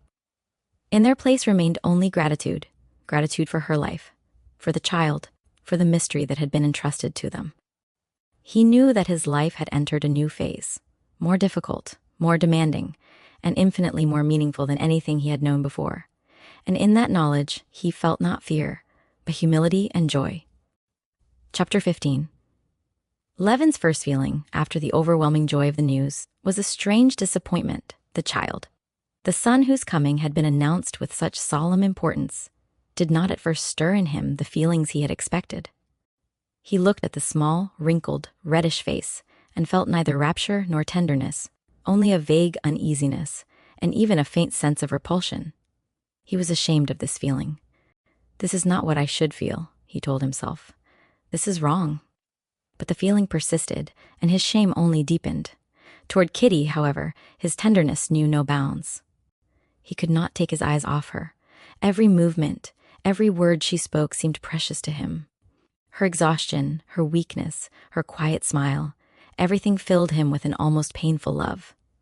"You must rest," he said again and again. She smiled faintly. "You're absurd," she said softly. "Everything is over now." He did not contradict her. He felt that everything had only just begun. When at last he forced himself to look again at the child, he did so with effort, as though fulfilling a duty. He examined him attentively, trying to discover something lovable, something familiar. "This is my son," he repeated inwardly. "My flesh, my continuation." The words meant little to him. He noticed that Kitty watched him closely and felt alarmed by her gaze. "Why are you looking at me like that?" he asked, trying to smile. She did not answer at once. "You don't love him yet," she said quietly. He was startled. "Yes, no, that is," he stammered. "I don't understand myself." She pressed his hand gently. "You will," she said simply. Her calm confidence reassured him more than anything else. Left alone afterward, Levin reflected deeply on what he felt. He realized with sudden clarity that love for a child is not given at once, like love between two adults. It must grow, through care, through fear, through responsibility. And already, though he did not yet feel joy, he felt something stronger and more binding, a sense of obligation so profound that it frightened him. He understood then that this child had placed a new, irrevocable demand upon his life. And in that realization, unsettling as it was, he sensed the beginning of a love deeper than anything he had yet known. Chapter 16. The following days passed in a quiet, absorbed rhythm. Kitty lay resting, pale but calm, surrounded by an atmosphere of tender care. Levin scarcely left her side. He watched every change in her face, every movement, every breath, as though his attention alone could protect her. The child occupied him less. He felt ashamed of this, yet he could not force himself to feel otherwise. He fulfilled every duty, asked the nurse questions, listened to instructions, watched attentively when the child was brought in. But his heart remained strangely unmoved. Toward Kitty, however, his feelings grew even stronger. He saw in her not only the woman he loved, but a being who had passed through suffering he could scarcely comprehend. Her quiet endurance, her patience, her gentle strength humbled him. "You are wonderful," he said to her once with deep sincerity. She smiled. "You will say the same of him," she replied, glancing toward the cradle. He did not answer. At night, when the house was still, Levin lay awake, listening to the faint sounds of the nursery. The cry of the child, sudden and sharp, startled him painfully each time. It pierced him with anxiety rather than affection. And yet, with every such cry, a new feeling stirred within him. Not tenderness, but fear. Fear for the child's life, fear of harm, fear of loss. He began to understand that love for a child begins not with delight, but with terror, the terror of responsibility. One night, when the child cried for a long time, Levin rose and went into the nursery. He stood there awkwardly, watching as the nurse soothed the baby. The small face twisted, reddened, then slowly relaxed into sleep. Levin felt a strange tightening in his chest. This is my child, he thought, not with pride, but with solemn awe. He returned to Kitty and lay down beside her, feeling that something within him had shifted. Not yet love, but the beginning of a bond that could never be broken. And in that quiet certainty, he sensed that his life had again changed its course. Silently, irrevocably, and forever. Chapter 17. One morning, Levin was alone with the child. The nurse had stepped out briefly, and Levin found himself standing beside the cradle, uncertain what to do. The baby lay quietly, his tiny face drawn and unfamiliar, his closed eyes making him seem more like a strange little creature than a human being. Levin looked at him with anxious curiosity. "So this is you," he thought. "This is my son." The child stirred, grimaced, and suddenly began to cry. The sound struck Levin with a sharp pang. He felt helpless, absurdly guilty, as though he himself were the cause of the distress. He bent over the cradle awkwardly, not daring to touch the child. There, he murmured, ashamed of the foolishness of his words. The crying grew louder. Levin felt panic rise within him. He rang for the nurse, annoyed with himself for his helplessness. When she came and took the child in her arms with practiced ease, the crying stopped almost at once. Levin felt both relief and humiliation. Later, he spoke of this to Kitty. "I don't know what to do with him," he said frankly. "I'm afraid of hurting him." Kitty listened with a gentle smile. "That's how it is at first," she said. "You'll learn." Her confidence reassured him. That day, as he watched Kitty with the child, Levin was struck by the transformation in her. She moved with calm assurance, her former delicacy replaced by a quiet strength. The child responded to her voice, her touch, as though recognizing something essential. Levin felt a new reverence for her. "You are closer to him than I am," he said. "Yes," she replied simply, "because he needs me." The words struck Levin deeply. He realized then that parenthood was not merely a shared joy, but a division of roles, a recognition that love took different forms. Kitty's love was instinctive, immediate. His would come later, through effort, through fear, through responsibility. That evening, when the child was brought to Kitty, Levin stood beside them and watched silently. The baby opened his eyes briefly and looked, without seeing. Levin felt a sudden, unexpected warmth. Not love, not yet, but something gentler than fear. Something had begun. Chapter 18. Levin's life now revolved entirely around the sick room in the nursery. He tried to return to his work, but found it impossible. The smallest matter connected with Kitty or the child distracted him at once. He listened anxiously for every sound, started at every step in the corridor, and questioned the nurse and the doctor with a persistence that amused them and reassured him only momentarily. Kitty recovered slowly but steadily. Each sign of returning strength filled Levin with joy.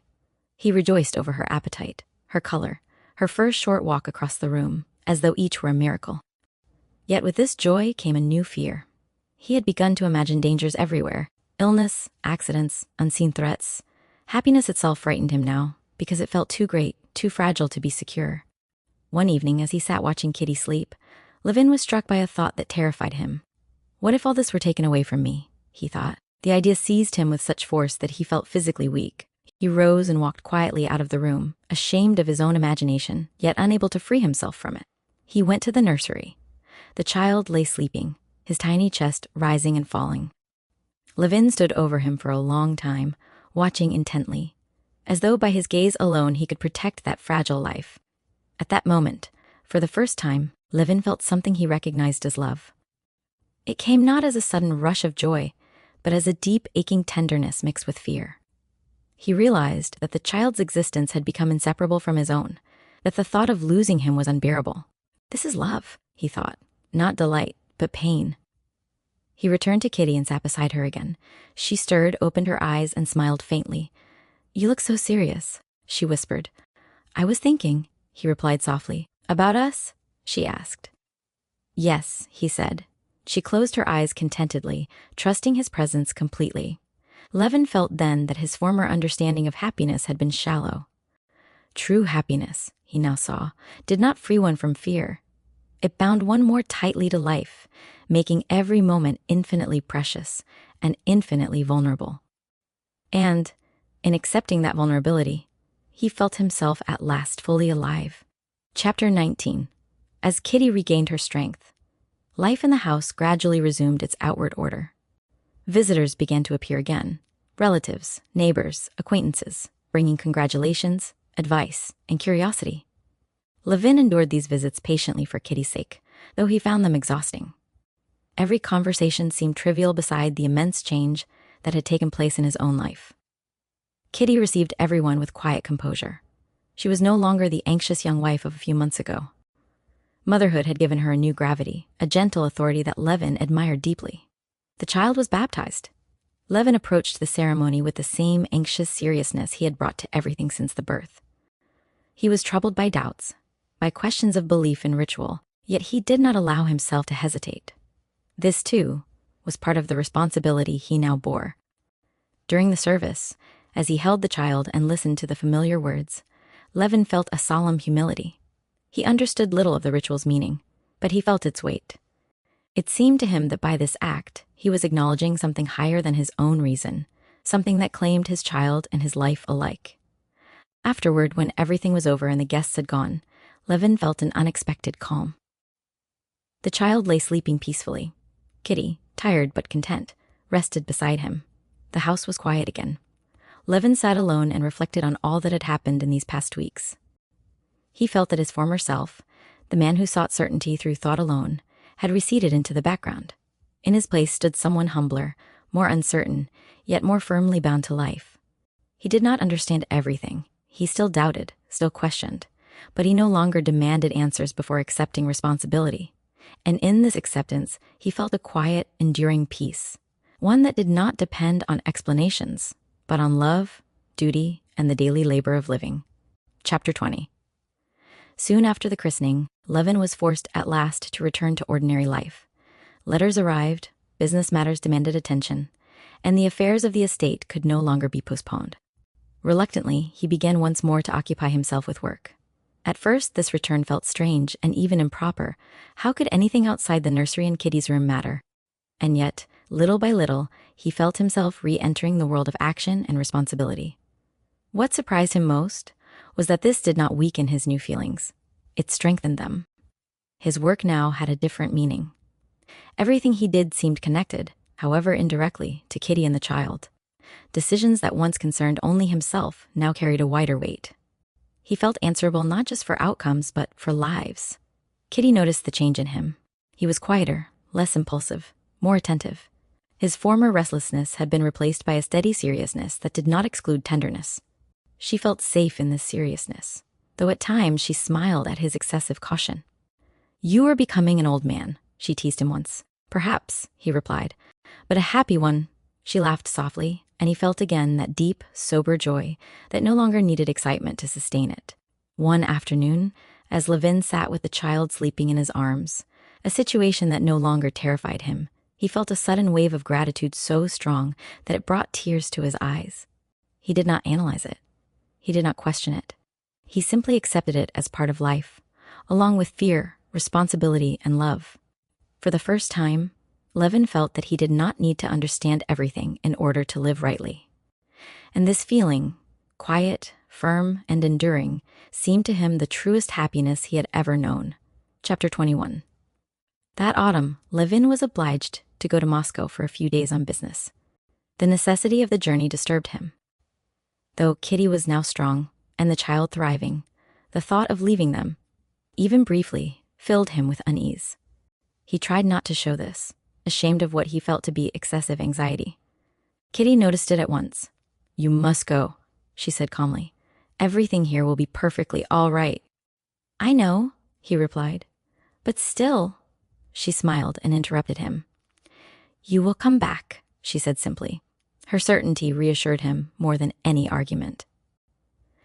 In Moscow, Levin found himself once again surrounded by the familiar world of society, business, and discussion. People spoke to him as before, expected the same opinions, the same interests. Yet he felt that he no longer quite belonged to this life. Conversations that had once engaged him now seemed remote. Questions of politics, reforms, theories. Everything that had formerly absorbed him felt pale and abstract beside the reality of his family life. He answered when addressed, listened when required, but inwardly he was elsewhere. More than once, he caught himself wondering what Kitty was doing at that moment, whether the child was asleep, whether everything was as it should be. The thought followed him persistently. When at last he returned home, the sight of Kitty and the child filled him with a joy so quiet and complete that it took him by surprise. "You see," Kitty said, smiling at his obvious relief, "nothing happened." "I know," he said, and yet he did not finish the sentence. He felt that words were unnecessary. That evening, as they sat together, Levin reflected on the change that had taken place within him. He saw clearly now that his center of gravity had shifted.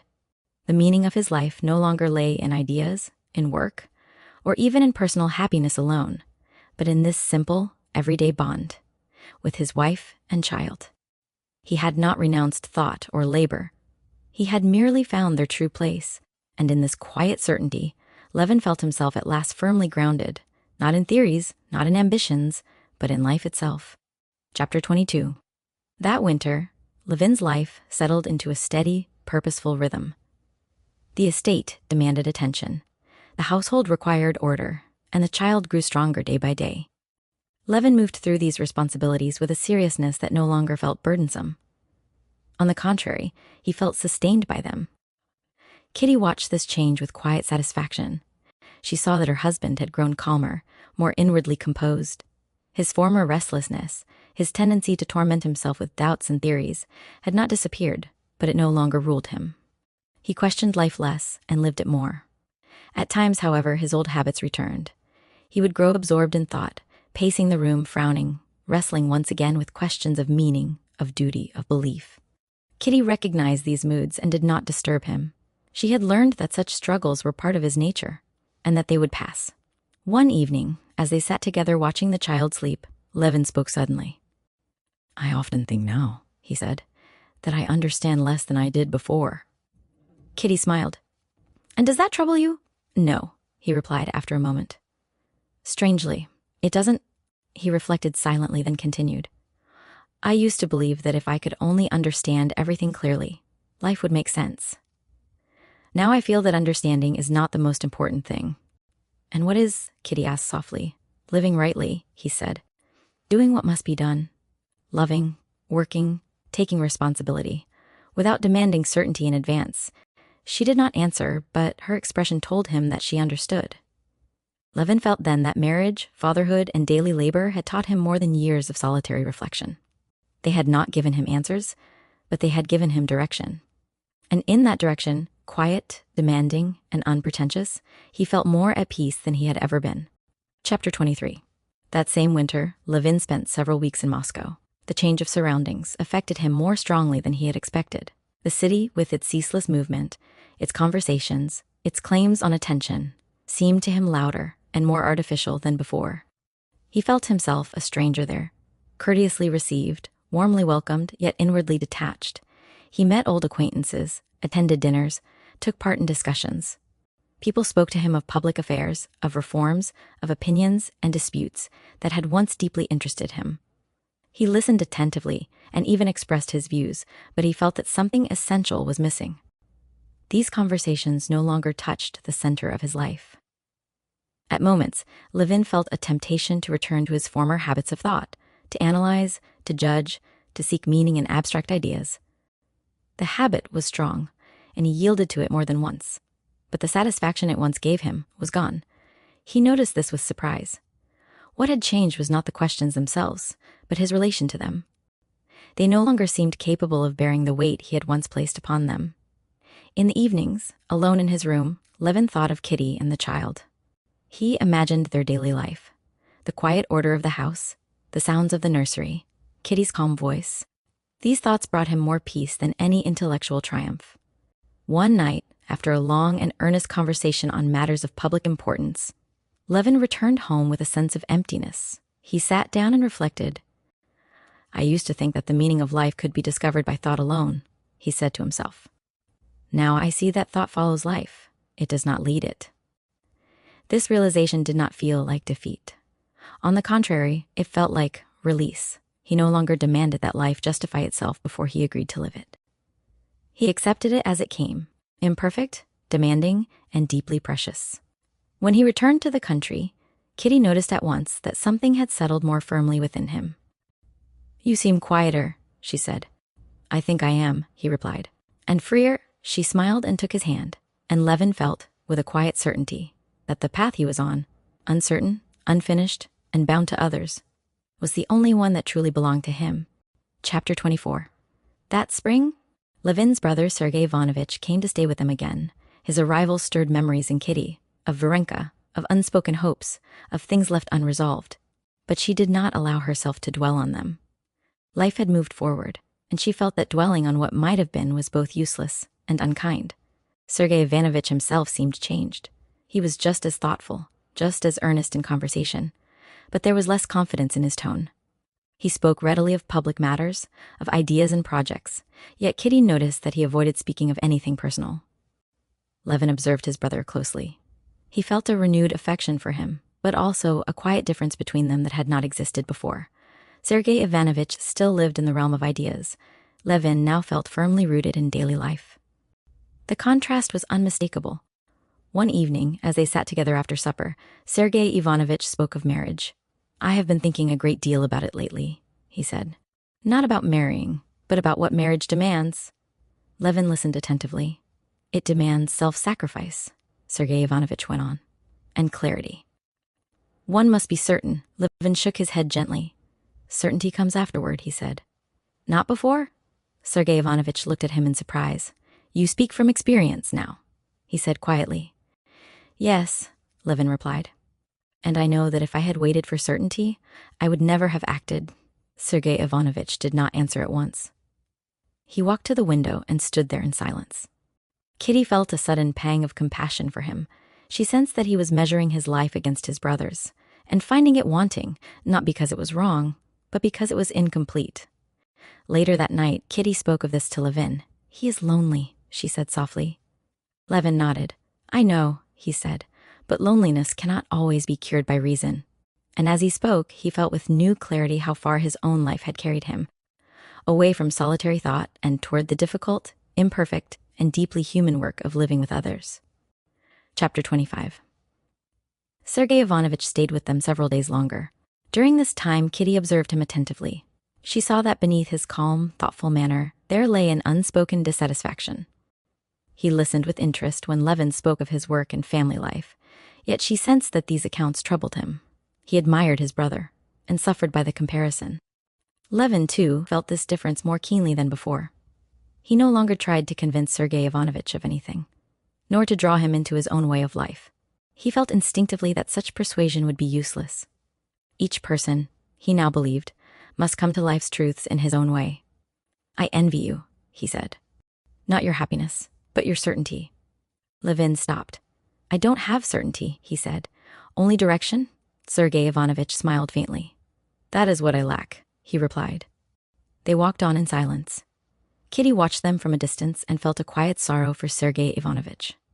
She understood that his intelligence, his conscientiousness, had become obstacles rather than aids.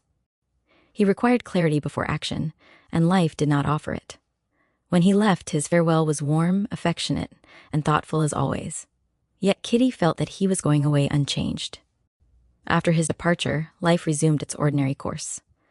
Levin returned to his work with renewed concentration. Kitty devoted herself to the child and to the household.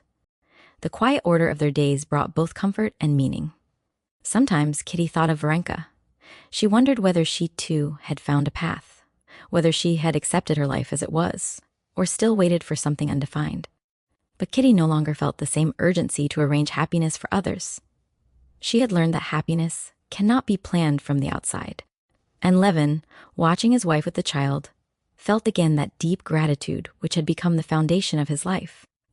A gratitude not for perfection or certainty, but for the simple, difficult, and endlessly demanding gift of shared existence. Chapter 26. That summer, Levin took Kitty and the child to the country. The journey, which would once have seemed tiresome and inconvenient to him, now felt necessary and even comforting. He wanted to place his family amid the fields and open air, where life followed a rhythm he understood and trusted. Kitty bore the journey well. The child, though delicate, did not suffer from the change, and this alone filled Levin with quiet triumph. Each small success, a peaceful night, a good appetite, a calm day, seemed to him a personal victory. Life in the country settled quickly into a routine. Levin rose early, attended to the estate, and returned at regular hours. Kitty arranged the household, supervised the nursery, and took short walks when the weather allowed. The child grew stronger day by day, and Levin watched this growth with an attention that bordered on reverence. He felt himself learning anew. Simple matters that he had once treated lightly now seemed charged with importance. A change in the weather, a sound from the nursery, a remark from the nurse, everything entered deeply into his consciousness. At times, this vigilance tired him. He felt again the temptation to withdraw into thought, to seek refuge in abstraction. But the presence of Kitty and the child recalled him constantly to the present moment. One evening, as they sat together outdoors, watching the light fade over the fields, Kitty spoke quietly. "You look tired," she said. "I am," he replied. "But it's a good kind of tired," she smiled. Levin felt then that life had ceased to be a question he needed to solve. It had become something to be lived, day by day, task by task, without demanding final answers. And in the stillness of the country evening, with his family beside him, he felt a calm assurance that this simple, imperfect life was enough. Chapter 27. Levin's life in the country soon became so full that he scarcely noticed the passing of time. Each day brought its own demands. Work in the fields, discussions with the steward, decisions about crops and labor. Yet, unlike before, This activity no longer absorbed him to the exclusion of everything else. It was woven naturally into his family life, not set apart from it. Kitty watched him with quiet satisfaction. She saw that he no longer fled into work, nor used it as a refuge from thought or feeling. He worked because work was necessary, because it supported the life they shared. The child continued to thrive. Levin's feeling toward him grew slowly but steadily. He no longer felt awkward holding him, nor frightened by every cry. Instead, he felt a constant, watchful tenderness, still mixed with fear, but no longer dominated by it. One afternoon, as Levin carried the child in his arms, the baby suddenly fixed his eyes upon him and smiled. The moment was brief, uncertain, but to Levin it felt decisive. He stopped, scarcely breathing. That was for me, he thought. The feeling that rose in him was unlike anything he had known before. It was not joy, not pride, but a deep, quiet attachment that settled firmly in his heart. He brought the child to Kitty. He smiled at me, he said, with a seriousness that made her smile in return. Of course he did, she said. He knows you. Levin shook his head, overwhelmed. From that day on, he felt himself bound to the child not merely by duty, but by love. Life, he now understood, was not revealed in great moments of insight, but in such small, unremarkable instants, moments that passed quickly, yet altered everything. And as summer deepened around them, Levin felt that his happiness, though quiet and unpretentious, was at last firmly rooted, not in thought or hope, but in the living present. Chapter 28. As summer drew to a close, Levin began to feel once more the stirrings of those questions that had never entirely left him. Outwardly, his life was full and orderly. His work progressed well. His household was peaceful, his wife and child were healthy, and yet, in moments of quiet, a familiar restlessness returned. He did not speak of it to Kitty. He felt ashamed of this inner agitation, as though it were ingratitude. What right had he to doubt, when he possessed everything he had once longed for? Still, the questions persisted. What is all this for? He asked himself at times. What gives it meaning? Formerly, such thoughts would have seized him completely. Now they came and went, touching him lightly, without plunging him into despair. He noticed this change with surprise. One evening, walking alone through the fields, Levin reflected on his past struggles.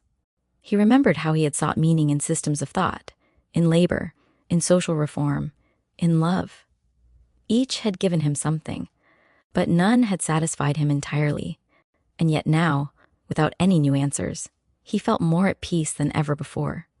He realized gradually that the peace came not from having resolved these questions, but from having ceased to place them above life itself. He returned home as the sun was setting. Kitty was sitting on the terrace with the child in her arms. The sight of them, so simple, so familiar, filled him with quiet joy. You look thoughtful, she said. I was, he replied. But it doesn't trouble me. She smiled, content with the answer. Levin sat beside her and watched the child sleep. He felt again that deep gratitude which had become the foundation of his life. He did not know the meaning of life in words, but he knew it in living. Chapter 29. That autumn, Levin once again found himself drawn into reflection, not from dissatisfaction, but from habit. The old questions returned quietly, without torment. He no longer fought them, nor did he allow them to dominate him. They seemed now like distant echoes of a former self, recognizable, but no longer commanding. He noticed this change with interest. Formerly, any unresolved thought would have driven him to restlessness, even despair. Now, uncertainty did not disturb his peace. He could live without answers. This realization astonished him. One evening, after putting the child to bed, Levin sat alone with Kitty by the lamp. She was sewing. He watched her in silence. You are thinking again, she said gently. Yes, he replied. But it's different now? How so? I used to think that if I didn't understand everything, life would collapse, he said. Now I see that life goes on quite well without my understanding it, she smiled. That's because you live it now, she said simply. Her words struck him. He saw clearly that she was right.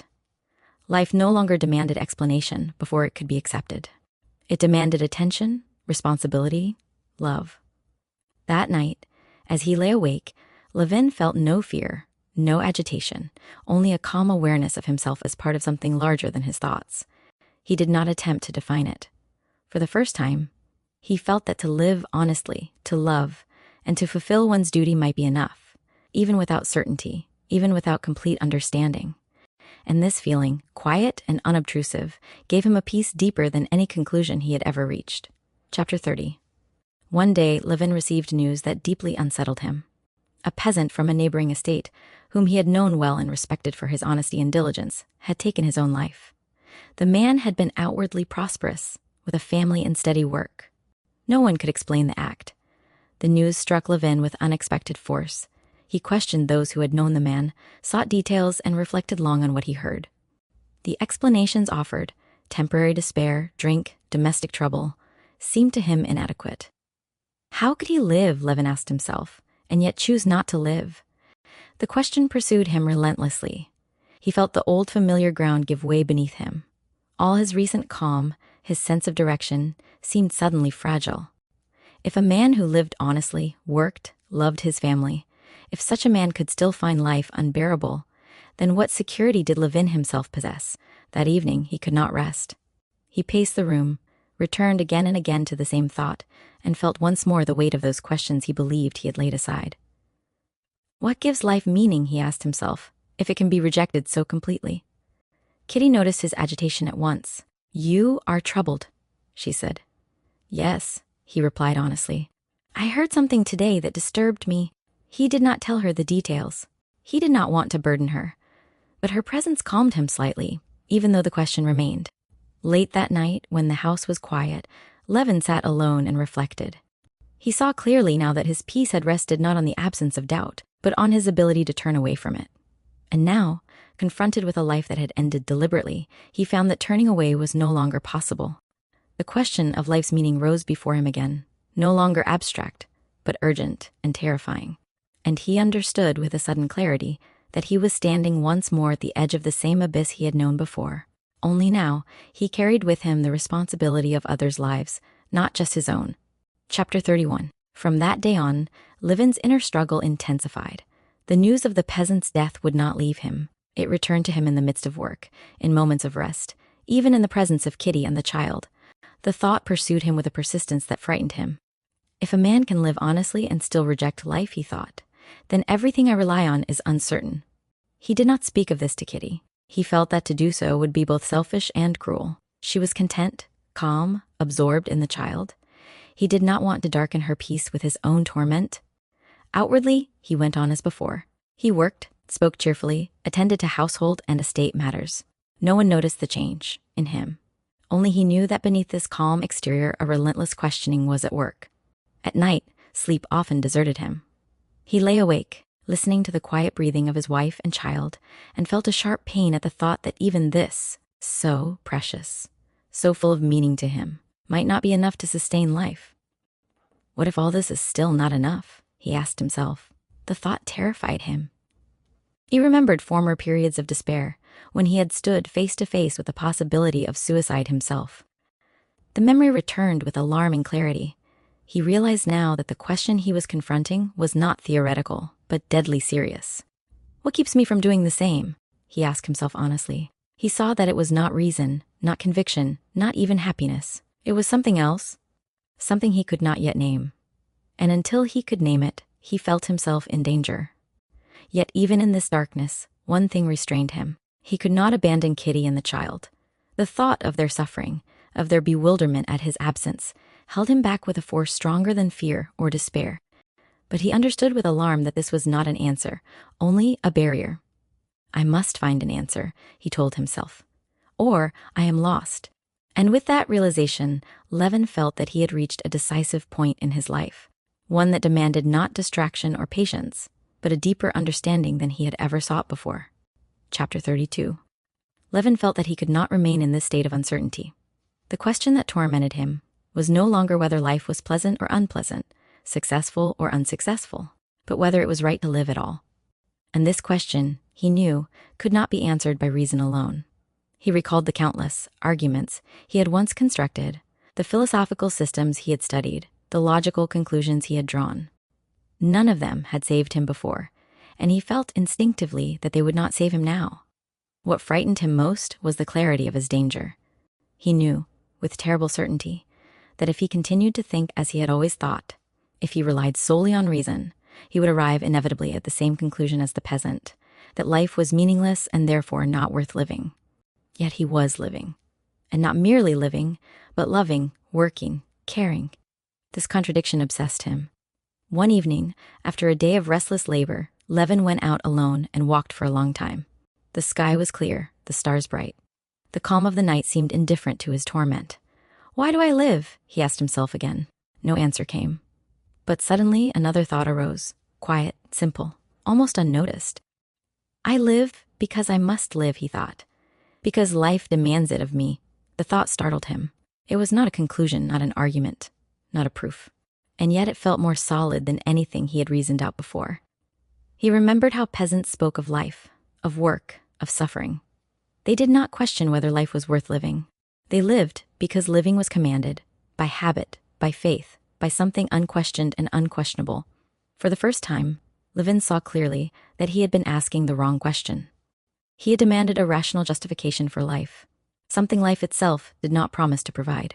And yet millions lived without such justification, lived calmly, meaningfully, even joyfully. This realization did not bring him peace, but it opened a door. He felt that the answer he sought lay not in thought, but in something simpler, deeper, and more ancient than reason. And for the first time since his despair began, Levin felt not relief, but hope. Chapter 33. The thought that had come to Levin did not leave him. He carried it with him through the next days, testing it against everything he did and felt. It was not an answer in words, but a direction, one that led him away from the abyss where reason alone had brought him. He observed the people around him more closely. The peasants rose early, worked hard, suffered illness, endured loss, and yet they did not question the rightness of life itself. They lived, not because they had proved life meaningful, but because life was given to them, and they accepted it. This acceptance struck Levin more powerfully than any philosophical argument. He saw now that these people possessed something he had always lacked. Not intelligence, not education, but faith. Not faith in doctrines or explanations, but faith in life itself. They lived by it instinctively. Levin understood with sudden clarity that he too had been living by the same faith all along, only unconsciously. His love for Kitty, his devotion to his child, his sense of duty toward others, all these were acts of faith, not of reason. Reason had never commanded him to love. Reason had never forbidden him to end his life. And yet he loved, and he lived. That night, Levin lay awake and reflected calmly, without the terror that had oppressed him before. I have been living wrongly, he thought, not in action, but in understanding. I have tried to explain life by reason alone, when life is lived by something else. He did not reject reason. He did not renounce thought. He only recognized its limits. Reason could show him how to live, but not why. The why lay beyond it. In this realization, Levin felt a quiet joy. Not triumphant, not ecstatic, but firm and sustaining. It was the joy of having stepped onto solid ground after wandering in darkness. He rose the next morning with a sense of inner clarity he had never known before. Nothing outward had changed. The same work awaited him, the same duties, the same cares, the same uncertainties. But inwardly, everything was different. He knew now that life had meaning, not because it could be proved, but because it was lived in love, in responsibility, and in faith. And this knowledge, simple and unspoken, gave him the strength to go on. Not without doubt, not without suffering, but without despair. Part 7, Chapter 1. The Levins had been in Moscow for 3 months. Long ago, the date had passed when, according to the most reliable calculations of those learned in such matters, Kitty ought to have been confined. Yet she was still moving about as usual, and there was nothing to indicate that the long-awaited moment was any nearer than it had been 2 months earlier. The doctor, the monthly nurse, Dolly, Kitty's mother, and most of all Levin, who could not think of the approaching event without terror, had begun to grow impatient and uneasy. Kitty alone remained perfectly calm and happy. She was now distinctly conscious of a new feeling awakening within her, a tender, blissful love for the future child, who already seemed to her, in some mysterious way, to exist. She cherished this feeling, dwelling on it with quiet joy. At times the child seemed entirely a part of herself. At other moments, he appeared to live a life of his own, separate from her. Often this independent life caused her pain, and yet, strangely, it filled her with such sudden joy that she felt an impulse to laugh. Everyone she loved was with her. All were kind, attentive, thoughtful toward her. Everything around her was arranged so pleasantly, so carefully, that if she had not known, if she had not felt, that all this must soon end, she could not have imagined a more agreeable life. Only one thing marred this happiness. Her husband was not with her in the way she loved him to be. She missed the Levin she knew in the country, the serene, friendly, open-hearted man at ease in his surroundings, hospitable without effort. In Moscow, he seemed different. Here he was restless, watchful, as though he feared that someone might offend him, or worse, offend her. In the country, secure in the knowledge that he belonged where he was, he never hurried, never felt displaced. He was always occupied, yet never strained. In town, however, he was perpetually in a hurry, as though afraid of missing something, though in reality he had nothing to do. And Kitty felt sorry for him. She knew that to others he did not appear pitiable, quite the opposite. Sometimes she tried to look at him as a stranger might, as one looks at those one loves, trying to see them through other eyes. And then, with a pang that was almost jealous, she saw how attractive he must seem to others, his fine breeding, his reserved, slightly old-fashioned courtesy toward women, his powerful figure, his expressive face. But she did not see him from without. She saw him from within. And she felt that here, in Moscow, he was not himself. Sometimes she reproached him inwardly for his inability to live comfortably in town. At other times, she recognized how difficult it must be for him to shape a life here that could satisfy him. What indeed was there for him to do? He did not play cards. He did not go to the club, to spend time with jovial men of Oblonsky's sort. She now knew exactly what that meant, drinking, and then going somewhere afterward. She could not think without horror of where men went on such occasions. Was he to go into society? She knew he could only take pleasure in that if he found enjoyment in the company of young women. And that was the very thing she could not wish for. Should he stay at home with her, her mother, and her sisters, much as she loved and enjoyed their endless conversations on the same topics? Ali Nadine, as the old prince called the sisters' discussions, she knew it must weary him. What remained? He had tried to work on his book. At first he went to the library, made extracts, searched for references. But, as he told her, the less he did, the less time he seemed to have for doing anything. And besides, he complained that he had talked too much about his book in Moscow. His ideas had become confused and had lost their freshness and appeal. One advantage of town life was that quarrels between them were almost non-existent, whether it was because their circumstances were different, or because both had grown more careful and considerate. They had none of the jealous disputes they had feared when leaving the country. Yet one event of great importance to them both did occur. Kitty met Vronsky. Princess Maria Borisovna, Kitty's godmother, who had always been very fond of her, insisted on seeing her. Kitty, though she did not go into society at all on account of her condition, went with her father to visit the old lady, and there she met Vronsky.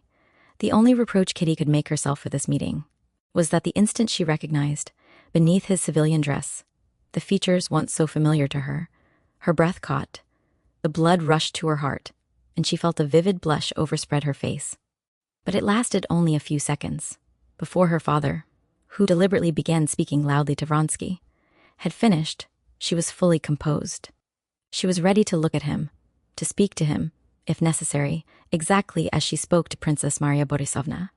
And more than that, to do so in a manner that would have been approved, down to the slightest intonation and smile, by her husband, whose unseen presence she felt beside her. She said a few words to Vronsky. She even smiled calmly at his joke about the elections, which he called our parliament. She had to smile, so as to show she understood the joke. Then she turned immediately back to Princess Maria Borisovna, and did not glance at him again until he rose to take his leave. Then she looked at him, only because it would have been rude not to look at a man who was saying goodbye. She was grateful to her father for saying nothing afterward about the meeting. But she noticed that during their usual walk he was especially warm toward her, and she understood that he was pleased. She herself was pleased. She had not expected that, while keeping all the memories of her former feeling for Vronsky somewhere deep in her heart, she would be able not merely to seem, but truly to be, perfectly composed and indifferent in his presence. Levin blushed far more than she did when she told him of the meeting. It was hard for her to tell him, but harder still to continue, to describe the details, as he did not interrupt her with questions, but only gazed at her with a frown. "I am very sorry you were not there," she said. "Not that you weren't in the room. I couldn't have been so natural with you present." "I am blushing now much more. Much, much more," she added, blushing until tears came into her eyes, "but that you couldn't see through a crack." Her truthful eyes told Levin that she was satisfied with herself. In spite of her embarrassment, he was quickly reassured. He began to question her, exactly what she wanted, when he had heard everything, even to the detail that she had flushed at first, but afterward had been as simple and at ease as with any chance acquaintance. Levin was entirely happy again. He said that he was glad of it, and that when he met Vronsky himself, he would no longer behave stupidly, as he had at the election, but would try to be as friendly as possible. "It's so miserable to feel that there's a man who is almost an enemy," he said. "Someone it's painful to meet. I'm very, very glad." Chapter 2. The meeting with Vronsky, insignificant as it might have seemed outwardly, lingered in Kitty's mind far more than she expected. Not because it revived old feelings. Those, she knew with certainty, belonged irrevocably to the past, but because it revealed to her, with a clarity that surprised her, how completely her inner life had changed. The memory of her former self, so easily shaken, so painfully uncertain, now felt distant, almost foreign. She was no longer afraid of herself. This quiet confidence filled her with a gentle pride, not the pride of conquest or superiority, but the calm satisfaction of someone who has passed through a trial and emerged stronger. Levin, however, thought of the meeting differently. Though reassured by Kitty's openness and composure, he could not entirely rid himself of uneasiness. The mere existence of a man who had once played so important a role in her life disturbed him. Not because he doubted her, but because the thought touched something vulnerable in himself. He did not speak of this. Instead, he grew even more attentive, even more tender. Kitty felt this, and was grateful, though she smiled inwardly at his seriousness. Life in Moscow went on quietly. Kitty rarely went out. Her days passed between her mother, her sisters, Dolly, and the few close friends who visited her. Levin accompanied her on walks, sat with her in the evenings, read aloud, or spoke of indifferent matters, carefully avoiding anything that might excite or fatigue her. Yet, for all this calm, Levin felt restless. He missed the country. He missed work that demanded physical effort, definite results, clear purpose. In Moscow, days slipped by unnoticed, leaving behind only a vague sense of wasted time. Kitty saw this and suffered for him. "You are bored," she said to him once, gently. "No," he replied quickly, "not bored, only useless." She understood him. She wished she could free him, send him away to his fields and his work. But she needed him too much now, and she knew that he needed to stay. Thus they lived through those weeks in a quiet, loving tension, each thinking more of the other than of themselves. And though neither said it aloud, both felt that they were waiting, not merely for the birth of the child, but for a turning point that would once again change the shape of their lives. Chapter 3. The event they were awaiting at last drew near. The signs that the doctor had long foretold now left no room for doubt. Kitty herself felt it clearly. Her calm did not desert her, but it took on a new seriousness, as though she were preparing inwardly for something that demanded her whole strength. Levin watched her anxiously. He tried to occupy himself, to read, to talk, to sit quietly, but he could not remain still. Every movement of hers, every change in her expression, caught his attention. The house seemed full of signs and sounds that no one else noticed. The doctor came more frequently. The nurse was constantly present. Kitty's mother and sisters moved about softly, speaking in lowered voices. All this quiet activity only increased Levin's agitation. Kitty alone was serene. She felt pain at times, but it did not frighten her. On the contrary, it filled her with a strange sense of joy and expectation. She felt that what was happening was natural, necessary, and right. Levin could not share this feeling. The thought of her suffering tormented him. He tried to persuade himself that everything would pass safely, that this was an ordinary event, but the reasoning brought him no comfort. He felt powerless, excluded, and almost resentful of the calm competence of those who knew what to do. When the moment came at last, Levin was gently but firmly led out of the room. Left alone, he felt again that familiar sense of helplessness he had known once before, only now it was stronger, sharper, more personal. He paced the room, sat down, rose again, listened at the door, reproached himself, prayed without knowing how to pray. Time seemed to lose all meaning. He felt as though his entire life were suspended in that one closed room, beyond which he was not permitted to go. And though he had faced this trial before, he felt it now with even greater intensity. For love, once deepened, does not diminish fear, but sharpens it. Chapter 4. Levin's suffering during those hours was even greater than he had anticipated. He felt as though he were standing outside life itself, near enough to feel every blow, yet powerless to act. Every sound from the inner rooms pierced him. The voices of the nurse and the doctor, calm and professional, only emphasized his own helplessness. He reproached himself incessantly. If only I had spared her, he thought. If only I had been stronger, wiser. If only I had not brought her to this. These thoughts came to him with merciless clarity, though he knew they were unjust and meaningless. At intervals, the doctor came out and spoke a few reassuring words. Levin clung to these words desperately, searching the doctor's face for something decisive. But each time the door closed again, his fear returned with undiminished force. He tried to pray. The words he remembered sounded empty and inadequate. He did not know how to ask for help, nor what he ought to ask for. All he could feel was an overwhelming desire to take her suffering upon himself, to exchange places with her, to endure anything so long as she might be spared. At one moment, overcome by terror, Levin felt certain that something dreadful had happened. He rushed toward the door, forgetting all restraint, but was stopped gently and firmly. You must wait, he was told, and he waited. Those hours stripped him of every illusion of control. He felt himself reduced to something small and insignificant, dependent entirely on forces beyond his understanding. Yet in this humiliation there was also something purifying. He felt that if Kitty were spared, if she lived, he would never again complain, never again demand explanations from life. He would accept everything with gratitude. At last, when his strength seemed entirely spent, the door opened. Chapter 5. The door opened, and the doctor came out. Levin rushed toward him, unable to speak. It's over, the doctor said quietly. Your wife is safe. Levin felt his knees give way. He grasped the back of a chair and stood there, breathing heavily, scarcely able to comprehend the words. And the child?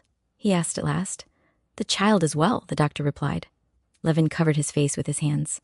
For several moments he could neither speak nor move. The release from fear was so sudden that it left him weak and disoriented.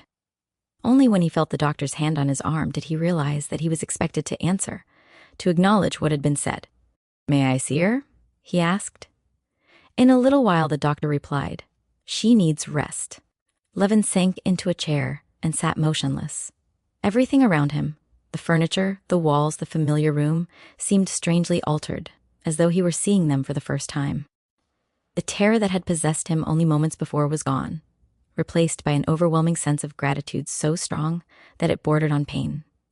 He tried to think clearly, to collect his thoughts, but found it impossible. All he could feel was thankfulness, wordless, boundless. When he was finally allowed to enter the room, he approached Kitty as if walking on uncertain ground. She lay pale and exhausted, but her eyes were bright and calm. When she saw him, she smiled faintly. Well, she whispered. All is well, he answered, bending down to her and kissing her hand. Everything is well. Tears filled his eyes, and he did not try to restrain them. She pressed his hand weakly, and in that gesture he felt more happiness than he could have imagined possible. The child was brought in briefly. Levin looked at him quietly, without the confusion and fear he had once felt. He saw the small face, still and peaceful, and felt a deep, solemn tenderness. This was no longer something abstract, no longer a mystery or a terror. It was life, fragile, real, and entrusted to him. And as he sat beside Kitty, holding her hand, Levin felt that once again his life had crossed an invisible boundary, leaving behind not suffering, but fear, and entering into something deeper, more demanding, and infinitely more precious. Chapter 6. The days that followed passed in a quiet haze. Kitty lay resting, weak but peaceful, surrounded by attentive care. Levin scarcely left her side. He watched over her with an anxious tenderness that now contained less fear and more reverence. Every small sign of returning strength filled him with joy. The child absorbed him in a new way. He no longer felt that earlier confusion or dread. Instead, he felt a steady, watchful affection, still cautious, still humble, but unmistakably love. The child's slightest movement, the sound of his breathing, even his sleep, seemed to Levin charged with meaning. Visitors came and went quietly. Relatives and friends spoke in subdued voices, congratulated them, offered advice, and withdrew. Levin endured these visits patiently, though he felt that no one could understand what he was living through. Kitty noticed his absorption and smiled at it. "You watch him as if he were made of glass," she said gently. "He is," Levin replied seriously. She laughed softly, then grew thoughtful. "So am I, then." He looked at her with sudden alarm and then smiled. "No," he said. "You are stronger than all of us." She accepted this answer contentedly. At night, when the house was still, Levin lay awake, listening to the quiet sounds of life around him. He felt no desire to analyze, no urge to question. The restless search for meaning that had once tormented him was silent. Life no longer asked to be explained. It asked to be lived, carefully, attentively, gratefully. And Levin, holding his place within it at last, felt not triumph, but peace. Chapter 7. As Kitty regained strength, the household gradually returned to its usual order. Levin began once more to divide his time between the sick room, the nursery, and his work. But everything he did now was permeated by a new attentiveness. He no longer rushed, no longer lost himself in thought. Each action seemed connected to the quiet life unfolding around him. Kitty watched him with affectionate amusement. "You have become very serious," she said once. "I have always been serious," he replied. "Only now I know what deserves it." She smiled and said nothing more. The child grew stronger day by day. His cries no longer frightened Levin. Instead, they stirred him to action. He learned, awkwardly but earnestly, to hold him, to calm him, to recognize the small signs of comfort or distress. Each success filled him with a quiet pride. At times, when he looked at Kitty with the child in her arms, Levin felt overwhelmed by gratitude. This is happiness, he thought. Not the dazzling happiness he had once imagined, but something deeper and more enduring. Yet even now, he did not idealize it. He knew that fatigue, illness, and worry lay ahead. But he felt prepared to meet them, not because he had solved life's mysteries, but because he no longer demanded that they be solved. One evening, as they sat together while the child slept, Kitty spoke thoughtfully. "I feel as though everything has become simpler," she said. "Yes," Levin replied. "And more difficult?" She laughed softly. "And better," she added. "Yes," he said again. "Better," and in that simple agreement, both felt that their life, though stripped of illusions, had gained a firmness and truth that neither would have exchanged for anything else. Chapter 8. Life in Moscow gradually resumed its ordinary course. The Levins began to receive visitors more frequently. Relatives came to see the child. Acquaintances called to congratulate them. Friends asked after Kitty's health. Levin endured these visits with patience, though he still felt that no one could truly understand what this period meant to him. Kitty, however, accepted them more easily. She felt a quiet confidence in herself now, a confidence born not of youth or hope, but of experience. She listened, spoke kindly, and smiled without effort. Motherhood had given her a natural authority that made her both calmer and more self-possessed. Levin noticed this change with admiration. He felt that she had grown beyond him in some ways, had entered a region of life where instinct and strength mattered more than reflection. Instead of troubling him, this realization filled him with reverence. "You seem so calm," he said to her once. "I am," she replied simply, "because I know what matters." He understood her meaning at once. Work again began to claim his attention. Letters arrived, decisions had to be made, people required answers. Levin returned to these duties willingly, though without the old impatience. He felt that work no longer competed with his family life. It served it. The child slept peacefully, grew stronger, and responded more clearly each day to voices and touch. Levin found himself watching these changes with a joy so quiet that it scarcely announced itself. He did not speak of it. He no longer felt the need to define or proclaim his happiness. It was enough to live it. And as autumn approached, Levin felt with certainty that this phase of his life, so demanding, so vulnerable, had given him something he had long sought and never before possessed, a firm, unquestioned acceptance of life as it was, not because it was perfect, but because it was real. Chapter 9. Levin's inner calm did not pass unnoticed by those around him. Friends who had known him before remarked on the change, though few could have explained it. He spoke less, listened more, and no longer felt the need to argue or persuade. His opinions had not disappeared, but they had lost their sharp edge. Kitty sensed this change more clearly than anyone. She felt that her husband had grown inwardly simpler and stronger at the same time. He no longer tried to grasp life all at once. He took it as it came, day by day, task by task, without resistance. This change showed itself most clearly in small things. When plans failed, when fatigue overcame them, when the child cried through the night, Levin did not grow impatient or restless as he once might have done. He accepted these moments as part of the whole, neither exaggerating them nor wishing them away. One day, after a particularly trying night, Kitty apologized for the disturbance. "I'm so sorry," she said. "He kept you awake." Levin smiled. "He kept us awake," he replied. "That's his right." She laughed, relieved. Levin felt then that he was no longer acting from effort, but from something steadier. The fear that had once haunted his happiness, the fear that it could vanish at any moment, had not disappeared entirely, but it no longer ruled him. He understood now that fear was inseparable from love. To love meant to be vulnerable, to care meant to risk loss. And yet this risk did not make life unbearable. It made it meaningful. That evening, as he sat watching Kitty rock the child to sleep, Levin felt a quiet certainty settle within him. He did not know what the future held, and for him, this knowledge was enough. Chapter 10. That winter, Levin was once again drawn into public life. He attended meetings, listened to discussions, and took part in debates that had once absorbed him entirely. Yet now, though he followed everything attentively, he felt a clear boundary between these matters and what he considered truly essential. Formerly, such discussions had seemed to him decisive, capable of shaping the course of human life. Now he saw them as necessary, sometimes useful, but limited. They touched the surface of things, not their core. This realization did not make him indifferent. He spoke when he believed it necessary, argued when conscience required it, but without passion, without the need to prevail. The desire to convince others had left him. He noticed that this change puzzled people. Some thought him tired, others thought him disillusioned, a few suspected hypocrisy. Levin himself felt none of these. He felt simply that his life no longer depended on these questions. At home, Kitty listened to his accounts with gentle interest. "You don't seem excited by it all anymore," she observed.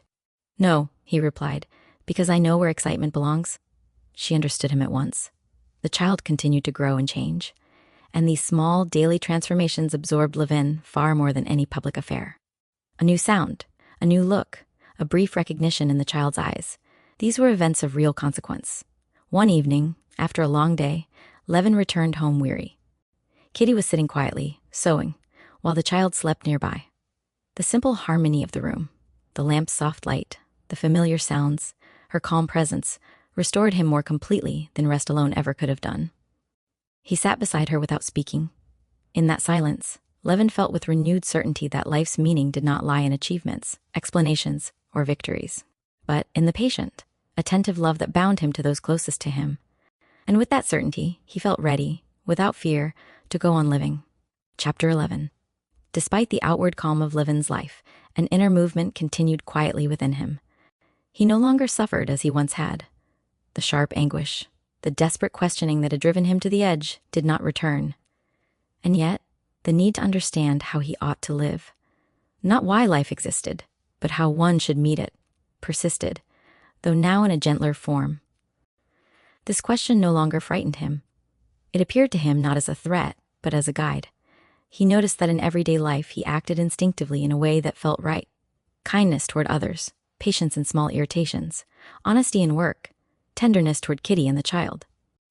These actions required no reasoning. They came naturally, as though life itself directed him. Yet when he tried to explain this way of living to himself in words, he failed. Reason followed behind, clumsy and uncertain.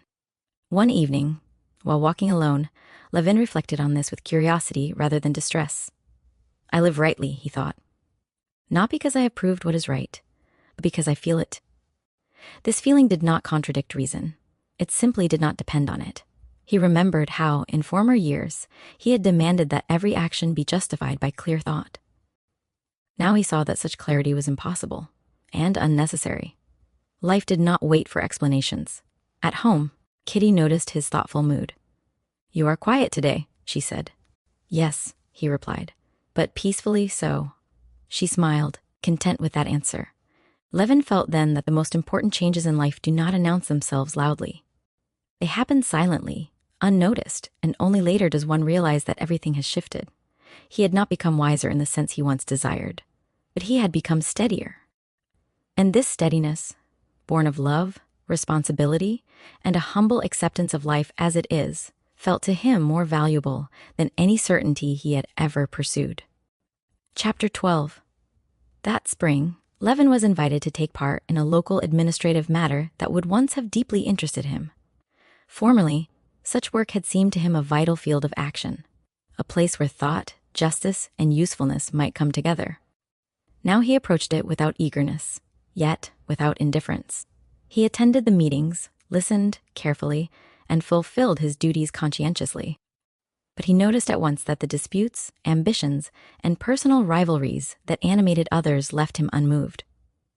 What struck him most was how easily people lost sight of the human reality behind their arguments.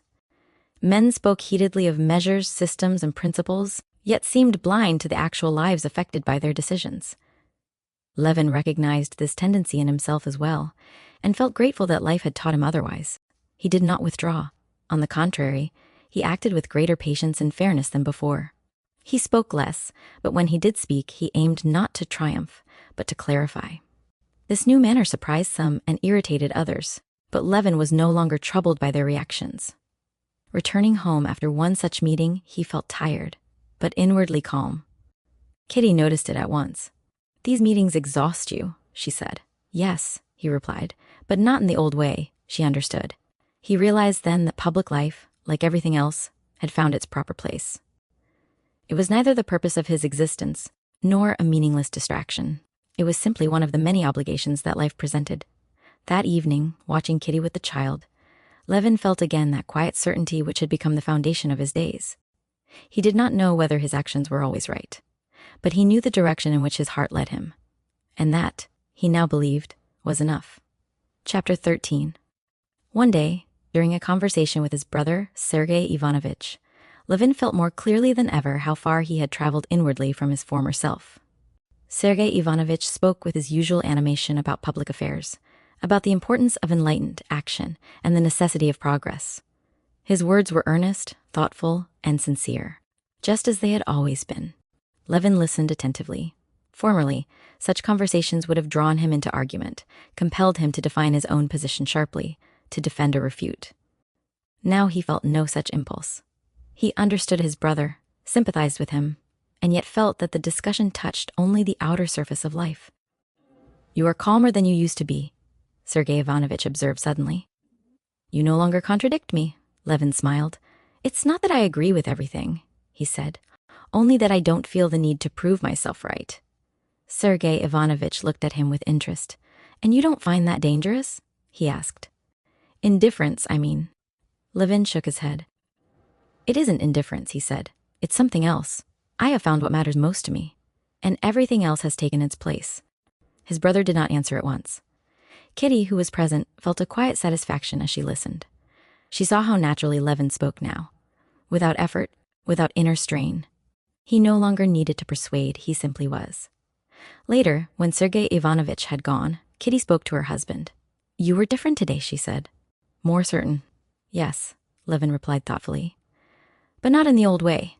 He reflected for a moment, then added, "I used to believe that certainty came from thought. Now I know it comes from living." She took his hand, understanding him without further explanation, and Levin felt again that his life, once so fragmented by doubt, had found a quiet unity, not in conclusions, but in the daily faithful act of living according to what he knew to be right. Chapter 14. One evening, Levin returned home later than usual. He had spent the day attending to various affairs and felt unusually weary, not physically, but inwardly, as though something had been quietly pressing upon him all day, without clearly declaring itself. Kitty noticed his mood at once. "You are tired," she said. "Yes," he replied, "but not from work." They sat together in silence for a while. The child slept nearby, and the quiet of the room felt especially deep. At last Levin spoke. "I have been thinking all day," he said, "about how easily I once allowed myself to judge others." Kitty looked at him attentively. "I thought I knew what was right for everyone," he went on. how people should live, what they should believe, what they should strive for. And now I see how little I understood. And what do you think now? She asked gently. That everyone lives by something, he replied. Something that cannot be proved or explained, but without which life is impossible. She did not answer, but her expression showed that she was listening closely. I used to think that reason alone could guide life, Levin continued. Now I see that reason is only a tool. It cannot tell us why we live, but it can help us live better, once we already know. Kitty smiled faintly. And how does one know? She asked. He thought for a moment. By living, he said. By loving. By feeling responsibility. Not because it is reasonable, but because it is unavoidable. She took his hand and pressed it softly. Levin felt a quiet joy at having spoken these thoughts aloud, not because they were new, but because he now accepted them without struggle. That night, as he lay awake beside his wife, Levin reflected calmly. He did not feel that he had solved life's mysteries, but he felt that he no longer needed to. And in this freedom from the demand for answers, he experienced a peace deeper than any certainty he had once sought. Chapter 15. Levin's inward change revealed itself most clearly in moments of irritation. Formerly, any disturbance, whether a servant's mistake, a delay in business, or a misunderstanding, would have stirred in him a sense of injustice and impatience. Now, though he still noticed such things, they no longer wounded him in the same way. One morning, a trivial household matter gave rise to confusion. A servant misunderstood an instruction, and what Levin had counted on was not done. He felt the familiar impulse to be annoyed, but it passed almost at once. What does it matter, he thought. The realization surprised him. It was not indifference. He still cared that things were done properly, but he no longer felt personally injured by small failures. They no longer threatened the meaning of his life. Kitty noticed this change before he did. You are much kinder than you used to be, she said one day, half smiling. I don't think I am kinder, he replied. Only less exacting. She considered this. Yes, she said. That's true. Levin felt that this new gentleness came not from effort, but from a shift in his inner balance. He no longer demanded perfection, from others or from himself. He understood now that life was made up of constant imperfections, and that to live well meant to accept them without surrendering what mattered. This understanding extended even to himself. When doubts returned, as they sometimes did, he no longer fought them fiercely. He let them pass, knowing that they could not command his actions. That evening, as he sat with Kitty and watched the child sleeping peacefully, Levin felt again that deep, steady gratitude which had become the foundation of his life. He did not feel exalted. He felt anchored. And for him, this quiet anchoring was the greatest happiness he had ever known. Chapter 16. One evening, as Levin was returning home, he was overtaken by a feeling that surprised him. It was not anxiety, nor doubt, nor even reflection, but a simple, quiet joy, unconnected to any particular cause.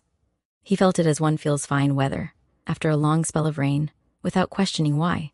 He tried to examine the feeling, to understand its origin, but quickly abandoned the attempt. He knew now that to dissect such moments was to destroy them.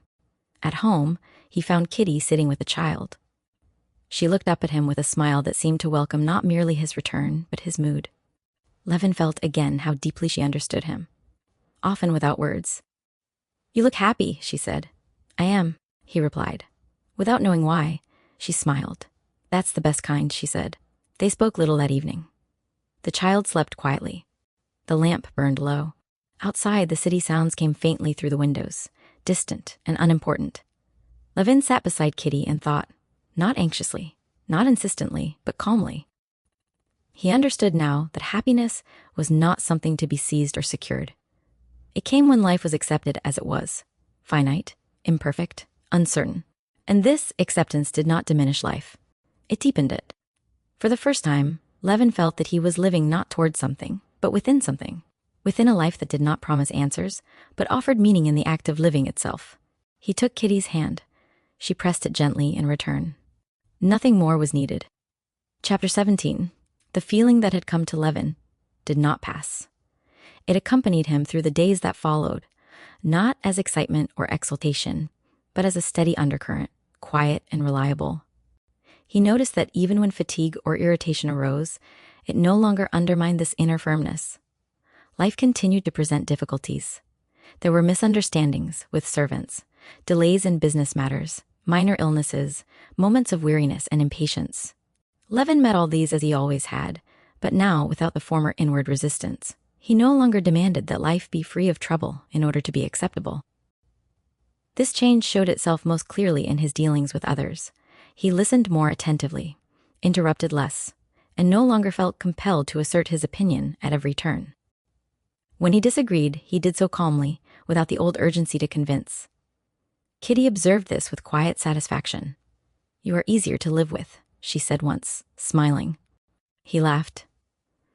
"So are you," he replied. She shook her head. "I was always easy," she said lightly. He did not argue. In moments when Levin reflected on himself, he was struck by how little effort this new way of living required. It was not something he forced upon himself. It had grown naturally out of his experiences, out of love, fear, responsibility, and acceptance. He saw now that the struggle that had once consumed him had been a struggle against life itself. And that struggle had ended, not because he had won, but because he had ceased to fight. That evening, as he walked home under the darkening sky, Levin felt a quiet gratitude for everything he had endured, the doubt, the fear, the despair. Without them, he knew, he would never have reached this peace. Life, he understood at last, did not promise happiness, but it offered something better, meaning. And this meaning revealed itself not in thought, but in living, day by day, step by step, without fear. Chapter 18. Levin's peace was soon put to the test. One evening, after a day that had been outwardly uneventful, he was suddenly seized by a familiar thought, one that had once terrified him, but now appeared almost unexpectedly, like an old acquaintance returning unannounced. What if all this were to end, he thought. What if I were to lose everything? The thought startled him, but it did not overpower him. Formerly, such reflections would have plunged him into despair. Now he observed them calmly, almost with curiosity. He felt the fear arise, acknowledged it, and waited. And to his surprise, the fear did not grow. He realized then that the strength he felt was not the absence of fear, but the ability to remain with it without being destroyed. Fear no longer dictated his actions or his sense of meaning. That night, as he watched Kitty sleeping beside the child, Levin felt the familiar tenderness, and with it, the vulnerability that love inevitably brings. He understood that nothing could protect him from loss, suffering, or death. And yet, this understanding no longer robbed life of its value. On the contrary, it deepened it. Because everything was fragile, everything mattered. Because nothing was guaranteed, every moment carried weight. Levin saw clearly that he had once demanded from life what it could never give: security without risk, meaning without pain. Now he accepted life as it was offered, uncertain, demanding, and immeasurably precious. He did not seek reassurance. He did not ask for promises. He felt ready to live, to love, and to suffer if necessary, without retreating into despair. And in this readiness, Levin recognized a quiet courage he had never possessed before. Not the courage of confidence, but the courage of acceptance. Chapter 19. Soon afterward, Levin was confronted with a situation that would once have unsettled him deeply. A misunderstanding arose with one of the peasants on the estate, an issue involving work and payment. The man, usually reliable, spoke heatedly and accused Levin of injustice. Harsh words were exchanged, and others gathered, listening with interest. Formerly, Levin would have been carried away by indignation. He would have argued, justified himself, demanded acknowledgement of his fairness. Now he felt the old impulse arise and pass. He listened. The peasant's words were confused, exaggerated, even unfair. Yet Levin heard beneath them something else: fear, resentment, a sense of being wronged. Levin responded calmly. He explained the matter simply, without anger, and when he saw that his explanation did not fully satisfy the man, he yielded where he could without violating what he believed right. The dispute ended quietly. Those who witnessed it were surprised. The peasant himself seemed taken aback, and his anger subsided almost at once. Levin walked away thoughtful. He realized that what had changed was not merely his temper, but his sense of what was at stake. Formerly, every conflict had felt like a threat to his principles, his dignity, even his understanding of life. Now he saw that most conflicts were simply moments of human misunderstanding. Later that day, he spoke of the incident to Kitty. You would once have been very angry, she said, smiling. Yes, he replied, and I would have thought it important. And now? Now, he said, I think it is more important not to wound people than to prove myself right. She looked at him warmly. Levin felt again that quiet confirmation of the path he was on. Life, he now understood, was not a series of battles to be won, but a relationship to be lived, patiently and attentively, with others. And in choosing understanding over victory, he felt no loss, only a deeper sense of rightness. Chapter 20. Levin's days now passed with an even, almost unbroken calm.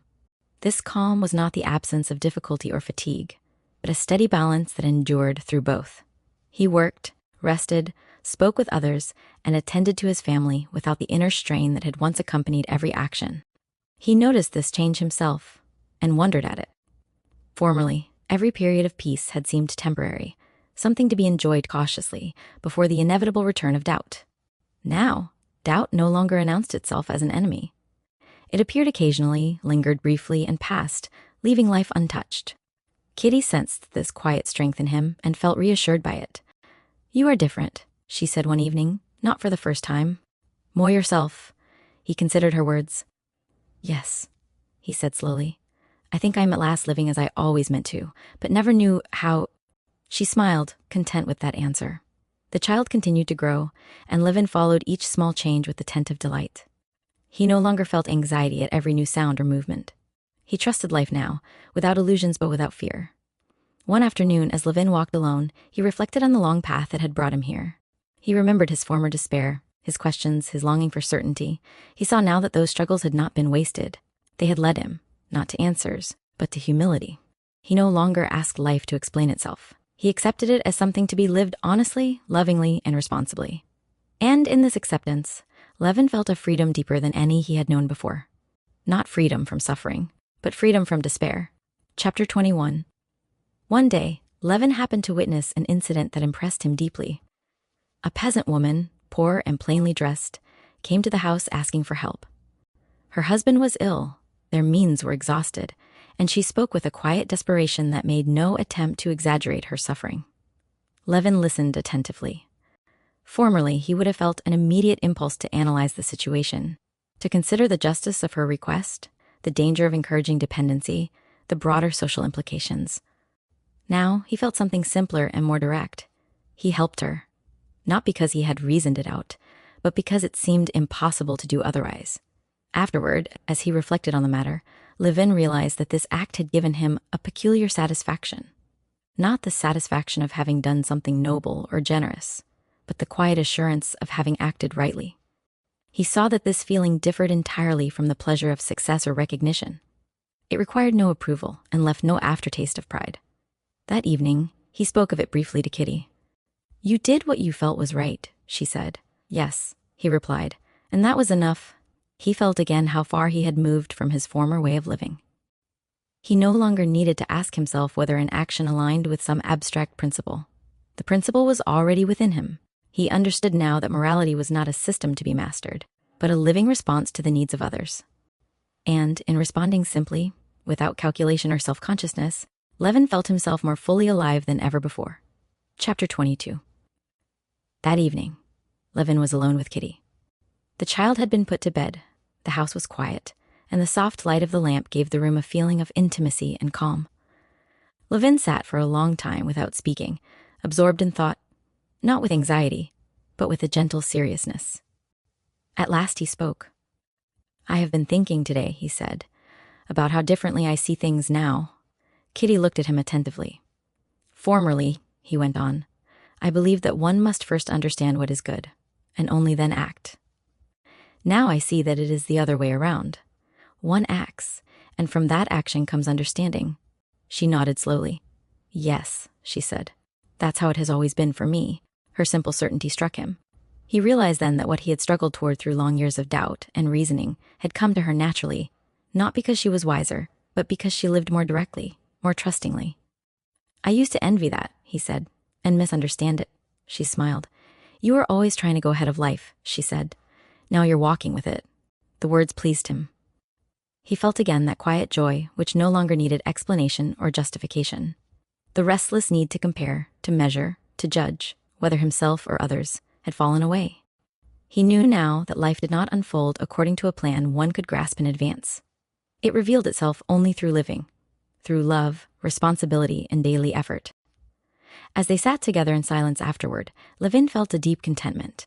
Not because everything was perfect, but because he no longer demanded perfection. And in this acceptance, he felt closer than ever before to the simple truth he had sought all his life, without quite knowing what it was. Chapter 23. The following day, Levin awoke with a feeling of quiet resolve.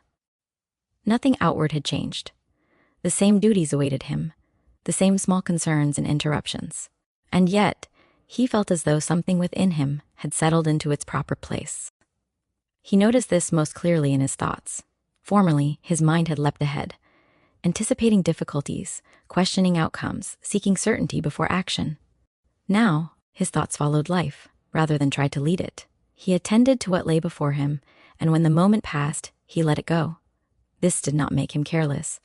On the contrary, he felt more attentive than ever, to people, to work, to the smallest details of daily life.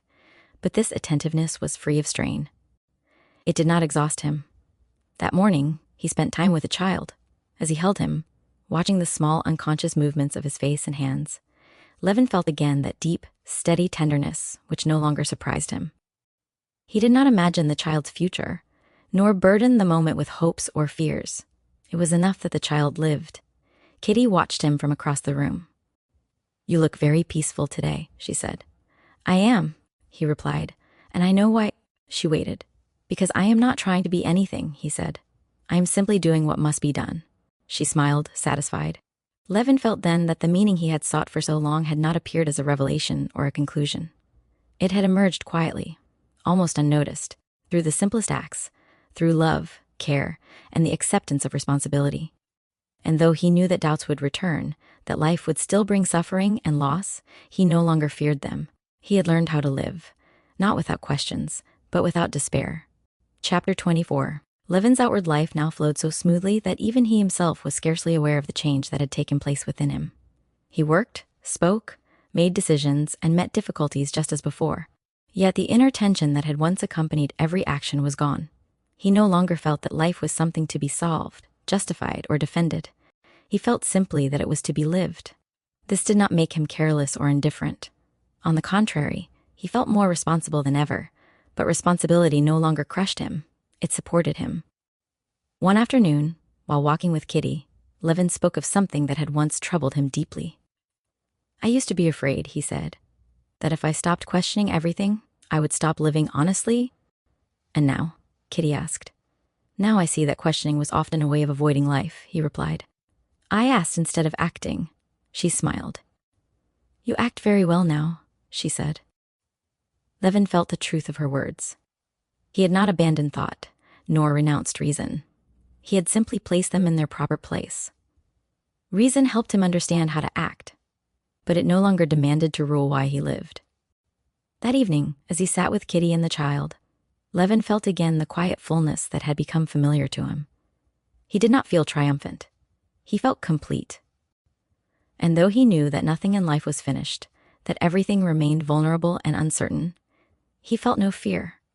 He was ready to meet whatever came, not with explanations, but with faith. Chapter 25.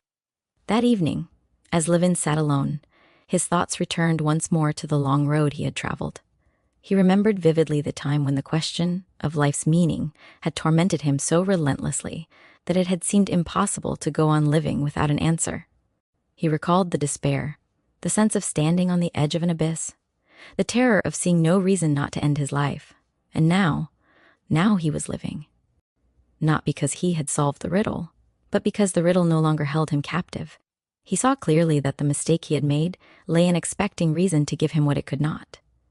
Reason could analyze life, explain its mechanisms, even improve its conditions, but it could not supply the force that makes one live.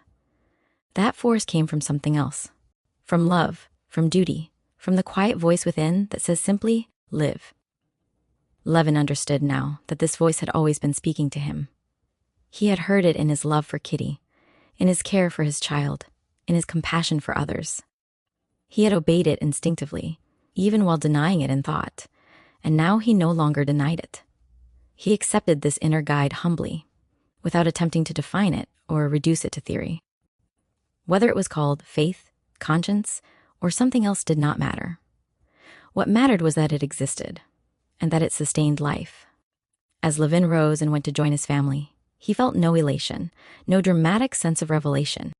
He felt only a quiet, firm resolve to live rightly, according to what he now knew to be true. And this resolve, unspoken and unproven, gave him a strength he had never known before. Chapter 26.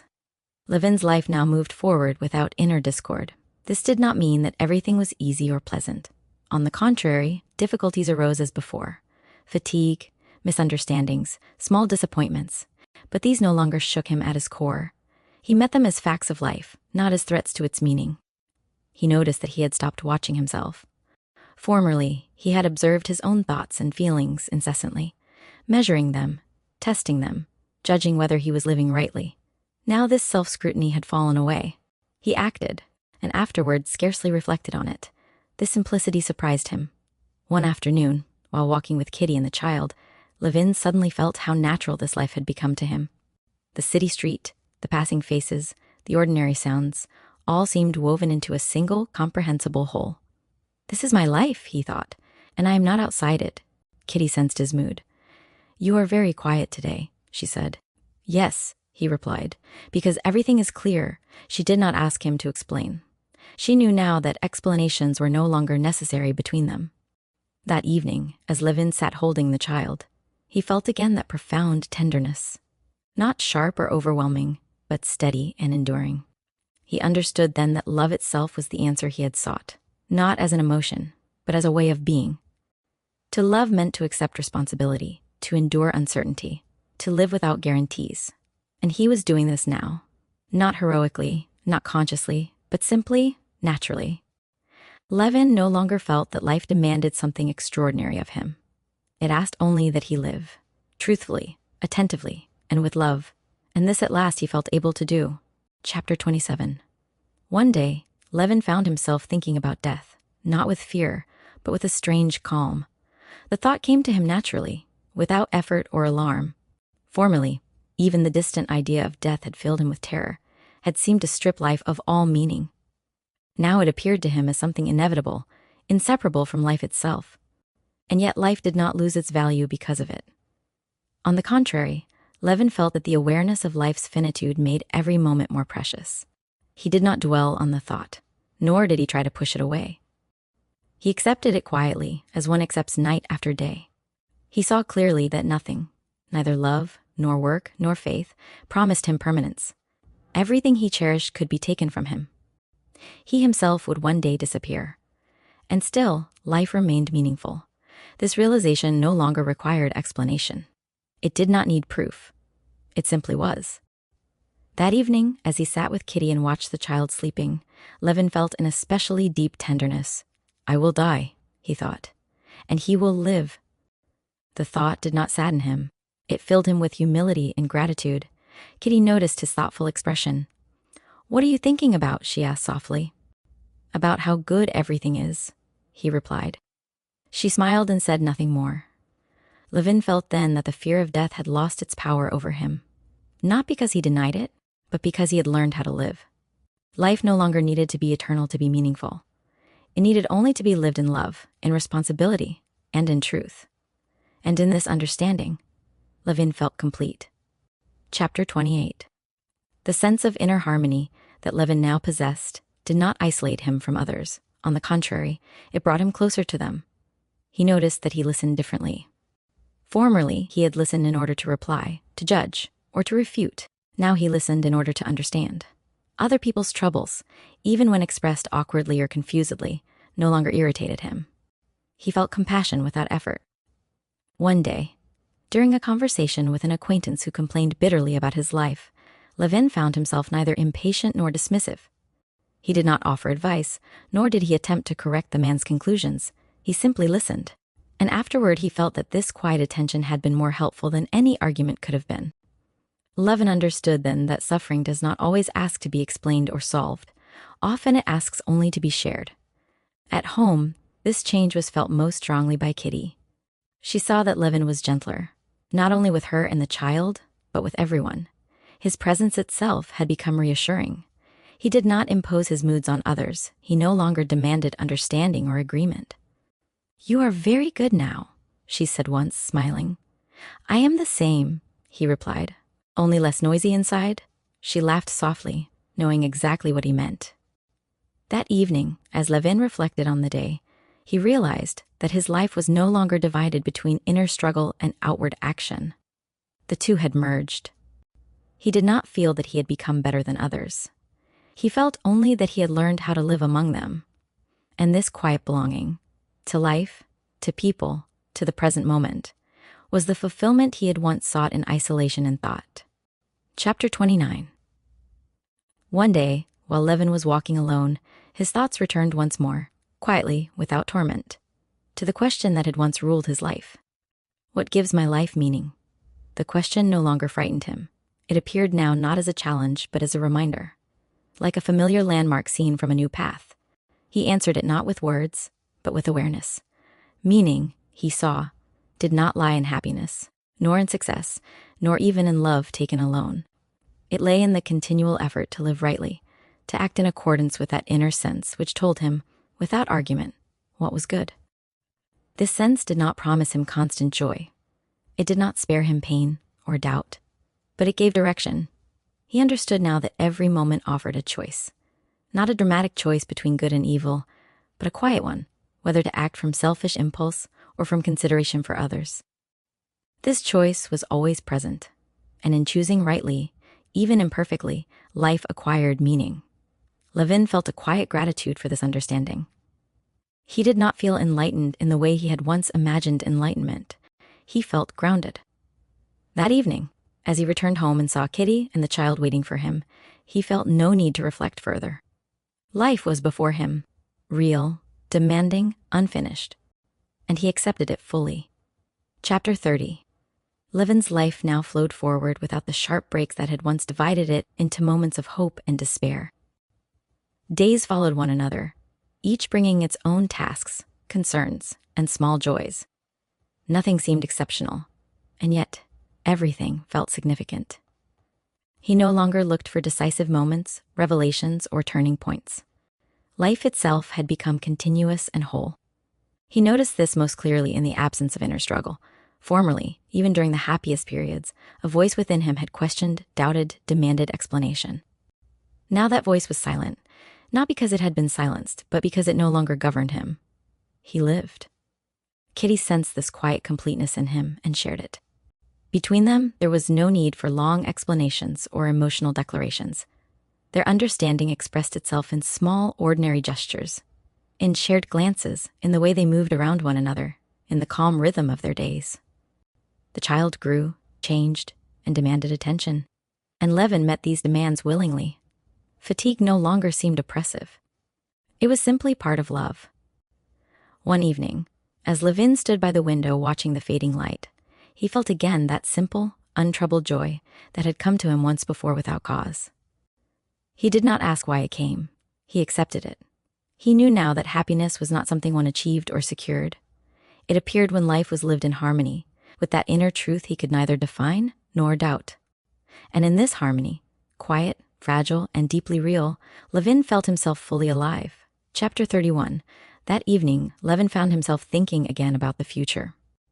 Not with anxiety, nor with plans carefully laid out in advance, but with a quiet awareness that life would go on changing, as it always had. There would be illness, misunderstandings, grief, and disappointment. He no longer doubted this. What had changed was his attitude toward it.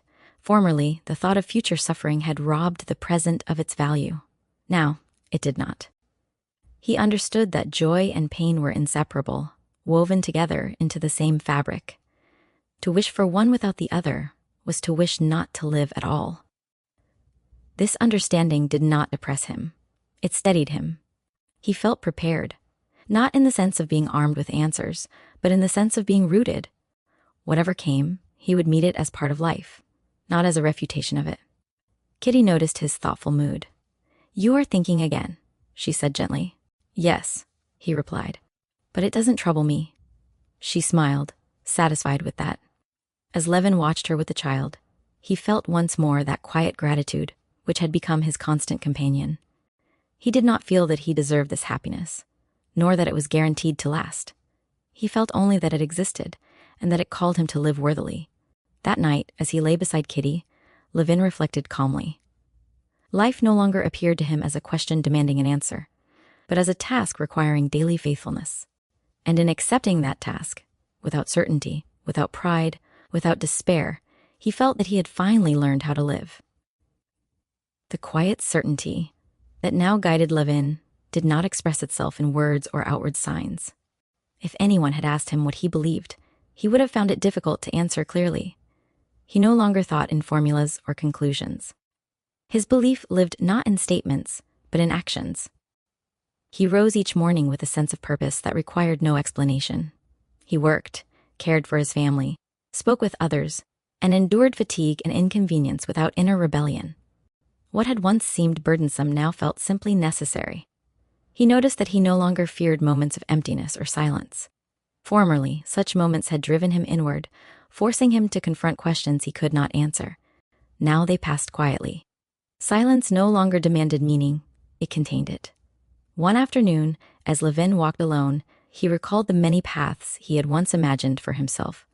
Intellectual achievements, social reforms, philosophical systems.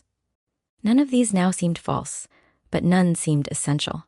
What was essential was how one lived from moment to moment. That evening, Kitty remarked on his calm. "You are always so even now," she said. "I think I have learned something," he replied. "What?" "That life does not need to be justified," he said simply. "It needs to be lived."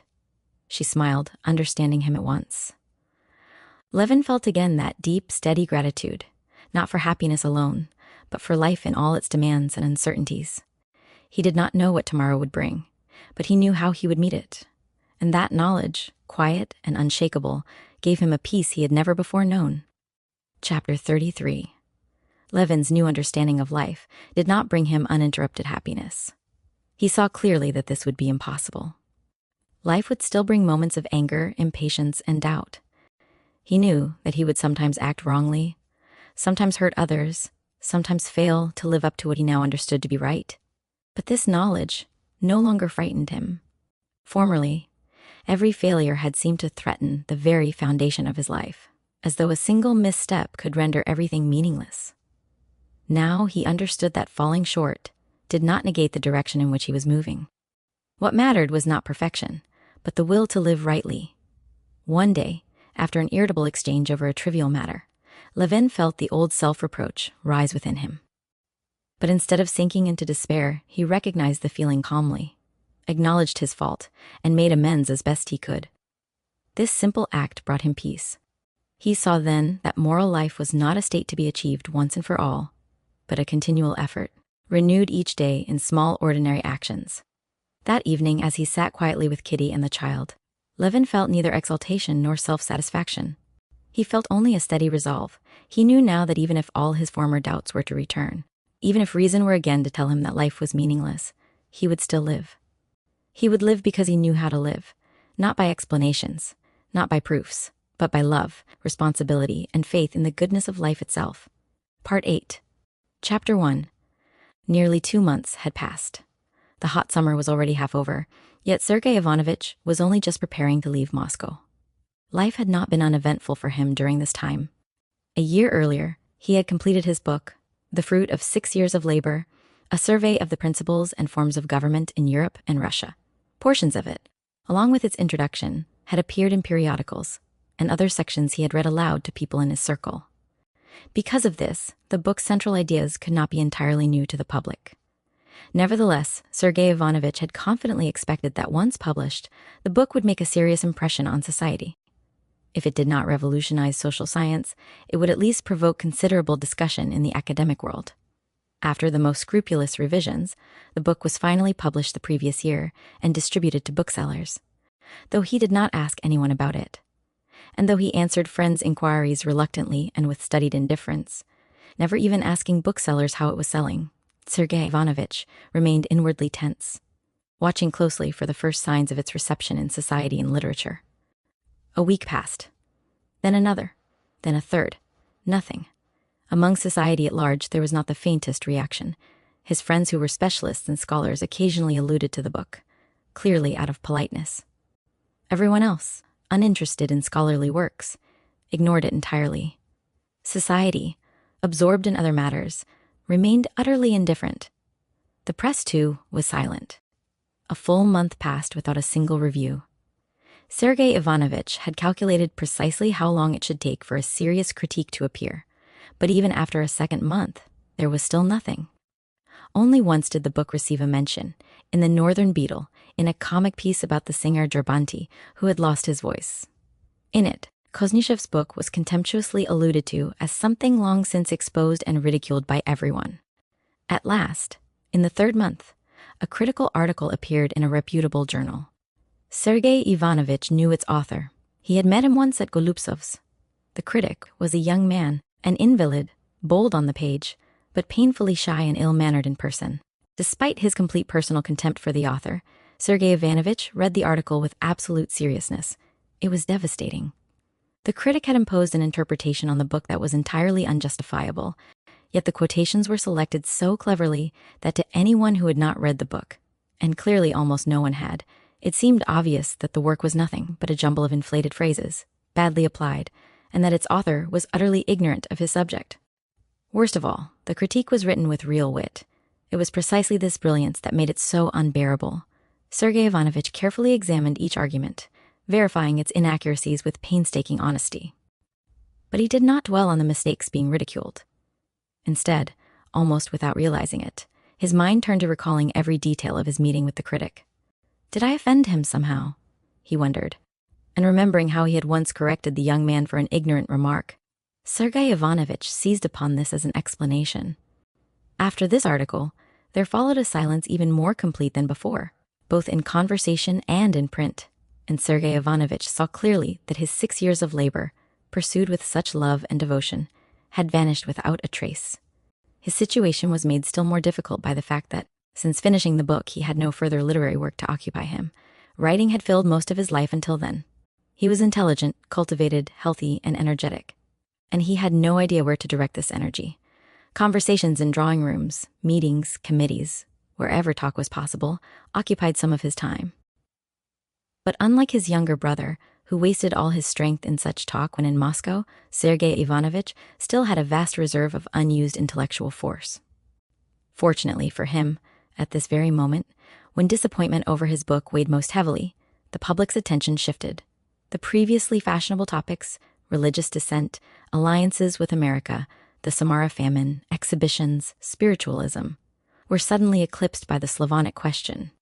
And Sergei Ivanovich, who had been among the first to raise this issue, threw himself into it with all his strength. In his circle, nothing else was discussed or written about. The Servian War absorbed everyone's attention.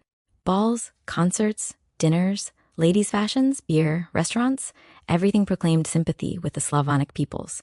Sergei Ivanovich differed from much of what was said and written.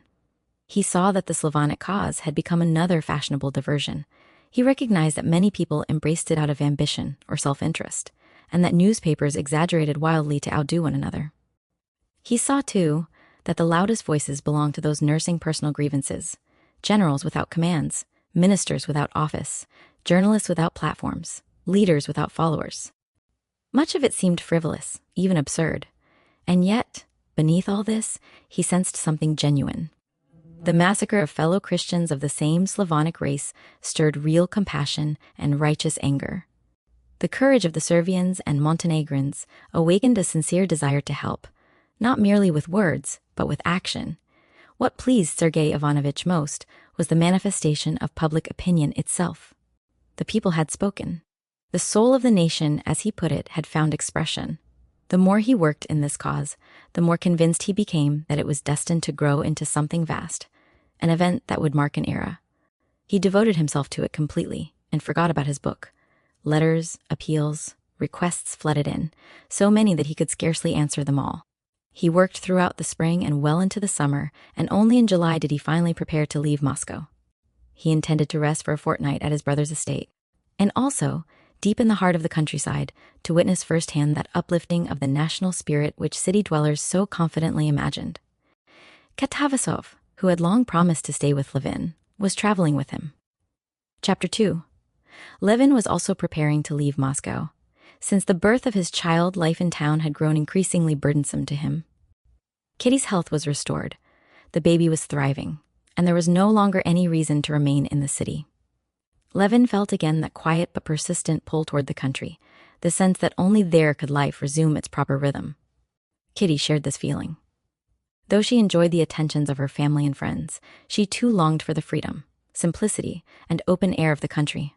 The child, she felt instinctively, would grow stronger there, and she herself would breathe more easily.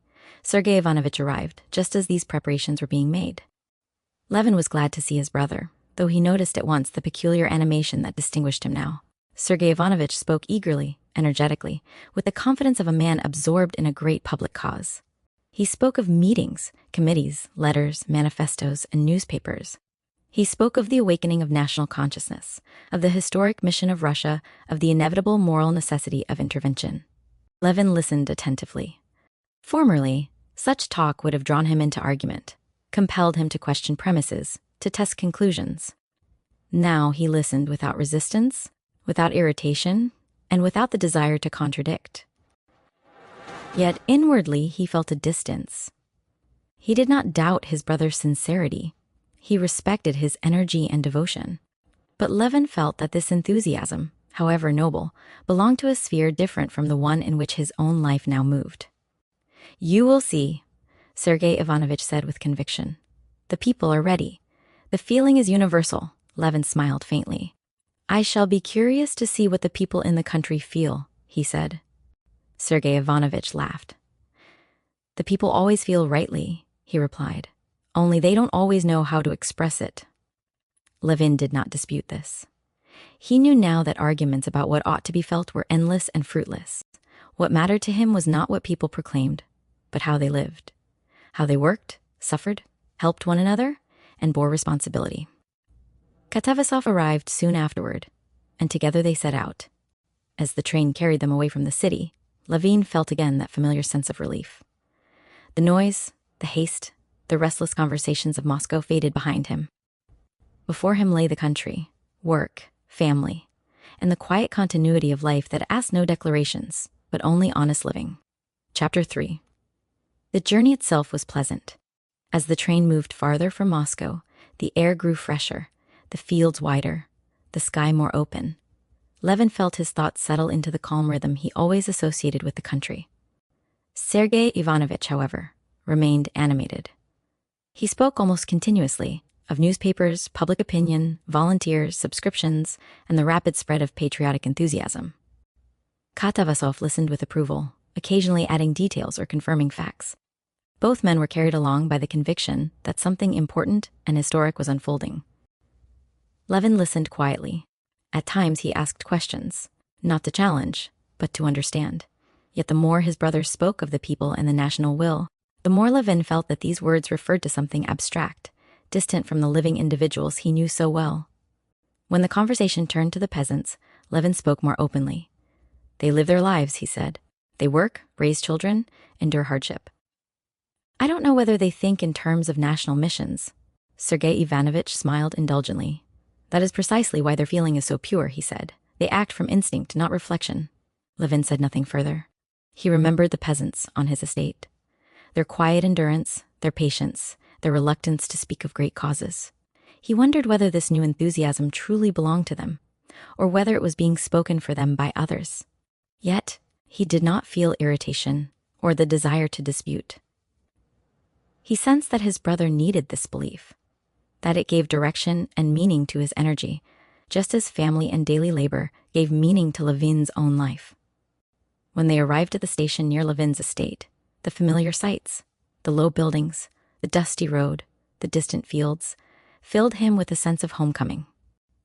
As they drove away from the station, Levin looked at the land stretching out before them and felt again that quiet certainty which had become the foundation of his life.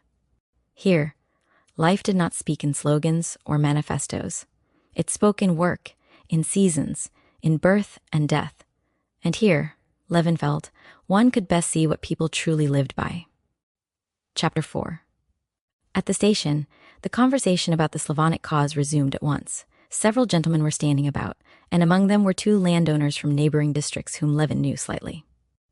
They spoke eagerly with Sergei Ivanovich and Katavasov, exchanging news and opinions with the confidence of people certain that history itself was unfolding before them. One spoke of volunteers already leaving for Serbia. Another described subscriptions being raised everywhere. A third mentioned speeches delivered at banquets and meetings, all proclaiming the same patriotic enthusiasm. Levin listened. When he was asked his opinion, he replied cautiously, saying only that he did not know enough to judge. This answer surprised some of the gentlemen. "How can one not know?" one of them exclaimed. "Everyone feels it." Levin smiled faintly. "I only know what I see," he said, "and I see people living as they always have." The remark passed unnoticed. Sergei Ivanovich was entirely absorbed. He spoke with warmth and conviction, his face animated, his voice resonant. It was clear that here, among sympathetic listeners, he felt himself fully in his element. As they drove away from the station, Katavasov continued the discussion with undiminished enthusiasm. "You will see," he said to Levin. "The people will rise. The movement is irresistible." Levin looked out at the fields. Peasants were working quietly, methodically, just as they had always worked. Their movements were unhurried, their attention fixed on the earth beneath their feet. This is the people, Levin thought. He did not doubt their capacity for compassion or sacrifice. He only doubted the ease with which others spoke in their name. Yet he felt no urge to argue. He had learned that truth did not need to be defended in every conversation. It lived in how people acted, not in what they proclaimed. As they approached the house, Kitty came out to meet them. She greeted Sergei Ivanovich warmly and Katavasov politely. The sight of her, calm and radiant in the country light, immediately altered the tone of the gathering. Sergei Ivanovich, noticing her expression, felt a momentary pang, an unspoken comparison between his own restless life and the quiet completeness he saw before him. But he dismissed the feeling at once and resumed his animated talk. Levin, watching them all, felt again that quiet certainty which guided him now. Life, he thought, revealed itself most truthfully not in speeches or causes, but in the steady, unseen labor of living. Chapter 5. During the first days after his arrival, Sergei Ivanovich could not rest. Though he had come to the country intending to take a brief holiday, he found himself unable to detach from the cause that had absorbed him in Moscow. Letters arrived daily. Messengers came from neighboring estates. News reached him from all sides, of meetings held, speeches delivered, money collected, volunteers departing. He read and reread the letters, paced the rooms, and spoke incessantly. Katavasov supported him fully. He was convinced that the movement was not only genuine, but already irreversible. Every new report confirmed his faith. Levin listened, but said little. He went about his usual work, inspecting the fields, speaking with peasants, attending to household matters. To him, this work felt more necessary and real than ever. One afternoon, while Sergei Ivanovich was speaking with great animation about a newly formed committee, Levin interrupted him quietly. "And what will come of all this?" he asked. Sergei Ivanovich looked at him with surprise. "What will come of it?" he repeated. "Why, history." Levin smiled slightly. "I mean, for the people themselves," he said. "For those who live here?" Sergei Ivanovich frowned. "You always want to reduce everything to the immediate and the personal," he said. "This is larger than that." Levin did not argue. He understood now that his brother's faith lay in ideas and movements, while his own lay in the daily visible acts of life. Neither could be proved to the other. That evening, Levin spoke with several peasants. He asked casually whether they had heard about the war, about the volunteers, about the collections being made. They answered vaguely. Some had heard something, others had not. None spoke with the fervor he had heard in Moscow. They were concerned with the harvest, with the weather, with sickness in the village. Walking back to the house, Levin reflected quietly. He did not doubt that compassion for suffering people existed everywhere. But he saw that life for most went on as before, governed not by slogans or national ideas, but by the immediate demands of existence. And this did not trouble him. On the contrary, it reassured him. For in this quiet persistence of life, unimpressed by proclamations yet open to simple human feeling, Levin felt again that deep, unspoken truth he had learned to trust. Chapter 6. Sergei Ivanovich soon noticed that his brother did not share his enthusiasm. Levin never contradicted him directly, never argued or mocked the movement, yet his calm indifference troubled Sergei Ivanovich more than open opposition would have done. He felt that Levin's silence contained a judgment, even though none was spoken. One evening, unable to restrain himself, Sergei Ivanovich addressed the matter openly. "You don't believe in this cause," he said abruptly. Levin looked at him attentively. "I believe in compassion," he replied after a moment, "and in helping people when help is needed. But I don't understand this excitement, this certainty about what everyone feels and must do." Sergei Ivanovich flushed. "You are always skeptical," he said. "You distrust ideas, movements, anything beyond your own experience." Levin shook his head. "No," he said gently. "I distrust words that claim to speak for everyone." Katavasov intervened at once, eager to smooth things over. "The people are awakening," he said confidently. "You'll see. This is not a fashion. It's history." Levin smiled faintly but did not respond. He felt no irritation, no desire to defend himself. He knew now that convictions rooted in different kinds of life could not be reconciled by argument. Later that night, Levin reflected on the conversation. He respected his brother's sincerity and energy. He even admired them, but he felt clearly that such causes demanded a surrender of personal judgment, something he could no longer give. He had learned that truth revealed itself not through collective excitement, but through individual conscience. And that conscience, quiet and demanding, spoke to him not of distant peoples or historic missions, but of those who lived beside him, his family, his peasants, the daily responsibilities placed directly in his hands. For Levin, this was not withdrawal from life. It was the only way he knew to live honestly. Chapter 7. The disagreement between the brothers did not break their outward harmony, but it created a quiet tension. Sergei Ivanovich felt dissatisfied, not with Levin personally, but with the fact that someone so close to him could remain untouched by what seemed to him an undeniable moral awakening. He felt that Levin's reserve weakened the universality of the cause. Levin, for his part, felt a certain sadness. He saw that his brother's disappointment over his book had found an outlet in this new enthusiasm. The cause had given Sergei Ivanovich a sense of purpose, of being needed, of standing at the center of something important. Levin did not wish to disturb that. For several days, they avoided the subject. They spoke of household matters, of health, of acquaintances in Moscow. Kitty treated Sergei Ivanovich with her usual warmth and tact, and this softened his mood. He enjoyed the calm order of the house, the child's presence, and the sense of family life, though he did not fully belong to it. One evening, after dinner, the conversation turned once more to the Slavonic question, this time indirectly. A letter arrived, reporting that volunteers had left from a nearby town. Sergei Ivanovich read it aloud with visible excitement. "They are going," he said. "Men of all classes. This is no empty talk." Levin listened silently. Later, when they were alone, Sergei Ivanovich spoke more quietly. "You could do something," he said. "Even here. Collect money. Encourage people." Levin considered his words seriously. "I could help people here," he said. "If someone needs help, I will help. But I cannot encourage what I do not fully understand." Sergei Ivanovich sighed. "You are too cautious," he said. "Perhaps," Levin replied.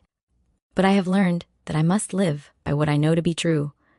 Sergei Ivanovich said no more. That night, each lay awake with his own thoughts. Sergei Ivanovich felt both admiration and irritation toward his brother. Levin felt affection and concern, but no doubt about his own position. He knew now that faith imposed from outside, even in noble forms, could not replace the quiet responsibility of living truthfully, according to one's conscience. And in this knowledge, Levin felt firm, though without pride. Chapter 8. The next morning, Levin set out early to attend to his usual work. The fields were already alive with movement. Peasants were mowing, repairing fences, leading horses, each absorbed in his own task. Levin greeted them, stopped to speak with some, and soon found himself drawn into the familiar rhythm of the day. As he worked, his thoughts returned to the conversation with his brother. He did not reproach himself for his reserve. On the contrary, he felt certain that he could not have spoken otherwise. To speak words he did not fully believe would have been dishonest. And dishonesty, however well-intentioned, now seemed to him the worst possible failing. Yet he felt sympathy for Sergei Ivanovich. He understood how deeply his brother needed this cause, how it answered his longing to be useful, to belong to something greater than himself. Levin respected this need, even if he could not share it. At midday, Levin stopped by a group of peasants who were resting in the shade.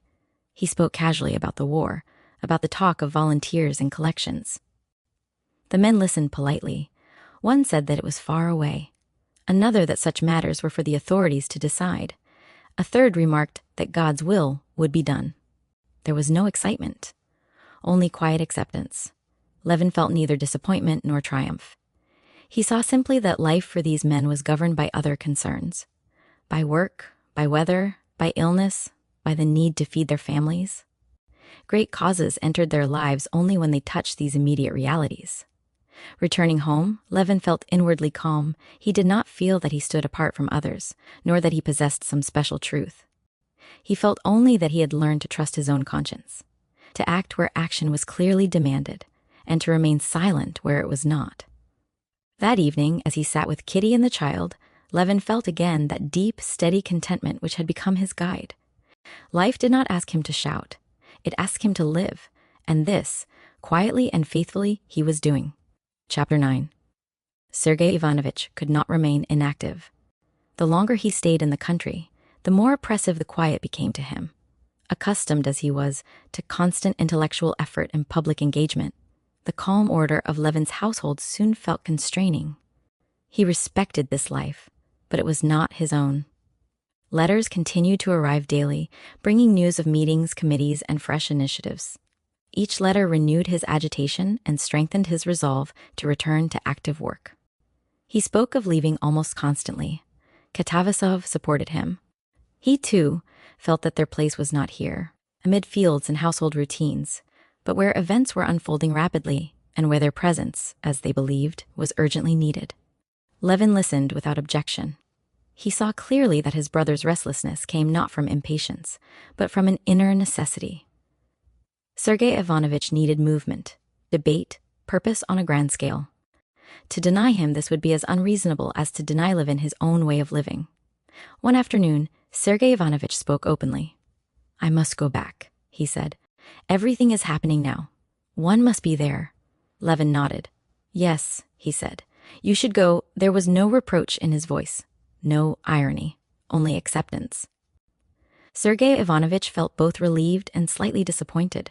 He had hoped, perhaps unconsciously, that Levin might still be drawn into the movement.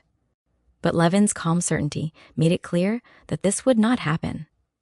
That evening, Kitty spoke warmly to Sergei Ivanovich, wishing him success and expressing genuine interest in his work. Her tact and kindness eased the tension that had grown between the brothers. When Sergei Ivanovich retired for the night, Levin reflected quietly. He felt no triumph, no sense of having chosen the better path. He saw only that people are called to different forms of life, and that honesty consists in answering one's own call faithfully. And in this acceptance, of himself and of others, Levin felt once more that quiet peace which had become the measure of his days. Chapter 10. On the morning of his departure, Sergei Ivanovich was restless and preoccupied. He packed hurriedly, gave instructions, reread letters, and spoke incessantly, half to himself, half to those around him. His thoughts were already elsewhere, drawn back toward the movement that awaited him. Katavasov shared his excitement. They discussed plans, contacts, and strategies with an eagerness that contrasted sharply with the quiet order of the house. Levin listened attentively, but without involvement. Before leaving, Sergei Ivanovich took Levin aside. "You think I am mistaken," he said abruptly. Levin looked at him seriously. "No," he replied. "I think you are sincere, and that is more important than being right." Sergei Ivanovich was struck by this answer. He felt a sudden, unexpected emotion, something close to gratitude, mixed with a faint sense of reproach toward himself. He saw, for an instant, how different his brother's life was, how solid, how inwardly complete. But the moment passed. "Well," he said briskly, "we shall see what comes of it." They embraced. As Sergei Ivanovich and Katavasov drove away, Levin stood watching the carriage until it disappeared down the road. He felt neither relief nor regret. He understood now that separation did not diminish affection. Love did not require agreement, nor even shared convictions. It required only sincerity. Returning to the house, Levin found Kitty with the child. She looked up at him and smiled. "He's gone," she said. "Yes," Levin replied. They spoke no more about it. Levin felt again that deep, untroubled certainty that guided him now. Life continued, quietly, steadily, without declarations or manifestos. And in this continuity, Levin felt that he stood at last on firm ground. Chapter 11. After Sergei Ivanovitch's departure, life at the estate resumed its usual course. The fields demanded attention, the household followed its accustomed rhythm, and the days passed quietly, marked by work, rest, and family life. Levin felt once more that deep satisfaction which came to him only in the country, where every hour had its place, and every effort its visible result. Kitty shared this feeling. She had grown stronger and calmer since returning from Moscow. The child thrived in the fresh air, and Kitty delighted in watching him change from day to day. Her joy was quiet, inward, and free from the anxiety that had once accompanied even her happiness. Levin watched her with gratitude.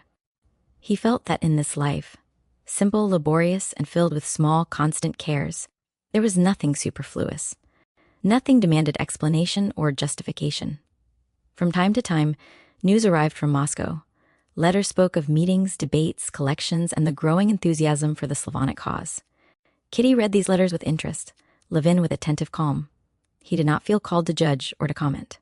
He understood now that life did not move in a single stream. Some were drawn toward public causes and great movements. Others were bound to quieter duties, no less demanding, though less visible, and neither path could replace the other. One evening, as Levin sat on the terrace watching the fields grow dark, he reflected on this with a sense of peace. He did not feel that he had renounced anything. He felt that he had found his place. And in this feeling, so modest, so unassuming, there was more certainty than in any conviction he had ever argued for or defended. Life continued, and Levin lived it, without haste, without fear, and without the need to prove its meaning to anyone. Chapter 12. Toward the end of summer, Levin began to notice that the calm he now lived in did not dull his awareness. It sharpened it. He observed the smallest details of life with a clarity he had not known before. The changing color of the fields, the tone of a peasant's voice, the way the child's face altered from one day to the next. Everything seemed to carry meaning, not because it pointed beyond itself, but because it existed. He felt no urge to interpret these impressions. Formerly, every such observation would have drawn him into reflection, comparison, and judgment. Now he accepted them simply, gratefully, as part of the living whole in which he himself was included. Kitty noticed this attentiveness. "You see everything now," she said once. "I think I always did," he replied. "Only now I don't rush past it." The child continued to grow stronger, more responsive. Levin took delight in the smallest signs, a movement of the hands, a new sound, a look that seemed almost conscious. He no longer imagined the child's future or burdened him with expectations. It was enough that he lived. News from outside still arrived. The war continued. Volunteers departed. Speeches were delivered, articles written. All this touched Levin only indirectly. He felt compassion for suffering people, sorrow for loss of life. But he did not feel drawn into the excitement or the rhetoric. He had learned that his strength lay elsewhere. One evening, walking alone through the fields, Levin felt again that quiet assurance which had become familiar to him. Life, he understood, did not require him to solve it. It required him to live in truth. And in doing so, day after day, without declarations or doubts, he felt that he was at last fulfilling the simple task that had always been set before him. Chapter 13. One evening, as Levin was returning home, he met a peasant whom he knew well. The man greeted him respectfully, and after a moment's hesitation, began to speak about the war. He had heard that volunteers were being sent and that collections were being made. He asked whether this was true, and whether he himself ought to give something. Levin listened attentively. He answered simply that it was true, that money was being collected and that people were going to fight, but that no one could compel another to give or to go. The peasant thought for a moment. "Well," he said slowly, "if it's God's will, then it will be done." Levin nodded. The words were spoken without excitement, without rhetoric, and without judgment. They were not an argument or a conclusion, only an acceptance of life as it came.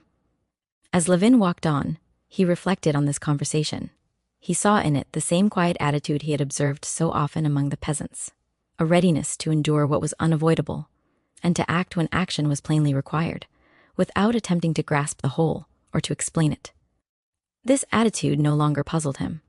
He felt now that it expressed a wisdom deeper than any theory he had once pursued. It did not deny suffering or responsibility.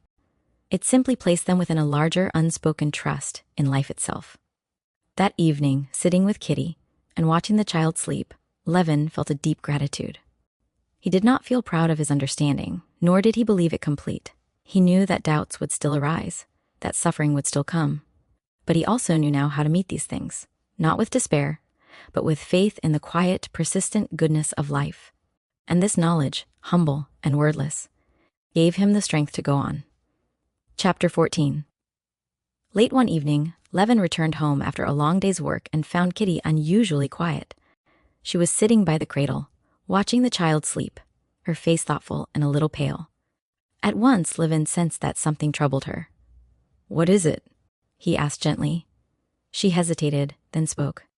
"I was thinking today," she said, "about everything that is happening, about the war, about people going away, about suffering we don't see." Levin sat beside her and listened. "I feel happy," she continued softly, "and sometimes I'm ashamed of that happiness. As if one had no right to be content when so many are unhappy." Levin understood her at once. He had felt the same uneasiness himself at times, though less sharply. The contrast between their quiet life and the distant turmoil could not be ignored. "Our happiness doesn't take anything from others," he said after a moment, "and it doesn't prevent us from helping when help is needed." She looked at him gratefully. "I know that," she said.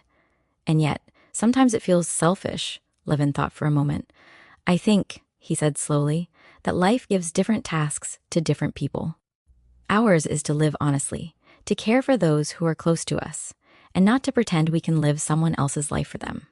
Kitty listened attentively. "And if we stop doing that," he continued, "then we are no use to anyone, near or far." She sighed, relieved.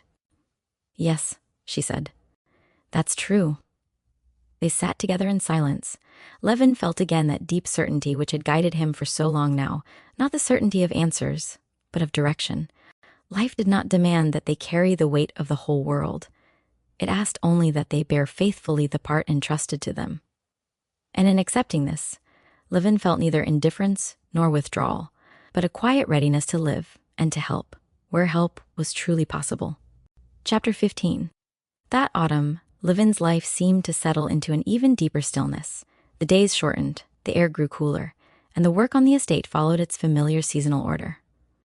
Levin found comfort in this regularity. Each task had its time, each concern its natural place. Nothing pressed urgently beyond what could be done. Yet one event disturbed this calm. A neighboring landowner fell seriously ill. The man was not close to Levin, but they had known one another for years. When Levin heard that the illness was grave, he felt an unexpected anxiety, not for himself, but for the man's family. He went to see him. The sick man lay weak and silent, his face altered by suffering. His wife moved quietly about the room, her composure thin and strained. Levin spoke little, but his presence was welcomed. As he left the house, the reality of death struck him anew, not as an abstract thought, but as something immediate and personal. Walking home, Levin reflected quietly. He felt no terror, no revolt against the inevitability of it. He felt sorrow for the suffering of others, for the grief that awaited them. But he did not feel that life was thereby stripped of meaning. On the contrary, the fragility of life made every act of kindness more necessary. That evening, Levin spoke of the visit to Kitty. She listened silently, holding the child closer as he spoke. "It's strange," Levin said, "how near death can come, and yet life goes on." "Yes," she replied softly, "and that's why we must live well." Levin felt the truth of her words. He understood now that the presence of death did not demand despair or heroics. It demanded sincerity, honest living, attentiveness to others, and readiness to give help without expecting reward. And in this understanding, Levin felt once again that quiet firmness which had become his guide. Life did not promise permanence. It asked for faithfulness. And this, day by day, Levin felt prepared to give. Chapter 16. Soon afterward, Levin learned that the sick man had died. The news affected him more deeply than he expected. Though the man had not been a close friend, Levin felt the loss keenly, not as a personal bereavement, but as a reminder of how suddenly and irrevocably life can be taken away. He attended the funeral. The service was simple, the familiar prayers, the measured chanting, the quiet presence of neighbors and peasants, all this impressed Levin with a force he had not felt before. He did not seek meaning in the words themselves, nor did he analyze the ritual. He felt only that here, in this shared acknowledgement of death, people stood together without pretenses. As the coffin was lowered into the ground, Levin felt a solemn calm. He did not feel despair. He felt humility. Standing among the others, he sensed how small each individual life was, and yet how precious. Death did not erase what had been lived, it gave it weight. On the way home, Levin reflected on this quietly. He remembered his former terror of death, the way the thought had once robbed life of all meaning. Now that terror was gone. He knew that death would come to him, just as it had come to this man. But he also knew that this certainty did not negate life. It demanded that life be lived sincerely. That evening, Levin spoke little. Kitty noticed his seriousness but did not question him. She sensed that he was passing through something inward, something that did not need words. Later, when they were alone, he said quietly, "I was thinking today that everything ends, but that doesn't make what we do meaningless." She nodded. "No," she said. "It makes it important." Levin felt again that deep agreement between them. An agreement that did not rest on explanations, but on shared feeling. Life was finite. And precisely because of that, every honest act, every moment of love, every quiet responsibility mattered. With this thought, Levin felt not sorrow, but gratitude. For life as it was given to him, fragile, demanding, and real. Chapter 17. After the funeral, Levin felt a renewed seriousness in his life. This seriousness was not oppressive. It did not burden him with melancholy or fear. Instead, it sharpened his sense of responsibility, not in a general or abstract way, but in the most immediate and personal sense. He felt more attentive to people. A word spoken carelessly, a neglected promise, a moment of impatience. These things now seemed to him more significant than before. He did not exaggerate them, but he no longer dismissed them as unimportant. Each day appeared to him as something entrusted to him, not to be wasted. Levin noticed that this feeling expressed itself naturally in action. He listened more carefully, spoke more thoughtfully, and worked with a steadiness that was free from haste. He did not feel that he was striving to become better. He felt only that he was living more consciously. Kitty sensed this change. "You seem especially gentle these days," she said once. "I think I am only more aware," he replied. She smiled. "Yes," she said, "that's gentleness." The child's presence strengthened this feeling. Watching him sleep or move restlessly in his cradle, Levin felt again the quiet continuity of life. How one life ended, another began, and yet the whole remained unbroken. Death no longer appeared to him as a negation. It was part of the same mystery that gave life its seriousness and its value. That evening, as Levin walked alone for a while, he reflected calmly. He did not feel that he had reached a final understanding. He knew that doubt, grief, and confusion would still come. But he also knew now that these could not destroy what had been given to him. Life did not promise certainty. It promised meaning, if one lived it honestly. And in this knowledge, Levin felt firm and quietly resolved, ready to continue living, not heroically, not fearlessly, but faithfully. Chapter 18. One day, Levin was riding through the fields when he was overtaken by a sudden storm. Dark clouds gathered quickly. The wind rose, and heavy rain began to fall. He urged his horse forward, but soon saw that it would be useless to try to reach shelter in time.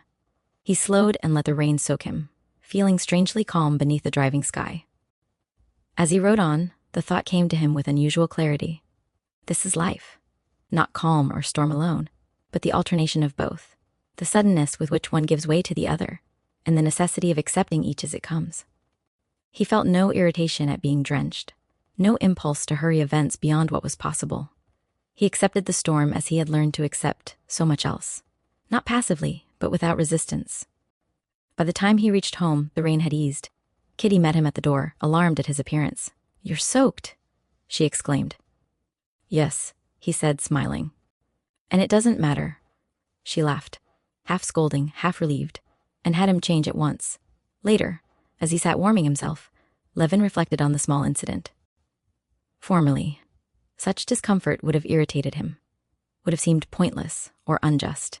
Now it appeared simply as part of the day, no more significant than the sunshine that often preceded it.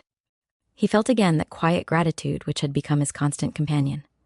Life, he understood, was not arranged for comfort. It was arranged for living.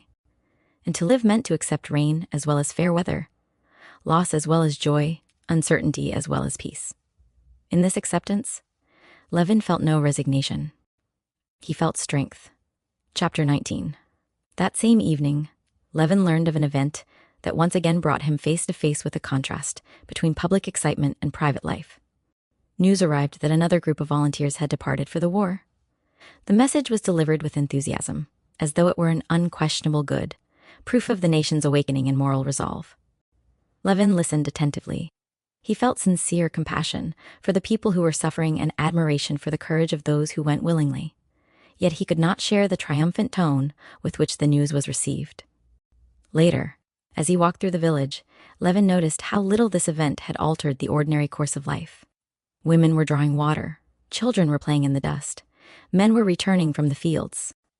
The same concerns occupied everyone: the weather, the harvest, illness, and daily labor. Life went on. Levin felt no disappointment in this. On the contrary, he felt reassured. He saw once more that life did not consist of isolated moments of enthusiasm, but of unbroken continuity, of countless small acts that sustained families and communities. That night, speaking with Kitty, he shared these thoughts. "It's strange," he said, "how loudly events are proclaimed, and how quietly life is lived." She smiled. "And perhaps that's how it should be," she said. Levin felt the truth of her words. He understood now that meaning was not created by noise or spectacle. It emerged from fidelity to one's place in life, from doing what lay before one, with care and honesty. As he prepared for sleep, Levin felt again that quiet confidence which had grown steadily within him. The world would continue to change, to suffer, to struggle, but his task remained clear: to live truthfully, to love those near him, and to accept life as it came, without fear and without the need to justify it. And in this, Levin felt ready for whatever lay ahead. Chapter 20. Levin's life now seemed to him so firmly established that even unexpected events no longer disturbed its inner balance. He continued his work on the estate, attended to household affairs, and devoted himself to Kitty and the child. Each day followed the last without haste or strain, and he no longer felt that life was slipping past him unfulfilled. Yet this calm did not dull his sensitivity. On the contrary, Levin felt more keenly than ever the responsibility that lay upon him. He understood now that to live rightly did not mean to withdraw from suffering or difficulty, but to meet them honestly when they appeared. One afternoon, a peasant came to him with a request that involved hardship and injustice. Levin listened carefully, examined the matter, and acted as fairly as he could, without irritation, without pride, and without the need to justify himself afterward. Walking home, he reflected on how differently he would once have behaved. Formerly, he would have been agitated, anxious to prove his justice, to explain his motives, to defend his position. Now he felt no such impulse. He had done what he believed to be right, and that was enough. That evening, sitting quietly with Kitty, Levin spoke of this change. "I no longer feel that my life must be confirmed from outside," he said. "I know whether I am living rightly." Kitty looked at him thoughtfully. "And that knowledge is enough for you?" "Yes," he replied, "because it doesn't come from me alone." She understood him without further explanation. Levin felt once more that deep, unspoken agreement between his inner life and the world around him. Life no longer seemed fragmented or contradictory. It was whole. And though he knew that sorrow and loss would still come, as they must, he no longer feared them. He had learned how to live. Chapter 21. One day, while Levin was alone, a thought returned to him with particular force, one he had known many times before, but which now appeared in a new light. He suddenly realized that his inner peace did not depend on circumstances. It did not depend on the health of those he loved, on success in work, or on the absence of trouble. All these things could change at any moment, and he knew they would, and yet the foundation beneath his life remained firm. This realization filled him not with pride, but with humility. He saw clearly that the steadiness had not come from his own strength or intelligence. It had grown slowly, almost without his noticing it, through suffering, fear, love, and responsibility. Life itself had taught him how to live. Formerly, Levin would have seized upon such a realization. examined it, and tried to convert it into a rule or a theory. Now he did nothing of the kind. He accepted it quietly. That evening, Kitty noticed his thoughtful expression. "You seem very calm today," she said. "I am," he replied, "because I understand something." "What?" "That I don't need to be afraid anymore," he said. "Not because nothing bad will happen, but because whatever happens, life will still demand that I live." She listened closely. "And you are ready for that?" she asked. "Yes," he said simply. Kitty took his hand. Levin felt again that deep connection between his inner life and the world around him. Life no longer seemed hostile or absurd. It was demanding, but honest. And in accepting this demand, Levin felt a quiet joy. Not the joy of certainty, but the joy of readiness. He did not know what the future held, but he knew how he would meet it. Chapter 22.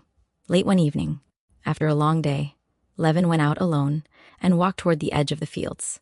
The sky was clear, and the stars shone brightly. The stillness of the night wrapped around him, broken only by distant sounds from the village. Standing there, he felt once more that familiar sense of quiet awe, the feeling that had accompanied him from childhood, though he had only recently learned how to accept it. He did not seek thoughts. They came of themselves.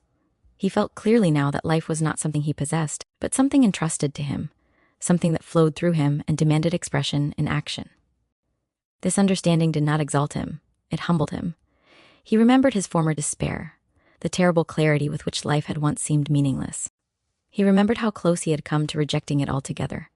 And now, standing beneath the open sky, he felt no need to defend life against those old doubts. Life justified itself, not by argument, not by proof, but by the simple fact of being lived. Levin understood that his peace did not mean the end of struggle or suffering. He knew that pain, error, and grief lay ahead. But he also knew now that these could not strip life of its meaning. Meaning was not something to be discovered once and for all. It was something to be lived, moment by moment. As he turned back toward the house, lights glowing softly in the windows, Levin felt a deep tenderness for everything that bound him to this life, his work, his family, even the doubts he had overcome. He did not feel triumphant. He felt grateful. And in this gratitude, quiet, enduring, and free from fear, Levin felt ready to continue living, not with certainty, but with faith. Chapter 23. The next morning, Levin awoke with a sense of quiet clarity. Nothing extraordinary awaited him. The same work lay before him, the same household concerns, the same small duties that filled his days. And yet, he felt as though everything was illuminated from within by a steady, unwavering light.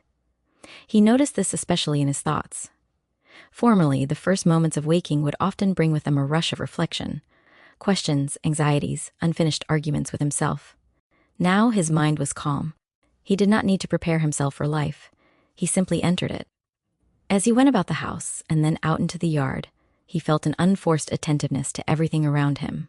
The sound of footsteps, the movement of animals, the voices of people beginning their day. Nothing demanded interpretation. Everything simply was. Later, while working, Levin reflected briefly on how far he had come. He remembered the long struggle to understand what gave life meaning, the torment of feeling that without a rational answer, one could not live honestly. He saw now that this struggle had not been in vain, but that it had reached its natural end. Life did not offer answers in the form he had demanded. It offered itself, and to accept it, to live responsibly, lovingly, and without fear, was all that was required. That evening, as he sat with Kitty and watched the child sleeping peacefully, Levin felt no impulse to analyze his happiness or secure it against loss. He knew now that such efforts were useless. Happiness came and went. Meaning remained. And this meaning, quiet and unspoken, did not depend on circumstances. It lived in every honest act, every moment of attention, every acceptance of responsibility. Levin felt a deep, steady gratitude. Life did not promise clarity forever. But it had given him enough to live by. And that was enough. The end.